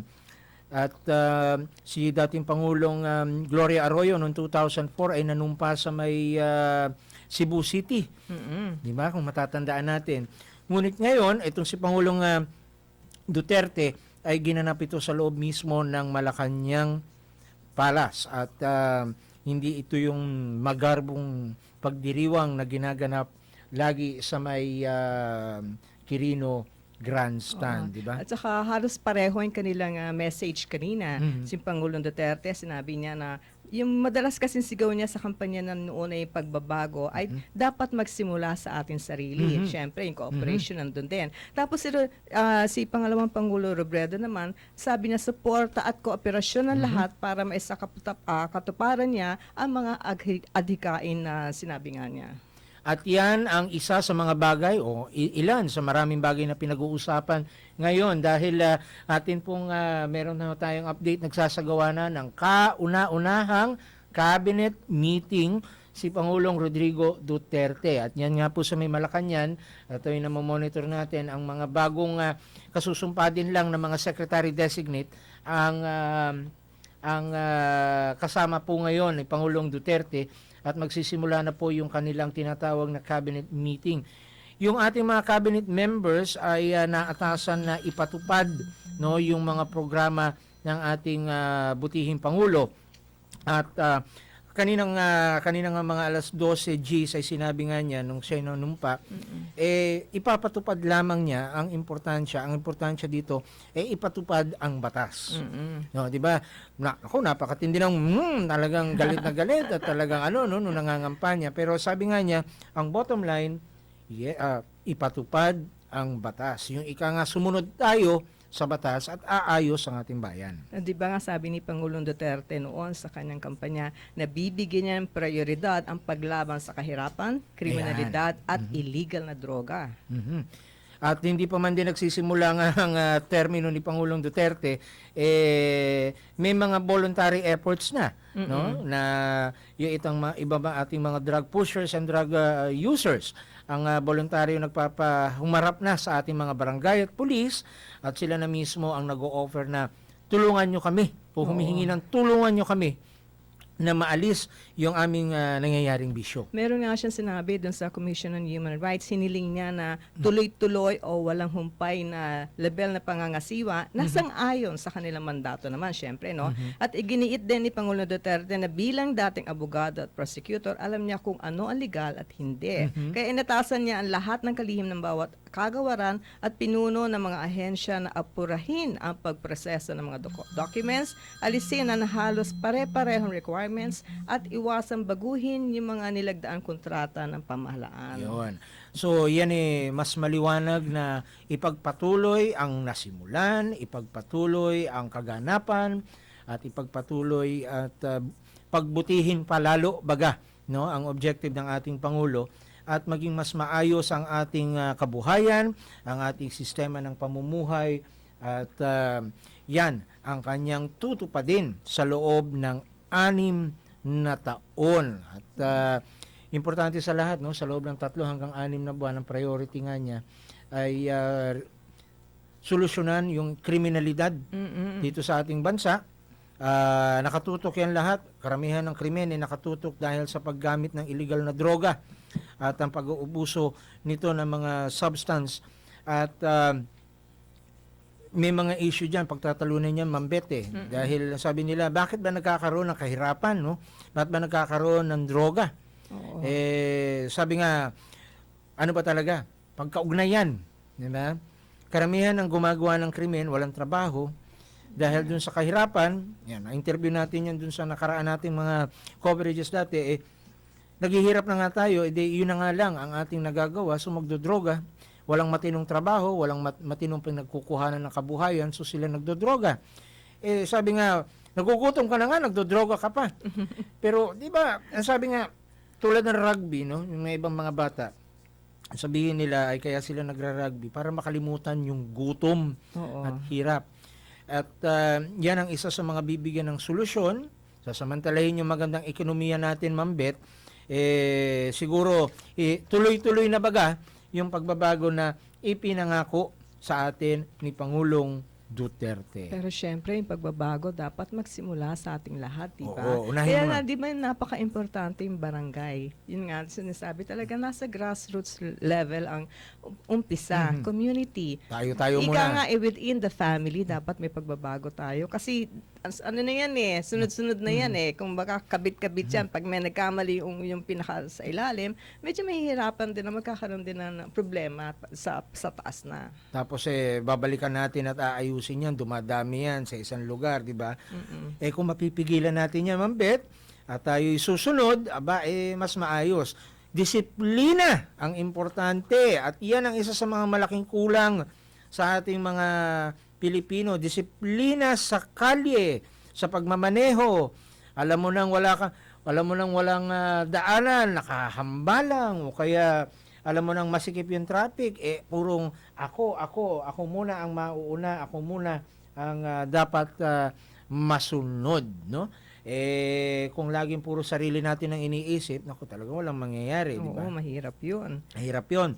Ngayon, habang ginaganap yung tinatawag natin yung naghihintay na lang po yung iba't ibang mga bagong miyembro ng Duterte administration sa kanilang unang cabinet meeting. At ito nga ho, tulad na ipinangako ni Pangulong Duterte, walang itinatago, no? Nakikita po natin ngayon yan, namomonitor natin.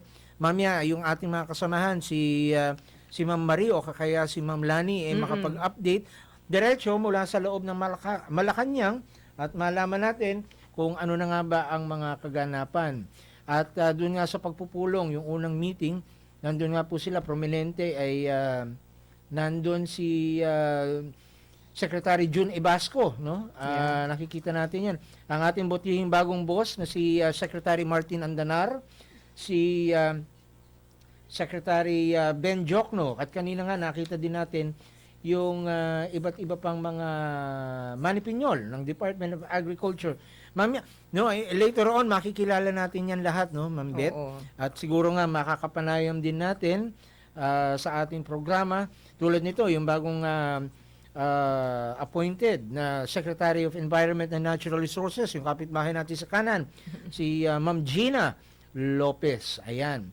Ma'am Bet, ano ba yung mga iba pang mga nangyari kanina, yung importanteng mga bagay na tungo sa tinatawag nating pagpapalit ng administrasyon? Siyempre kanina doon sa pahayag ni Vice President Leni Robredo, no, sinabi niya na bukas yung kanyang pintuan, yung tanggapan niya sa lahat o anuman ang katayuan sa buhay, paniniwala o partido. Kaya kung anuman may problema tayo, pwede tayong tumumta sa kanyang tanggapan. Tapos sabi niya, hanggat niya na magkatuwang yung pamahalaan at pribadong sektor. Siyempre naman, mahirap din naman ng government lang ang sarili mag-ayos ng mga problema. Kailangan talaga yung partnership between the government and the private sector. Tapos sinabi naman niya na buo ang kanyang loob na maraming magagawa sa loob ng 6 na taon. Diba? Kaya ito nga, nakikita natin na talagang right after ng oath-taking, dire-diretso meetings, diba? Oo. Dire-diretso nga yan at talagang hitting the ground running ang tinatawag baga para masimulan. At meron siyang tinatawag na commitment for the next 6 months na tinatawag niyang parang kanyang ang tawag dito, mandate baga. Ang mahalaga ay maipatupad niya ang mga importanteng bagay sa loob ng 3 hanggang 6 na buwan. Ma-resolve nga yung tinatawag nating kriminalidad at pag-aabuso sa illegal na droga. Okay, at saka yung kay Vice President naman, nasabi niya sa unang 100 araw daw ay pupunta siya sa malalayong lugar at maliliit na barangay.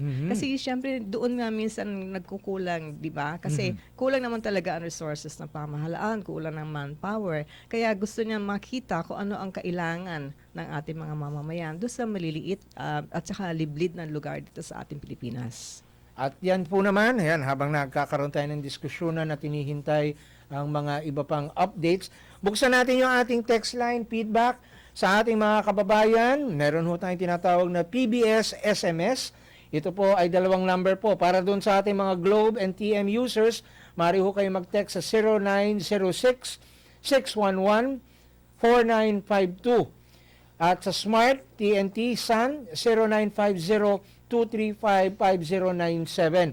I-type nyo lang po DZRB space ang inyong pangalan, space at lokasyon, space at mensahe. Ayan, natatanggapin namin, babasahin namin ni Ma'am Beth ang inyong mga mensahe. Ulitin ko po, PBS SMS para sa mga Globe and TM users. Simulan nyo po muna ha, DZRB. DZRB ang ating station at ang number sa Globe and TM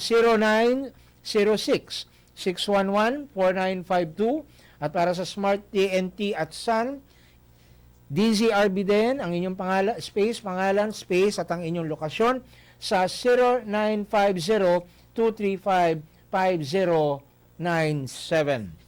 Ang oras po natin 47 minuto makalipas ang 1:00 ng hapon. Ngayon po ang makasaysayang araw ng ika-30 ng Hunyo 2016. Ako inyong lingkod, Dean Bernardo, kasama ang aming hepe ng News and Current Affairs, si Ma'am Beth Raimundo. At kami nga po ay patuloy na inyong makakasama hanggang 2:30.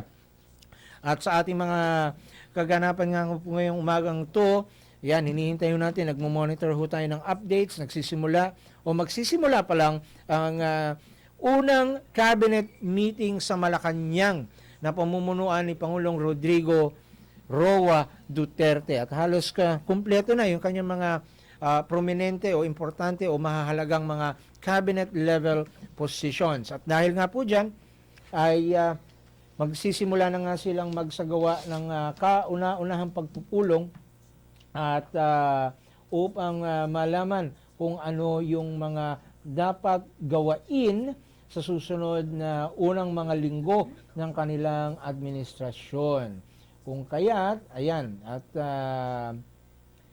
merong mga ibang mga kaganapan po na ating minomonitor. No? Tulad po halimbawa sa ating Tayug Station, ang DWRS Tayug ay tungkol dun sa drug and mga illegal drug na kumakalat sa atin.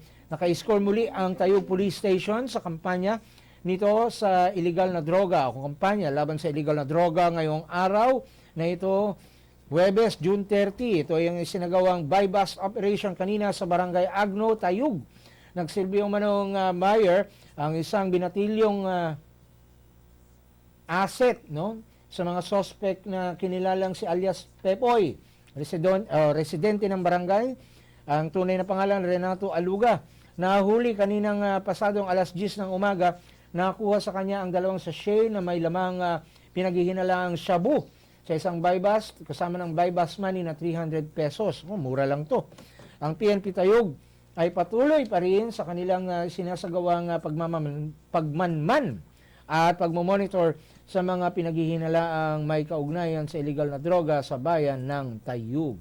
Ikaw, Ma'am, alam mo, kaugnay dyan sa drug, yung ating incoming AFP Chief, Lieutenant General Ricardo Visaya, sinabi nga niya na nagsumite siya ng konsepto na magiging partisipasyon sa anti-illegal drugs campaign dito nga sa Duterte administration. Nakapag-draft na kasi yung Armed Forces of the Philippines ng konsepto hinggil sa magiging papel nila sa inaasahan mag-igting na kampanya ng pagpasok ng Duterte administration kontra illegal na droga.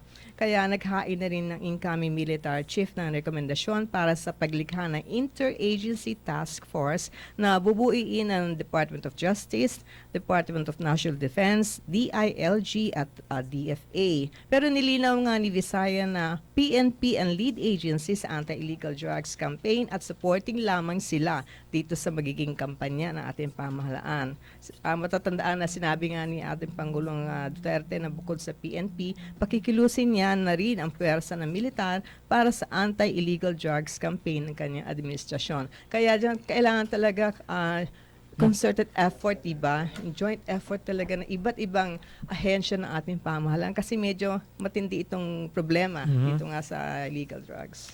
Kasama na rin dyan ay ang commitment, batay na rin sa interview kaninang umaga sa incoming Philippine National Police Director General Ronald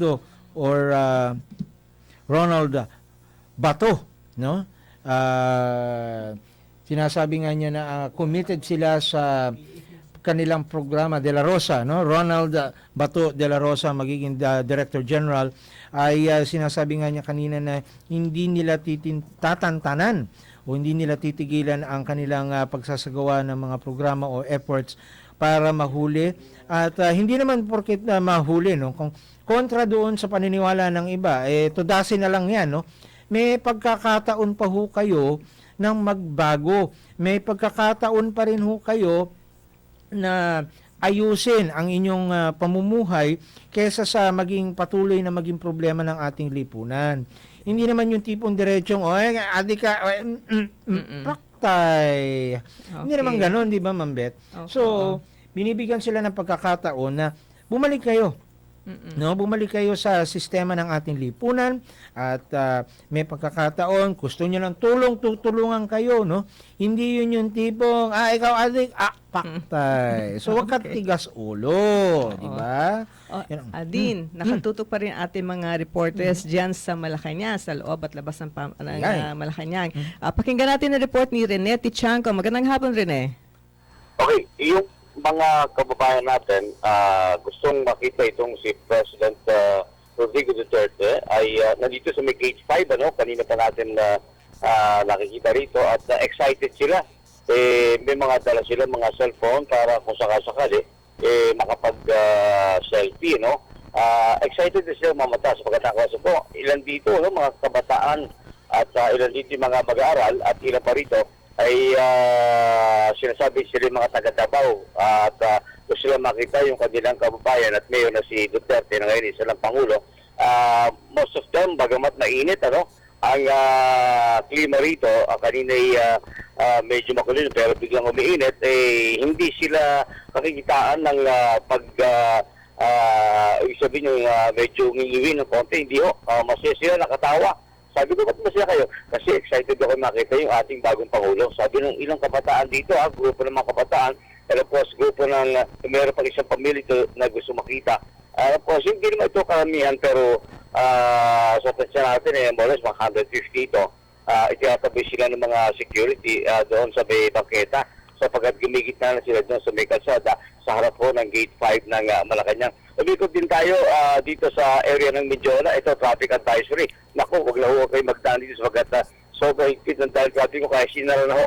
Itong parking ito, going to Santa Mesa and going to Quezon Avenue, just Espanya, sarado na ito. Umiikot na lamang doon papunta ng sentro kayo sa Quiapo area.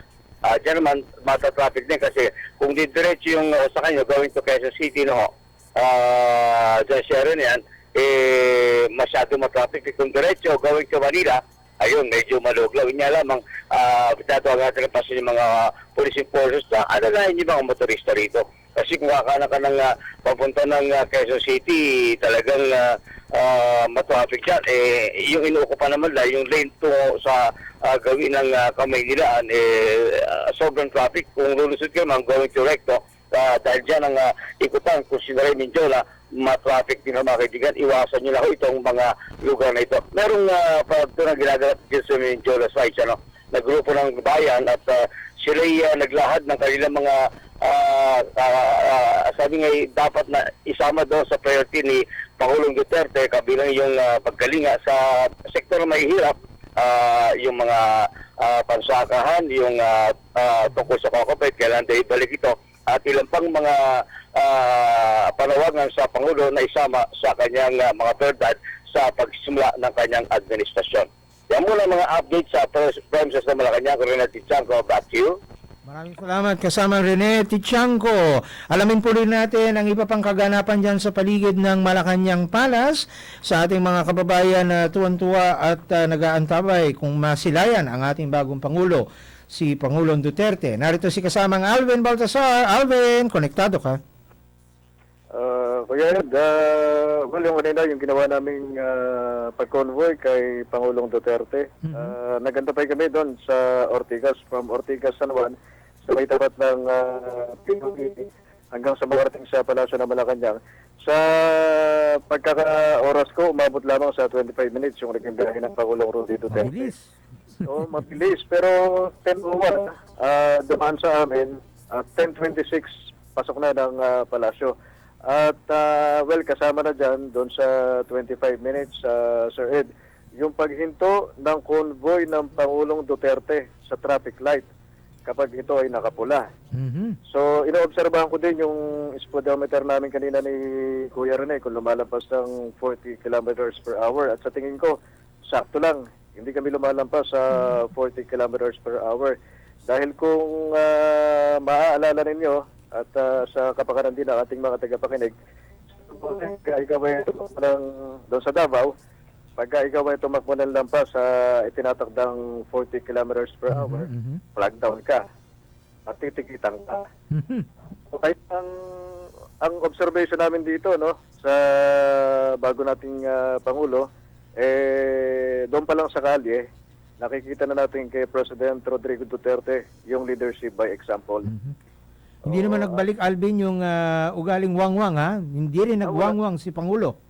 Ay, wala din, wala. Napakatahimik. At, nung pagpasok ni Pangulong Duterte sa Palasyo ng Malacanang, bumalik kami dito sa Campo Crame sapagkat meron tayong natanggap na advisory na magkakaroon nga ng command conference si Pangulong Duterte bukas ng umaga. Umaga bukas, Sir Ed at Mambet. Kaya bumalik kami dito sa Campo Crame sapagkat nagbigay na ng guidelines itong PNP-PIO. Alas 9 yung actually dalawang event yung dadalawan ni Pangulong Duterte bukas dito sa Campo Crame. Unang-una yung assumption of command. Sapagkat si General Ronald De La Rosa siya yung magiging si PNP bukas. Alas 9. So inaasahang si kariretiro lang na PDG Rick Marquez ay makakasama pa rin niya bukas para sa formal turnover. Wala tayong ideya, Okay, all right. Palagay ko yung ang binabanggit dito katatapos-tapos pa lamang nitong briefing ni Senator sa PNP Press Corps, magkakaroon ng downing of ranks. So, ibig sabihin, one star kasi si General De La Rosa, may posibilidad na yung ikabit sa kanyang estrella sa balikat, diretso na ng 4 na estrella. Kasi kabit kagad. Agad-agad, Sir Red. Kasi yung posisyon ng PNP chief talagang pang 4-star naman talaga. So malamang ikakabit na sa kanya yung ika-4 na estrella sa kanyang balikat. So hindi niya na mararanasan na kabitan ng 2 at saka 3-star. From 1-star, mukhang diretso na doon sa 4-star. 4-star. All right. Alam mo din, gusto ko lang sabihin, talagang si Alvin Baltasar, talagang napakatinik ng kanyang tenga sa mga kaganapan. Kanina talagang by chance nalaman niya na nandun si Presidente na papunta sa Malacanang. Talagang ang galing ni Alvin. Congratulations, Alvin. Ay, naku, ma'am. Nakaamoy lang tayo. Maganda pang amoy mo. Alright. Ngayon, abangan natin, Alvin, lahat yung mga detalye, lalong-lalo na abangan natin bukas yung magiging command conference, ang kauna-unahang command conference sa Philippine National Police ni Pangulong Rodrigo Duterte. Ay, nako, Sir Red. Yung din ang inaabangan namin hindi namin alam. Baka mamaya, who knows, baka doon din banggitin ni President Duterte yung tatlong misteryosong generals. Oo. Hindi natin alam. Wala na bang nag-retire? Meron ng meron? Meron na. Kahapon na-interview namin si General De La Rosa. Oo, meron nang nagretiro pero ang sinasabi niya yung mga nagretiro, tinanong namin kasi, di ba pinagre-resign? So, automatic, pagka nag-resign, ang interpretation namin, baka, ito na nga, yung tatlo. Sinasabi. Pero, yung sinasabi. Pero, nilinaw nitong si General De La Rosa na hindi ito yung tatlong general na sinasabing sangkot ni Pangulong Duterte. Pangulong Duterte. Alright. Alamin natin pa rin yan. Babalikan ka namin, Calvin, dahil magta-top of the hour na tayo. 2:00. Maraming salamat sa iyo. Okay, pero bago tayo mag-top of the hour na news, papasukin muna natin si Keith de la Cruz. Yan, magandang hapon, Magandang hapon, Keith. Kasamang Defend, kasamang dinarito tayo ngayon sa labas ng Malacanang, dito sa may GP Laurel Street, kung saan makikita natin na okay yung dali ng trapiko dahil nga syempre sa labas ay mahigpit ang seguridad, mahigpit yung mga gwardiya sa papapasok ng mga sasakyan. Dito sa papasok mo ng Jose Laurel Street, hindi merong mga daan na sarado dahil lalo na yung mga malapit sa gate ng Malacanang, lalo dun sa gate 4 and gate 5. So, kung kayo ay pupunta ng Malacanang pero hindi naman talaga doon sa mismong palasyo, merong mga alternate routes na kung saan may mga polis na mag-guide sa'yo kung ano yung mga dapat mong daanan. At makikita mo pa rin na may mga natitira ka pa rin supporters para kay Duterte, lalo na yung mga kabataan na umaasa na makikita nila ang bagong halal na Pangulo ng Pilipinas. Kanina nga ay maulan, kaninang umaga, pero ngayon napakaganda na ng panahon, mainit at tuyo na yung mga daan. So, mas marami ng mga taong dumadaan ngayon. Kanina, kung mapapansin natin, kung ating babalik na ang ating mga ulat, may mga nakausap tayo na nagsimba at dumiretso na doon sa labas ng Malacanang kung saan naghintay sila para nga makita hindi lang yung bagong presidente, kumbaga si dating President Aquino. May nakita rin tayo ng mga supporters ni dating President Aquino na talaga nga naman naggumawa pa ng mga banners, placards para magpakita ng kanilang pasasalamat. Ganon din sa kabilang side kung saan ang supporters naman ni new elected President Rodrigo Duterte. Ngayon, meron pa rin supporters si President Rodrigo Duterte dito sa GP Laurel Street. At maganda ang panahon dito sa labas ng Malacanang. Yun po. At mamaya, mahigpit pa rin yung seguridad dito sa vicinity kasi nga, after ng first cabinet meeting, syempre maglalabasan na yung mga sasakyan ng mga members of the cabinet and other guests, no? Sa ngayon ay patuloy yung paghigpit ng mga kapulisan sa pagbabantay sa labas ng Palace Gates. At yan ang ating unang update muna dito sa labas ng Malacanang Palace. Alright. Kit, mamaya, babalikan ka namin siguro sa succeeding programs. Magtanong-tanong ka, mag-man on the street kung ano yung may mga ma-interview ko dyan na maaaring malaman natin kung ano yung damdamin nila at kanilang impression, lalo na ngayon may bagong nakatira dyan sa loob ng palasyo ng Malacanang. Sige po, bibigyan ko po kayo ng update sa mga susunod na programa. Sa ngayon po, ayan po muna ang ating balita dito sa labas ng Malacanang Palace. Ikaw si Keith de la Cruz para sa PBS Radyo ng Bayan. Konektado ka. Alright, 5 minuto makalipas ang 2:00 ng hapon. Ako po si Dean Bernardo, kasama ang hepe ng aming News and Current Affairs, Ma'am Betre Mundo. Magbabalik po kami matapos ang Network News. Radyo ng Bayan, Network. Balita. Kalipunan ng mga balita sa loob at labas ng bansa. Hatid sa inyo ng makahimpilan ng Philippine Broadcasting Service sa buong kapuluan. Magandang hapon sa kanyang kauna-unahang talumpati. Bilang Pangulo ng Pilipinas, sinabi ni President Rodrigo Duterte na ang madalas niyang sigaw noong kampanya tungkol sa pagbabago ay dapat magsimula sa ating sarili. Iginiit niya na ang pangako niya noong kampanya na bigyang prioridad ang paglaban sa kahirapan, kriminalidad at iligal na droga. Sa Commission on Human Rights, hiniling niya ang tuloy-tuloy o walang humpay na level ng pangangasiwa na sang-ayon sa kanilang mandato. Iginiit ng Pangulong Duterte na bilang dating abogado at prosecutor, alam niya kung ano ang legal at hindi. Inatasan din niya ang lahat ng kalihim ng bawat kagawaran at pinuno ng mga ahensya na aprubahan ang pagpoproseso ng mga dokumento, alisin na ang halos pare-parehong requirements at iwasang baguhin ang mga nilagdaang kontrata ng pamahalaan. Nangako naman siya sa pandaigdigang pamayanan na igagalang niyang lahat ng tratado at pandaigdigang kasunduan. At mapupunan na ang mga bakanteng pwesto sa command group ng Philippine National Police. Nagbabalik si Alvin Baltazar sa ulat na ito.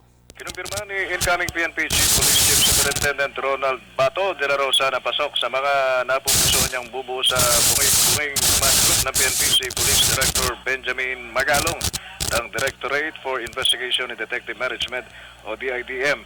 Sinabi ni De La Rosa na kailangan niya ang kalibre ni Magalong para maging matagumpay ang kampanya ng PNP kontra kriminalidad at illegal na droga.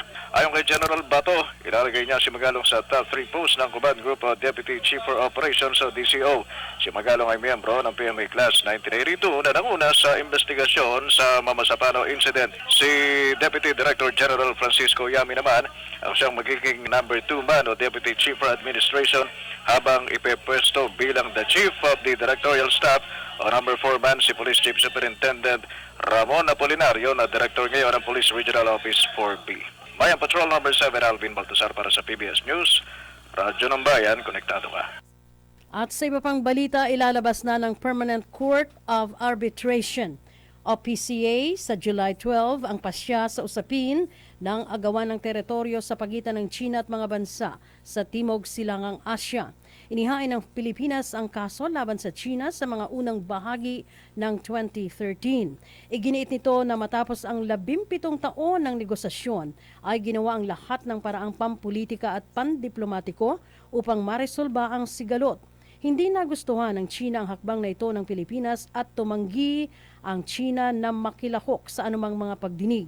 Iginiit ng China na hindi sila susunod sa anumang desisyon ng tribuna na nakabase sa The Hague. Ipinabatid na ng korte sa magkabilang partido na ilalabas nito ang pasya bandang alas 5 ng hapon Manila time sa July 12.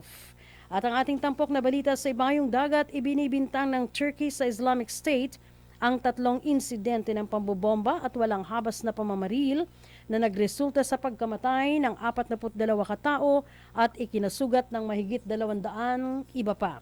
Sinabi ni Turkey's President Tayyip Erdogan, ang pangyayari isang turning point o lundo sa pandaigdigang kampanya laban sa terorismo. Nagpaputok ang 3 bombers sa labas ng paliparan noong Martes ng gabi na siyang nagresulta sa panic bago pumasok sa loob at pinasabog ang kanilang mga sarili. Sinabi ng isang opisyal ng Estados Unidos na walang sapat na ebidensya ang mga US Intelligence Service para matiyak na Islamic State ang responsable sa pag-atake. Ngunit sinabi nito na maaring may natisod na ebidensya ang mga Turkish authorities na nangunguna sa investigasyon na hindi pa nakikita ng Estados Unidos. Yan po ang ating 2 o'clock update mula sa PBS Newsroom. Ako po si Niama Pertis dito sa Radyo ng Bayan, konektado ka. Sumayin niyo ang Radyo ng Bayan Network. Balita. Tinipon sa silid pampalitaan ng Philippine Broadcasting Service. Muling magbabalik makaraan ng 1 oras. Kilalanin natin si President-elect Rodrigo Duterte. Alam ba ninyo na ang Pangulong Rodrigo Duterte ang unang abogadong presidente matapos ang Pangulong Ferdinand Marcos na abogado rin? Kaya nga, naniniwala ang kanyang supporters noong panahon ng halalan nung sinabi niyang mapipigilan niya ang krimen sa bansa sa loob lamang ng 3 hanggang 6 na buwan sa kadahilan ng abogado si Duterte. Siya ay graduate ng abogasya sa San Beda College of Law. Kasama na ngayon ang Pangulong Duterte sa listahan ng 8 mga abogadong presidente ng bansa na kinabibilangan nina Manuel Quezon, Manuel Rojas, Jose P. Laurel, Carlos P. Garcia, Sergio Osmeña, Elpidio Quirino at Ferdinand Marcos. Alamin ang mga local, national at international issues. 738 sa Mega Manila. Mas pinaganda, mas pinalawak, mas pinalakas. Ang bagong radyo ng bayan. Magandang hapon muli. Ang oras ganap ng 11 minuto makalipas ang alas 2 ng hapon. Ngayon ay ika-30 ng Hunyo 2016, isang makasaysayang araw sa Pilipinas. Pagsisimula ng pagbabago sa ilalim ng administrasyon ni Pangulong Rodrigo Duterte at kasama si Vice President Leni Robredo. dito sa Radyo ng Bayan, Metro Manila. Ako yung lingkod, Dean Bernardo. At ako kasama naman, natin, ako naman si Elizabeth Raymundo. Magandang hapon po. magandang hapon at kasama ko po ang napakagandang hepe ng News and Public Affairs, ang butihing nanay ni Garfield. Mabablow out na kita mamaya. Pizza. Yeah. Si Garfield ho ay isa ho sa aming mga paborito dito. Ito hong ahensya ho namin ay may alaga ho kaming pusa. No? Pet-friendly office. Yan, pet-friendly office ho kami dito. Sa ibaba ho, meron din hong pusa sa PIA. Si Pio, ang tawag namin doon. Si Pio, ang pusa ng PIA. O, diba? So, pet-friendly ho kami dito. At saka toilet trained si Garfield. Ay, oo. Pumupunta yan na CR. Talaga. Tapos, ano pa yan? Parang broadcaster yung aming pusa dahil nasa husky voice. Meow. Anyway, ayan po. At mga kasama niyo po kami hanggang alas 2:30 para sa ating tinatawag na special coverage ng inauguration ni Pangulong Duterte. Diba? Nakakatuwa nga, Ma'am Beth. May bago na tayong presidente, parang kamakailan lang nagpa-party dito sa may tawag dito sa Quezon Circle dahil kauupo lang ni Pangulong Aquino. Ngayon nagbabay na siya at nakahatid na siya at nandito na siya ngayon sa may Times Street dito sa Quezon City. Meron pala tayong update, Ma'am Beth. Okay, nandun sa Malacanang si Melanie Valdos. Melanie, magandang hapon. Magandang hapon, Miss Beth. Sir D, nandito pa rin tayo ngayon sa Palasyo ng Malacanang. Particularly dito sa New Executive Building kung saan nandito lahat ng mga media ay antabay po kami sa pagsisimula ng kauna-unahang cabinet meeting na isasagawa ni Pangulong Rodrigo Duterte dito sa Palasyo ng Malacanang. Although meron po siyang pagkakataon na na-meet niya ang kanyang ilang miyembro ng kabinete doon sa Davao, ito yung first time na i-meet niya sa loob ng palasyo. Miss Beth, kasama din kanina share ko lang yung ating kinover kaninang umaga simula ng pagdating ng pagdating ni Pangulong Aquino at ni President Duterte, yung reaksyon ng crowd dito sa labas ng palasyo dahil nakita natin excited na makita ang ating mga kababayan, na makita yung bagong presidente ng Pilipinas, at nung palabas naman ng Malacanang grounds itong si Pangulong Benigno Aquino III, ganun din ang pagbati ng mga tao sa kanya. At ngayon tema nga, partner for change, ganun na rin ang panawagan ni Pangulong Duterte sa lahat ng mga sambayan ng Pilipino, sa lahat sa atin, sa publiko, na makiisa. At dahil sabi nga niya, hindi niya kaya ito mag-isa, kailangan ng tulong ng sambayan ng Pilipino. At isa sa mga i-share na rin natin kasamang Beth, yung naramdaman natin nung bago siya mag-speech, yung presensya ng dalawang dating Pangulo ng bansa na nandito sa Malacanang Palace para i-signify yung kanilang pagsuporta sa ngayong presidente na ng ating bansa, si Pangulong Duterte. At yung supportang ipinagalob din nila kay Pangulong Aquino, ganun din sa ngayon na presidente na si Pangulong Duterte. Napansin natin kung paano nila sinuportahan. Although nung eleksyon naman, alam natin kung sino yung sinuportahan ni Pangulong ERAP at ganoon din si Pangulong FDR. Pero ngayong inauguration ni Pangulong Duterte, nandito sila at kitang-kita yung pagkikiisa sa bagong Pangulo ng Pilipinas. Melanie. Yes po, Mr. Dean. Yeah, ganito, no? Busy ngayon si Presidente, inauguration, di ba dapat dati, di ba yung iba dyan, party-party. May schedule pa ba si Presidente pagkatapos ng cabinet meeting? Ang after po ng cabinet meeting, Sir Dean, wala nang ibinigay na sked ang maro sa atin. Yun na yung pinaka-last na activity ng Pangulong Duterte, yung cabinet meeting mamayang 2:20, bali isang oras po ito. After niyan, baka magpahinga muna si Pangulong Duterte. At sabi nga ni Secretary Pete Lavinia, yung nakatalagang spokesperson niya, baka manatili siya dito para naman dun sa change of command ng PNP. Kanina, sa interview ni Secretary Pete Lavinia, tinanong kung saan mag-stay si Pangulong Duterte, kung sa Davao ba o dito sa Malacanang. Ang sagot niya, pwedeng dito, pwedeng minsan nasa Davao. At karamihan daw sa mga panahon na yun, lilibot siya at kukumustahin yung mga kababayan naman natin sa iba't ibang panig ng bansa. Ayun, at siya ay patuloy na mag-iikot at makikilala yung ating mga kababayan. So, wala pang balita kung dadalawin niya yung bahay pangarap. O wala pang balita kasamang din kung iniisip nga natin kung saan siya matutulog ngayong gabi. Baka dito na yun sa Malacanang dahil kagabi ay nasa somewhere in Pasig. Pasig, oo. Isang hotel dyan sila nagstay. Malamang dito na sa Malacanang siya magstay dahil meron siya mga schedules na nakaset po. At napansin natin kasama din yung kanyang mga anak. Very simple sila. Sabi ko nga, simple but rock. Dahil gano'n din yung kanyang ama, si Pangulong Duterte, sa kanyang speech, very simple. Pero talaga makikita mo yung pag-iit niya ng bawat words, yung bawat bilibitawang salita, namamangha yung mga audience niya. Maging kami na nandito sa NEB. Nakatikim ka ba ng handang maruya? Naku, yun nga, hindi ako nakatikim kasamang din. Hindi tayo nakatikim. Maging yung monggong paborito kasi natin din yung monggong. Although hindi natin gusto yung alokbati naman, dahil nalalagay natin yung ampalaya, dahon ng ampalaya. Oo. Pero parang sabi ko nga, hindi na ako magugulat dun sa ilang miyembro ng gabinete niya natitikim. Ang gusto ko na makitang reaksyon ay yung miyembro ng diplomatic corps. Makatikim naman sila ng iba. At sabi ko, ang simple lang ng panlasa ng bagong Pangulo. Okay na yung pritong banana, yung saba. Masarap naman yan pag prito, di ba? Oo, masarap yung yan. tawag natin, maruya.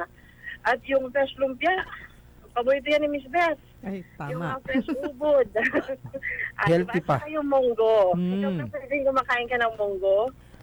Oo, kumakain ng munggo. Yun nga lang, ingat lang dahil kalaban sa tuhod na ngayon yan habang nagkakaedad. Tinatanong ka niya din, ibig sabihin, pagluluto niya tayo ng munggo. Uy, ayun, inihintay namin yan. Sige, lalagyan natin ng maraming lechon kawali. Kakain sa itaas. No? Baka mamaya pag maikot pa si Presidente, kasi dyan sa likod ng St. Jude, naku, ang daming turo-turo dyan. Oh, di ba? Baka alam mo naman mahilig na talaga makihabilo si Presidente at diyan sa likod ng admin building diyan kami nagpupunta dati noon nandiyan sa Malacanang. Nako, nabubuhay kami sa mga turo-turo, mga lumang bahay diyan. Oo, marami kainan dito sa merong barbecuehan din na suki kami ni Miss Joyce Pañares. Dito lang, lalakarin lang malapit sa church. May barbecuehan dyan, may shake, milkshake. May gutuhan pa, kung natatanda ko, may parisan pa dati. Magkakasundo tayo sa mga dapat nating tambayan pala. Minsan, madadalawin namin kayo ni Ma'am Beth para manlibre kayo ni Ma'am Joyce at saka ni Ma'am Marie. At saka sabi ko, sana matikman. Naikwento ni kasamang Peng Alinio, isang Saturday habang nag-prepare for the inauguration, na talagang paborito talaga ni Pangulong Duterte ang munggo. Kaya dahil minsan daw, siya pa yung nagluluto para kay Pangulong Duterte ng munggo. At feeling ko naman mahilig siyang kumain. Yun lang, meron lang siya mga certain na pagkain. Mga simple lang, pero rock. Oo, di ba? Oo, yan. Yung mga pagkain tamang-tama sa panlasa. Yan. At mukhang naman nag-enjoy yung kanyang mga bisita, lalo-lalo na nung kanya nang inihayag yung kanyang speech na talagang nagulat din ang karamihan. Sabi nga niya ay pagbigyan siya, yung mga nauna niyang interview, na pagbigyan siya sa kanyang mga nabanggit na mga salita noon, pero pag siya naman ay naupo na sa pwesto, ay makikita yung metamorphosis, yung pagbabago no, sa kanyang style ng sasalita. At kasama din kanina na monitor natin kasi yung interview dun sa CD Administrator ng Davao na siyang speechwriter ni Pangulong Duterte, ay matagal na pala siyang tagagawa ng speech ni Pangulong Duterte maski nung mayor pa siya. At kapansin-pansin naman na napaka-remarkable yung kanyang speech. Na-inspire, maging kami mga media, ay na-inspire sa kanyang mga nabanggit. At tinupad nga, 10 minuto at hindi lumagpas. Hindi 15 minutes. 15 minutes, 4 pages. At meron bang onting adlib na ikinatuwa naman ng mga miyembro ng kanyang mga bisita, maging mga media, ay napatawa kami dun sa nabanggit ni President Duterte na hindi nakasali yon yung Why I Am Here. Hindi nakasali yon. Ayun. Nakakatuwa. Alright. ng ating bagong Pangulo. Alright, iba pong babalikan ka update, namin, Miss Melanie. Baka may mga masagip ka pang, umahagip ka pang ibang mga balita. Maraming salamat at susunod naman ang ating updates mamaya-maya ng konti, Ma'am Beth. Maraming salamat. Back to you. Okay. Kanina sa Malacanang, di ba? Ngayon, puntahan natin yung nag-report ito kasi kanina si Janet Bayan doon sa panunumpa kanina ni Vice President Leni Robredo. Magandang hapon, Janet. Magandang hapon, Miss Beth, at magandang hapon din ho sa inyong lahat. Kanina ho, naganap dito sa Quezon City Reception House ay nanumpa na ho ang ating Pangulong Pangulo si Maria Leonor G. Robredo. Dalawa ho ang nagbigay ho sa kanya ng panunumpa, si Barangay Captain Ronaldo Canor ng Punto Torwal. Ito ay isang fishing community dyan ho sa Camarines Sur.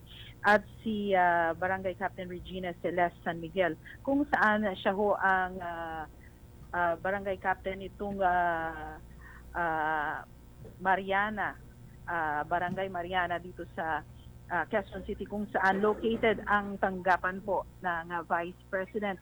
Si Vice President Robredo po ay naging very emotional during her speech kanina, at ang kanyang pahayag ay Tagalog, kung ang ating Pangulong Duterte ay English ho ang naging pahayag. Si Vice President Robredo ay purely Tagalog. At sabi nga niya, bukas ang pintuan ng tanggapan ng pangalawang Pangulo sa lahat, anumang katayuan sa buhay, paniniwala o partido, tayo ay maging tanggapan na palaging nakikinig sa boses ng taong bayan. Hangad din daw niyang maging katuwang ang pamahalaan at pribadong sektor tungo sa pagbabago para sa mga nasa laylayan ng lipunan na dapat nating paglingkuran. Yun ho yung hashtag ni Madam Leni, para sa laylayan ng bayan. At isa ho doon sa aking ino-note lang, Dean and Miss Beth, na itong naging emotional yung speech ni Vice President Robredo, yung tinukoy niya yung pagbubuklod ho ng ilang specific people ho ito, yung isang Nanay Alberta na nagsanla ng kanyang singsing para makatulong sa kampanya ng Vice President natin, yung paglalakbay ng mga sumilaw farmers bilang pagpapakita ng suporta sa kanya, yung mag-ama, hindi ho niya binanggit yung pangalan, na nag-glue o nagdikit muli ng napunit na mga posters na talagang sagaan kong dinikit muli at ikinabit uli yung mga pinunit na posters ng ating Vice President.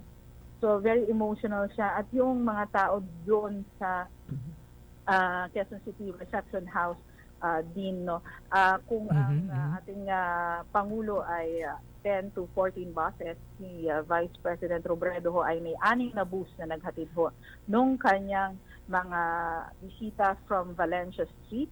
At same protocol din, Ms. Beth and Dean, kailangan mo ho ng pass or yung invitation bago ko ho makapasok dito sa Quezon City Reception House. Ilan ho sa mga, sabi nga nung kanyang person na si Ms. Georgina Hernandez, wala daw VIP. Pero during the event, nakakita din ho tayo ng VIP. Pero ang trato ho doon sa mga guests niya ay pantay-pantay. Originally, dapat after the flag raising, magaganap to panunumpa ng ating Vice President. Pero ang nangyari is umulan. At nagkaroon ho ng maputik doon sa area ng flag raising. So ang ginawa nila, nag-pitch ho sila ng parang tent. At nilagyan po nila ng parang cover yung mga mat, yung area. Originally, wala ho dapat nakaupo, pero ang nangyari, kinailangan ho ng mga upuan para ho doon sa mga bisita. Nandun, nakita po natin kanina doon si Mar Rojas, Citizen Mar Rojas na pala siya ngayon. Yun yung sabi niya na gusto niya i-address. Si Senate President or former Senate President Frank Direlon, Speaker Belmonte, si Ms. Chris Aquino, ang mag-asawang Ding Dong Dantes at Marian Rivera, si Enchong D, ang mag-asawang Christian Monsod at Sulita Monsod, si Senator Pio Ontiveros at si Senator Bam Aquino at marami pa hong iba. Nakita din ho natin si Senator Laila Lima na present din po dito sa nasabing event na ito. Ang kanyang talumpati ay umabot ng approximately 10 to 11 minutes all in Filipino at binanggit nga niya yung unity, moving on at public service. Magpo-focus po siya doon sa mga nasa laylayan ng ating bayan at nais niya hong magbiyahe sa pinaka remote areas para malaman ang mga pangangailangan ng ating mga kababayan. At nakita nyo naman ho na very brief lang ho nung nandun ho kami ni Sharon Enriquez doon sa location na yon ay right after the speech, bumabaho si Madam Lenny at game na game hong nagpakuha ng mga tawan sa lahat ng gustong lumapit sa kanya. Lahat po. Maski ho yung mga naka-t-shirt lamang na yellow from the sector of ito ho yung mga maralitang tagalunsod na sektor ho. Nandun din, nagpa-picture siya, yung mga nuns at yung mga sumuporta sa kanya, yung Team Robredo team niya, nandun din po. At yung mga politiko at mga artistang nagsuporta sa kanya. Ngayon, Ms. Beth, hindi may paalala ho ang tanggapan ng Vice Presidente. Mamaya hong alas 5, meron hong Thanksgiving sa Quezon Memorial Circle at ayon ho sa kanila, meron ho sila mga paalala na nais hong doon sa mga nais na mag-participate dito, open to the public, libre ho ito, wala ho kayong babayaran. Pero may mga reminders, wag ho kayong magdala ng mga sharp objects or yung mga explosives. Bawal ho ang tarpaulins at posters. Bawal ho ang plastic utensils at styrofoam.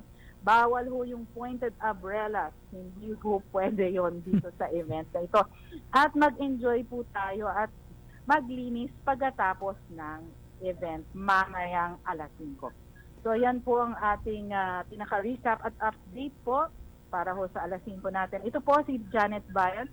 Kasama ho kanina si Sharon Enriquez doon sa event ng inauguration ng ating bagong Vice Presidente Maria Leonor Robredo. Janet Bayan, Bayan Patrol 32, nag-uulat. Konektado ka. At maraming salamat, Ma'am Janet Bayan. Antabayan na natin ang updates. Nako, may party pala ulit dito sa tabi natin. Alam mo din, hindi mo madadala ang payong mo. Hindi po pwede. Nako, parang yung dati, umuulan. Nako, naalala ko yung payong mo, bawal. Bawal. So noon, natatandaan ko, maputik, dyan sa may Quezon City Circle nung party ni President Aquino. Nako, wala rin talaga. Maglakad ka, wala kang payong, wala kang ano ba. Naku, Diyos me. Pero doon mo makikita talaga kung yung mamamayan gusto mag-participate, talagang pupunta at pupunta. Naalala ko yun. May dala kaming camera crew noon. Naku, nagbuwis-buhay kami dyan sa gitna ng pagtawid ng Quezon City Circle dahil ang layo ng naparadahan namin. Naku, ay magpatawid yung iba. Mahirap tumawid. Anyway, napakasaya ho niyan. Antabayanan din ho natin yung celebration na gaganapin dyan sa may bandang bahagi ng Quezon City Circle. Dito lang makikita natin yan. Oo, diba? walking Punta ka ba? distance lang, ha? Pupunta ka ba? Mag-aalaga ako kay Garfield. Ay. At yun nga po. Anyway, tayo parating na dito sa ating katapusan ng ating oras at nandito na yung ating karelyebo, si kasamang Togs Tanyong. At sasamantalahin natin, magpapasalamat po kami. Okay, pasalamatan natin ating mga reporters. Kanina umaga pa sila. Sila Lea Sarne, Marie Ruiz, Melanie Reyes, Alvin Baltasar, Keith De La Cruz, Renete Chanco, Giorgio Ismael, Janet Bayan at Sharon Enriquez. Siyempre, wag natin kalilimutan ating mga staff dyan sa News Division at Public Affairs Division at sa Production Division at sa lahat ng division dito sa Philippine Broadcasting Service. At bibigyan daan lang ho natin din, meron ho isang ho nag-text galing po sa Cagayan de Oro, si Dodong at Cora ng Cagayan de Oro. Hangang-hanga daw sila sa inaugural speech ni Pangulong Rodrigo Duterte. Short but firm, congratulations. Ito ay may cellphone number na 0553. At marami pa hong ibang nag-text. At pasasalamatan ko din, sasamantalahin ko din, pasalamatan ang ating mga OJTs mula sa iAcademy na nakabantay sa ating streaming service. Si Mara Loren Ngan at si Harold Ching ng I-Academy.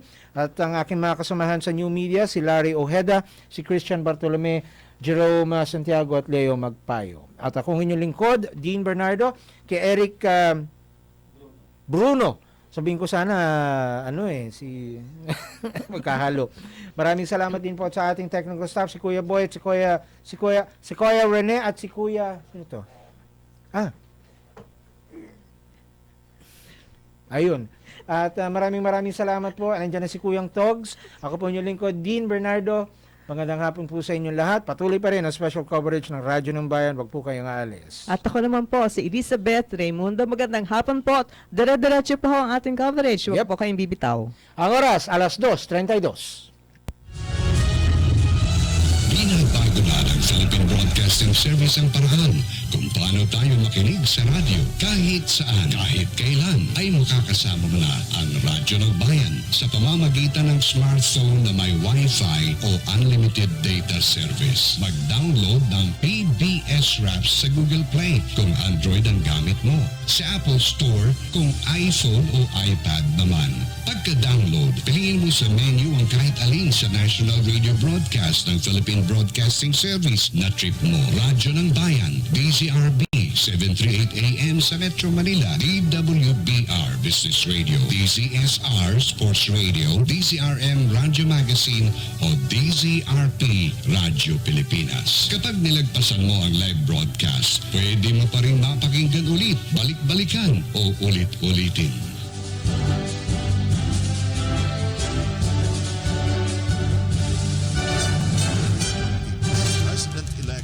Rodrigo Duterte. Alam ba ninyo na ang Pangulong Rodrigo Duterte ang unang abogadong presidente matapos ang Pangulong Ferdinand Marcos na abogado rin? Kaya nga, naniniwala ang kanyang supporters noong panahon ng halalan nung sinabi niyang mapipigilan niya ang krimen sa bansa sa loob lamang ng 3 hanggang 6 na buwan sa kadahilan ng abogado si Duterte. Siya ay graduate ng abogasya sa San Beda College of Law. Kasama na ngayon ang Pangulong Duterte sa listahan ng 8 mga abogadong presidente ng bansa na kinabibilangan nina Manuel Quezon, Manuel Rojas, Jose P. Laurel, Carlos P. Garcia, Sergio Osmeña, Elpidio Quirino at Ferdinand Marcos.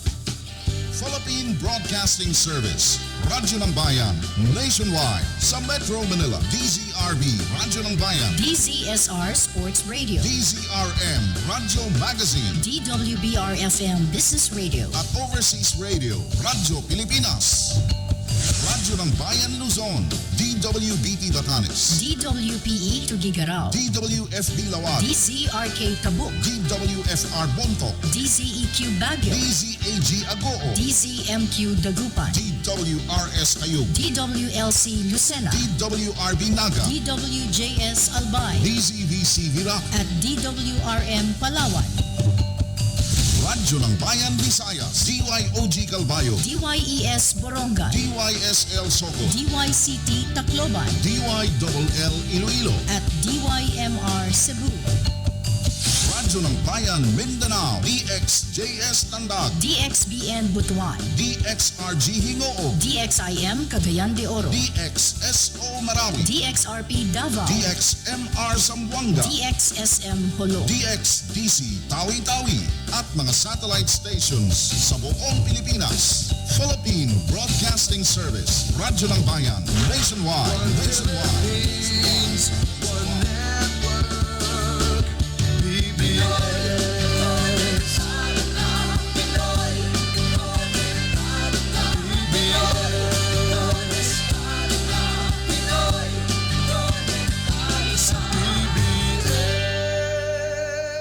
Oras natin ganap na pong 35:30. Makalipas po sa 2:00 ng hapon. Magandang hapon! Hanggang 4:00 tayo po ang magkakapiling. Ako po, si Togs na niyong June 30. Huling araw sa buwan ng Hunyo. Huling araw din ng Pangulong Noy sa kanyang panunungkulan at ng umpisa ng panunungkulan ng Pangulong Rodrigo Duterte. Ito po ang kanyang inauguration, ika-16 na Pangulo ng ating bansa. kanina napakinggan po ninyo yung kanyang naging talumpati, and it is very inspiring. Yung bang suddenly mararamdaman mo na may pag-asa pa. Suddenly mararamdaman mo na ito na yung pagkakataon para mayroong pagbabago. And syempre, andurin din po yung hamon sa bawat isa sa atin na maging bahagi ng pagbabago. Kagaya nga ng kanya binabanggit, ang pagbabago ay dapat umpisahan din natin sa atin. Change must start with us and in us. Yan po naging bahagi ng talumpati ng ating Pangulong Rodrigo Duterte kanina sa kanyang inaugural speech na ginanap dyan sa Palasyo ng Malacanang. Maya-maya, antabayanan po natin ang gagawing kauna-unahang cabinet meeting ng ito po yung gabinete ng Pangulong Duterte. Ito po ay gaganapin dyan sa Palasyo ng Malacanang. Kanina natunghayan natin yung panunumpa rin ng mga magiging miyembro ng kanyang gabinete. At pagkatapos po niyan ay agad trabaho na. Kagaya nga ng sinabi ng ating Pangulo, bakit ba ako andito? Andito ako para magtrabaho para sa bayan. Ito po ay napakaganda, no? Napakaganda. It's very inspiring dahil makita natin na merong pamahalaan na ang layunin ay mapaglingkuran ng taong bayan, and ito sa tutulang yung gustong-gusto ko na binanggit ng ating Pangulo sa kanyang talumpati kanina, yung kanyang pagpo-point out na nagkaroon ng erosion of trust and faith in government. Ito anya ang pangunahing problemang kinakaharap natin ngayon, yung kawalan ng tiwala, pananalig ng sambayanan sa pamahalaan. It is the erosion of trust and faith in government. It is the main problem confronting us. At ito po ang siyang dapat mabago. Ito po ang siyang dapat masolusyonan. Dahil alam naman natin, kung nawawalan ng tiwala, nawawalan na ng pag-asa, nawawalan na ng tiwala ang taong bayan sa mga namumuno po nito, nawawalan na ang taong bayan sa gobyerno nito, wala pong patutunguhan, wala pong mangyayari dyan sa gobyernong yan. Kung kaya ito ang number one na gustong maayos ng ating Pangulo, manumbalik ang pagtitiwala, manumbalik ang the faith, pananalig ng taong bayan sa pamahalaan. Ito pong mga nakalipas sa panahon, nakita naman natin. Sa totoo lang, tanungin mo sarili, tanungin mo kaibigan mo. Tanungin mo kaibigan mo. Marami yung mga nawawalan ng tiwala. Ito, huwag mamasabayin ng ating mga kapulisan, no? Ganon din yung ilang mga ahensya ng pamahalaan, the BIR, the customs. Di ba? Kung magtatanong ka at kunwari, tatanungin mo yung bata, saan nagtatrabaho ang magulang mo? Sasabihin, police, customs, BIR. Ito'y masakit na katotohanan. Hindi po maganda ang dating. That's very true. Dahil nga, nawalan na ng tiwala, dahil nga rin sa mga naglalabas sa mga balita, yung mga anomalya na nangyayari. Ito ang gustong linisin ng incoming o ng Pangulong Duterte na magkakaroon ng kaayusan, mabura ang kriminalidad, lalo na ang droga and itong korupsyon. Maganda yung binabanggit niya kanina na may pumupuna sa kanya tungkol sa kanyang unorthodox way sa pagtugon sa mga problemang kinakaharap. Pero sabi nga niya, nakita natin kung gaano katindi ang naging bunga ng korupsyon, yung mga illegal na droga, yung kriminalidad, kung paano nito sinira ang ating bansa, ang ating bayan, kung kaya't ito ay dapat masupil. And the fight will be relentless and sustained. The fight will be relentless and sustained. Yan po ang tinuran ng Pangulong Duterte doon sa kanyang talumpati kanina. At kanya ipinasiguro na sa paggawa nito, paglaban nito, it would all be within the bounds of law. Dahil sabi niya, alam niya ang limitasyon at kapangyarihan ng kanyang posisyon at tanggapan na hinahawakan. It would all be within the bounds of law. And there will be adherence to due process and the rule of law. Yan, malinaw na kanyang binanggit kanina, yung pagkakaroon ng pagsunod sa mga umiiral na batas and the due process.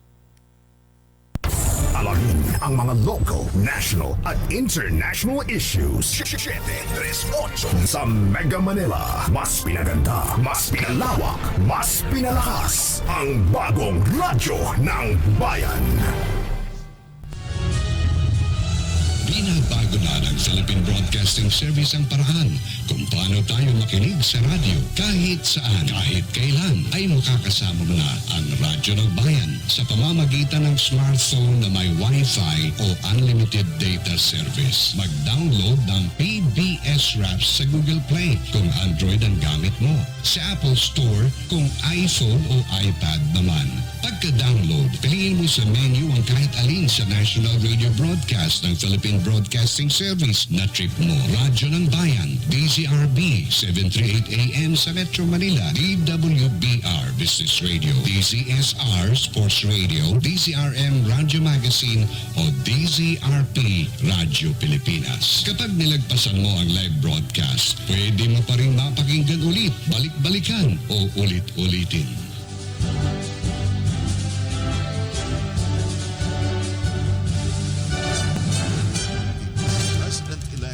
Rodrigo Duterte. Alam ba ninyo na ang Pangulong Rodrigo Duterte ang unang abogadong presidente matapos ang Pangulong Ferdinand Marcos na abogado rin?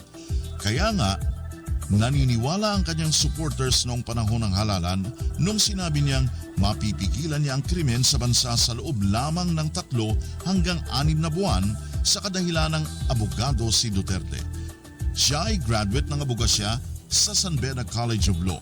Kasama na ngayon ang Pangulong Duterte sa listahan ng 8 mga abogadong presidente ng bansa na kinabibilangan nina Manuel Quezon, Manuel Rojas, Jose P. Laurel, Carlos P. Garcia, Sergio Osmeña, Elpidio Quirino at Ferdinand Marcos.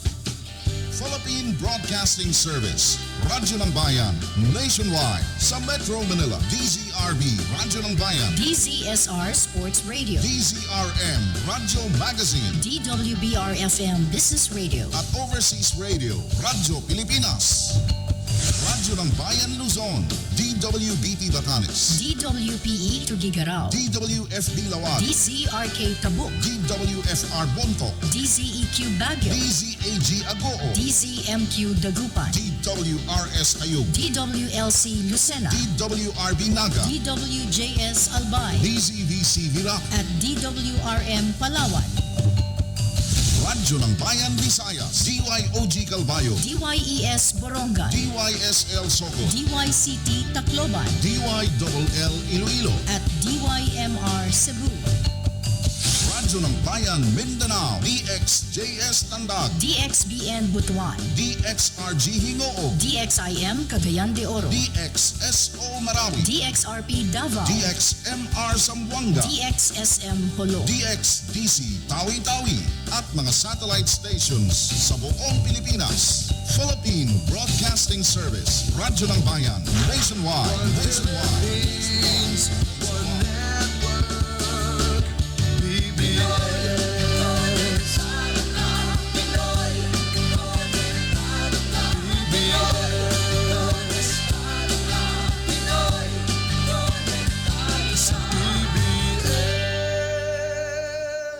Oras natin 46 minutes makalipas sa alas 2. Patuloy pa rin po kayo nakikinig dito sa ating special coverage sa inauguration ng Pangulong Rodrigo Duterte. Lipad po tayo sa Radyo ng Bayan Naga. Balita mula kay Jane B. Tito. Jane?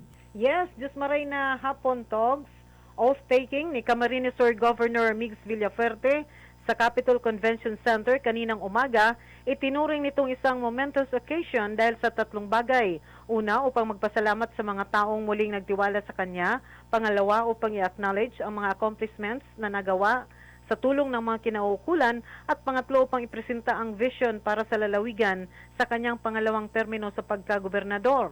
Ipinagmalaki nito na bumaba na ang poverty incidence sa lalawigan na ayon sa Philippine Statistics Authority ay nasa 29%, samantalang 7% na lamang ng mga Camarinenses ang nakaranas ng gutom.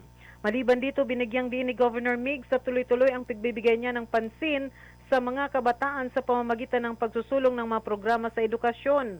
Maliban sa mga scholarship programs, magtatayo rin ng 5 community colleges at mag-i-introduce ng digital education sa Camarines Sur. Magiging libre na rin ang Wi-Fi sa mga public elementary at high school dahil 70% ng infrastrukturang kinakailangan para dito ay nailatag na. Para sa agenda ng bayan, Jane Bitito sa DZRB Naga, konektado ka. Thank you. Yan po si Jane mula dyan sa Radyo ng Bayan Naga. Mamaya ay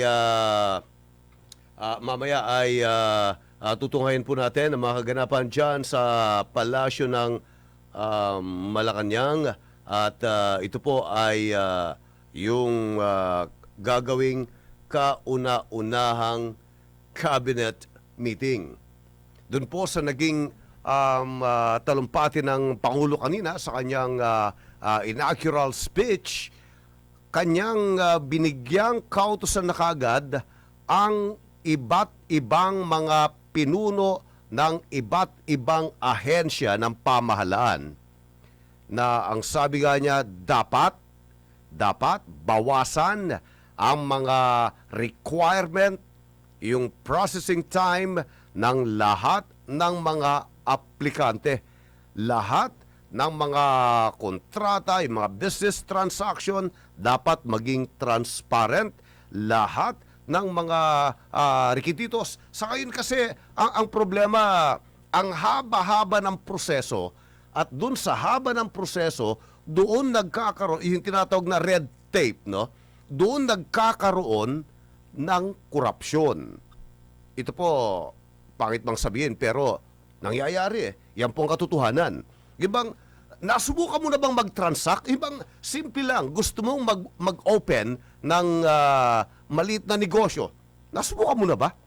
Di ba? Ang hirap, ang dami mong pagdadaanan, ang dami mong kukunan ng mga permit, ang daming pipirma, ang daming requirements. Hanggang sa magsasawa ka na lang at wala mangyayari, di ba? Yung bang tatamarin ka na rin. In short, imbis na ikaw ay gaganahan na maglalagak, magbubukas ng negosyo, kagaya natin, tayo mga malilit lang, di ba?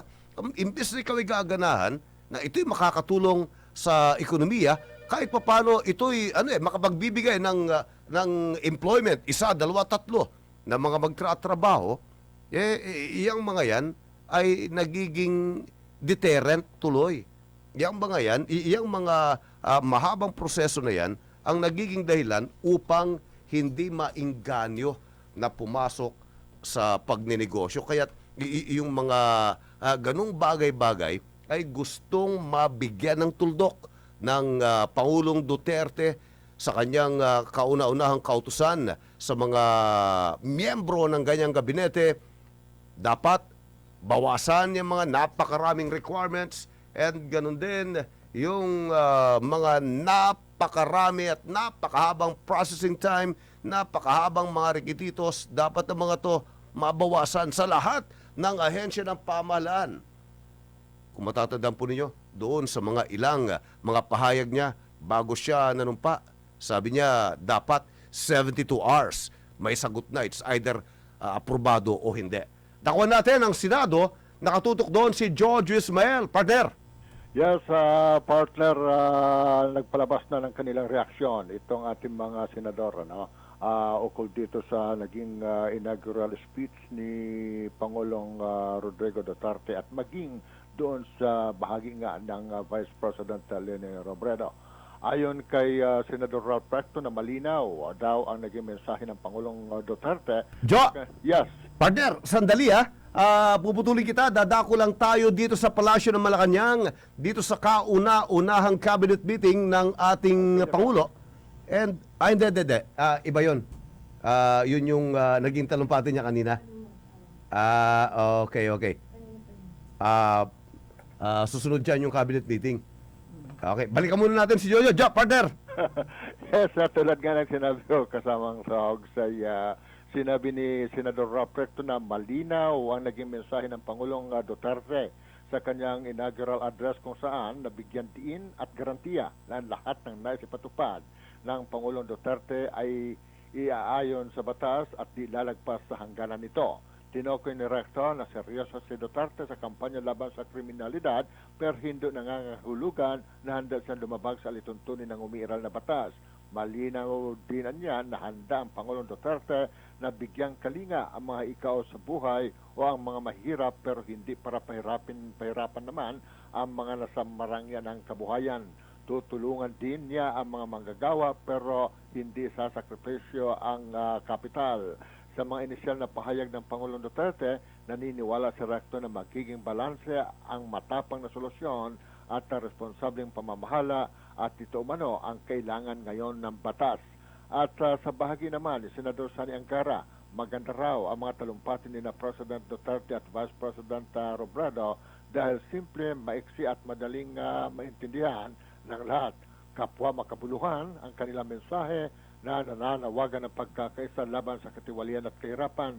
Magandang panimula raw ito sa termino ng dalawang pinakamataas na opisyal ng bansa at nararapat lamang na tulungan natin sila dahil di biro ang mga problema kinakaharap ng Pilipinas.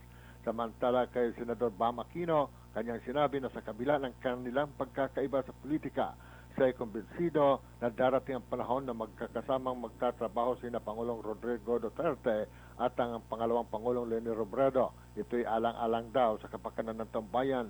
Tinuran ni Senador Bam na ang lahat ay may hangover pa mula sa nagdaang kampanya at di magtatagal, pahuhupain din ito ng kanilang mga tungkulin ng pamamahala. Mula rito sa Senado, George Ismael, Bayan Patrol 16 nag-uulat para sa PBS Radyo ng Bayan. Konektado ka. Thank you. Yan po si George Ismael mula sa Senado. Bago po dito sa unang cabinet meeting, habang nag-aanda pa sila, andito po't balikan natin ang naging talumpate, bahagi ng talumpate ng Pangulong Duterte doon sa kanyang inaugural speech.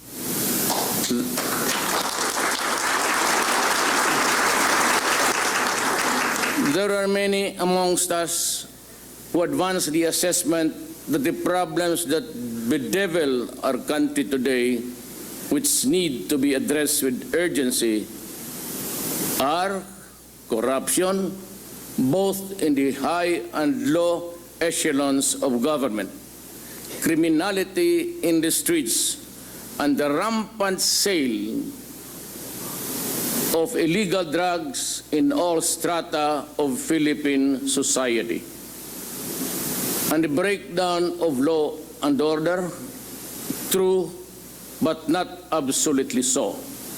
For I say these ills are mere symptoms of a virulent social disease that creeps and cuts into the moral fiber of Philippine society. I sense a problem deeper and more serious than any of those mentioned or all of them put together. But of course, it is not to say that we will ignore them, because they have to be stopped by all means that the law allows. Erosion of faith and trust in government, that is the real problem that confronts us.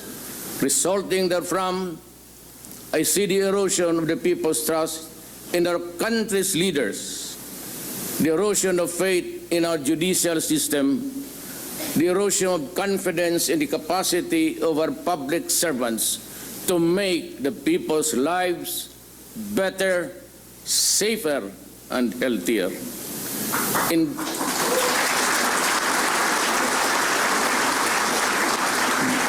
Indeed, ours is a problem that dampens the human spirit, but all is not lost.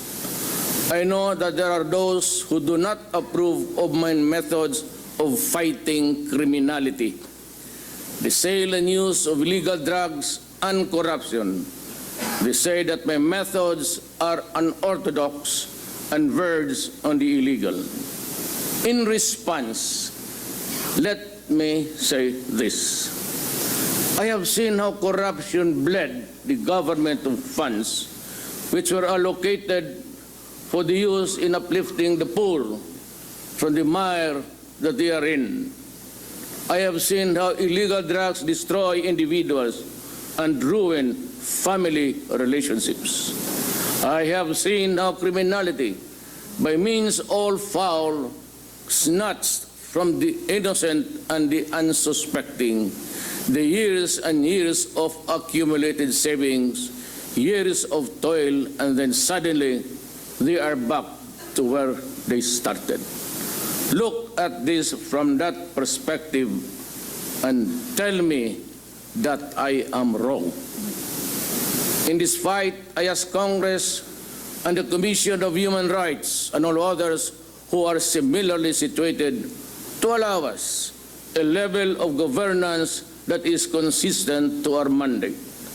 The fight will be relentless and it will be sustained. As a lawyer and a former prosecutor,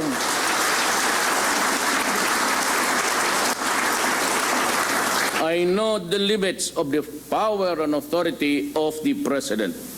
I know what is legal and what is not. My adherence to due process and the rule of law is uncompromising.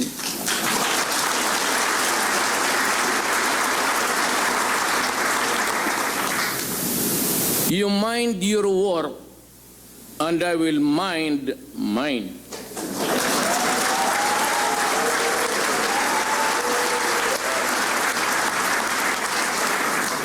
Malasakit, tunay na pagbabago, tinud-anay ang kausaban.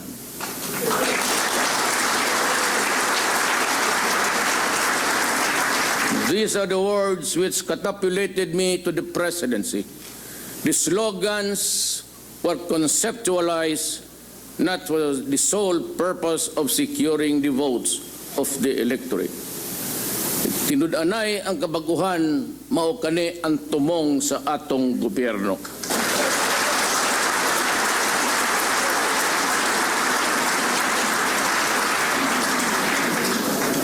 Far from that, these were battle cries articulated by me in behalf of a people hungry for genuine and meaningful change. But that change, if it is to be permanent and significant, must start with us and in us.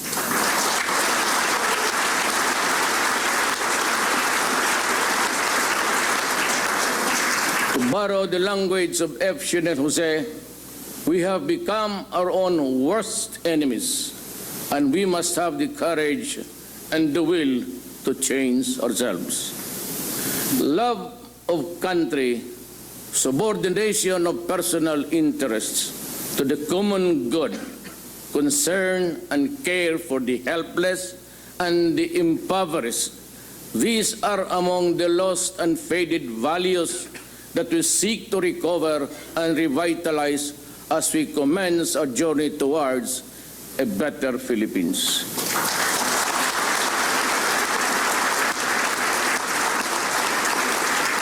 The ride will be rough, but come and join me just the same. Together, shoulder to shoulder, let us take the first wobbly steps in this quest. There are two quotations from revered figures that shall serve as the foundation upon which this administration shall be built. The test of government is not whether we add more to the abundance of those who have much. It is whether we provide for those who have little, says Roosevelt. And from Lincoln, I draw this inspiration. You cannot strengthen the weak by weakening the strong. You cannot help the poor by discouraging the rich. You cannot help the wage earner by pulling down the wage payer. You cannot further brotherhood by inciting class hatred among men.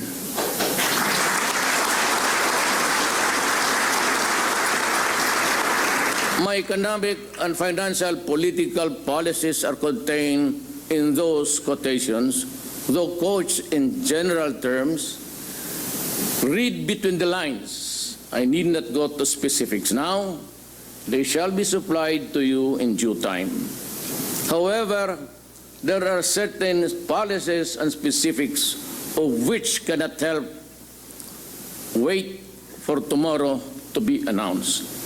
Therefore, I direct all department secretaries and the heads of agencies to reduce requirements and the processing time of all applications from the submission to release.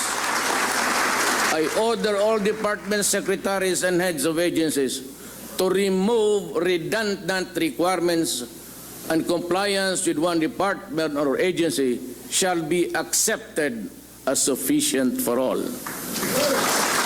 I order all department secretaries and heads of agencies to refrain from changing and bending the rules of government contract, transactions and projects already approved and awaiting implementation.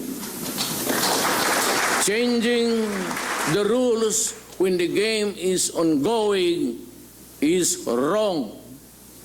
I abhor secrecy and instead advocate transparency in all government contracts, projects, and business transactions, from submission of proposals to negotiation to perfection and finally to consummation.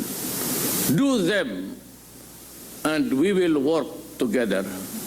Do not do them, we will part sooner than later.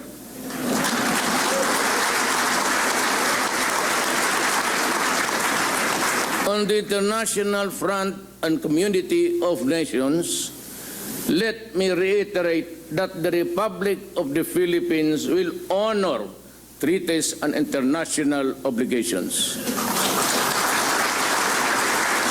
On the domestic front, my administration is committed to implement all signed peace agreements in step with constitutional and legal reforms.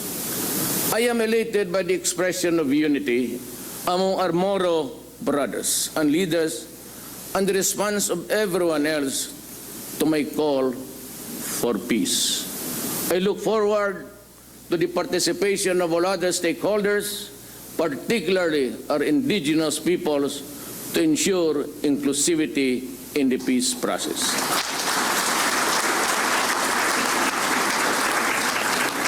Let me remind, in the end of this talk, that I was elected to the presidency to serve the entire country. I was not elected to serve the interest of any person or any group or any one class. I serve everyone and not only one.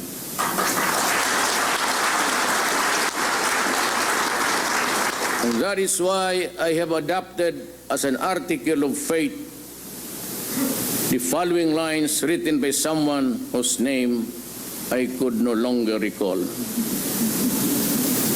He said, I have no friends to serve. I have no enemies to harm.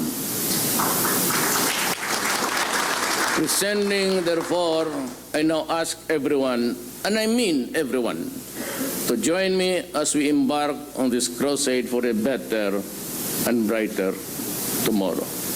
But before I end, let me express the nation's, in behalf of the people, our condolences to the Republic of Turkey for what has happened in the place. We offer our deepest condolences. Why am I here? Hindi kasali ito dyan.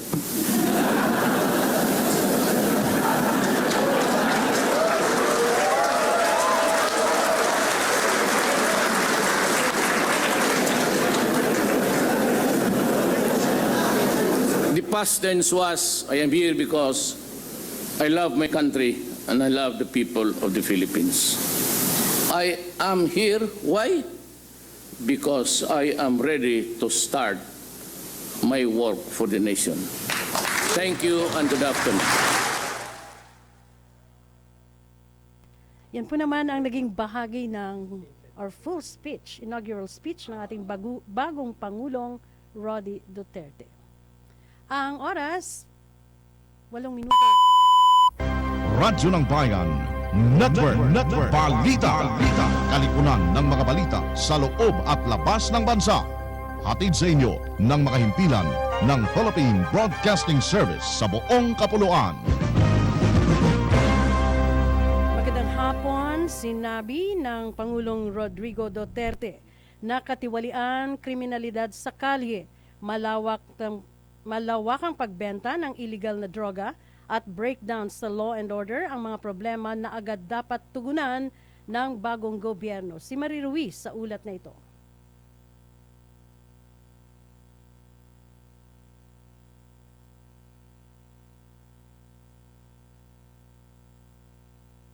Sa kanyang inaugural address matapos manumpa bilang ika-16 na Pangulo ng Republiko ng Pilipinas, sinabi ng Pangulo na may mga kritiko na nagsasabi kakaiba o iligal ang kanyang mga pamamaraan. Pero binigyan din ng Pangulo na siya ay isang abogado at dating naging prosecutor kaya't alam niya na may limitasyon ang kapangyarihan ng Pangulo ng Republika. Sinabihan niya ang Kongreso at Commission on Human Rights na gawin lang ang kanilang trabaho at hindi niya rin sila papakialaman.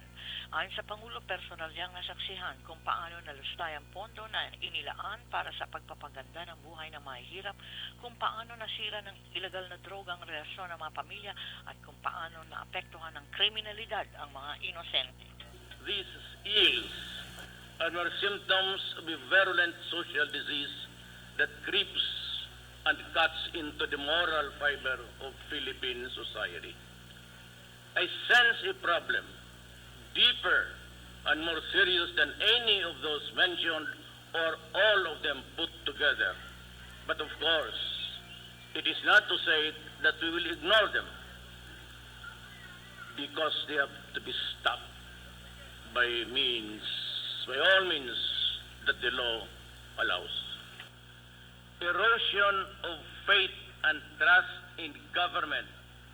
That is the real problem that confronts us. Resulting therefrom, I see the erosion of the people's trust in our country's leaders, the erosion of faith in our judicial system, the erosion of confidence in the capacity of our public servants to make the people's lives better, safer and healthier.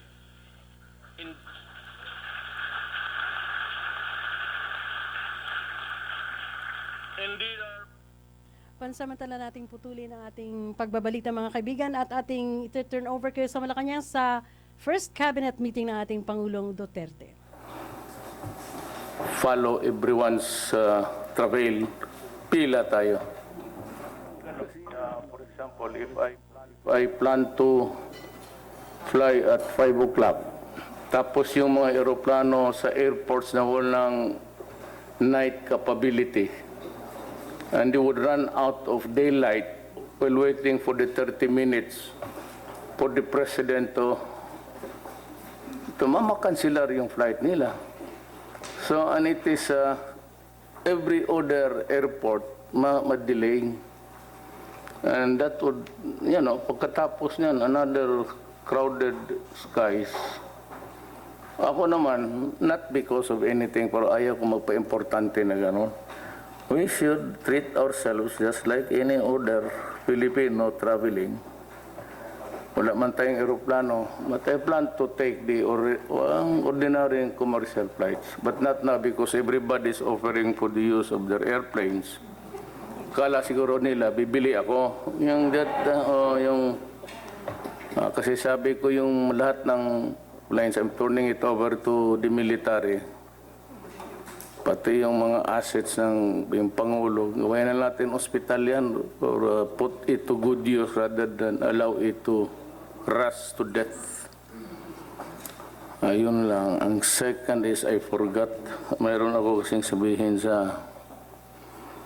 Anyway, ano ba ang... I'd like Bong to, what are the urgent matters to be taken up? May agenda ka ba?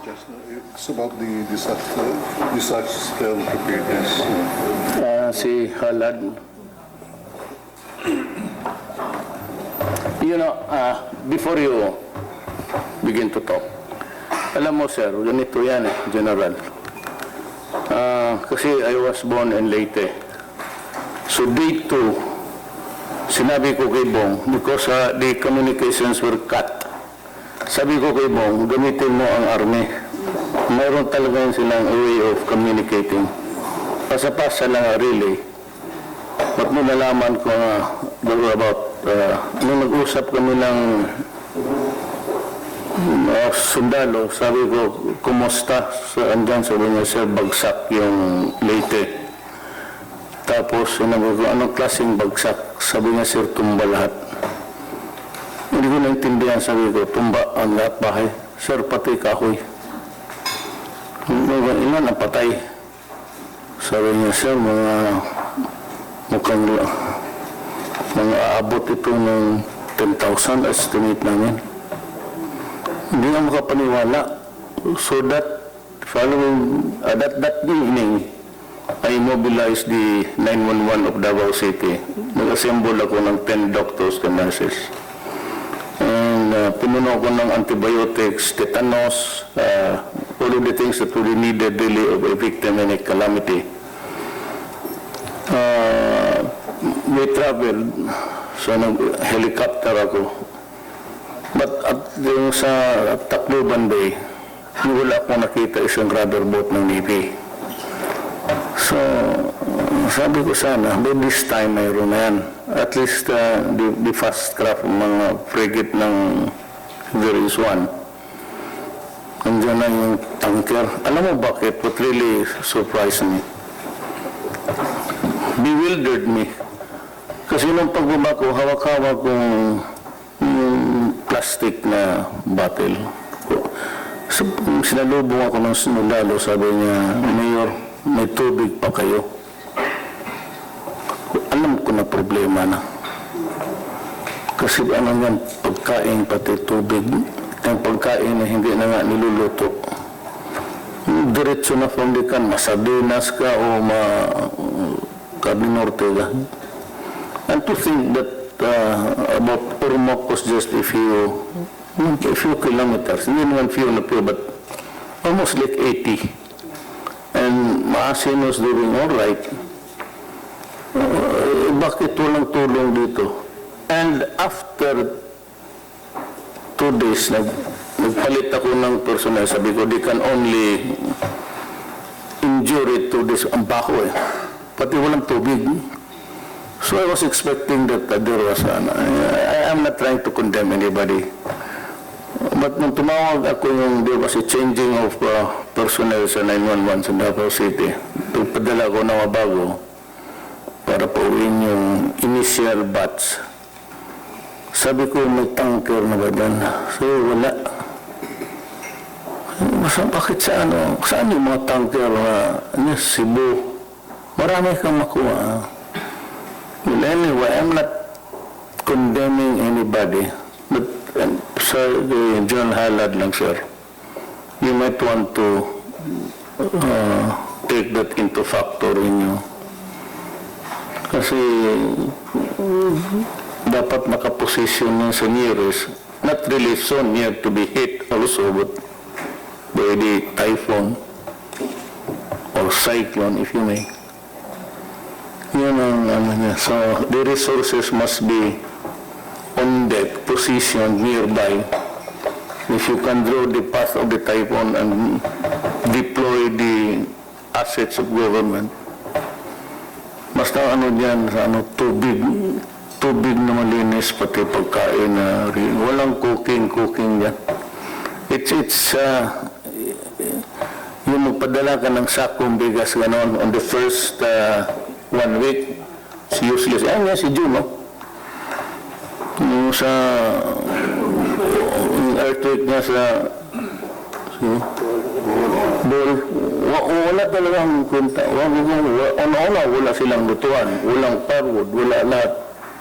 Puro talagang pag-instant yan. Noodles, well, it is not nutritious really, it's a pure carbohydrates, but wala mga protein yan. But still, it can fill the stomach for the day. Yan ang ano ko lang, sir. We have a disaster maybe coming our way. Hopefully not, but this planet is being, I don't know, punished by God. So every now and then, but everywhere, climate change is here. We were warm so many years ago, about 7, that ngayon, dumating na talaga. Even the United States is suffering heat wave on the western side. And on the east, dito sa I can understand why the foreign secretary came home to escape the rigors of so I'm through. Ano sir, salamat. Yes, sir. We will learn from that experience. We should learn from that experience, sir. And before I start, sir, I would like to tell that I read in the papers that 2015 was the hottest so far completed year in the earth, and the first 4 months of 2016 were hotter than the first 4 months of 2015. So, meaning that indeed global warming is here.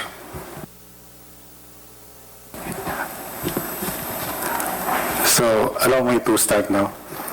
His Excellency President Rodrigo Duterte, esteemed members of the Cabinet, ladies. Yes, yes. Esteemed Cabinet Secretaries, ladies and gentlemen, good afternoon.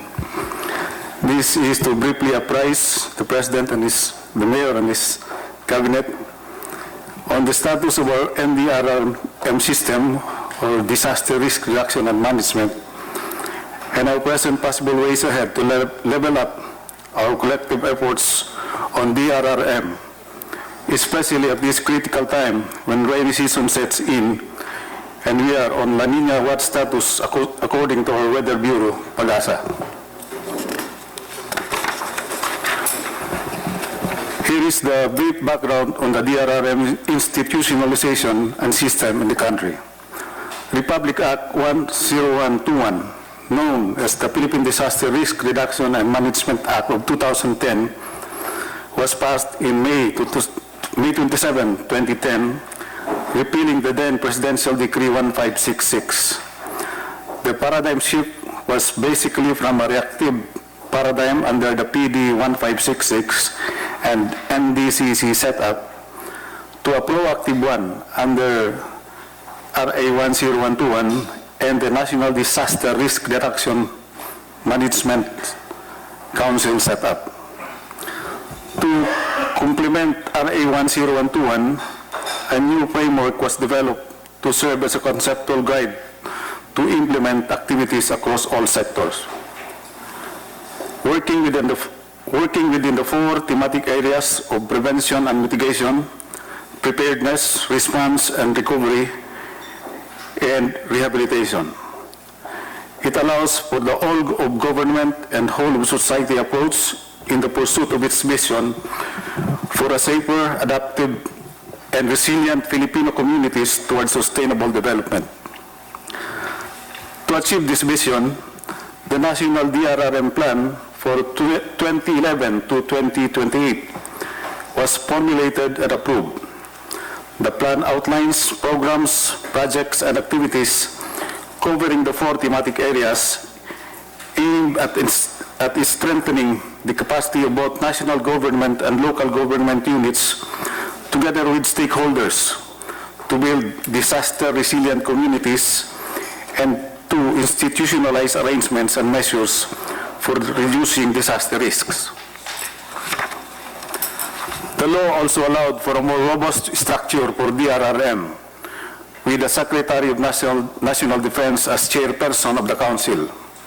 He is assisted by 4 vice chairpersons who are also the lead in each of the thematic area. We have the Secretary of DOST as Vice Chair for Prevention and Mitigation, the Secretary of DILG as the Vice Chair for Preparedness, the Secretary of Social Welfare and Development for Response, and the Director General of NEDA as the Vice Chair for Recovery and Rehabilitation. The 44 members of the Council include 4 civil society organizations and 1 from the private sector. Currently, the private sector is represented in the Council by the Corporate Network for Disaster Response. These members bear the responsibility of implementing the DRRM programs and projects as articulated in the National Disaster Risk Reduction Management Program. Given the foregoing and focusing on the 4 thematic areas, a lot has been done on DRRM, but they need to be sustained and improved on. In the immediate and short term, the following are recommended to be given utmost priorities. On prevention and mitigation, Vice Chaired by DOST, the completion of risk assessments for the whole country, with focus priority on eastern seaboard and major river basin, which are most prone to flooding and negative effects of typhoons. Early warning system must be strengthened and sustained to effect LGU's right response actions. Flood control projects must also be completed the soonest possible time. Earthquake preparedness audit must also be done. On preparedness, Vice Chaired by DILG, conduct of continuous information, education, and communication campaign and capacity building. Preparedness efforts in consideration of the capacity of the concerned LGU should be stepped up. Continuous provision of equipage for response units as well as establishment of needed facilities for prepositioning of response assets should be done. On response, Vice Chaired by DSWD, enhancement of the National Disaster Response Plan for hydrometeorological hazards and completion of NDRP for earthquake and tsunami hazards. These plans are among the actions, protocols, and programs that we have to proactively deal with.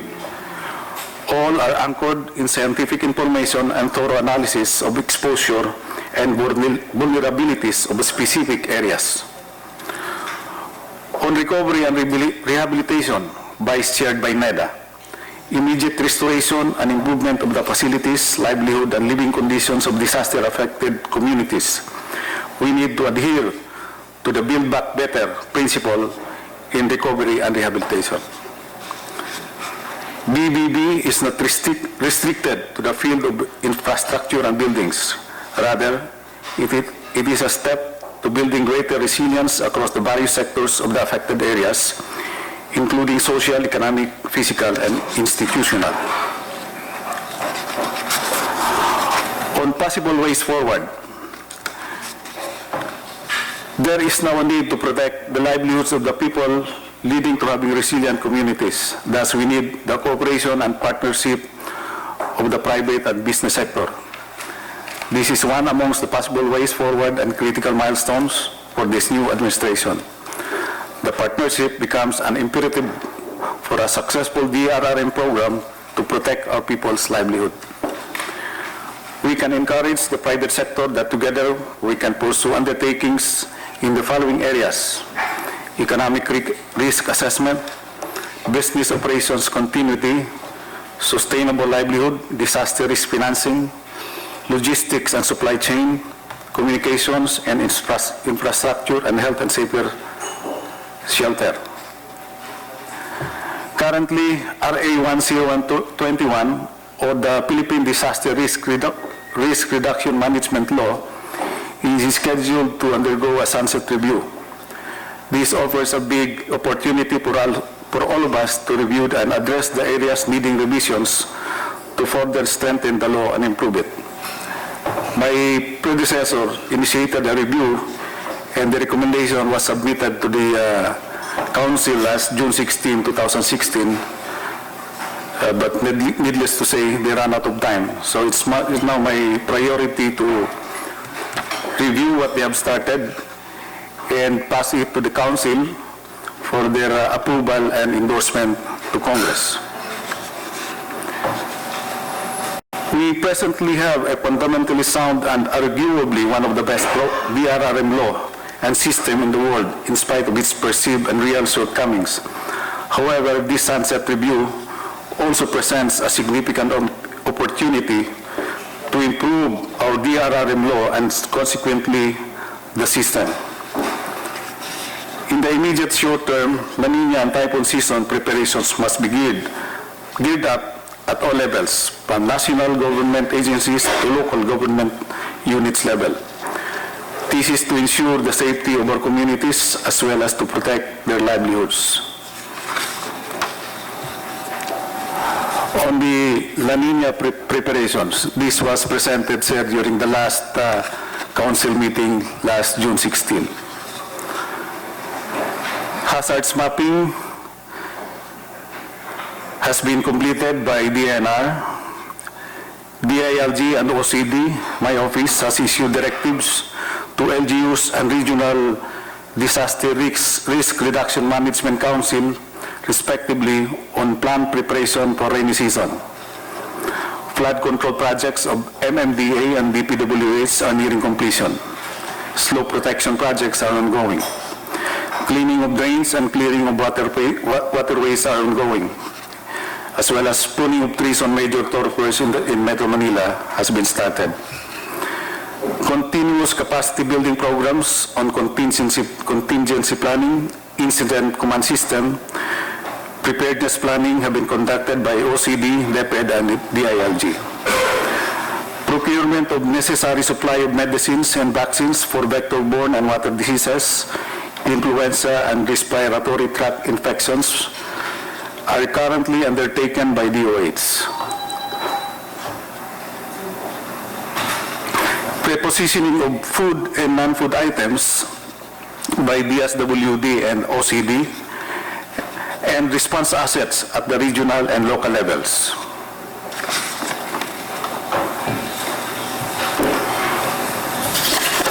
Next slide. Before I end, I would like to inform everybody that we are now observing the National Disaster Consciousness Month starting tomorrow, sir. And this will be launched by all agencies, implementing agencies. So that ends my briefing. Good afternoon, sir. Thank you, sir. Kung wala ka na ibang isingit, kasi meron ako dito, I am setting up a complaint office 24 hours, manned by 10 operators covering the entire country. The number will be 8888. And they can report to me any complaint. And there will be a manager who will redirect their complaints to the proper office. So kung malalaman ko dito kung yung bumbero doon is working. And ang policies ko from here on would bind local governments. The line of processing lahat ng papel in 1 month, minimum of 3 to 5 signatures if can be helped. Tapos yung I do not want to see the Filipino queuing, lining up. If there's a particular office or agency, they should be given a shopping list if they are ignorant or does not know anything. Then after completion, they would go there to submit the application or clearance. And they should be given a stub, laminated, at the expense of government. And they can insert the day and the date where he could go back. Gusto ko sa acceptance ng mga applicants, there must be a ledger. And it would be signed by both the receiving clerk and the applicant or the person having transaction with government. Tapos doon sa she can then now use the computer to assess the workload of the office. And after that, she is given notice there, be back on next month at this hour, on this day, and you'll have it. Ibibigay lang niya. So there will be no lining up. At dito sa, I don't know, I'm still trying to figure out how it would unfold. But I'm planning to have, I will papayag si Bebo to set up another department for overseas workers only. And where they can find, or if Bebo can make it an agency as effective, wala man ang problema din. Pero solely for overseas workers. And I would like to direct the NBI, the BIR, and the police there, may booth sila.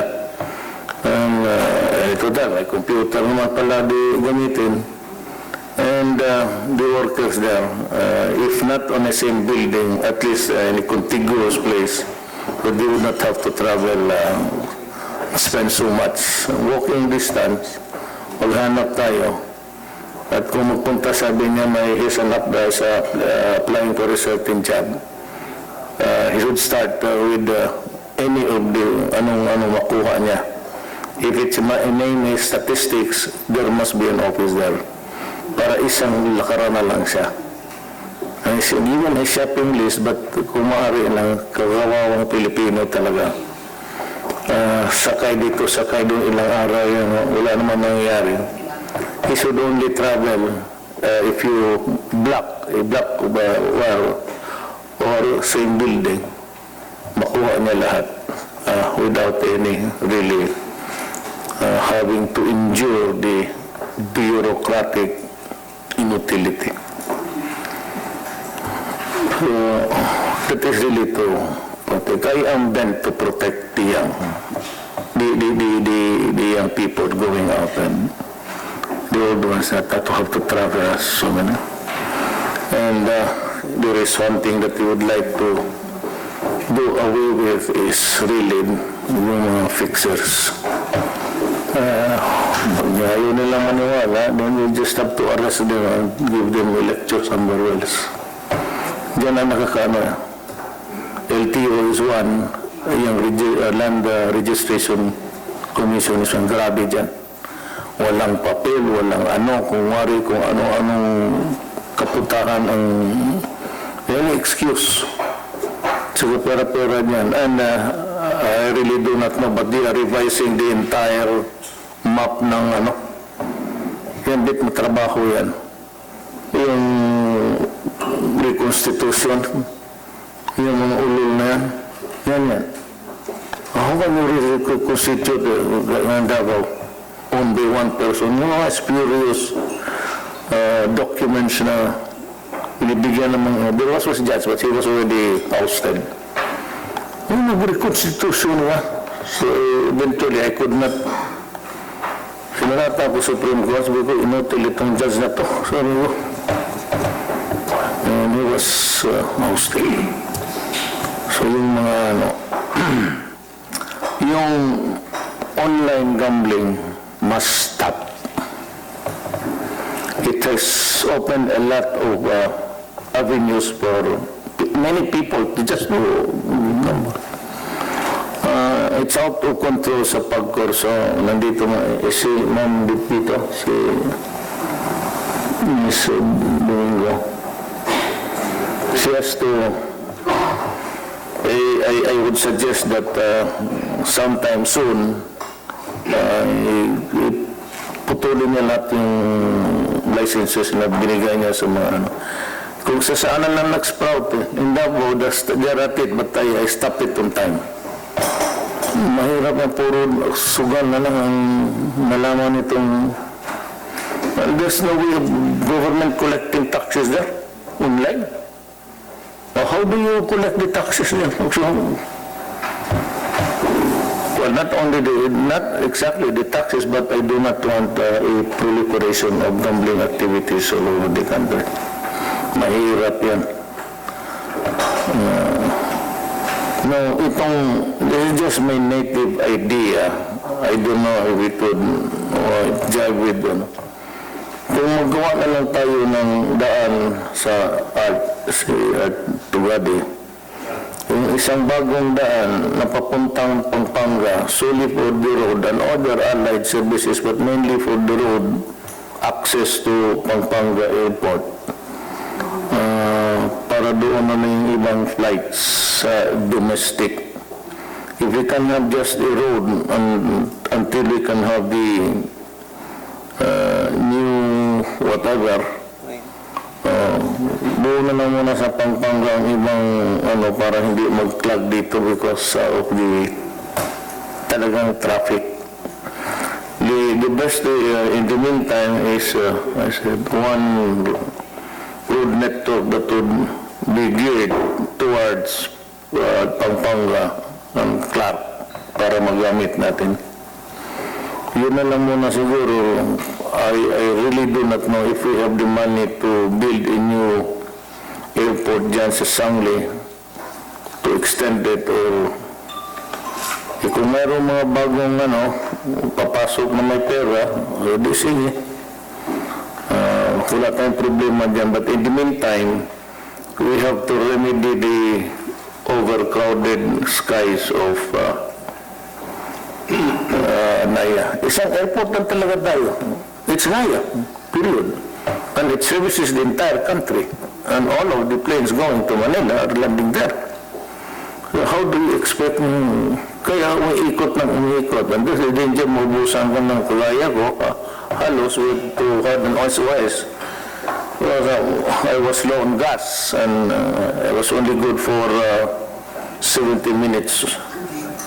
Sabi ko, buti, pinalanding kami. Kaya ayaw ko yung may special treatment. Walang stopping of the activity just because somebody, and also next time, itong mga epic pati should be just somewhere we do not really, the least inconvenience and disturbance to the people should be better. But itong meron akong isang suggestion lang. Itong, we do not share commonality in all of the aspects of governance. So we can have the cluster. Si Jess mo, so dito, kaya matagal ka dito Kung clustering na lang tayo, so you might want to talk to Attorney Mejaldi. Kasi sayang ang panahon ng iba they can work better. Tapos patawag mo dito, wala namang only those departments that are interconnected with their duties. Parang may germane kayo. Pero yung iba, hindi mo kailangan. We can have a good governance and anti-corruption. Basta yung good governance lang, take out I do not want yung anti-corruption. Basta ayaw natin ng corruption, period. So good governance, economic development, human development, and poverty reduction, climate change, adoption and mitigation, security, justice, and peace. Yung kita nga ulitin ko, yung kita ni sa PAGCOR, it runs into billions. The last time I taken notice of it was 35 billion, something like 30. It will be geared for health services. Kasi ang even the complaints sa mga PGHs, mga doctors, is that they have to shell out, to contribute sila just to the patient, to buy the medicines. I think that these billions, if just nakatutok yan sa health services, would go a long way really to provide relief to almost every Filipino. Kaya lang hindi makabili ng medisina. Hindi naman kasi lahat. That's why I'm sending Secretary Obial to Cuba. So kung sinong gustong pumunta, something to do with human welfare. Very good practice there. And if you guys want to go there, you can go and we'll allow you. Meron tayo lang magandang paraan ng Cuba. That's why it was a socialist country working very well. And over time, hindi namin nakuha. Because the people were contented and happy. And they had perfected a welfare system for all. Na baka makupya natin sa especially yung nila. But we should be happy to know that they said they have found the source. Yung PAGCOR nakatutok lang sa medisina sa lahat ng tao. So kung sino yung may meron ako yung lingap sa mahirap. It fits about magabot minsan, there was a time inabot ako ng 280 million.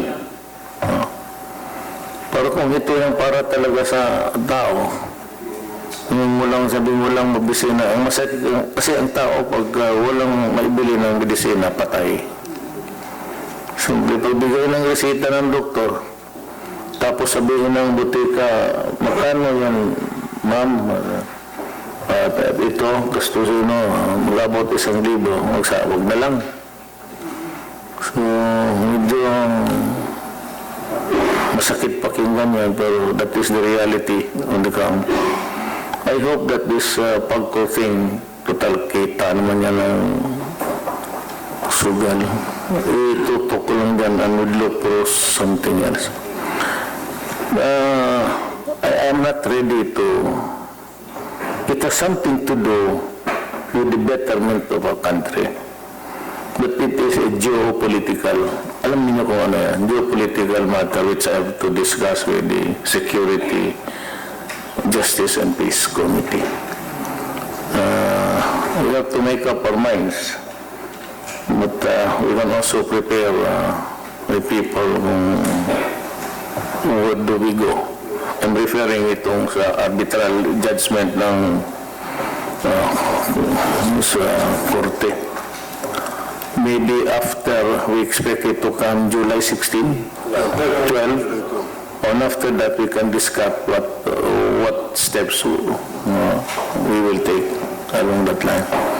Dito tayo dito, cliffhanger tayo kasi if we decide right, we might also find some alleviation in some of the problems here. Naman kung sinubrahan natin, it should be a soft landing for everybody. Na kung mayroong man, we do not really taunt or flaunt it, soft landing lang tayo dyan. And we will study progressively kung paano natin magamit ng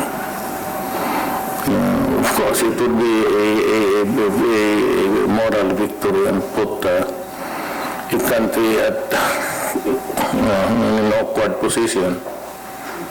But then again, I said we have to go into the reality sa buhay natin. If lalo na sa atin, we did a lot of many things, hardware and all.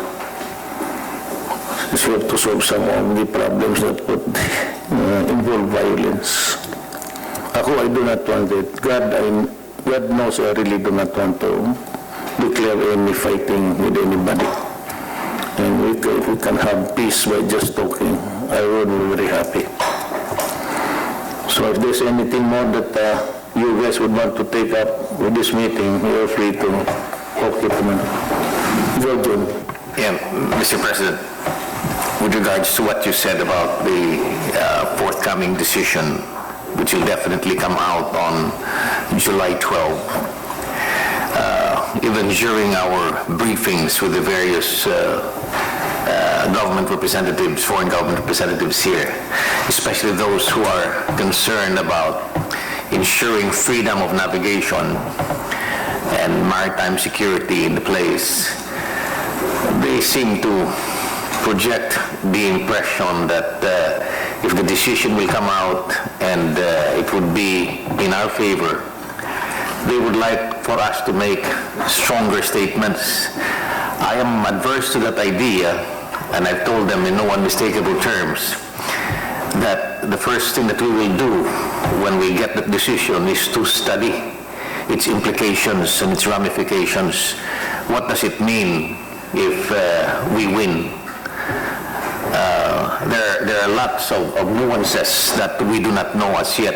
It could go either way in favor of China, where the arbitral tribunal might say that we are not going to pass any judgment on the 9-dash line, whether it's legal or it's contrary to UNCLOS, or it may address certain EEC issues but will have overlapping claims with other nations. The concern of the international community is simply keeping that disputed area free for navigation, because 60% of the world trade goes through that. But and they're doing this to pursue their own national interests, including America, which is both economic and military. For us, we are just, insofar as our claim is concerned, we are just really asking the arbitral tribunal to declare what are our rights insofar as the exclusive economic zone or maritime entitlements we have under UNCLOS. It does not kick into play the mutual defense agreement. But the bottom line question is, what will happen if the decision is in our favor, meaning that the arbitral tribunal will make a declaration about the legality of the 9-dash line and will say that this is part of our economic zone, including Scarborough Shoal. What if, in the face of these circumstances, China will dig in and put us to a test? They will disallow again our fishermen from fishing into Scarborough Shoal. I think if this should happen, there is no point for us to. But anyway, when the decision will come, Mr. President, we will advise. We will come up with we'll study the case and inform the President and the Cabinet the action.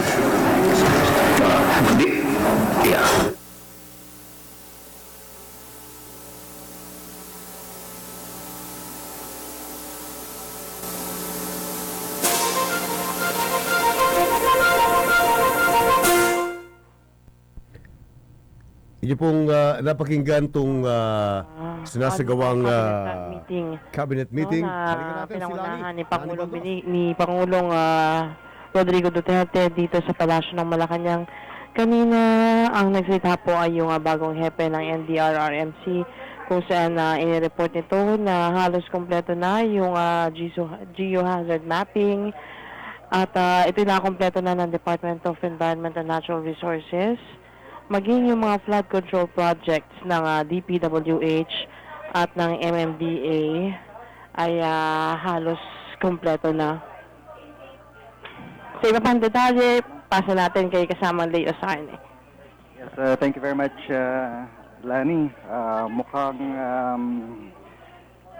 isinara na sa coverage yung cabinet meeting dahil medyo maselan na yung ilang tinatalakay ron. Pero kapansin-pansin dun sa pagsisimula ng pagpupulong, agad na binanggit ng Pangulong Duterte itong tungkol sa pag-ban ng mga flights kapag mayroong presidential activities sa area ng airport. Actually, ito ay more of protocol na may kinalaman sa seguridad nung mga VIPs, kaya pinapatigil ang overflight sa airport.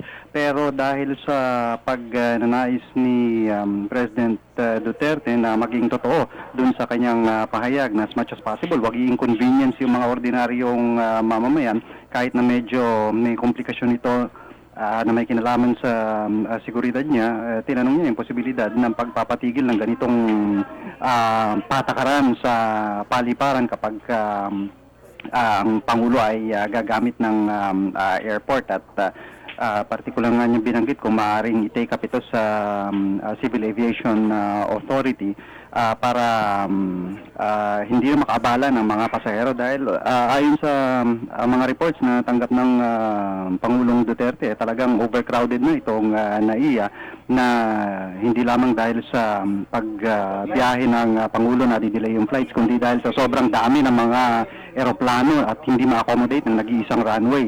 Kaya sinabi nga ng Pangulo na tignan yung posibilidad ng pagbubukas nitong nearby airports para maging alternative access ng ating mga air commuters, katulad nung binamagit niya sa Pampanga. Ito siguro yung Clark, na dati pa ay meron ng planong gawin yung alternative airport itong Clark, but the President wants to go one step further by proposing a direct connection between Clark at itong existing airport natin. Parang siguro yung concept nito gaya yung mga nasa foreign airports sa ibang bansa, like in Europe or in the US, where typically yung airport ay malayo dun sa urban center, pero connected dito sa pinakasentro sa pamagitan ng isang high-speed rail connection, o kaya magandang daan para mas kumbinyente na kung kunyari ikaw ay turistang darating dito sa bansa at walang kamuwang-muwang sa iyong pupuntahan na bansa, basta pagdating ng airport, mayroong direct connection papunta sa city mula doon sa airport, kahit na wala kang alam tungkol sa commute dun sa lugar, matutuntun mo dahil dun sa direct connection.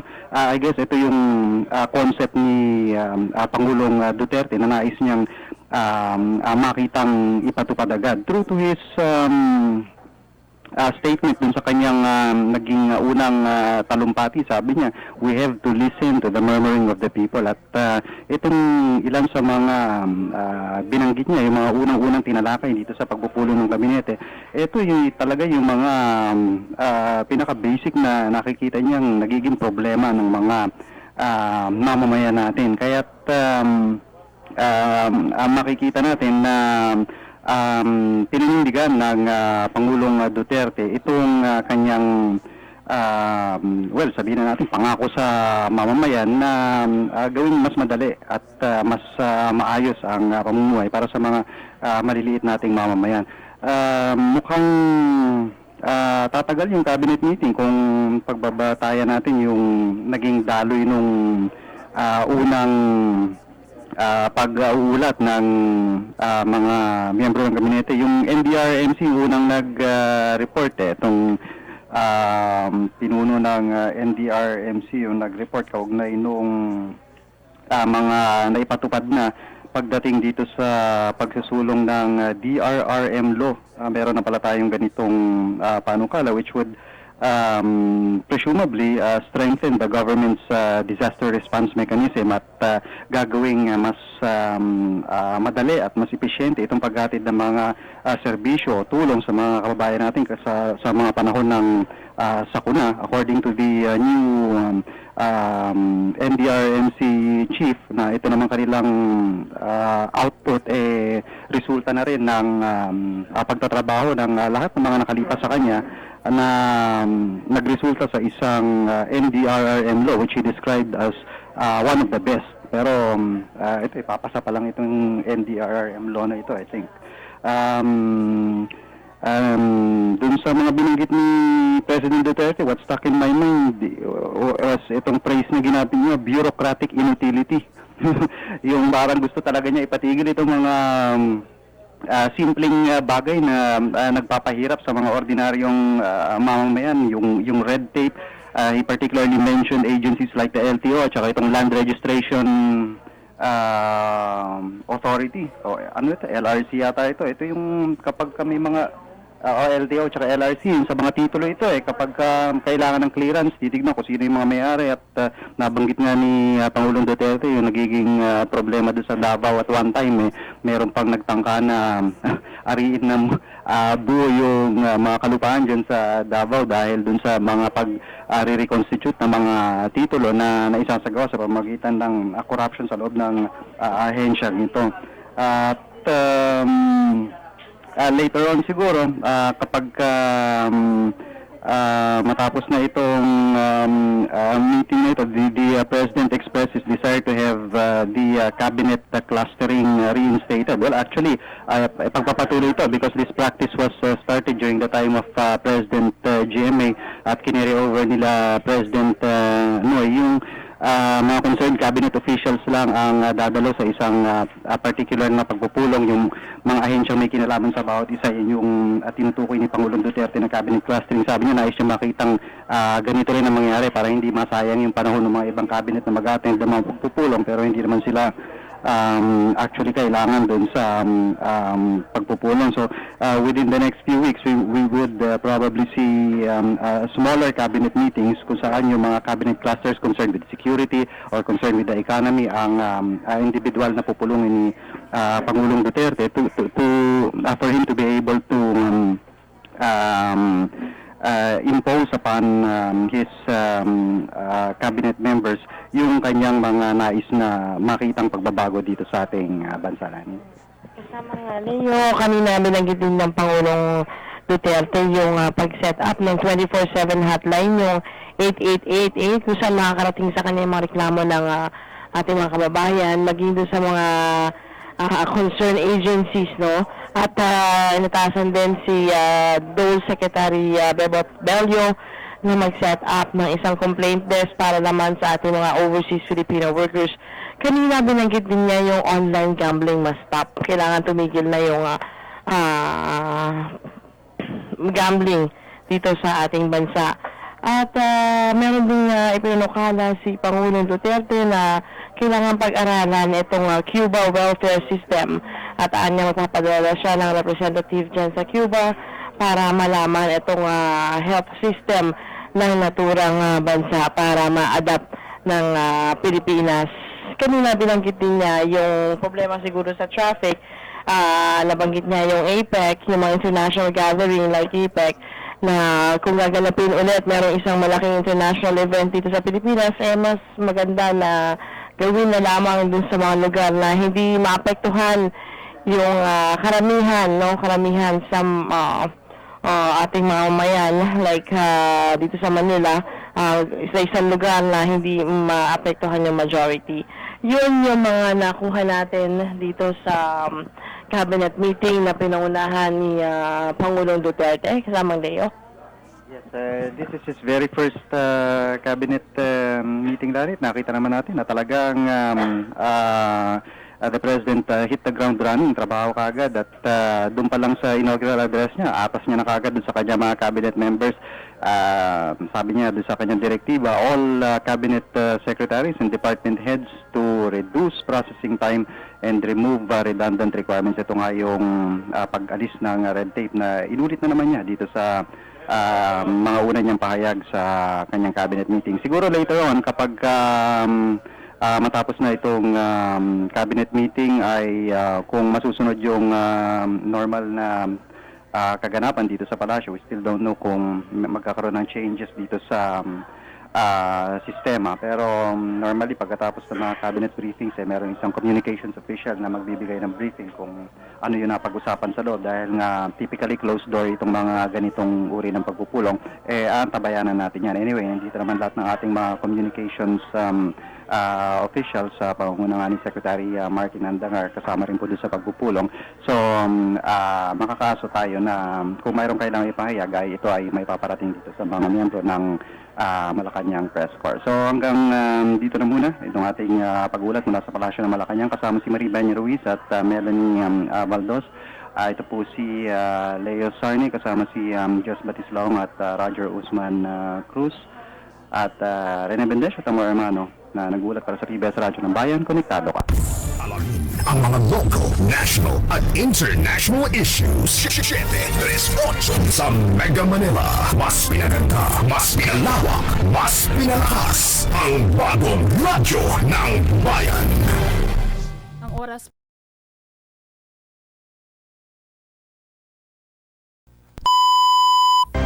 Radyo ng Bayan, Network, Balita, Kalipunan ng mga balita sa loob at labas ng bansa. Hatid sa inyo ng mga himpilan ng Philippine Broadcasting Service sa buong kapuluan. Narito ang ating mga balita sa oras na ito. Nihayag ni Pangulong Rodrigo Duterte na handa na niyang pagsilbihan ang bansa. Sa kanyang 15 minutong inaugural speech bilang ika-16 na Presidente ng Republika ng Pilipinas, sinabi ni Duterte na kung ano ang dapat na gawin ng pamahalaan para sa mga mamamayan. Kabilang dito ang pakikinig sa mga daing ng publiko, pakiramdaman ang kanilang pulso, tugunan ang kanilang mga pangailangan at palakasin ang kanilang pananampalataya at tiwala sa mga inihalal nila sa gobyerno. Sinabi din ni Duterte na mas malalim at seryosong problema maliban sa kriminalidad at ilegal na droga ay ang pagkawala ng pananampalataya at tiwala sa gobyerno. Ipinaalala din ng Presidente na dapat magsimula ang pagbabago sa atin mismo. Samantala, nagpalabas ngayon si Pangulong Rodrigo Duterte ng mga direktiba sa mga miyembro ng kanyang gabinete. Kabilang dito ang pagbawas ng red tape. Si Marie Peña Ruiz sa ulat. Unang direktiba ng Pangulo ay ang atas sa Department Secretaries at heads of national agencies na bawasan ang mga requirements at processing time ng lahat ng aplikasyon. Iniutos din niya ang pag-aalis ng labis na requirements. Tiniyak ng Pangulo na hindi na dapat palitan ng mga approved government contracts at projects na handa na para sa implementasyon. Iniutos din ni Pangulong Duterte na iwasan ang pagpalit o pagbabago sa rules ng mga government contracts, transaksyon at proyekto na aprobado na. Giniit ng Pangulo na isinusulong niya ang transparency sa government contracts at projects. I direct all department secretaries and the heads of agencies to reduce requirements and the processing time of all applications from the submission to release. I order all department secretaries and heads of agencies to remove redundant requirements, and compliance with one department or agency shall be accepted as sufficient for all. I order all department secretaries and heads of agencies to refrain from changing and bending the rules of government contracts, transactions and projects already approved and awaiting implementation. Changing the rules when the game is ongoing is wrong. I abhor secrecy and instead advocate transparency in all government contracts, projects and business transactions, from submission of proposals to negotiation to perfection and finally to consummation. Do them and we will work together. Do not do them, we will part sooner than later. Marie Peña Ruiz, Ban Patrol 10 para sa PBS Radyo ng Bayan. Konektado ka. Sa iba pang balita, kumbinsido si Senator Bam Aquino na darating ang panahon na magkasamang magtatrabaho sina Pangulong Rodrigo Duterte at pangalawang Pangulong Leni Robredo. Ito anya ay alang-alang sa kapakanan ng taong bayan. Si Jojo Ismael sa detalye. Tinuro ni Senador Bam na ang lahat ay may hangover pa mula sa nagdaang kampanya at di magtatagal, pahuhupain din ito ng kani-kanila mga tungkulin ng pamamahala. Umaasa ang mambabatas na darating ang panahon na may sasantabi ang isyu ng politika at matutuon ang atensyon sa pagsulong ng bansa. Anya mas magandang pagtuunan ng pansin ang mahalagang bagay at ito ang pagtupad sa tungkulin at pangako sa taong bayan. Si Senador Bam ay tumayong campaign manager ni Robredo sa katatapos na halalan at inaasang mamumuno sa Senate Committee on Education sa ilalim ng 17th Congress. mula sa Senado. George Ismael, Bayan Patrol 16 nag-uulat para sa PBS Radyo ng Bayan. Konektado ka. Samantala, ikinalugod ng ilang senador ang pahayag ni Pangulong Rodrigo Duterte na alam niya ang hangganan ng kanyang kapangyarihan at otoridad at hinikayat ang Kongreso na hayaan itong gawin ang trabaho nito. Ayon kay Senador Panfilo Lacson, mabuting klinaro ni Duterte na hindi ito mangingialam sa mga trabaho nila bilang mambabatas. Ngunit nilinaw niyang hindi nila iaabandona bilang mga mambabatas ang kanilang tungkulin na magsagawa ng mga investigasyon kung kinakailangan. Pinapurihan ng senador si Duterte sa pag-amin nito na kailangan niya ang suporta ng mga mamamayan para magtagumpay ang kanyang mga programa. Masaya din si Senator Tito Soto sa naging talumpati ni Duterte.